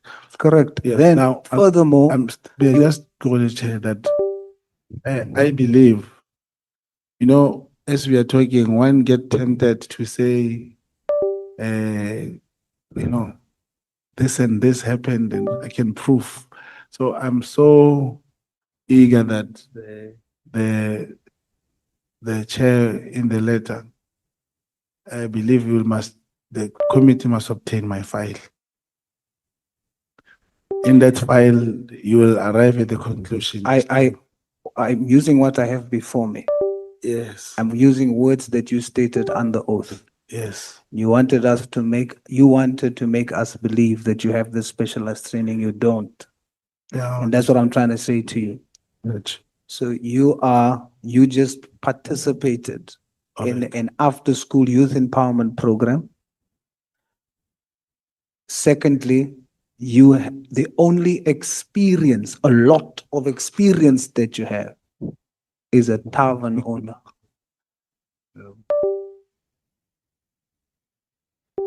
No, the file will, once the file arrives, The file is not here. What I have here is, and when I say a tavern owner, I didn't suck it out of my thumb. It's what you told me. yes, So for the record, that's what we have in front of us. until you get the file. The file is not here, sir. All right, sir. All I have is what you have stated under oath. As such, I therefore cannot interrogate you on the things that you say because it is information that you provide. But whether it is supported by evidence, I can't say because I'm questioning someone who has participated part-time in an after-school youth empowerment program and who's a professional, highly experienced tavern owner. And that's how you put it, Chair. Chair, rest. Thank you, Honorable Source of Malema. Honorable, I almost said Honorable Mogotsi. You want to respond on the after No, I school youth want to make empowerment it, yes. Because you were not in the SDU. If you were in the SDU, you can't respond the way you're responding. Because there was no SDU in 1993. It was when. The SDU was formed in the late 80s, following the violence with the state, following 2 state of emergencies by the state. And that was a violent unit of the youth responding to the violent state. And that youth was armed. It's not an after-school program. That is a distortion of the struggle of the youth of South Africa. And we are former leaders of the youth who can't sit here and allow you to say, no, it was some 1993 program that was after-school program. That was a military, paramilitary, not paramilitary even. Military. It was a military activity of the youth of South Africa following 2 states of emergencies, the formation of psycho, the youth armed themselves, and partly responding to the call by O.R. Tambo to run South Africa ungovernable. It was 1986 and after Nelson Mandela release campaign. But I'm saying 1993, at our age, there was a self-defense unit. And I insisted we never carried guns. I also learned, that's why I say even Nelson Mandela release campaign, I was young, I saw it. I could have made it my story. And 3 people got, there are 3 people who got, another one got killed in the same formation. I was not part. But the SDU that we had in Tembelite and other part here, when you go to the Orange Farm site, it was still Mikuku that time. It's where I participated at that time. It's not the military one. And I could not extort and change. They may have called themselves the SDU. That's why I said people who, when we joined that thing, we did not know it's the SDU or it was going to be governed by whoever. And when they came, that's when they started telling us about this whole thing. But the SDU, there's no any other SDU. The SDU is directly linked with MK. Yes. Yes. And then Yes. when Mandela suspended the armed struggle, amongst other things, suspended the armed activity Yes. of the youth of SDU. Yes. So he's right to say this is not SDU. This is something else that is Which was called youth SDU. participation. Yeah, But it was called that. let it not be linked with MK, as if it's that SDU that was militarily opposed to the violent state and which was armed. You agree, Mr. Mogotsi, that you participated in the after school youth empowerment program? No, it was not the youth empowerment. I know it was called SDU. And I was not the only member. I know of even many of them are still alive. And it was too much into, that's why I said the most of it was training. We even went to classes. It was different. We never had those arms and stuff. That's Okay. why I stopped. Thank As you, to how Mr. you call Mogotsi. it, I don't know. Thank you, Honorable Source. Members, before we go for a break, let's take the clip that both Mr. Ramano and Advocate Mogotsi have been promising us the entire day today. I'm told it's ready.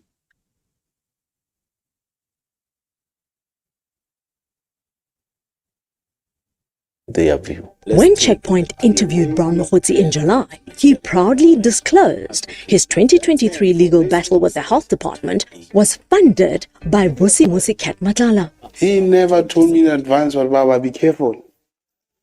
I'm a kingpin, I'm this, I'm that. We are meeting him as a business person. When It doesn't necessarily say you are endorsing the person. I know what's my 2023 legal battle with the health department. When my foundation took the Northwest Provincial Government, where we are, he assisted. There was a tender for 72 million in the month.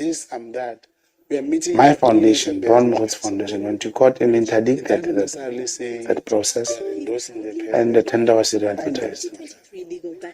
He assisted my foundation took the Northwest Provincial to the lawyers, stuff like that. So that's how, that's the level I know of this matter. The matter even went to the SCA. You should imagine the legal fees attached to that. When we contacted the department, he assisted my foundation. Okay. The lawyers, stuff like that. Is that the video you're looking for? Can you briefly explain it? Yes, Chair, but there was two playing. I don't know the other clip, but the one where Mr. Mogotsi confirmed that Mr. Matlala assisted him in the 2023 review of the health center. That's the one I was referring to. Okay. So for how much were the legal fees? No, as I said, he never paid the money for us. How did he assist you? He technically gave us advice who to talk to, who can do the project on pro bono, or if someone pays us. So Mr. Matlala is a legal specialist? No, he's not a specialist. Even in the exhibit bundle, I can show you the person who paid. It's not Ket Matlala. Okay. Yes. Thank you, members. Can we take a break until 25 to 9? Thank you so much.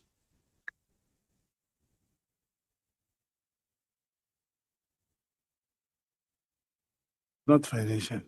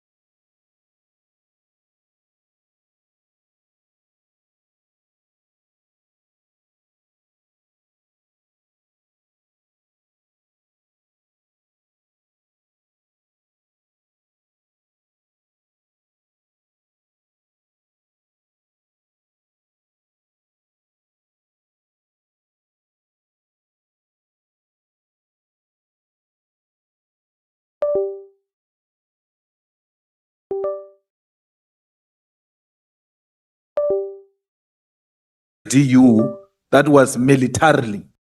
As a legal specialist.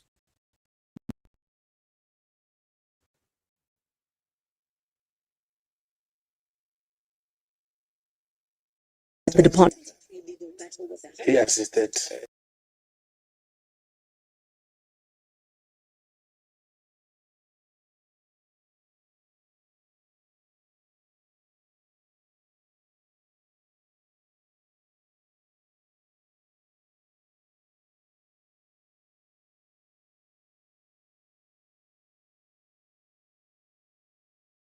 Who paid? It's not Ket Matlala. Okay.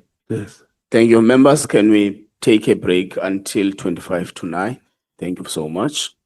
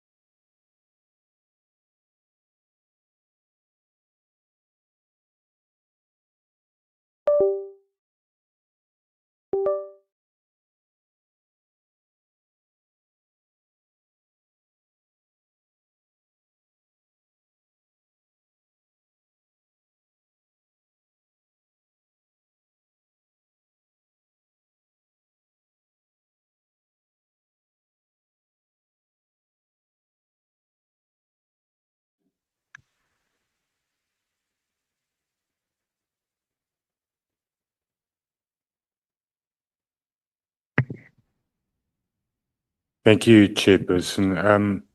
Chair, I'm largely covered by the colleagues. I think many of the aspects have been covered. And I also think it's very difficult when one, with all due respect, have established that there's a huge or large probability that the credibility of this witness is tainted. And that makes it very difficult to actually scrutinize the rest of the testimony. But let me just revisit some aspects. Chairperson, when I watch a very bad movie, badly written movie, I sometimes have to watch it twice because I don't understand what they are trying to say. So let's just revisit certain aspects. On your version, Mr. Mogotsi, you're an agent. I think we've established that it's actually an informant. But you were working, Mr. Mklala, and you were gaining his confidence. Am I correct? That's your...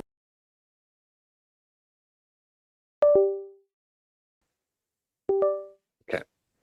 We've also established that it's common cause that the PKTT was also investigating Mr. Mklala. You know that. Yes, that's correct. Honorable Kolopana, you are disturbing this house.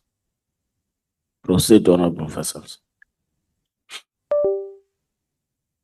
So, and in your association, or you associate General Mkhonazi with the PKTT, you said that previously or earlier today that he's the commander in your eyes of the PKTT. So he was investigating Mr. Mklala, am I correct? It may be that way. However, remember the head of the PKTT is Lieutenant General Kumalo. Yes. But now that he's based in the KZN, he may have influence in their investigations. In that context, it's correct. Okay. But now you are at the same time saying you are investigating Kat Mklala, but you are also alleging that General Mkhonazi is involved with Kat Mklala. Am I correct? I did not allege that way. I said they had a meeting and they met, and as Major General Senuna testified, he did mention how he could assist Kat Mklala with his case, and also ensuring that purchase orders are indeed expedited to the advantage of Kat Mklala. Okay, but if both of you were actually investigating Kat Mklala, you were on the same side actually.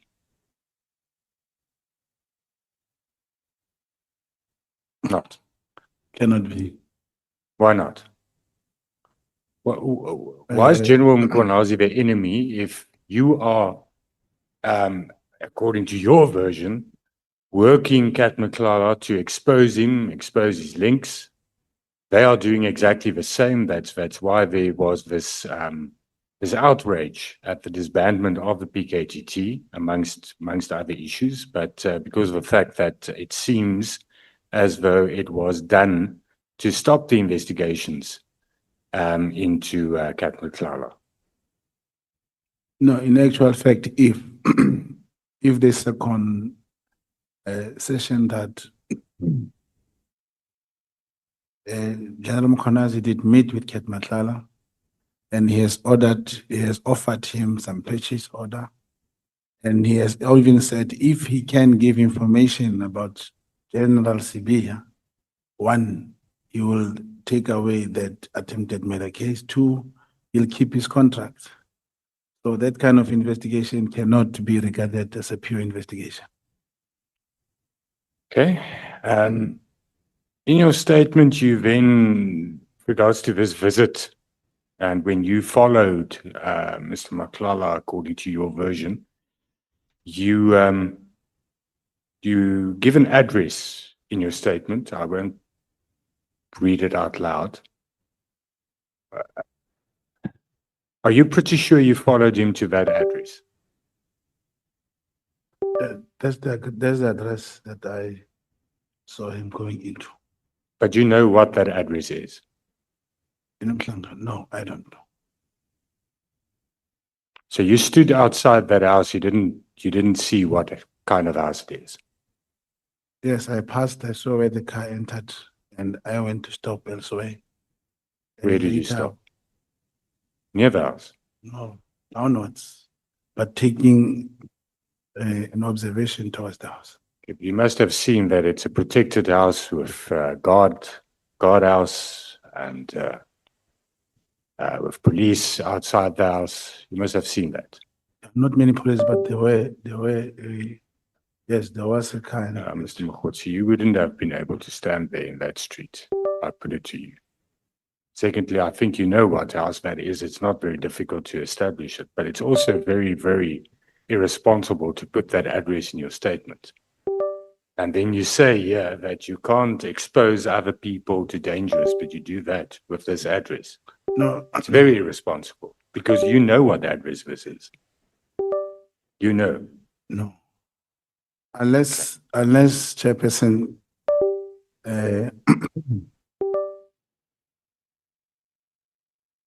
if I knew, I would have going to say, I know the house, but I passed the house and I drove very far and I saw that car going into that house.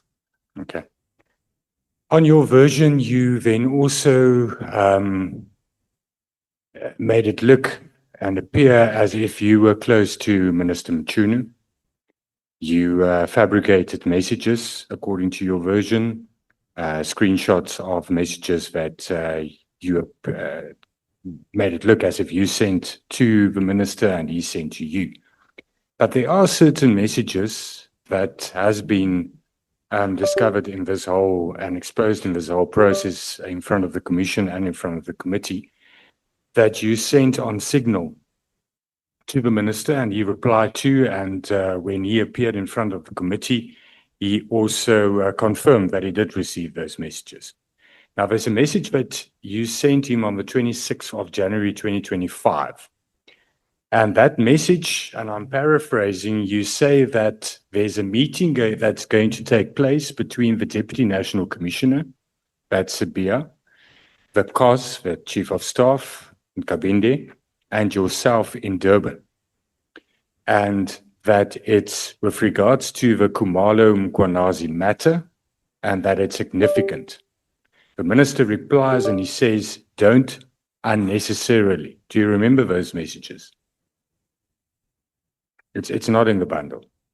Oh, I can't see it in the bundle because it's very unclear, those messages that's in the bundle. Yeah, that message was spoken about, and I recall now when you refer to that answer, not necessarily, yes, kind of. I remember it. Now, what was the purpose of that? Because that was not a message that you staged or that was there to create a certain impression. You sent the minister a certain message. Well, why did you send that to him? And did you meet with Nkabinde and Sabia? No, that message never took place. I was trying to, because now where you speak about the Khumalo matter, I'm trying to remember, but indeed that message was sent because the minister then responded the way you say. But then the meeting between myself, Gavin, and the DNC never took place. And in fact, I wanted that message perhaps to take place. And then that question was asked so many times as to what was it that was about Khumalo. On your version, you were investigating this. You were investigating the irregularities in criminal intelligence. That's your version. And that included General Mkhwanazi, that included General Khumalo. So did on your version, did Minister Mchunu know that you were working these people, that you were doing this operation? No, it's not like that. In the entire versions, there's no way we say General Khumalo had to be investigated. But he was head of criminal Yeah, intelligence. there was General no- Mfisa says that there's irregularities. Who will you investigate? Yeah, but that message did not imply. I wish I could find that message. But what was the Khumalo Mkhwanazi matter then? I can't remember. Maybe if we can get another question, let me just try and get this message. I don't think you'll be able. It's not legible But it's in okay. in your bundle. You won't be able to see it. No, you can't see the word there.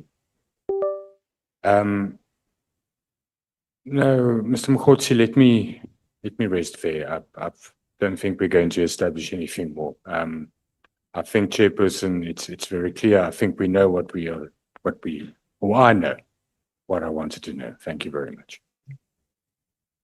Thank you, Honorable James.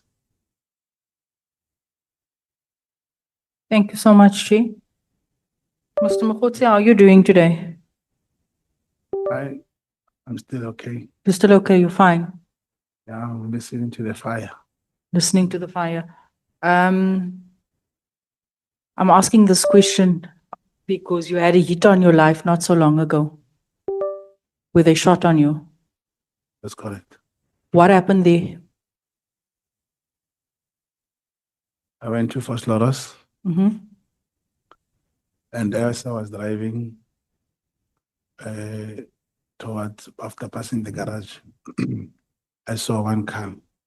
It was a buggy with some sports lights. But on top of the sports light, one light was not working.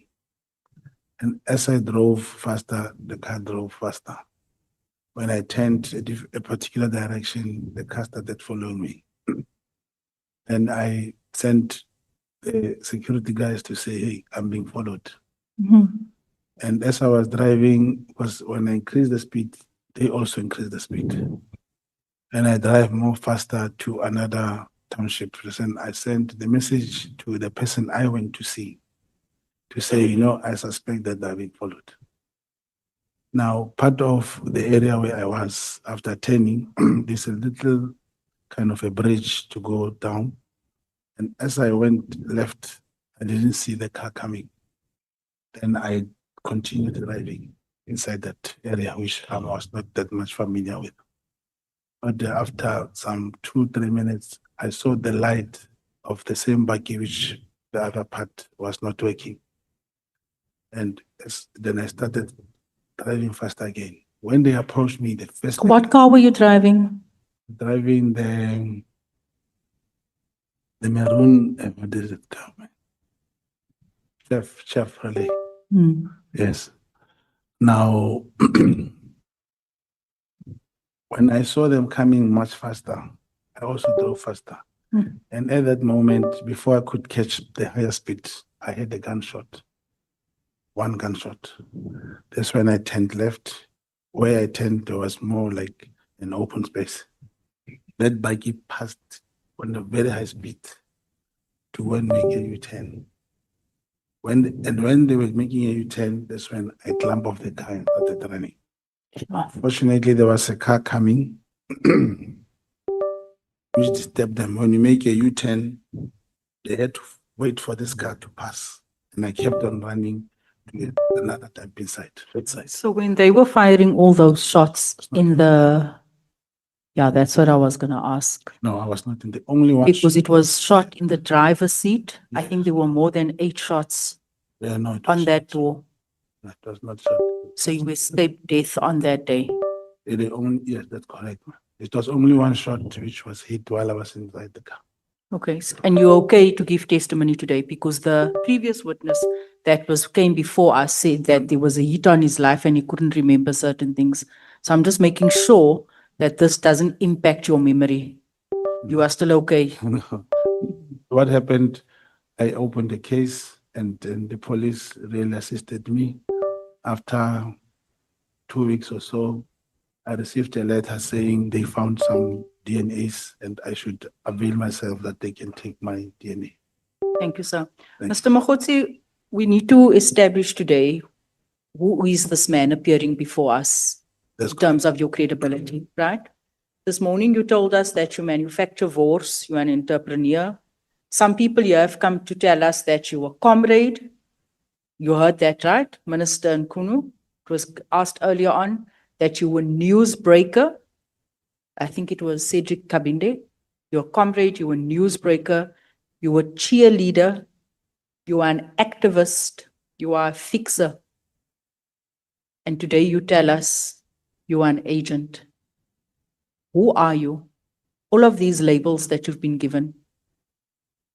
Who are you really? Who is Brown Mogotsi? The part of the comrade, indeed, I am a comrade. You are a comrade? Yes. The activist part? I don't know how they define their activism as, because I one person was asked what is an activist.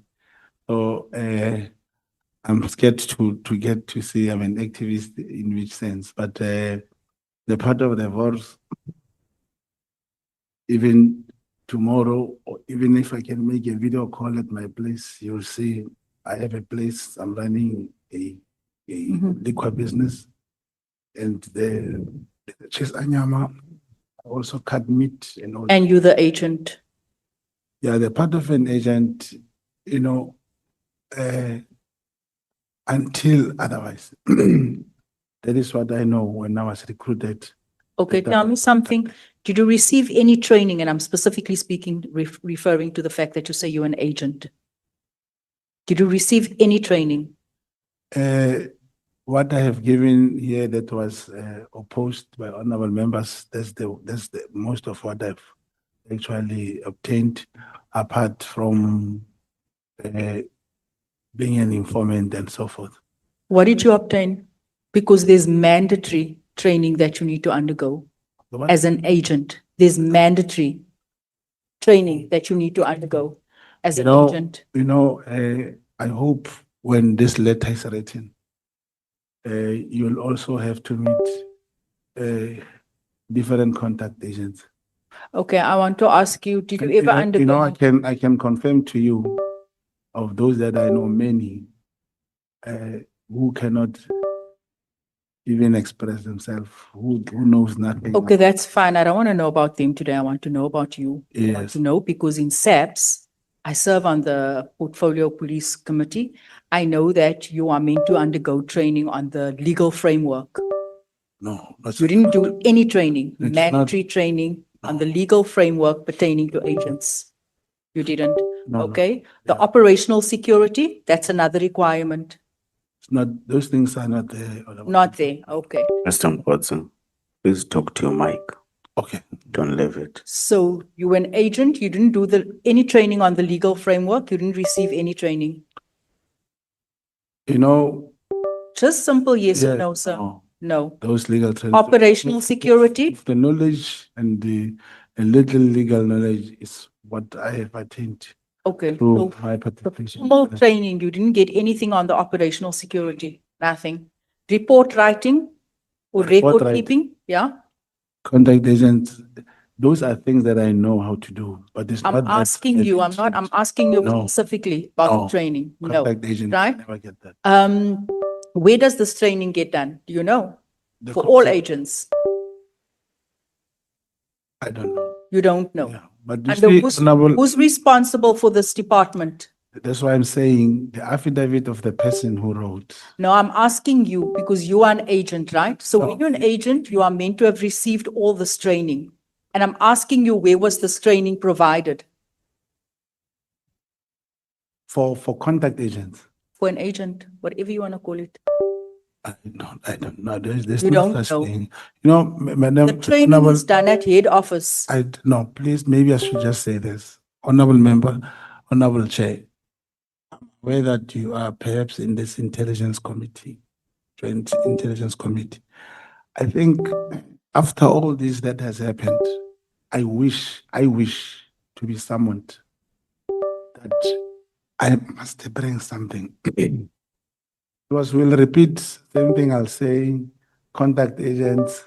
I will check even those who were recruited Mr. last year. Mogotsi, the thing is this, we also verify. We also try and get information in terms of, did you attend the training? Is there records of you attending the training? And this is what I received back.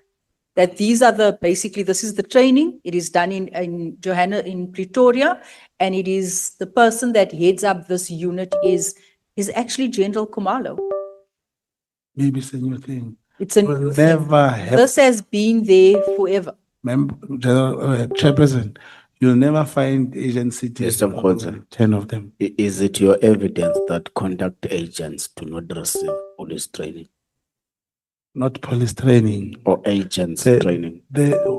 All the modules, or whatever is mentioning now, Never. you'll never find unless, because you'll have one-on-one all the time. I've never found any room full of agents.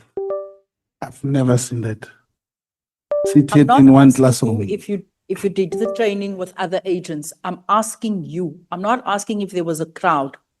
No, you'll be given some booklets, you'll be given, but not the training of. Thank you so much, sir. I'm not going to go any further. I want to ask, what was your real motivation for becoming an agent? Was it Okay. for civic duty, financial gain? Honorable James, please pause a little. Honorable Malemo. No, sorry, honorable member. Do you know a place called Musanda? Where? Musanda. Musanda, Mm.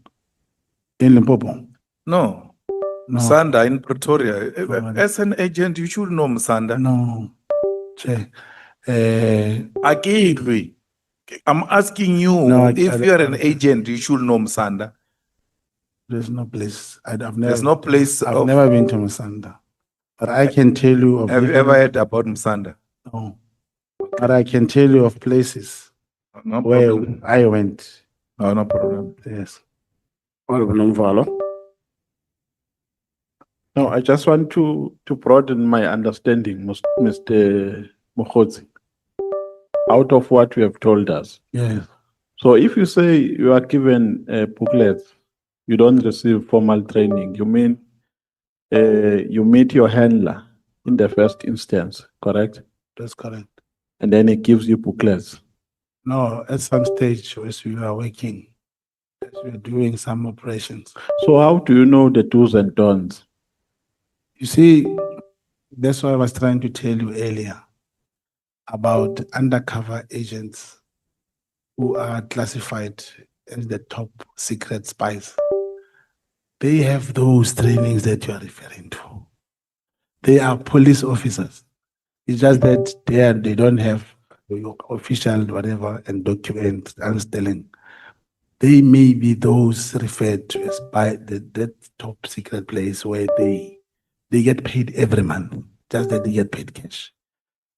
I was trying to show you the two affidavits, that this affidavit which they are not, which they Yeah, yeah, no, because they are referring to. this is not my time. I don't intend to be long. Right. I'm asking this because your scope is very complex. Yeah. And it involves establishing a link or keeping a link between crime intelligence and informants. That's correct. So how do you get to know the ethics of conducting that work?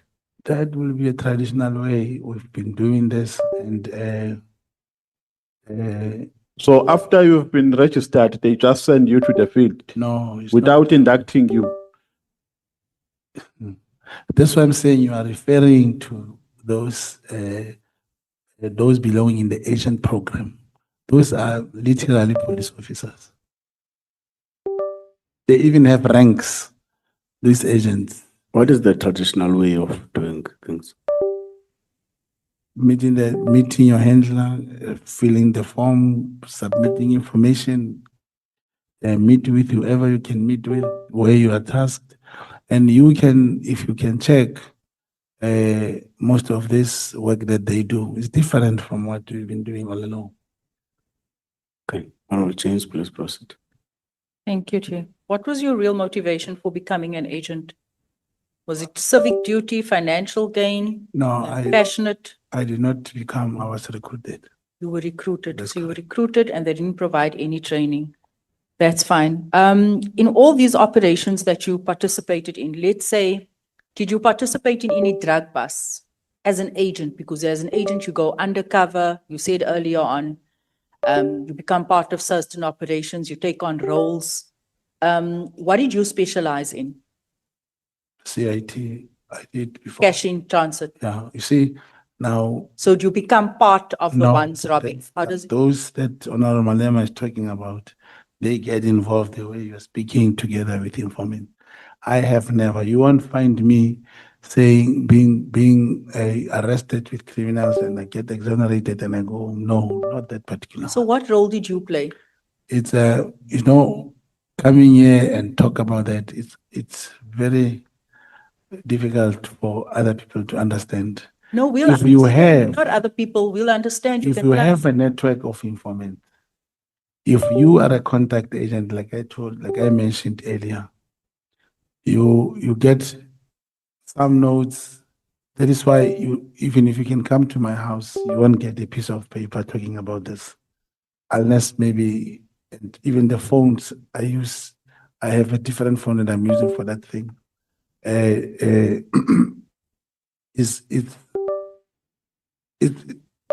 don't know how to make people. Yeah, no, it's fine. That phone that you have, who provided you with that phone?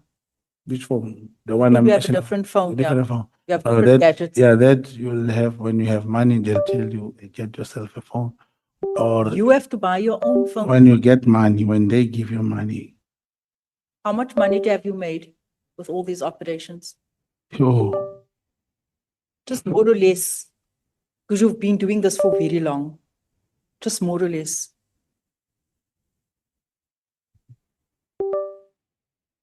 yeah. It's a lot, maybe, I think. Just maybe like how much, sir? Different operations. Oh, Let's say the last three amounts you received. even 100K, more than that. 100K for one operation. I've had different operations. Okay. Yeah. And those are successful operations that has actually led to convictions. A real successful real. operation, yeah. So your last operation, you're saying you got about 100K.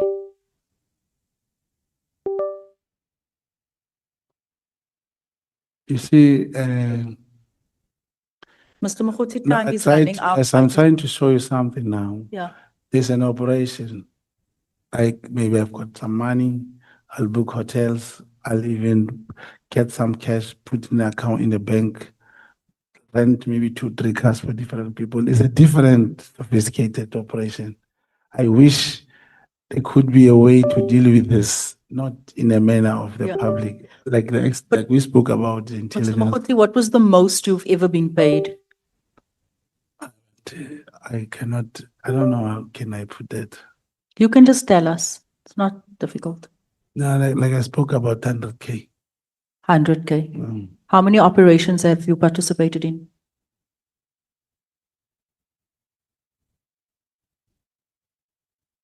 Around 8, 9.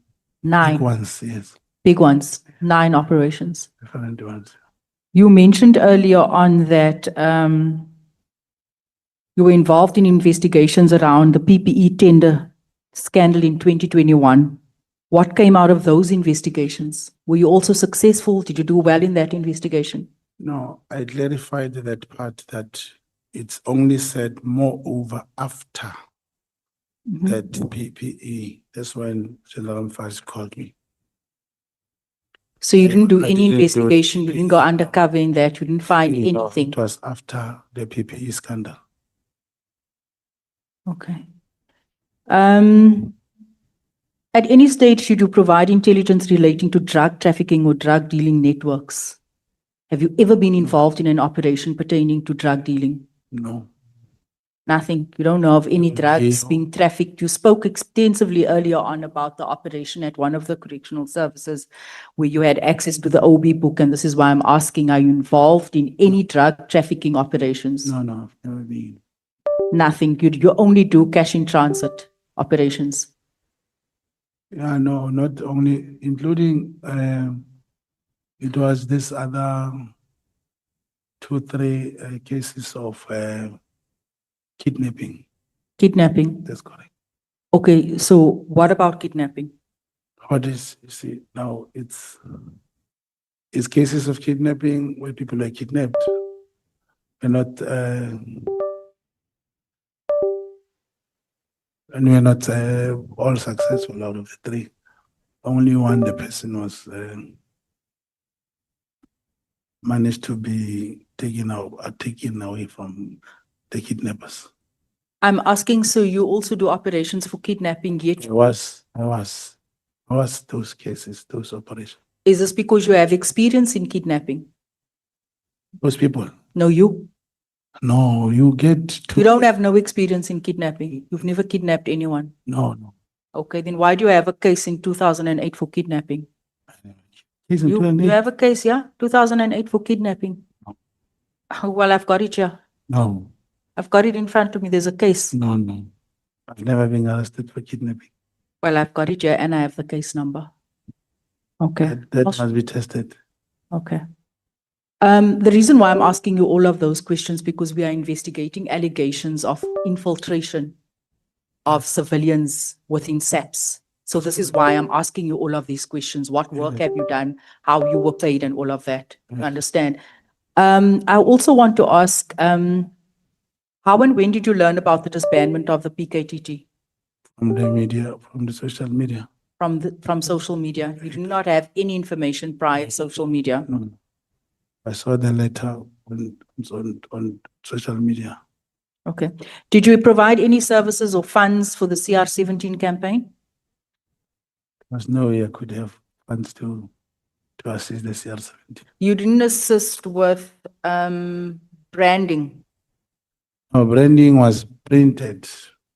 Mine was to go everywhere they were going to brand, not me funding. Yes, but I just asked, did you assist in any way with that campaign? No, you spoke of funding. No, I never funded. Not funding, but how Yes. else did you assist and Yes. support the In CR17 campaign? distributing the flyers, the T-shirts, and the branding, I did. What did you do? What was your role?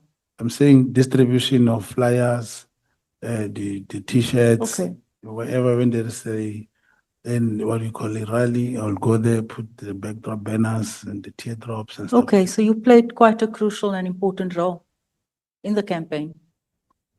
Who employed you? No, for campaign, you volunteer. You cannot You be. volunteer. Yeah. You just went out of your own. That's You correct. weren't working within a structure. You weren't working part of the No. campaign team. You just went out of your own and you started handing out T-shirts and flyers and Obviously, there's a team of people that you see wearing a shirt CR17 who will talk to you. so you went all over. Where's all over? In most part of the country, I went. Most you traveled. Who paid for those? The campaign, The campaign paid. Who in the campaign? but there are different people. Sometimes Who? I spoke of Kaiser, I spoke of Brasoli. And when you campaign in politics, it's not all about being given money. Sometimes you take from yourself. And So you played a key role in the CR17 campaign I don't know how. throughout all provinces, part of distribution. I never came to the Western Cape, for example. Okay, Yeah. 8 provinces you covered. Yeah, 3 of them are very close to me. Yes, I used to go here and there. Okay, you attended the January 8th statement celebrations in 2025 in Cape Town. You facilitated flights, accommodation, entertainment, logistics for the minister's guests, right? Under whose instruction? There was no minister's guest. But the conversation between you and Mr. Matala clearly states that this is for the minister's guests. No, I don't remember that WhatsApp. Okay.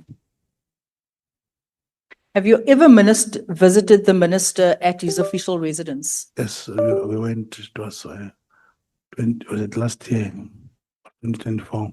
Last year you visited him for what? No, the meeting last year in January could not take place.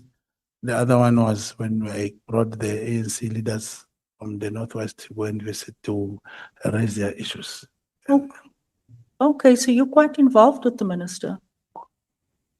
Yeah, as a comrade, yes. As a comrade, Yeah. you're part of the meetings at his official residence And then with I- other comrades. No, no, you know, when you bring leaders to meet another leader, you don't form part of the meeting. Okay, so Like, you facilitate the ministers' meetings with other leaders within the ANC? Yeah, that's correct. Okay.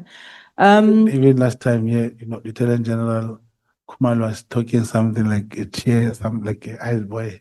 That's the small thing I do in this. I want to ask, how often were you in contact with Mr. Kabinde? Because it now would appear that the two of you arranged the ministers' meetings. Maybe call me. I arranged those meetings 3 times. We never, it was only after September. And I was trying to arrange this meeting with the minister and I spoke to him. Why did Mr. Kabinde say you were a newsbreaker? And you send him stupid messages. He told us you send him stupid messages, you're a newsbreaker, and you annoy him. Why did he say that about you? I don't know. I'll ask him. I'll have to ask him that one. I didn't hear him. And maybe He actually said forgot. stupid, he sends me stupid messages, Maybe Chair forgot to ask him. frankly saying that you were insignificant. That's the picture that was created of you. Okay. General Sibia, right? Who is he to you?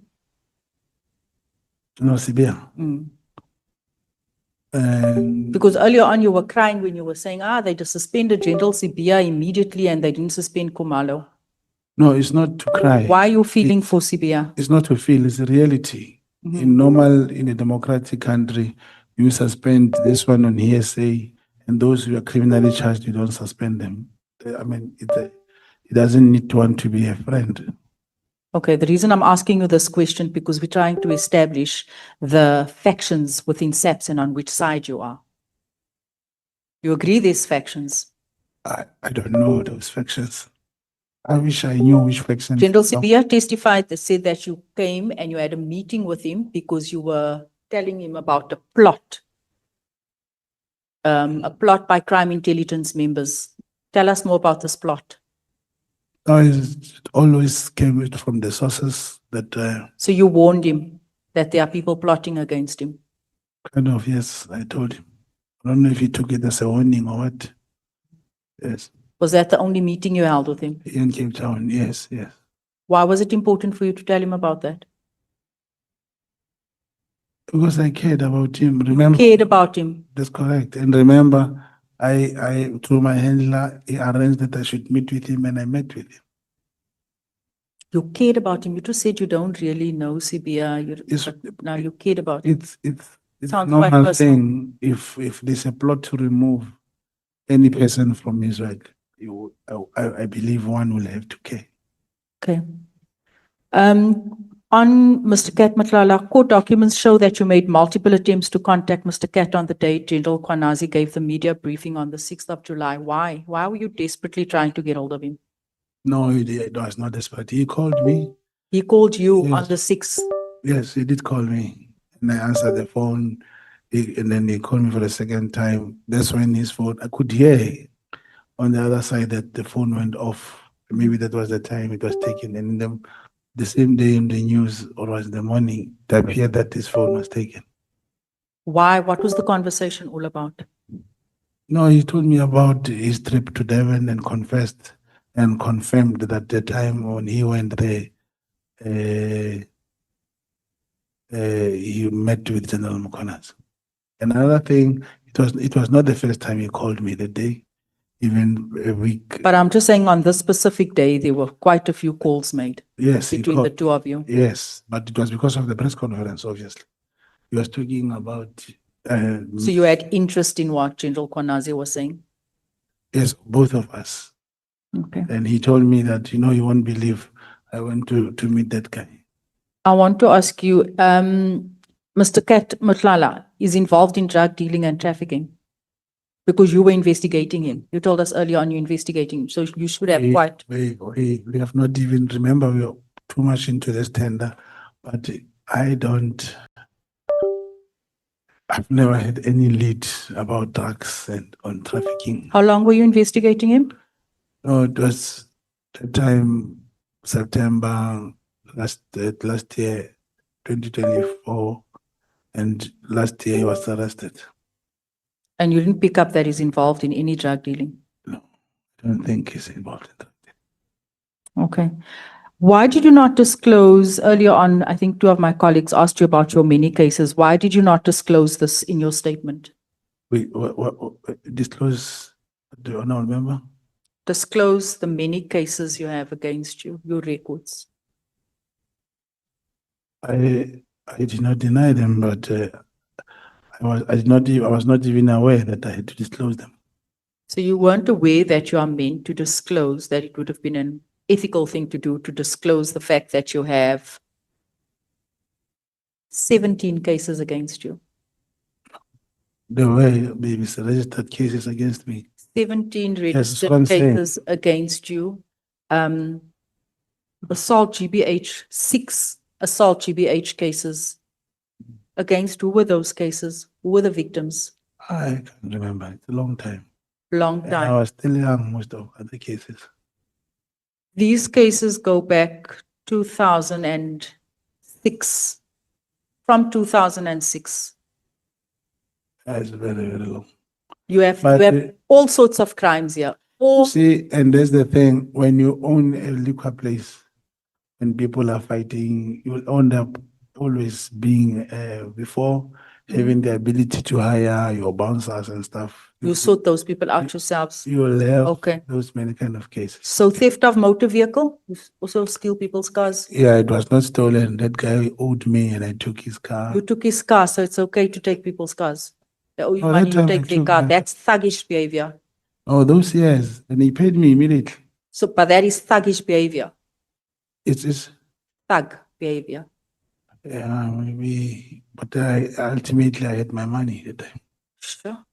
Okay. And if I didn't take that guy's car, it happened differently because my grandmother is the one who called me. And the car, I parked it in the garage, and those guys came, and I explained to the police, I don't have a problem. Either if you, Sergeant, give me my money, you can take the car. Okay. The other case, offences against administration of justice. What was that all about? I don't know. There's a 2011 case. Administration of justice. Mhm. You don't know. We've had so many. The fraud case, what was that? What No, does that that- relate to? No, it was these guys who were doing some cuts and stuff. Cards, what cards? Yeah, and when they got What arrested, cards? bank cards. Bank cards. Yeah, but we got them arrested in that one. These guys. Yeah. But you have the case number against you. Yes. So I you were was part, you yes, were part yes, but it involved was in immediately. I did not fraud, even. credit card, bank cards. No, they had. It was Mr. Mogotsi, why are you saying they? Ek praat van jou. in the case. I was not. There were people with me, and I don't even appear in court that time. No. Please hold on, James. Mr. Mogotsi, did you get charged for fraud Yes, all of us that by day. police? Did you appear before a competent court of law No, on charges of fraud? only them. They appeared, and I was let. What happened to you? I was told to. I did not appear. The person we were working with came to talk to the prosecutors, and I left. And I left. That was not even my case. It was kind of No. operation. You were charged. Once you get charged, officially charged by the South African Police Service, that case is a case against you. Yes, but Yeah. So stop saying they. all right. Yeah. Say we. Oh, we. Yeah. Let's proceed on, James. So you have 17 cases against you. Many of these cases were before you even entered into SAPS as an informant and as an agent, and still you were recruited. Despite having murder, domestic violence, kidnapping, theft, GBH, road traffic, common assault, theft of a motor vehicle, all of these cases, you were still allowed to operate as an agent in SAPS. No, and there are not even one pending case against me. And And all of these cases, you're saying out of all of these cases, there was no charges, no pending cases. Which court did you appear at? now there is one where I appeared that with fine, where I was convicted and I paid fine. Thank you, Honorable James. It is safe to say that we had a criminal appear before us today. Am I correct? Whichever way, Honorable James, if you see a criminal before you, there's nothing I can say to change your mind. Thank you. Honorable Sangoni. Thank you very much, Chairperson. Good evening, Mr. Mogotsi. Mr. Mogotsi, I think Honorable James has asked you this, but maybe let me be more direct. Who are you here to protect? Just about everybody who's come is here to protect one person or the other. So having listened to all of the testimonies, who do you think is lying in your version? Lying to who? Well, we've had two different sides of, what seems to be going on in SAPS. You are at the center of it. So do you agree with, the allegations that have been made by General Mkwanazi? Do you agree with Minister Senzo Mkhwenu's version? Who are you here to protect and support? Yeah, it's not about protection. And I believe who alleges must prove. And I believe General Mkhwenazi will still appear and bring evidence. The same in Madlanga, I'll be applying for his cross-examination. So he must prove. I did not know on the side of Minister Senzo Mkhwenu, I hear they're talking about the PKTT, which is an administrative matter that I cannot comment about. It is those in authority who will know the decision was appropriate or not. But in relation to being part of the cartels and all the things, well, it's not true. I know it's not true. Okay, do you appreciate that Minister Mkhwenu is accused of being part of the cartel or disbanding the PKTT, everything that is alleged against him because of you? No, I don't appreciate it. It cannot be because of me. I did not write this letter. No, it is said that you were the go-between between Minister Mkhwenu and Kat Matlala. If Kat Matlala and myself, including Minister Senzo Mkhwenu, were somehow in cahoots, Minister wouldn't have insisted on the review and subsequently have the contract terminated. Yes, that's the contract, but then the PKTT, you apparently have been pushing that the PKTT must be disbanded because it's bothering your friend that you're investigating, Mr. Matlala. No. And those, it's so important that irrespective of who is involved in what, if even today, I believe if Kat Matlala has a case to answer, he must answer for it. There was no way I could say he must not answer. But in this, I can't say a PKTT should be disbanded for Kat Matlala. But in case you ask me, do I think the disbandment of PKTT was somehow appropriate or relevant? I would say yes. No, I didn't ask you that, but I'll come back to that. Now, this agent story, in your mind, was it really the most plausible explanation you could have come up with? Why would you not have accepted, for example, the narrative that says you are a komtsotsi who goes around extorting people, you are leveraging your relationships, because there's absolutely nobody in the intelligence community who doesn't know where Musanda and what Musanda is. Why did you have to make up stories about being an agent? I did not make up a story. You said on the 5th, I'm assuming, before the 5th of July, you called the president to intervene the day before General Khumalo was arrested. You're shaking your head. You said it. Not calling, I sent the message. Okay. Yes. For him to intervene. That was your In word, right? January and 2024. Okay, how did you expect the president to intervene? He would have employed his advisors or whoever and meet with the Minister Senzo Mkhwenu or whichever way he could. And I believe he would have had maybe both sides of the story, even though the commission is now and the committee is currently doing that now.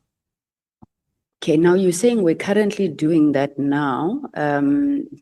And you've been saying here, each time you want to hit back at the members that there's a truth that the committee is not going to get to, that there's action that you expect this committee, Madlanga and the president to take. What action is this and what truth do you think we're not getting to? I'm not the only witness who came here, and the committee decided to focus on the personal issues about the witness. Even in Madlanga, when Major General Sinona spoke about the meeting between, the same applied to Paul O'Sullivan. For sitting here, let's say now. Mr. Mogotsi, you're on the platform. I'm allowing you now, instead of explaining what was wrong, tell us what it is that you think we are not getting. You've already said we are concentrating on people. So what do you think we should know? And what is this action that you think we should be taking? You should interrogate the evidence that is provided. Fine. I thought that was what the members were doing, but let me try. So you've been very concerned about being called a liar. In fact, the first time you mentioned professional liar was when you said the Madlanga Commission had called you a liar. So help us understand so that we don't come to a conclusion that you're lying. In your evidence, you go to a lot of detail about Prince Simagade Kazwelitin and his role and Richards Bay and so forth. Are you aware that the Zulu royal family has distanced themselves from your testimony and they're saying that these are wild conspiracy theories? I'm not aware. Okay. Are you aware that Prince Tokozani Zulu, who's the brother of Prince Magade and also the spokesperson of the royal family, says your allegations are surprising and completely false, and that Princess Magade has never opened a case against Lieutenant General Mkhwanazi like you claimed? Yeah, but if there's a case number here, it can be verified. I cannot lie when there's a case number. Okay. On paragraph 27, you say senior Prince Willie Zulu traveled to Gauteng where you hosted them. Royal family has again distanced themselves from this, saying that you have offered them no information, confidential or otherwise, nor have they received any financial, logistical, or any kind of support from Mr. Mogotsi. And again, I assume you want us to accept your version. So can you prove to us that you indeed hosted Prince Willie Zulu? Oh, and thank you for that one. In fact, the evidence leader asked me, how did we host the people? Not that we paid for their accommodation or any other thing. It was for their safety. When they came that time, I can't remember which paragraph is that. When they came, we ensured that they get to a place where it was safe. And we got the police in uniform to come and help them open the case, not to host them financially or to give them food. No, probably I did not. They've said you've never given them any kind of support. So should we take it that it's the royal family that's lying in this case? No, but I have the person and the contact number. I cannot say royal family is lying unless the person who came is not telling. Now you said you obtained information that King Misuzulu and Lieutenant General Mkhwanazi are CIA spies. Where did you get that information? It is from the same statement that we wrote from the same case number I'm referring to. Where did you get the information? The statement which he wrote on the A1. The one that the prince says he didn't write. The one that he sent. Yes. And you are saying he wrote. Oh, I see. Now you said that the Western interests that they were protecting was securing supply of coal to Israel. How was the supply of coal to Israel threatened? It was during the time of the ICJ case when, now that's the view when we are discussing with handlers that because of the case in the International Criminal Court, the CIA was threatening that South Africa may even stop the supply of coal. Okay, so you're not quite sure how it was threatened. You assume it may have been threatened. Now, what role do King Misuzulu and Lieutenant General Mkhwanazi play in the supply of coal? According to when the case was open, they felt, like I said, even the Chinese, they wanted to contract the Chinese there. and King Mrs. Zulu and Lieutenant General Mkhwanazi, what is their role? Are they coal suppliers? So what role do they play? General Konazi, according to those in the Nongoma side, they harassed them because they wanted to contract the Chinese people in the space. They of- arrest who? They were those people who opened the case, the Prince Magadi. and Zulu. I'm talking of Prince Magadi Zulu. His aide came, and whoever he was with. So they're protecting the supply of coal to Israel by arresting Princess Magadi Zulu. No, because he wanted to bring a Chinese company to be responsible for that distribution. Lieutenant General Mkhwanazi. No, the royal, those King Mrs. Zulu. And as they alleges, it is now General Mkhwanazi who's working with King Mrs. Zulu to stop them from appointing this Chinese person. Does that make sense to you, Mr. Mogotsi? The two rivals in the royal family, they are fighting. Mm. Now, these ones, the rival feels that General Mkhwanazi, King Mrs. Zulu is probably benefiting from this. So the CIA agents are bringing Chinese to take coal to Not the Israel. CIA. The Chinese were brought by this Mrs. Zulu, not Mrs. Zulu, sorry, Smakati. Okay, and then how then the general neutralized this opposition? Who are these members of the royal family that that General Mkhwanazi killed? Not killed. No, your statement says murdered. Murdered is killed. In my statement? Yes, it's in your statement. No, it must be attempted, probably. It's in your statement, sir. I will help you just now with the statement. Paragraph 26. In the execution of his mandate of the CIA, Lieutenant General Mkhwanazi on numerous occasions sent members of the PKTT to intimidate, harass, and attempt to murder members of the royal family. Who were these people? Attempt. That is according to the case that was opened. They opened an attempted case made out. Okay, the case, I think you are the only person who knows it because the royal family has distanced himself from it, but let's move. Chairperson, may I request that in those submissions, I should rather get you more information on this. It's not a problem. Okay. Now, let's go to you and Minister Mkhunu. Minister Mkhunu defines you as his comrade. Can you just elaborate on how you came to know Mr. Mkhunu, Minister Mkhunu? During those, it was including 2016-17 campaign, that's when I started talking, but I knew him before. That's the second. What happened? How did you meet him? During the campaigns. And you just became tight with him? No, we are not tight. We were, because I was, like I told you, I was doing most of the branding and distributing. We also went to, what was that place in Mbang, not Mbangen, not, it's Tulundi. Sometimes we're distributing flyers there. And then we went with this other comrade. You were distributing flyers with Minister Mkhunu? No, we went to Kokstad. That's where I think Minister Mkhunu was the time. But we had not ever been tight. And during CR17, as I was branding and everything, I used to go to every rally, in particular where he was also attending. Do you know Minister Mkhunu or you just see Minister Mkhunu as a comrade? Do you know him? Do you have a relationship with Minister Mkhunu? That's a comrade. I've emphasized that. So you went around. Can we pause there, Honorable Sangoni? Honorable Novalo?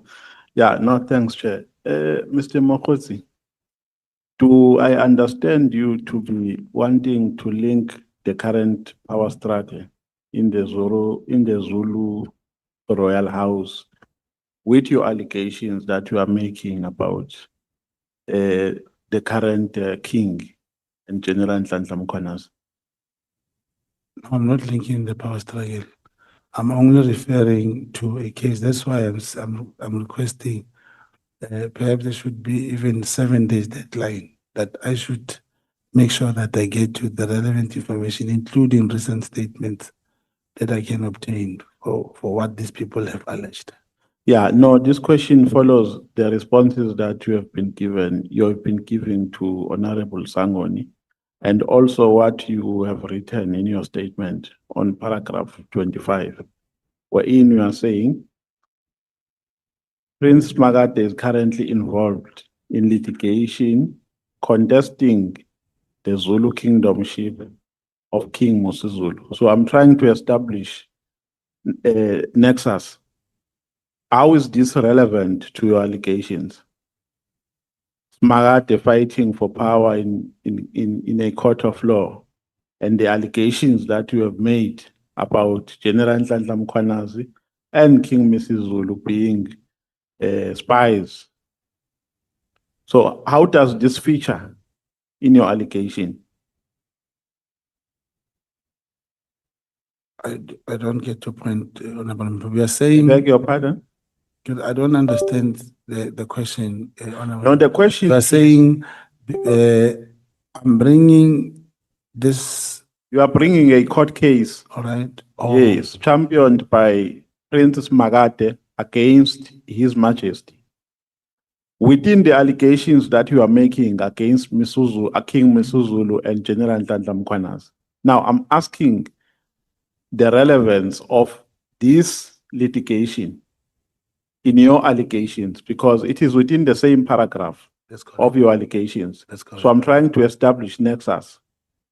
Do you intend to say here, this court case is also related to your allegations about? No. So how does it feature? Remember, I'm trying to show that the same two people are having a court litigation. Which people? King Mosizulu and Prince Magate. And so what? Is to say the difference is not only in the issue of the Richards Bay, they also have their differences. So must be noted that they also have the difference. For because he's the one who opened the case and made those allegations somehow. No, but how is it related to the allegations you are making here against King Mosizulu and General Nhlanhla Mkhwanazi? No, you see, the fact that we don't have the statement which was written, where the author of the statement is saying because he has a problem with the brother, General Mkhwanazi is being used to attack them. That is the whole thing about it. No. I don't think you hear what you are saying. I don't think you hear. Okay.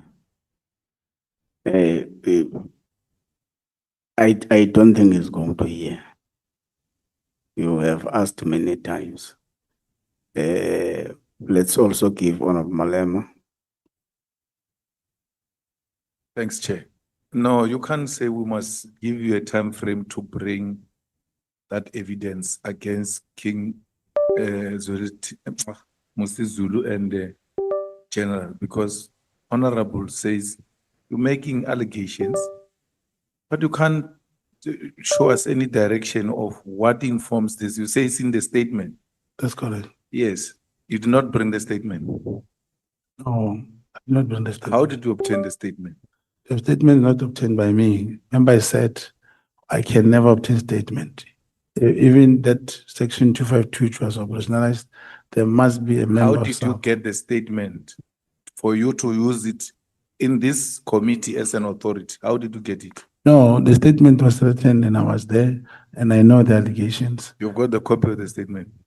No, I don't have the copy of the statement. So how are you going to give it to us? No, I'll have to get people to go and get the statement. They have to go and fetch it. If need be, they'll obtain your statement. So why do you want to bring the statement? Because when you went to Kenya to investigate these things, why are you not giving us your findings? No, the person I met there is still going to respond.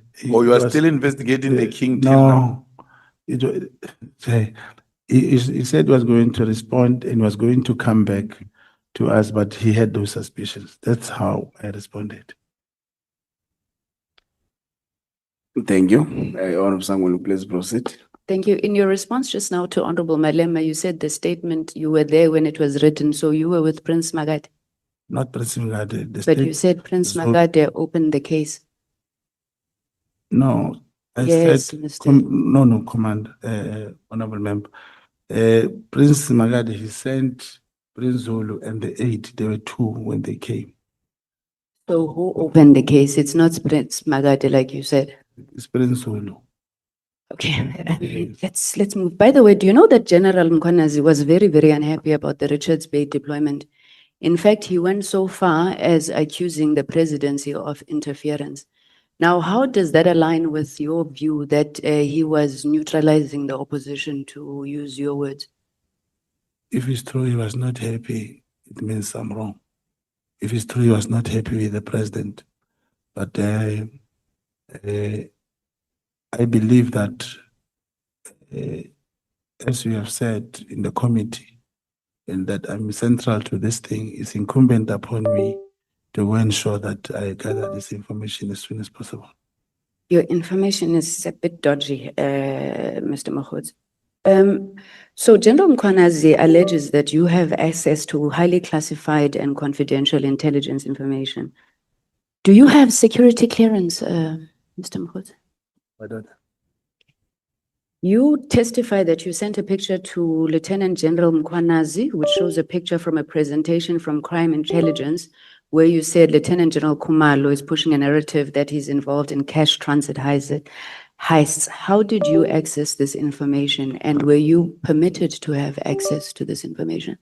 No, the source gave it to someone and it came to me also through my... But you've been telling us the whole day here about classified information, so you don't have security clearance. How do you get access to classified information? Now, the people who are sending to me, they'll have to answer if that is, because all I can tell you, the picture of Crime Intelligence, it cannot be, for example, like the proof of payment for the properties that may be classified. And the picture of a presentation. You know, it's against the law to have classified information when you do not, you are not entitled to such. Yes, I heard. Okay.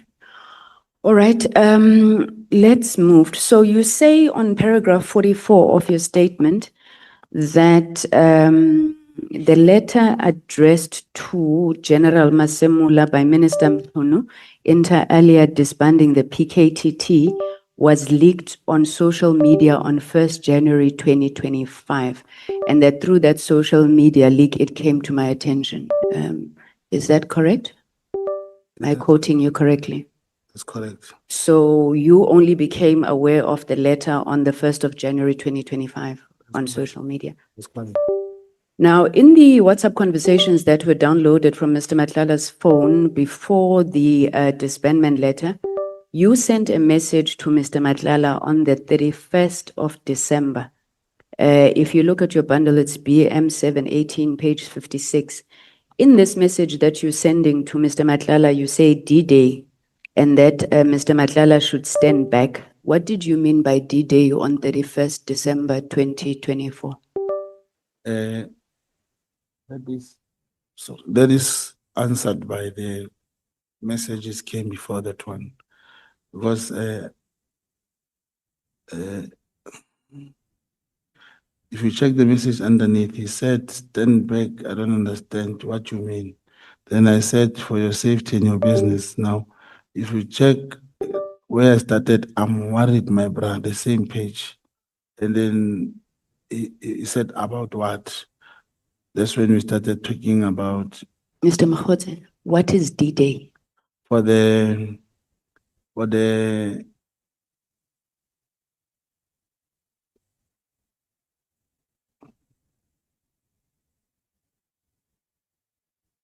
there's the message I shared to Kate Matlala that that day was the day, because they were saying the PKTT was coming to his house.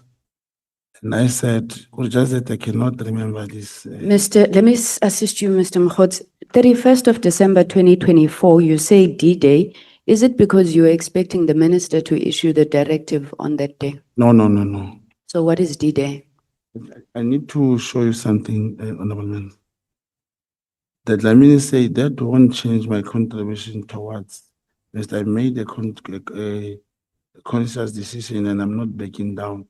Whatever help the minister needs from my side, I'll be happy to assist. I just don't need to fight a losing battle. But here I said I was worried about his business because we heard that the PKTT was coming. Court, The D-Day did was you that. know that No, I didn't know. was in? No. So what did And- you mean by D-Day? I was saying they were going to go to remember, Just drag a little bit your mic towards me. On my direction. Yeah. Sorry. Honorable Chair, I just need a second here so that I can remember. So maybe I must check this in my phone. I said, I'm worried. Now I'm worried, my brother. And he said about what? And I said, today is a GD on the other side. I think you should also stand back. That's me. Stand that back. I don't understand. Okay? For your safety and business. That's what I was talking about. Because there was information that they were going to go to his house and they're going to arrest him again. That's why I was saying I was worried about his house. The D-Day was about the payment of, that is why I say 25% outstanding issues. Now this again, today is a D-Day on the other side. Okay, Outstanding- let's move, Mr. Mogotsi, because you're making this D-Day to be many things. No, I'm putting it to you that you knew that the directive is going out that day, and you were warning, or at least you were celebrating with Mr. Matlala that today is the day. No, Chairperson, I remembered. I'm saying the D-Day was the D-Day for the payment. That's why I say outstanding issues. Now this is again, today is a D-Day on the other side. I never said any other thing. I remembered. Which other side? For the payment of the accommodation. That was the 30, if you check. And that's why he should stand back. No, these are Mr. two Mogotsi, I'm going messages. to ask you a number of questions around this, and I'm running out of time, so please work with me. Now, this is the 31st of January 2025 at 13:51, New Year's Day. You informed Mr. Matlala that you'd be meeting with Minister Mkhunu and General Sibiya. Good day, I've arranged a meeting for Sibiya and the minister must have a solution. What was the solution you were seeking to find there? That is the message that I sent to, it was not about, what's the message about? I just have too many things in my mind. But the message I sent to Ket Matlala. Okay, you've forgotten that one again. Let's move. Same day on the 1st of January, 22:58. This is the only message that you've disclosed. You sent a message to Mr. Matlala saying the task team that came to your house and harassed you has been dissolved. Now, according to your version, this is because you found the leaked letter. Now, if I put it to you that the letter was not leaked on the 1st of January, it was leaked on the 2nd of January, how would you explain this message? It was leaked on the 2nd of January. Yes. On social media, it first appeared on the 2nd of January, not the 1st of January. No, I don't know how. Maybe I got it on the 1st of January. But Where did you get it from? From the social media. Where? Social I media. think from one WhatsApp group or something. But you know what's important now, Chair? Honorable member has been asking me questions and unprepared on the side of this thing. This thing is very blurry. I can't see. I need, this should be emphasized because where I spoke about the outstanding issues, now this again, today is a D-Day on the other side. I also think you must stand back. The other side, it was for the payment of the accommodation. If you check going forward, and then he said, worried about what? That's when I said about, I'm worried about your business. And now you must, we must just fight what come your way. This was talking about them going to his house. The next part, it talks about if I help him, how he'll contribute and all those things. Now, if you continue checking the message, you'll realize that he then paid. We managed to push only. These messages are very blurry. I wish Chair could find maybe 5 times or 5 minutes that I can open this from my phone. Because these are very blurry and this is a very important part that must be explained. Because I know that I was talking about the payment. One of the messages will show that by the 31st, we must have paid the accommodation.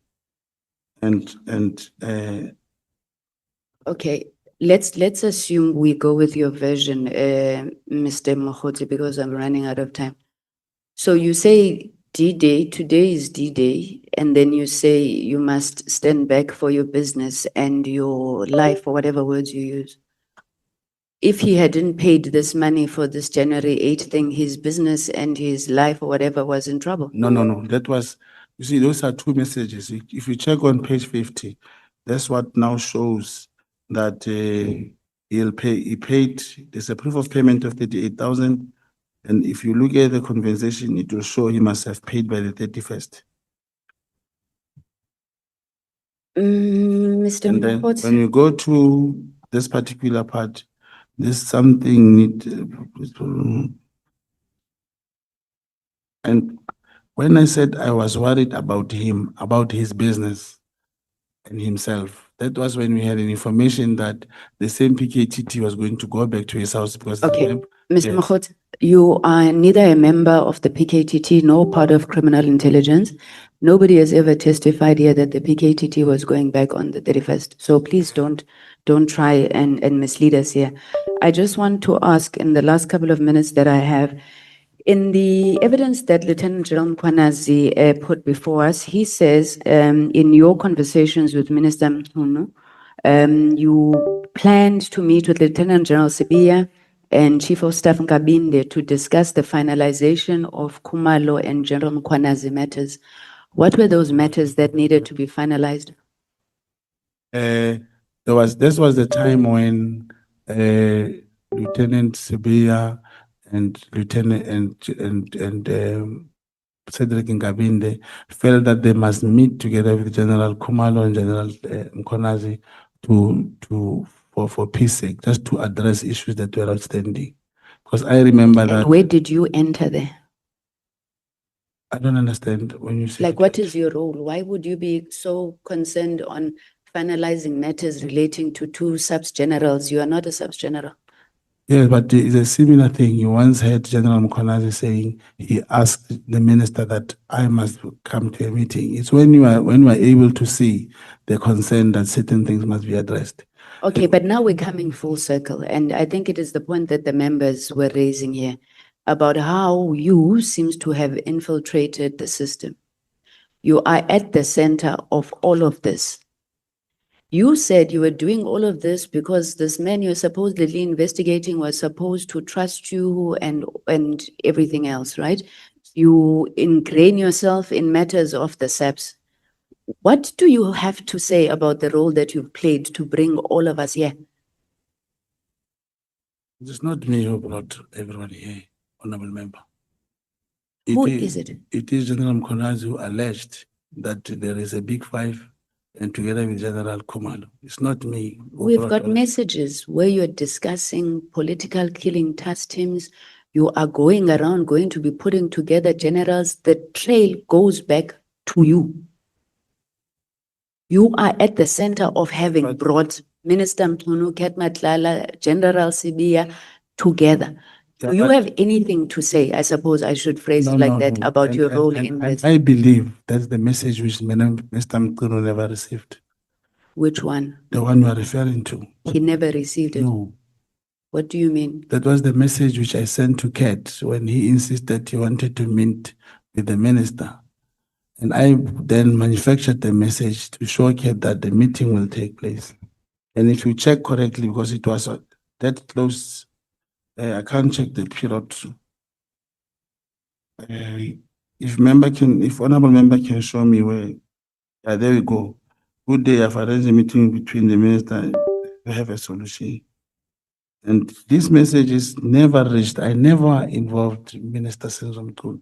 It was a message that I made to manage Matlala.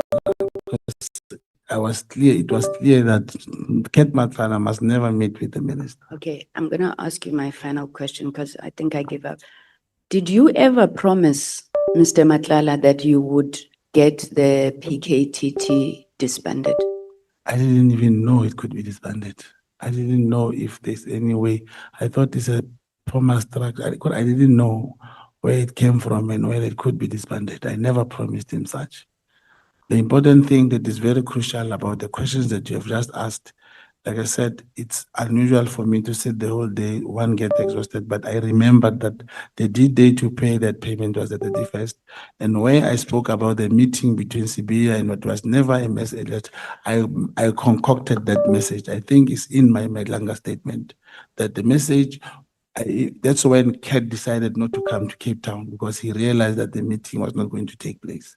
Okay, I'm going to ask you for the record so that as and when you answer, you know that you run the risk of perjuring yourself. That's correct. Whether you deny, you don't deny, I just wanted to put it on record that if you're lying, you are perjuring yourself. Did you discuss with General Sibiya and Minister Mtunu the disbandment of the PKTT? Never. And we never had a meeting, myself and General Sibiya and Sezonto. That's never happened. I met General Sibiya in Cape Town.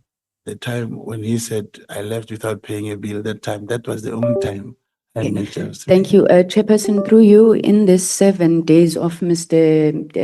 Mogotsi supplying evidence, I really want him to show us how he and he alone saw a social media leak on the 1st of January when everybody else saw it on the 2nd of January. Thank you, Chair. I'm done. Yeah.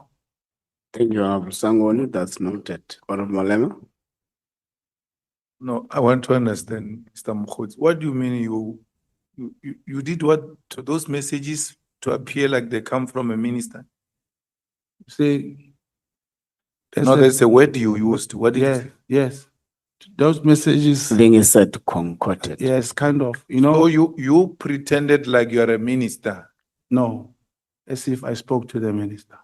Oh, you cared. You were lying to him. Yes, because Yes, it was that's what you agreed. do. You lying to this guy. No, yes, I lied to him, but it was agreed I must manage him. He must never meet the minister. And if you check, immediately, we even spoke about the house in Kems Bay, where I asked him.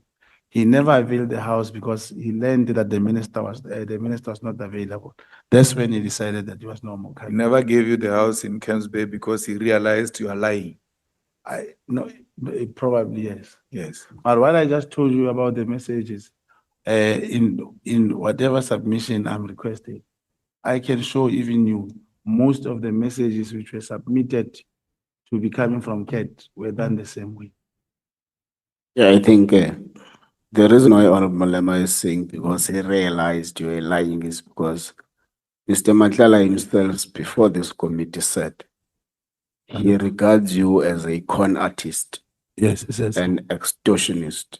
Yes, he said. Who does nothing but to extort and drain him of his monetary resource. No, remember Kat in prison, he learned on TV that he didn't know. He thought he was going to meet the minister. He learned on TV when I was speaking that I was managing him. He was never going to meet the minister. Okay, Honorable Skosan. Thank you, Chair. Mr. Mogotsi, I'm going to start, where you spoke about the issue of being an SDTU, which you said between 1993 and 1995. If I may ask you, have you ever rendered a military service to any military organization, statutory, non-statutory, which were involved in all sides of South African liberation war from 1960 to 1994? No.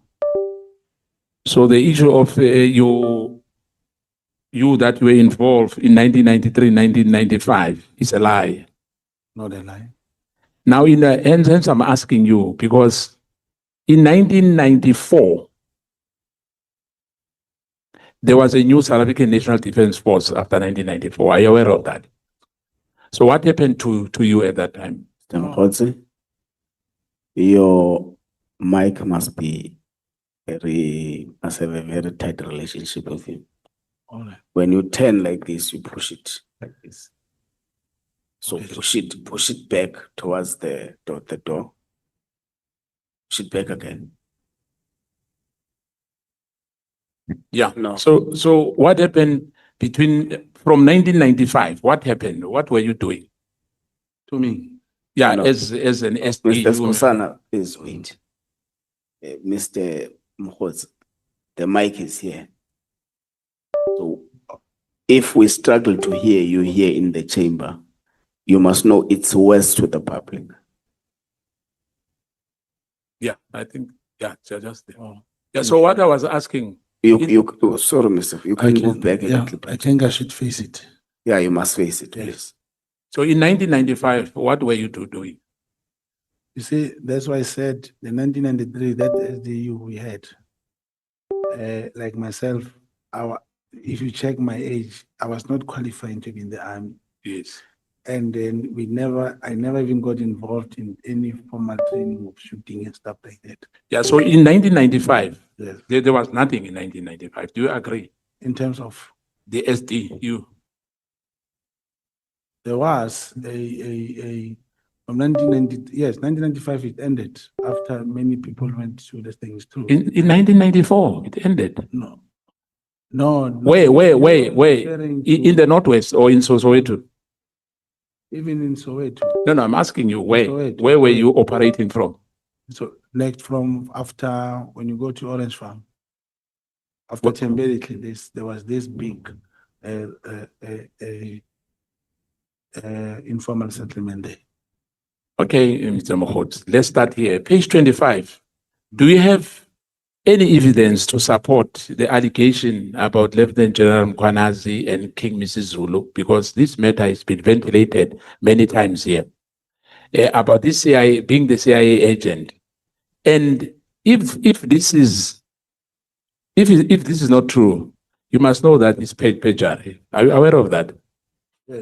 Have you not fabricated? Because you say you can concoct things, you can fabricate things, maybe you even fabricate with your friends dockets. No, we cannot fabricate dockets. They have case numbers, and just like the SAP 16, what you have on your phones. What is important is obtain the original docket and meet the person who came to open the case. Make sure that he or whoever was involved is giving a new statement. Okay. You are aware that we are here because of what General Mkhwanazi on the 6th of July has told the nation. Yes, I'm aware. Now, most of the question will be based on what he said to us here. Now, page 28, do you have evidence that Lieutenant General Mkhwanazi and the state of Israel has interest in the coal, which is moved throughout Port Richards Bay? And if not, you must know it's perjury as well, like the Honorable Sangoni has asked you and other honorable members. Yeah, if I keep on saying that emanates from the statement that was written, I don't know who will carry the perjury case. Because if I get the original statement, I will be able to show this is what I was referring to. Now, let's go to page 30 in your affidavit. It is not true that you drove to KZN to follow Ket Matlala, but we are claiming that and twisting that which Matlala himself told you and us that after his arrest as per paragraph 31, this meeting was confirmed by Lieutenant General Mkhwanazi and Major General Sinona through a WhatsApp message that was written by Mkhwanazi to Sinwane, which was read at Madlanga Commission. Do you agree on that? On that version? That they had a meeting. Yes. That the meeting was confirmed. Yes, from what was discussed in General Senona's testimony, yes. Matlala himself, Mr. Matlala, if you remember, we visited him in the pre-prison in Pretoria. He testified and confirmed that the venue of the meeting, which is not number 35, Stanley Grace Crescent, but an apartment at Pels Umhlanga, and he denied that he gave Mkhwanazi money. What is your version on that? Yes, remember, I'm speaking on what he told me on the phone. And if I say I followed him, I couldn't see who was there. There was no way I could have said it was General Mkhwanazi in the first place. But now, if you said you followed to that number 35, Stanley Crescent, but they never went there. They went to Mhlanga Pels. Unless they had a different, but that's where I went that time. But then you went there. Have you seen General Mkhwanazi and And I also said I didn't see General Mkhwanazi. I didn't even know. So the issue, the statement here that from the airport, you had your own people from the airport is not true. No, it's true. Now, how do you then go to a house where there's no General Kwanazi? I didn't see any of them. I only followed the car which Kate was driving. Fine. Now, if someone has fed you with this information that Mkwanazi reside at the State House as alleged, which you wrote in your statement, is there any evidence to prove this statement, i.e. from phone triangulation, vehicle travel records, including the tracker, toll gates, full stations, and street cameras? If there is a way to obtain them, I believe the commission can go and look. I did not. So you don't have evidence at all. Maybe we'll be wasting state money if we do so. I just want to hear from you, because that exercise can be done. Because on page 38, do you have any evidence? As per your statement, during my investigation on Lieutenant General Kwanazi, I came to learn that all his suspects did not make it out alive. And all of them are basically deny the right to a fair trial. What do you mean by that?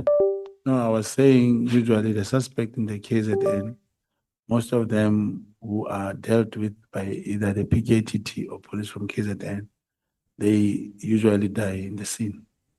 So who do you suspect? No, I'm not suspecting. I was saying usually that's what happens in the KZN. So, but the information is an informer. No, but this is all over. You always hear they were shooting with the police, and no one, like in other provinces, it doesn't happen like that. It's only in the KZN that you'll hear people had shooting with the police. But because we are paid, remember you said, your job. I mean, you even went to Kenya. You haven't gone to KwaZulu-Natal to find out exactly why. No. I didn't go there. Always say there. Is your handler a colonel or a major? I cannot. There's Not the name. I just want to find out the rank. Yeah, also, there is a one of colonel. his question, also, Mr. Mogotsi, it is not true that only in KZN fatalities come out of a shooting with police. Yes, I did say that earlier, Che, that it does happen in other provinces, but it's very prominent. No, you have in just KZN. said only in KZN. Only KZN, that's what you said. Okay, Yeah. okay, no, sorry, but earlier I said Please it happens proceed a on, lot. Kosana. Yes. So what I was asking you, that you went as far illegally so to Kenya, but you said you never went to KZN to find out exactly why, as you said now, though you accept that it's not only in KZN, but in your view, what causes that allegation which you just made? No, I don't know. I'm just wondering why. So you don't have any evidence. You've got nothing on that. Like I said, 90% of things that I'll provide will be information. And that information will need corroboration to be converted into evidence. Now, you know what does that mean? It means again, it's another case of perjury. Should be considered. Page 39. Do you have any proof that Magnum Security was awarded a contract and Mkwanazi and Cele facilitated this? If not, as well, you must know that we will be misleading us if you don't have Is it page 39 or paragraph 39? Page 39. I mean paragraph 39, I'm sorry. Okay. Paragraph 39. You remember that? Yes, I remember. Yes. What's your take on that? Do you have a proof of that? No, it's only information. I'm sorry? It's only information. So it's like a gossip. No. It's a similar, I've said that earlier, it's a similar information General Mkwanazi gave. He never gave evidence. Let me put it to you now, that there's no, and was never a handler at a crime intelligence, that you, Mr. Mogotsi, we are working with Now, but I want to test that. If there's any, as I ask you whether it's a colonel or a major, if there's any, it means both of you are running an illegal operation, which is not authorized. Therefore, I think there should be a criminal investigation unless you disclose your handler, maybe in camera. Do you agree on that? Yes, we spoke about that. Do you agree? That you can disclose that? Yes, we have agreed that I will be making submissions. Now, let me come to the issue which I think one of the honorable members asked you about as well. In 2016, 2017, were you a campaigner for CR17? That's correct. Were you managing that? I was not managing, I was part of the team. So were you paid from those bank statements? Is your name there? Which bank statement? There were bank statements of the CR17. People were paid, who were working, who were helping and doing. No, I never received money from CR17 like that. So if you remember, it was run by the then now Minister, Mr. Kondongwane, and others. So you were not part of that from the Northwest.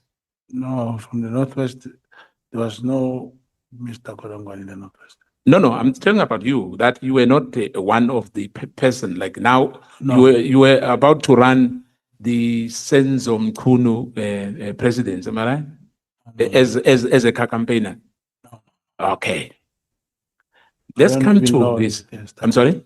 I'm not even aware that campaign. Okay. You said earlier here that you sent 2 messages to President Ramaphosa. Correct. Am I right? That's correct. He never responded.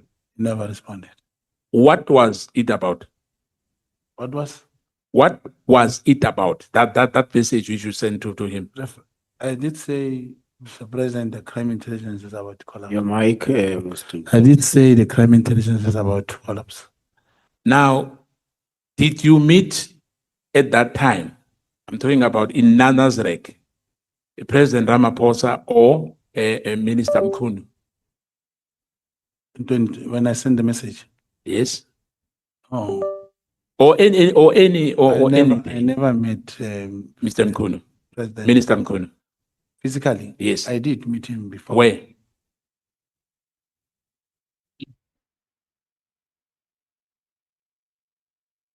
I never met him, President Ramaphosa. Now, I think Honorable Malema asked you, who gave you the contact number and what was for? If you remember well. You remember that? Yes. You remember how you responded? Yes, that the numbers, I have a lot of numbers, but they came my way. If I'm looking for numbers, one is able to get them.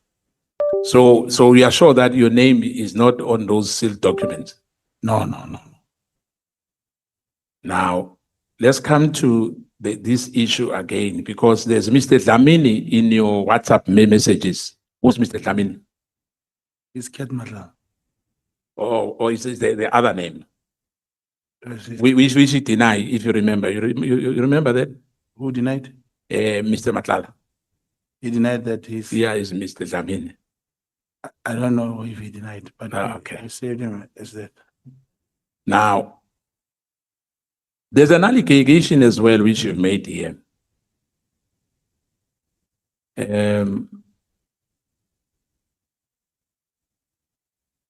But before I ask about this message which you are communicating with other, I'm not sure whether government personnel, there's an issue which I've asked you, which I'm going to go back. Your handler, is he a colonel or a major? He's a colonel. He's not a major? No, there's no more major rank. No, I remember, yes, I know that. Remember, I served in the police portfolio committee. Are you serving this crime intelligence you are talking about? Is it the military one? No, the crime Is intelligence. it a defense military? Mogotsi, No. why? Not DI, it's a C. Okay. Now,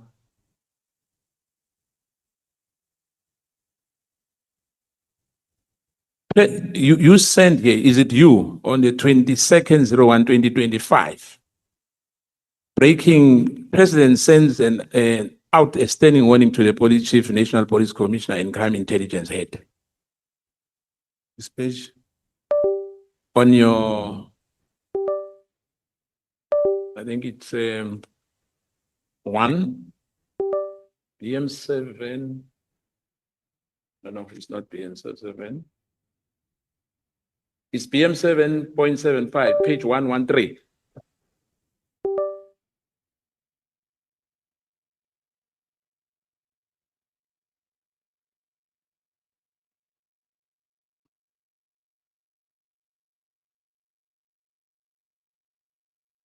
President Ramaphosa and GNU parties asked to investigate Investigative Directorate ID and the Independent Police Investigative Directorate IPID to probe National Police Commissioner Lieutenant General Fani Masemula and General Kumalo for corruption, fraud, and theft of crime intelligence funds. This come after Parliament Police Portfolio Committee on Police opened a case against crime intelligence head.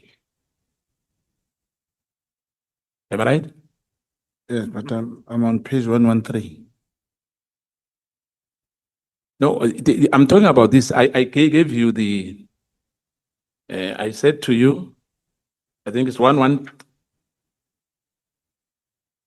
Just give it to you now.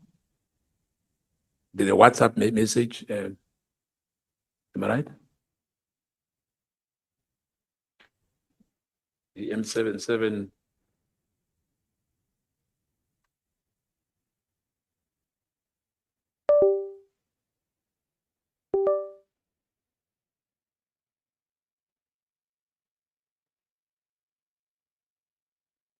Yeah, because it's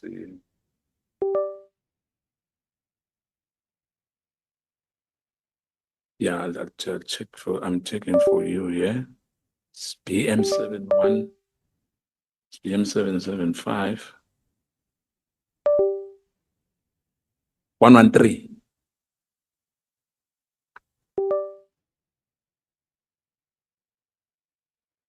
Messages. No, it's PM7.63101.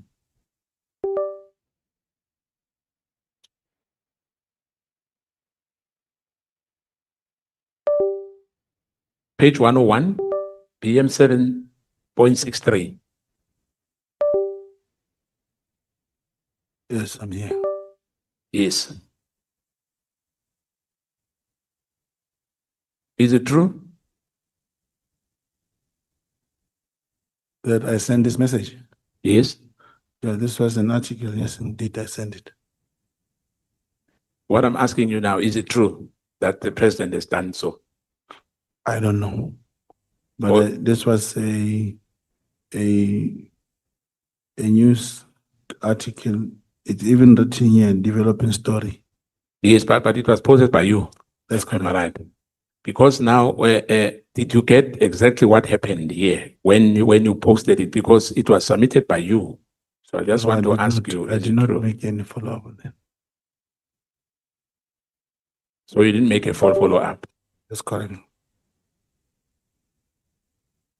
And there was an issue as well about the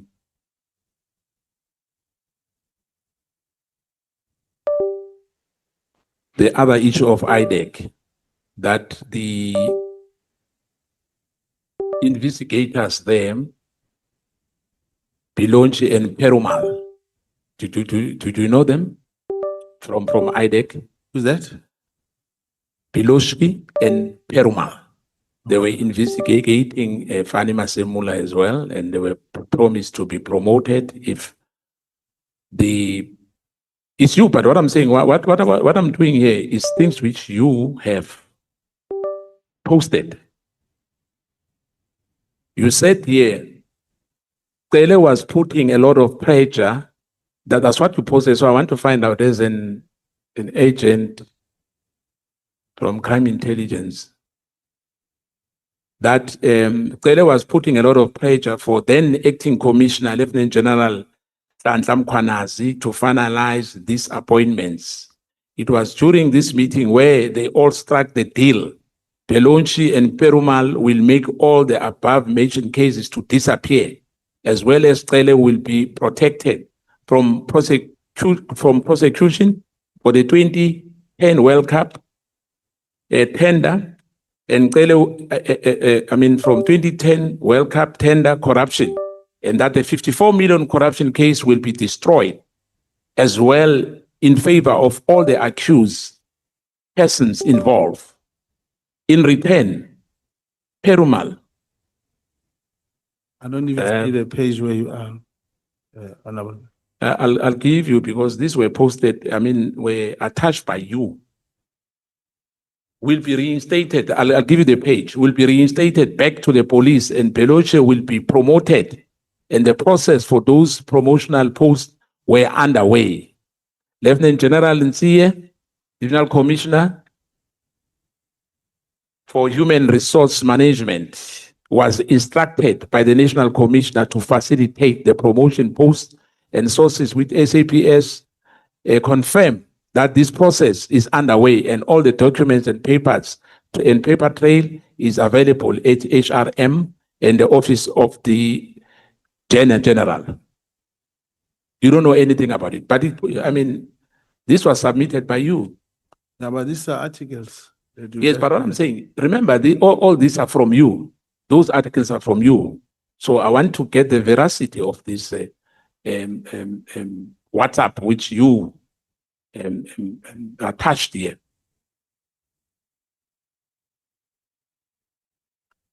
Yeah, these are just articles.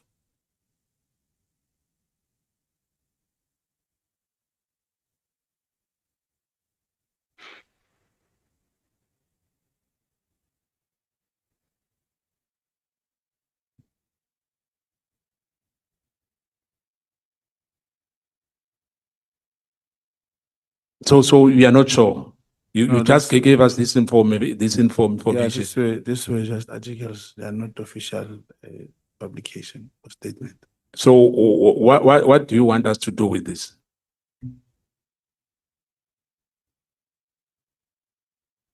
You're saying you're going to find me a page. I'm sorry, all these attachments, there's a lot of attachment you send here. The WhatsApp ones. Yes. Yes, so what I'm asking you now, because you say these are articles and you send all this to us. So what was the intention? These are bundles, the exhibit bundles of all the communications between myself. Maybe put differently. These articles are shared by you. That's correct. To Mr. Matlala. Yes. What was the intention? What did you want Mr. Matlala to do with this information? Yeah, there is that information. Remember, I saying there are a lot of these articles. One information, when he told me he have the iPad guy, I thought he could share with him. But where there is an article that says, well, I really cannot see this, what he's referring to. And I don't know, I should say do this or don't do that, but I know there was information that I gave to Kat with the hope that it will reach the iPad guy of his. Okay. So what will the iPad guy do with a stern warning issued by President Ramaphosa to Masemula and Kumalo? No, these other ones were articles. That's why I'm saying there is a message that spoke like the properties and other things. No. Mr. Mogotsi, you yourself send, that's what Honorable Skosana is trying to establish. Yes. You send articles through WhatsApp to Mr. Ket Matlala. Yes. So the question is, what was the intention for you to send those questions? No, it's for him To send those articles. to then Now, think- your response to that is maybe we'll send to the IPID guy. But the point is, what will the IPID guy do with an article that says President Ramaphosa sends a stern warning to Masemola and Kumal? Yes. No, like I said, Chair, remember the honorable member is having so many articles and I don't see what he's talking about. And I'm saying, I don't know if. No, I'm making an example about BM 7.63. He started there. No. Leave the fact. What Yeah. you are saying is a It's for second. him, it's for him to Wait, read. wait, Mr. Mkhotsi, wait.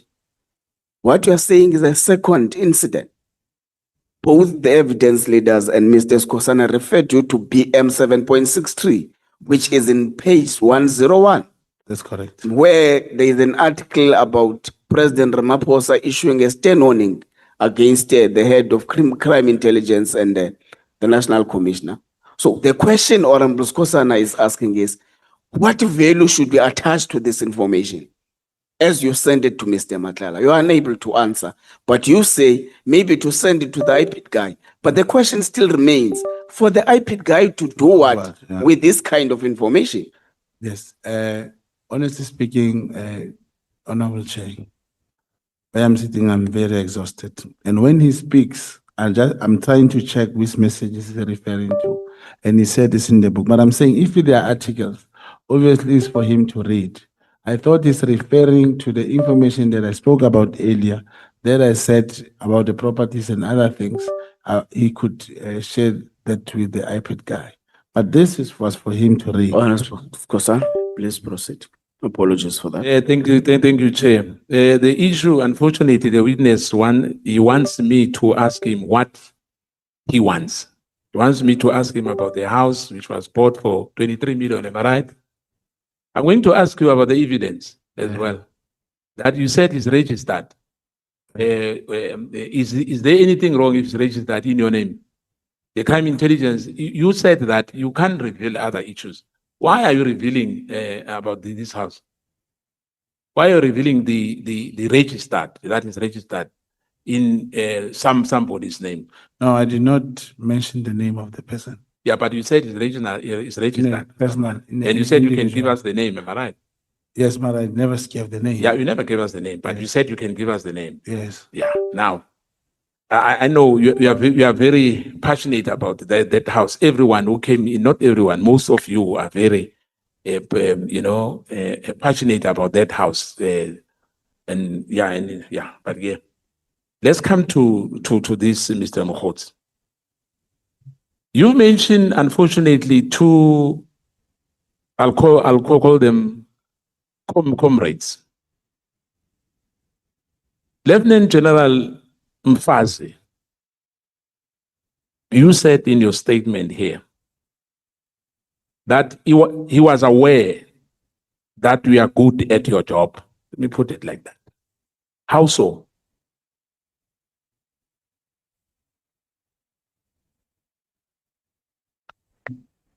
Because unfortunately, he can't speak for himself. May his soul rest in peace. But you've mentioned him and you've mentioned Natim Tedwa. And both comrades are no more. Now, I'm just asking you with your submission here, that Lieutenant General Mfazi knew that we are good at counterintelligence. So I'm asking you, did you convince him or you've done something for him before? No, during 2009, to a certain period that is mentioned there, not necessarily working with him, but two people have somehow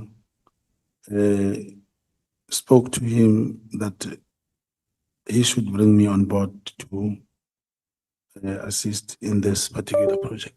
Who were those two people? One of them is alive, is the current co-handler, and another one is no. And that is why, if you read the part that I spoke about. And it's not to say General Mfazi didn't know me as a person standing there. But the question, the answer that you asked as to did I speak to him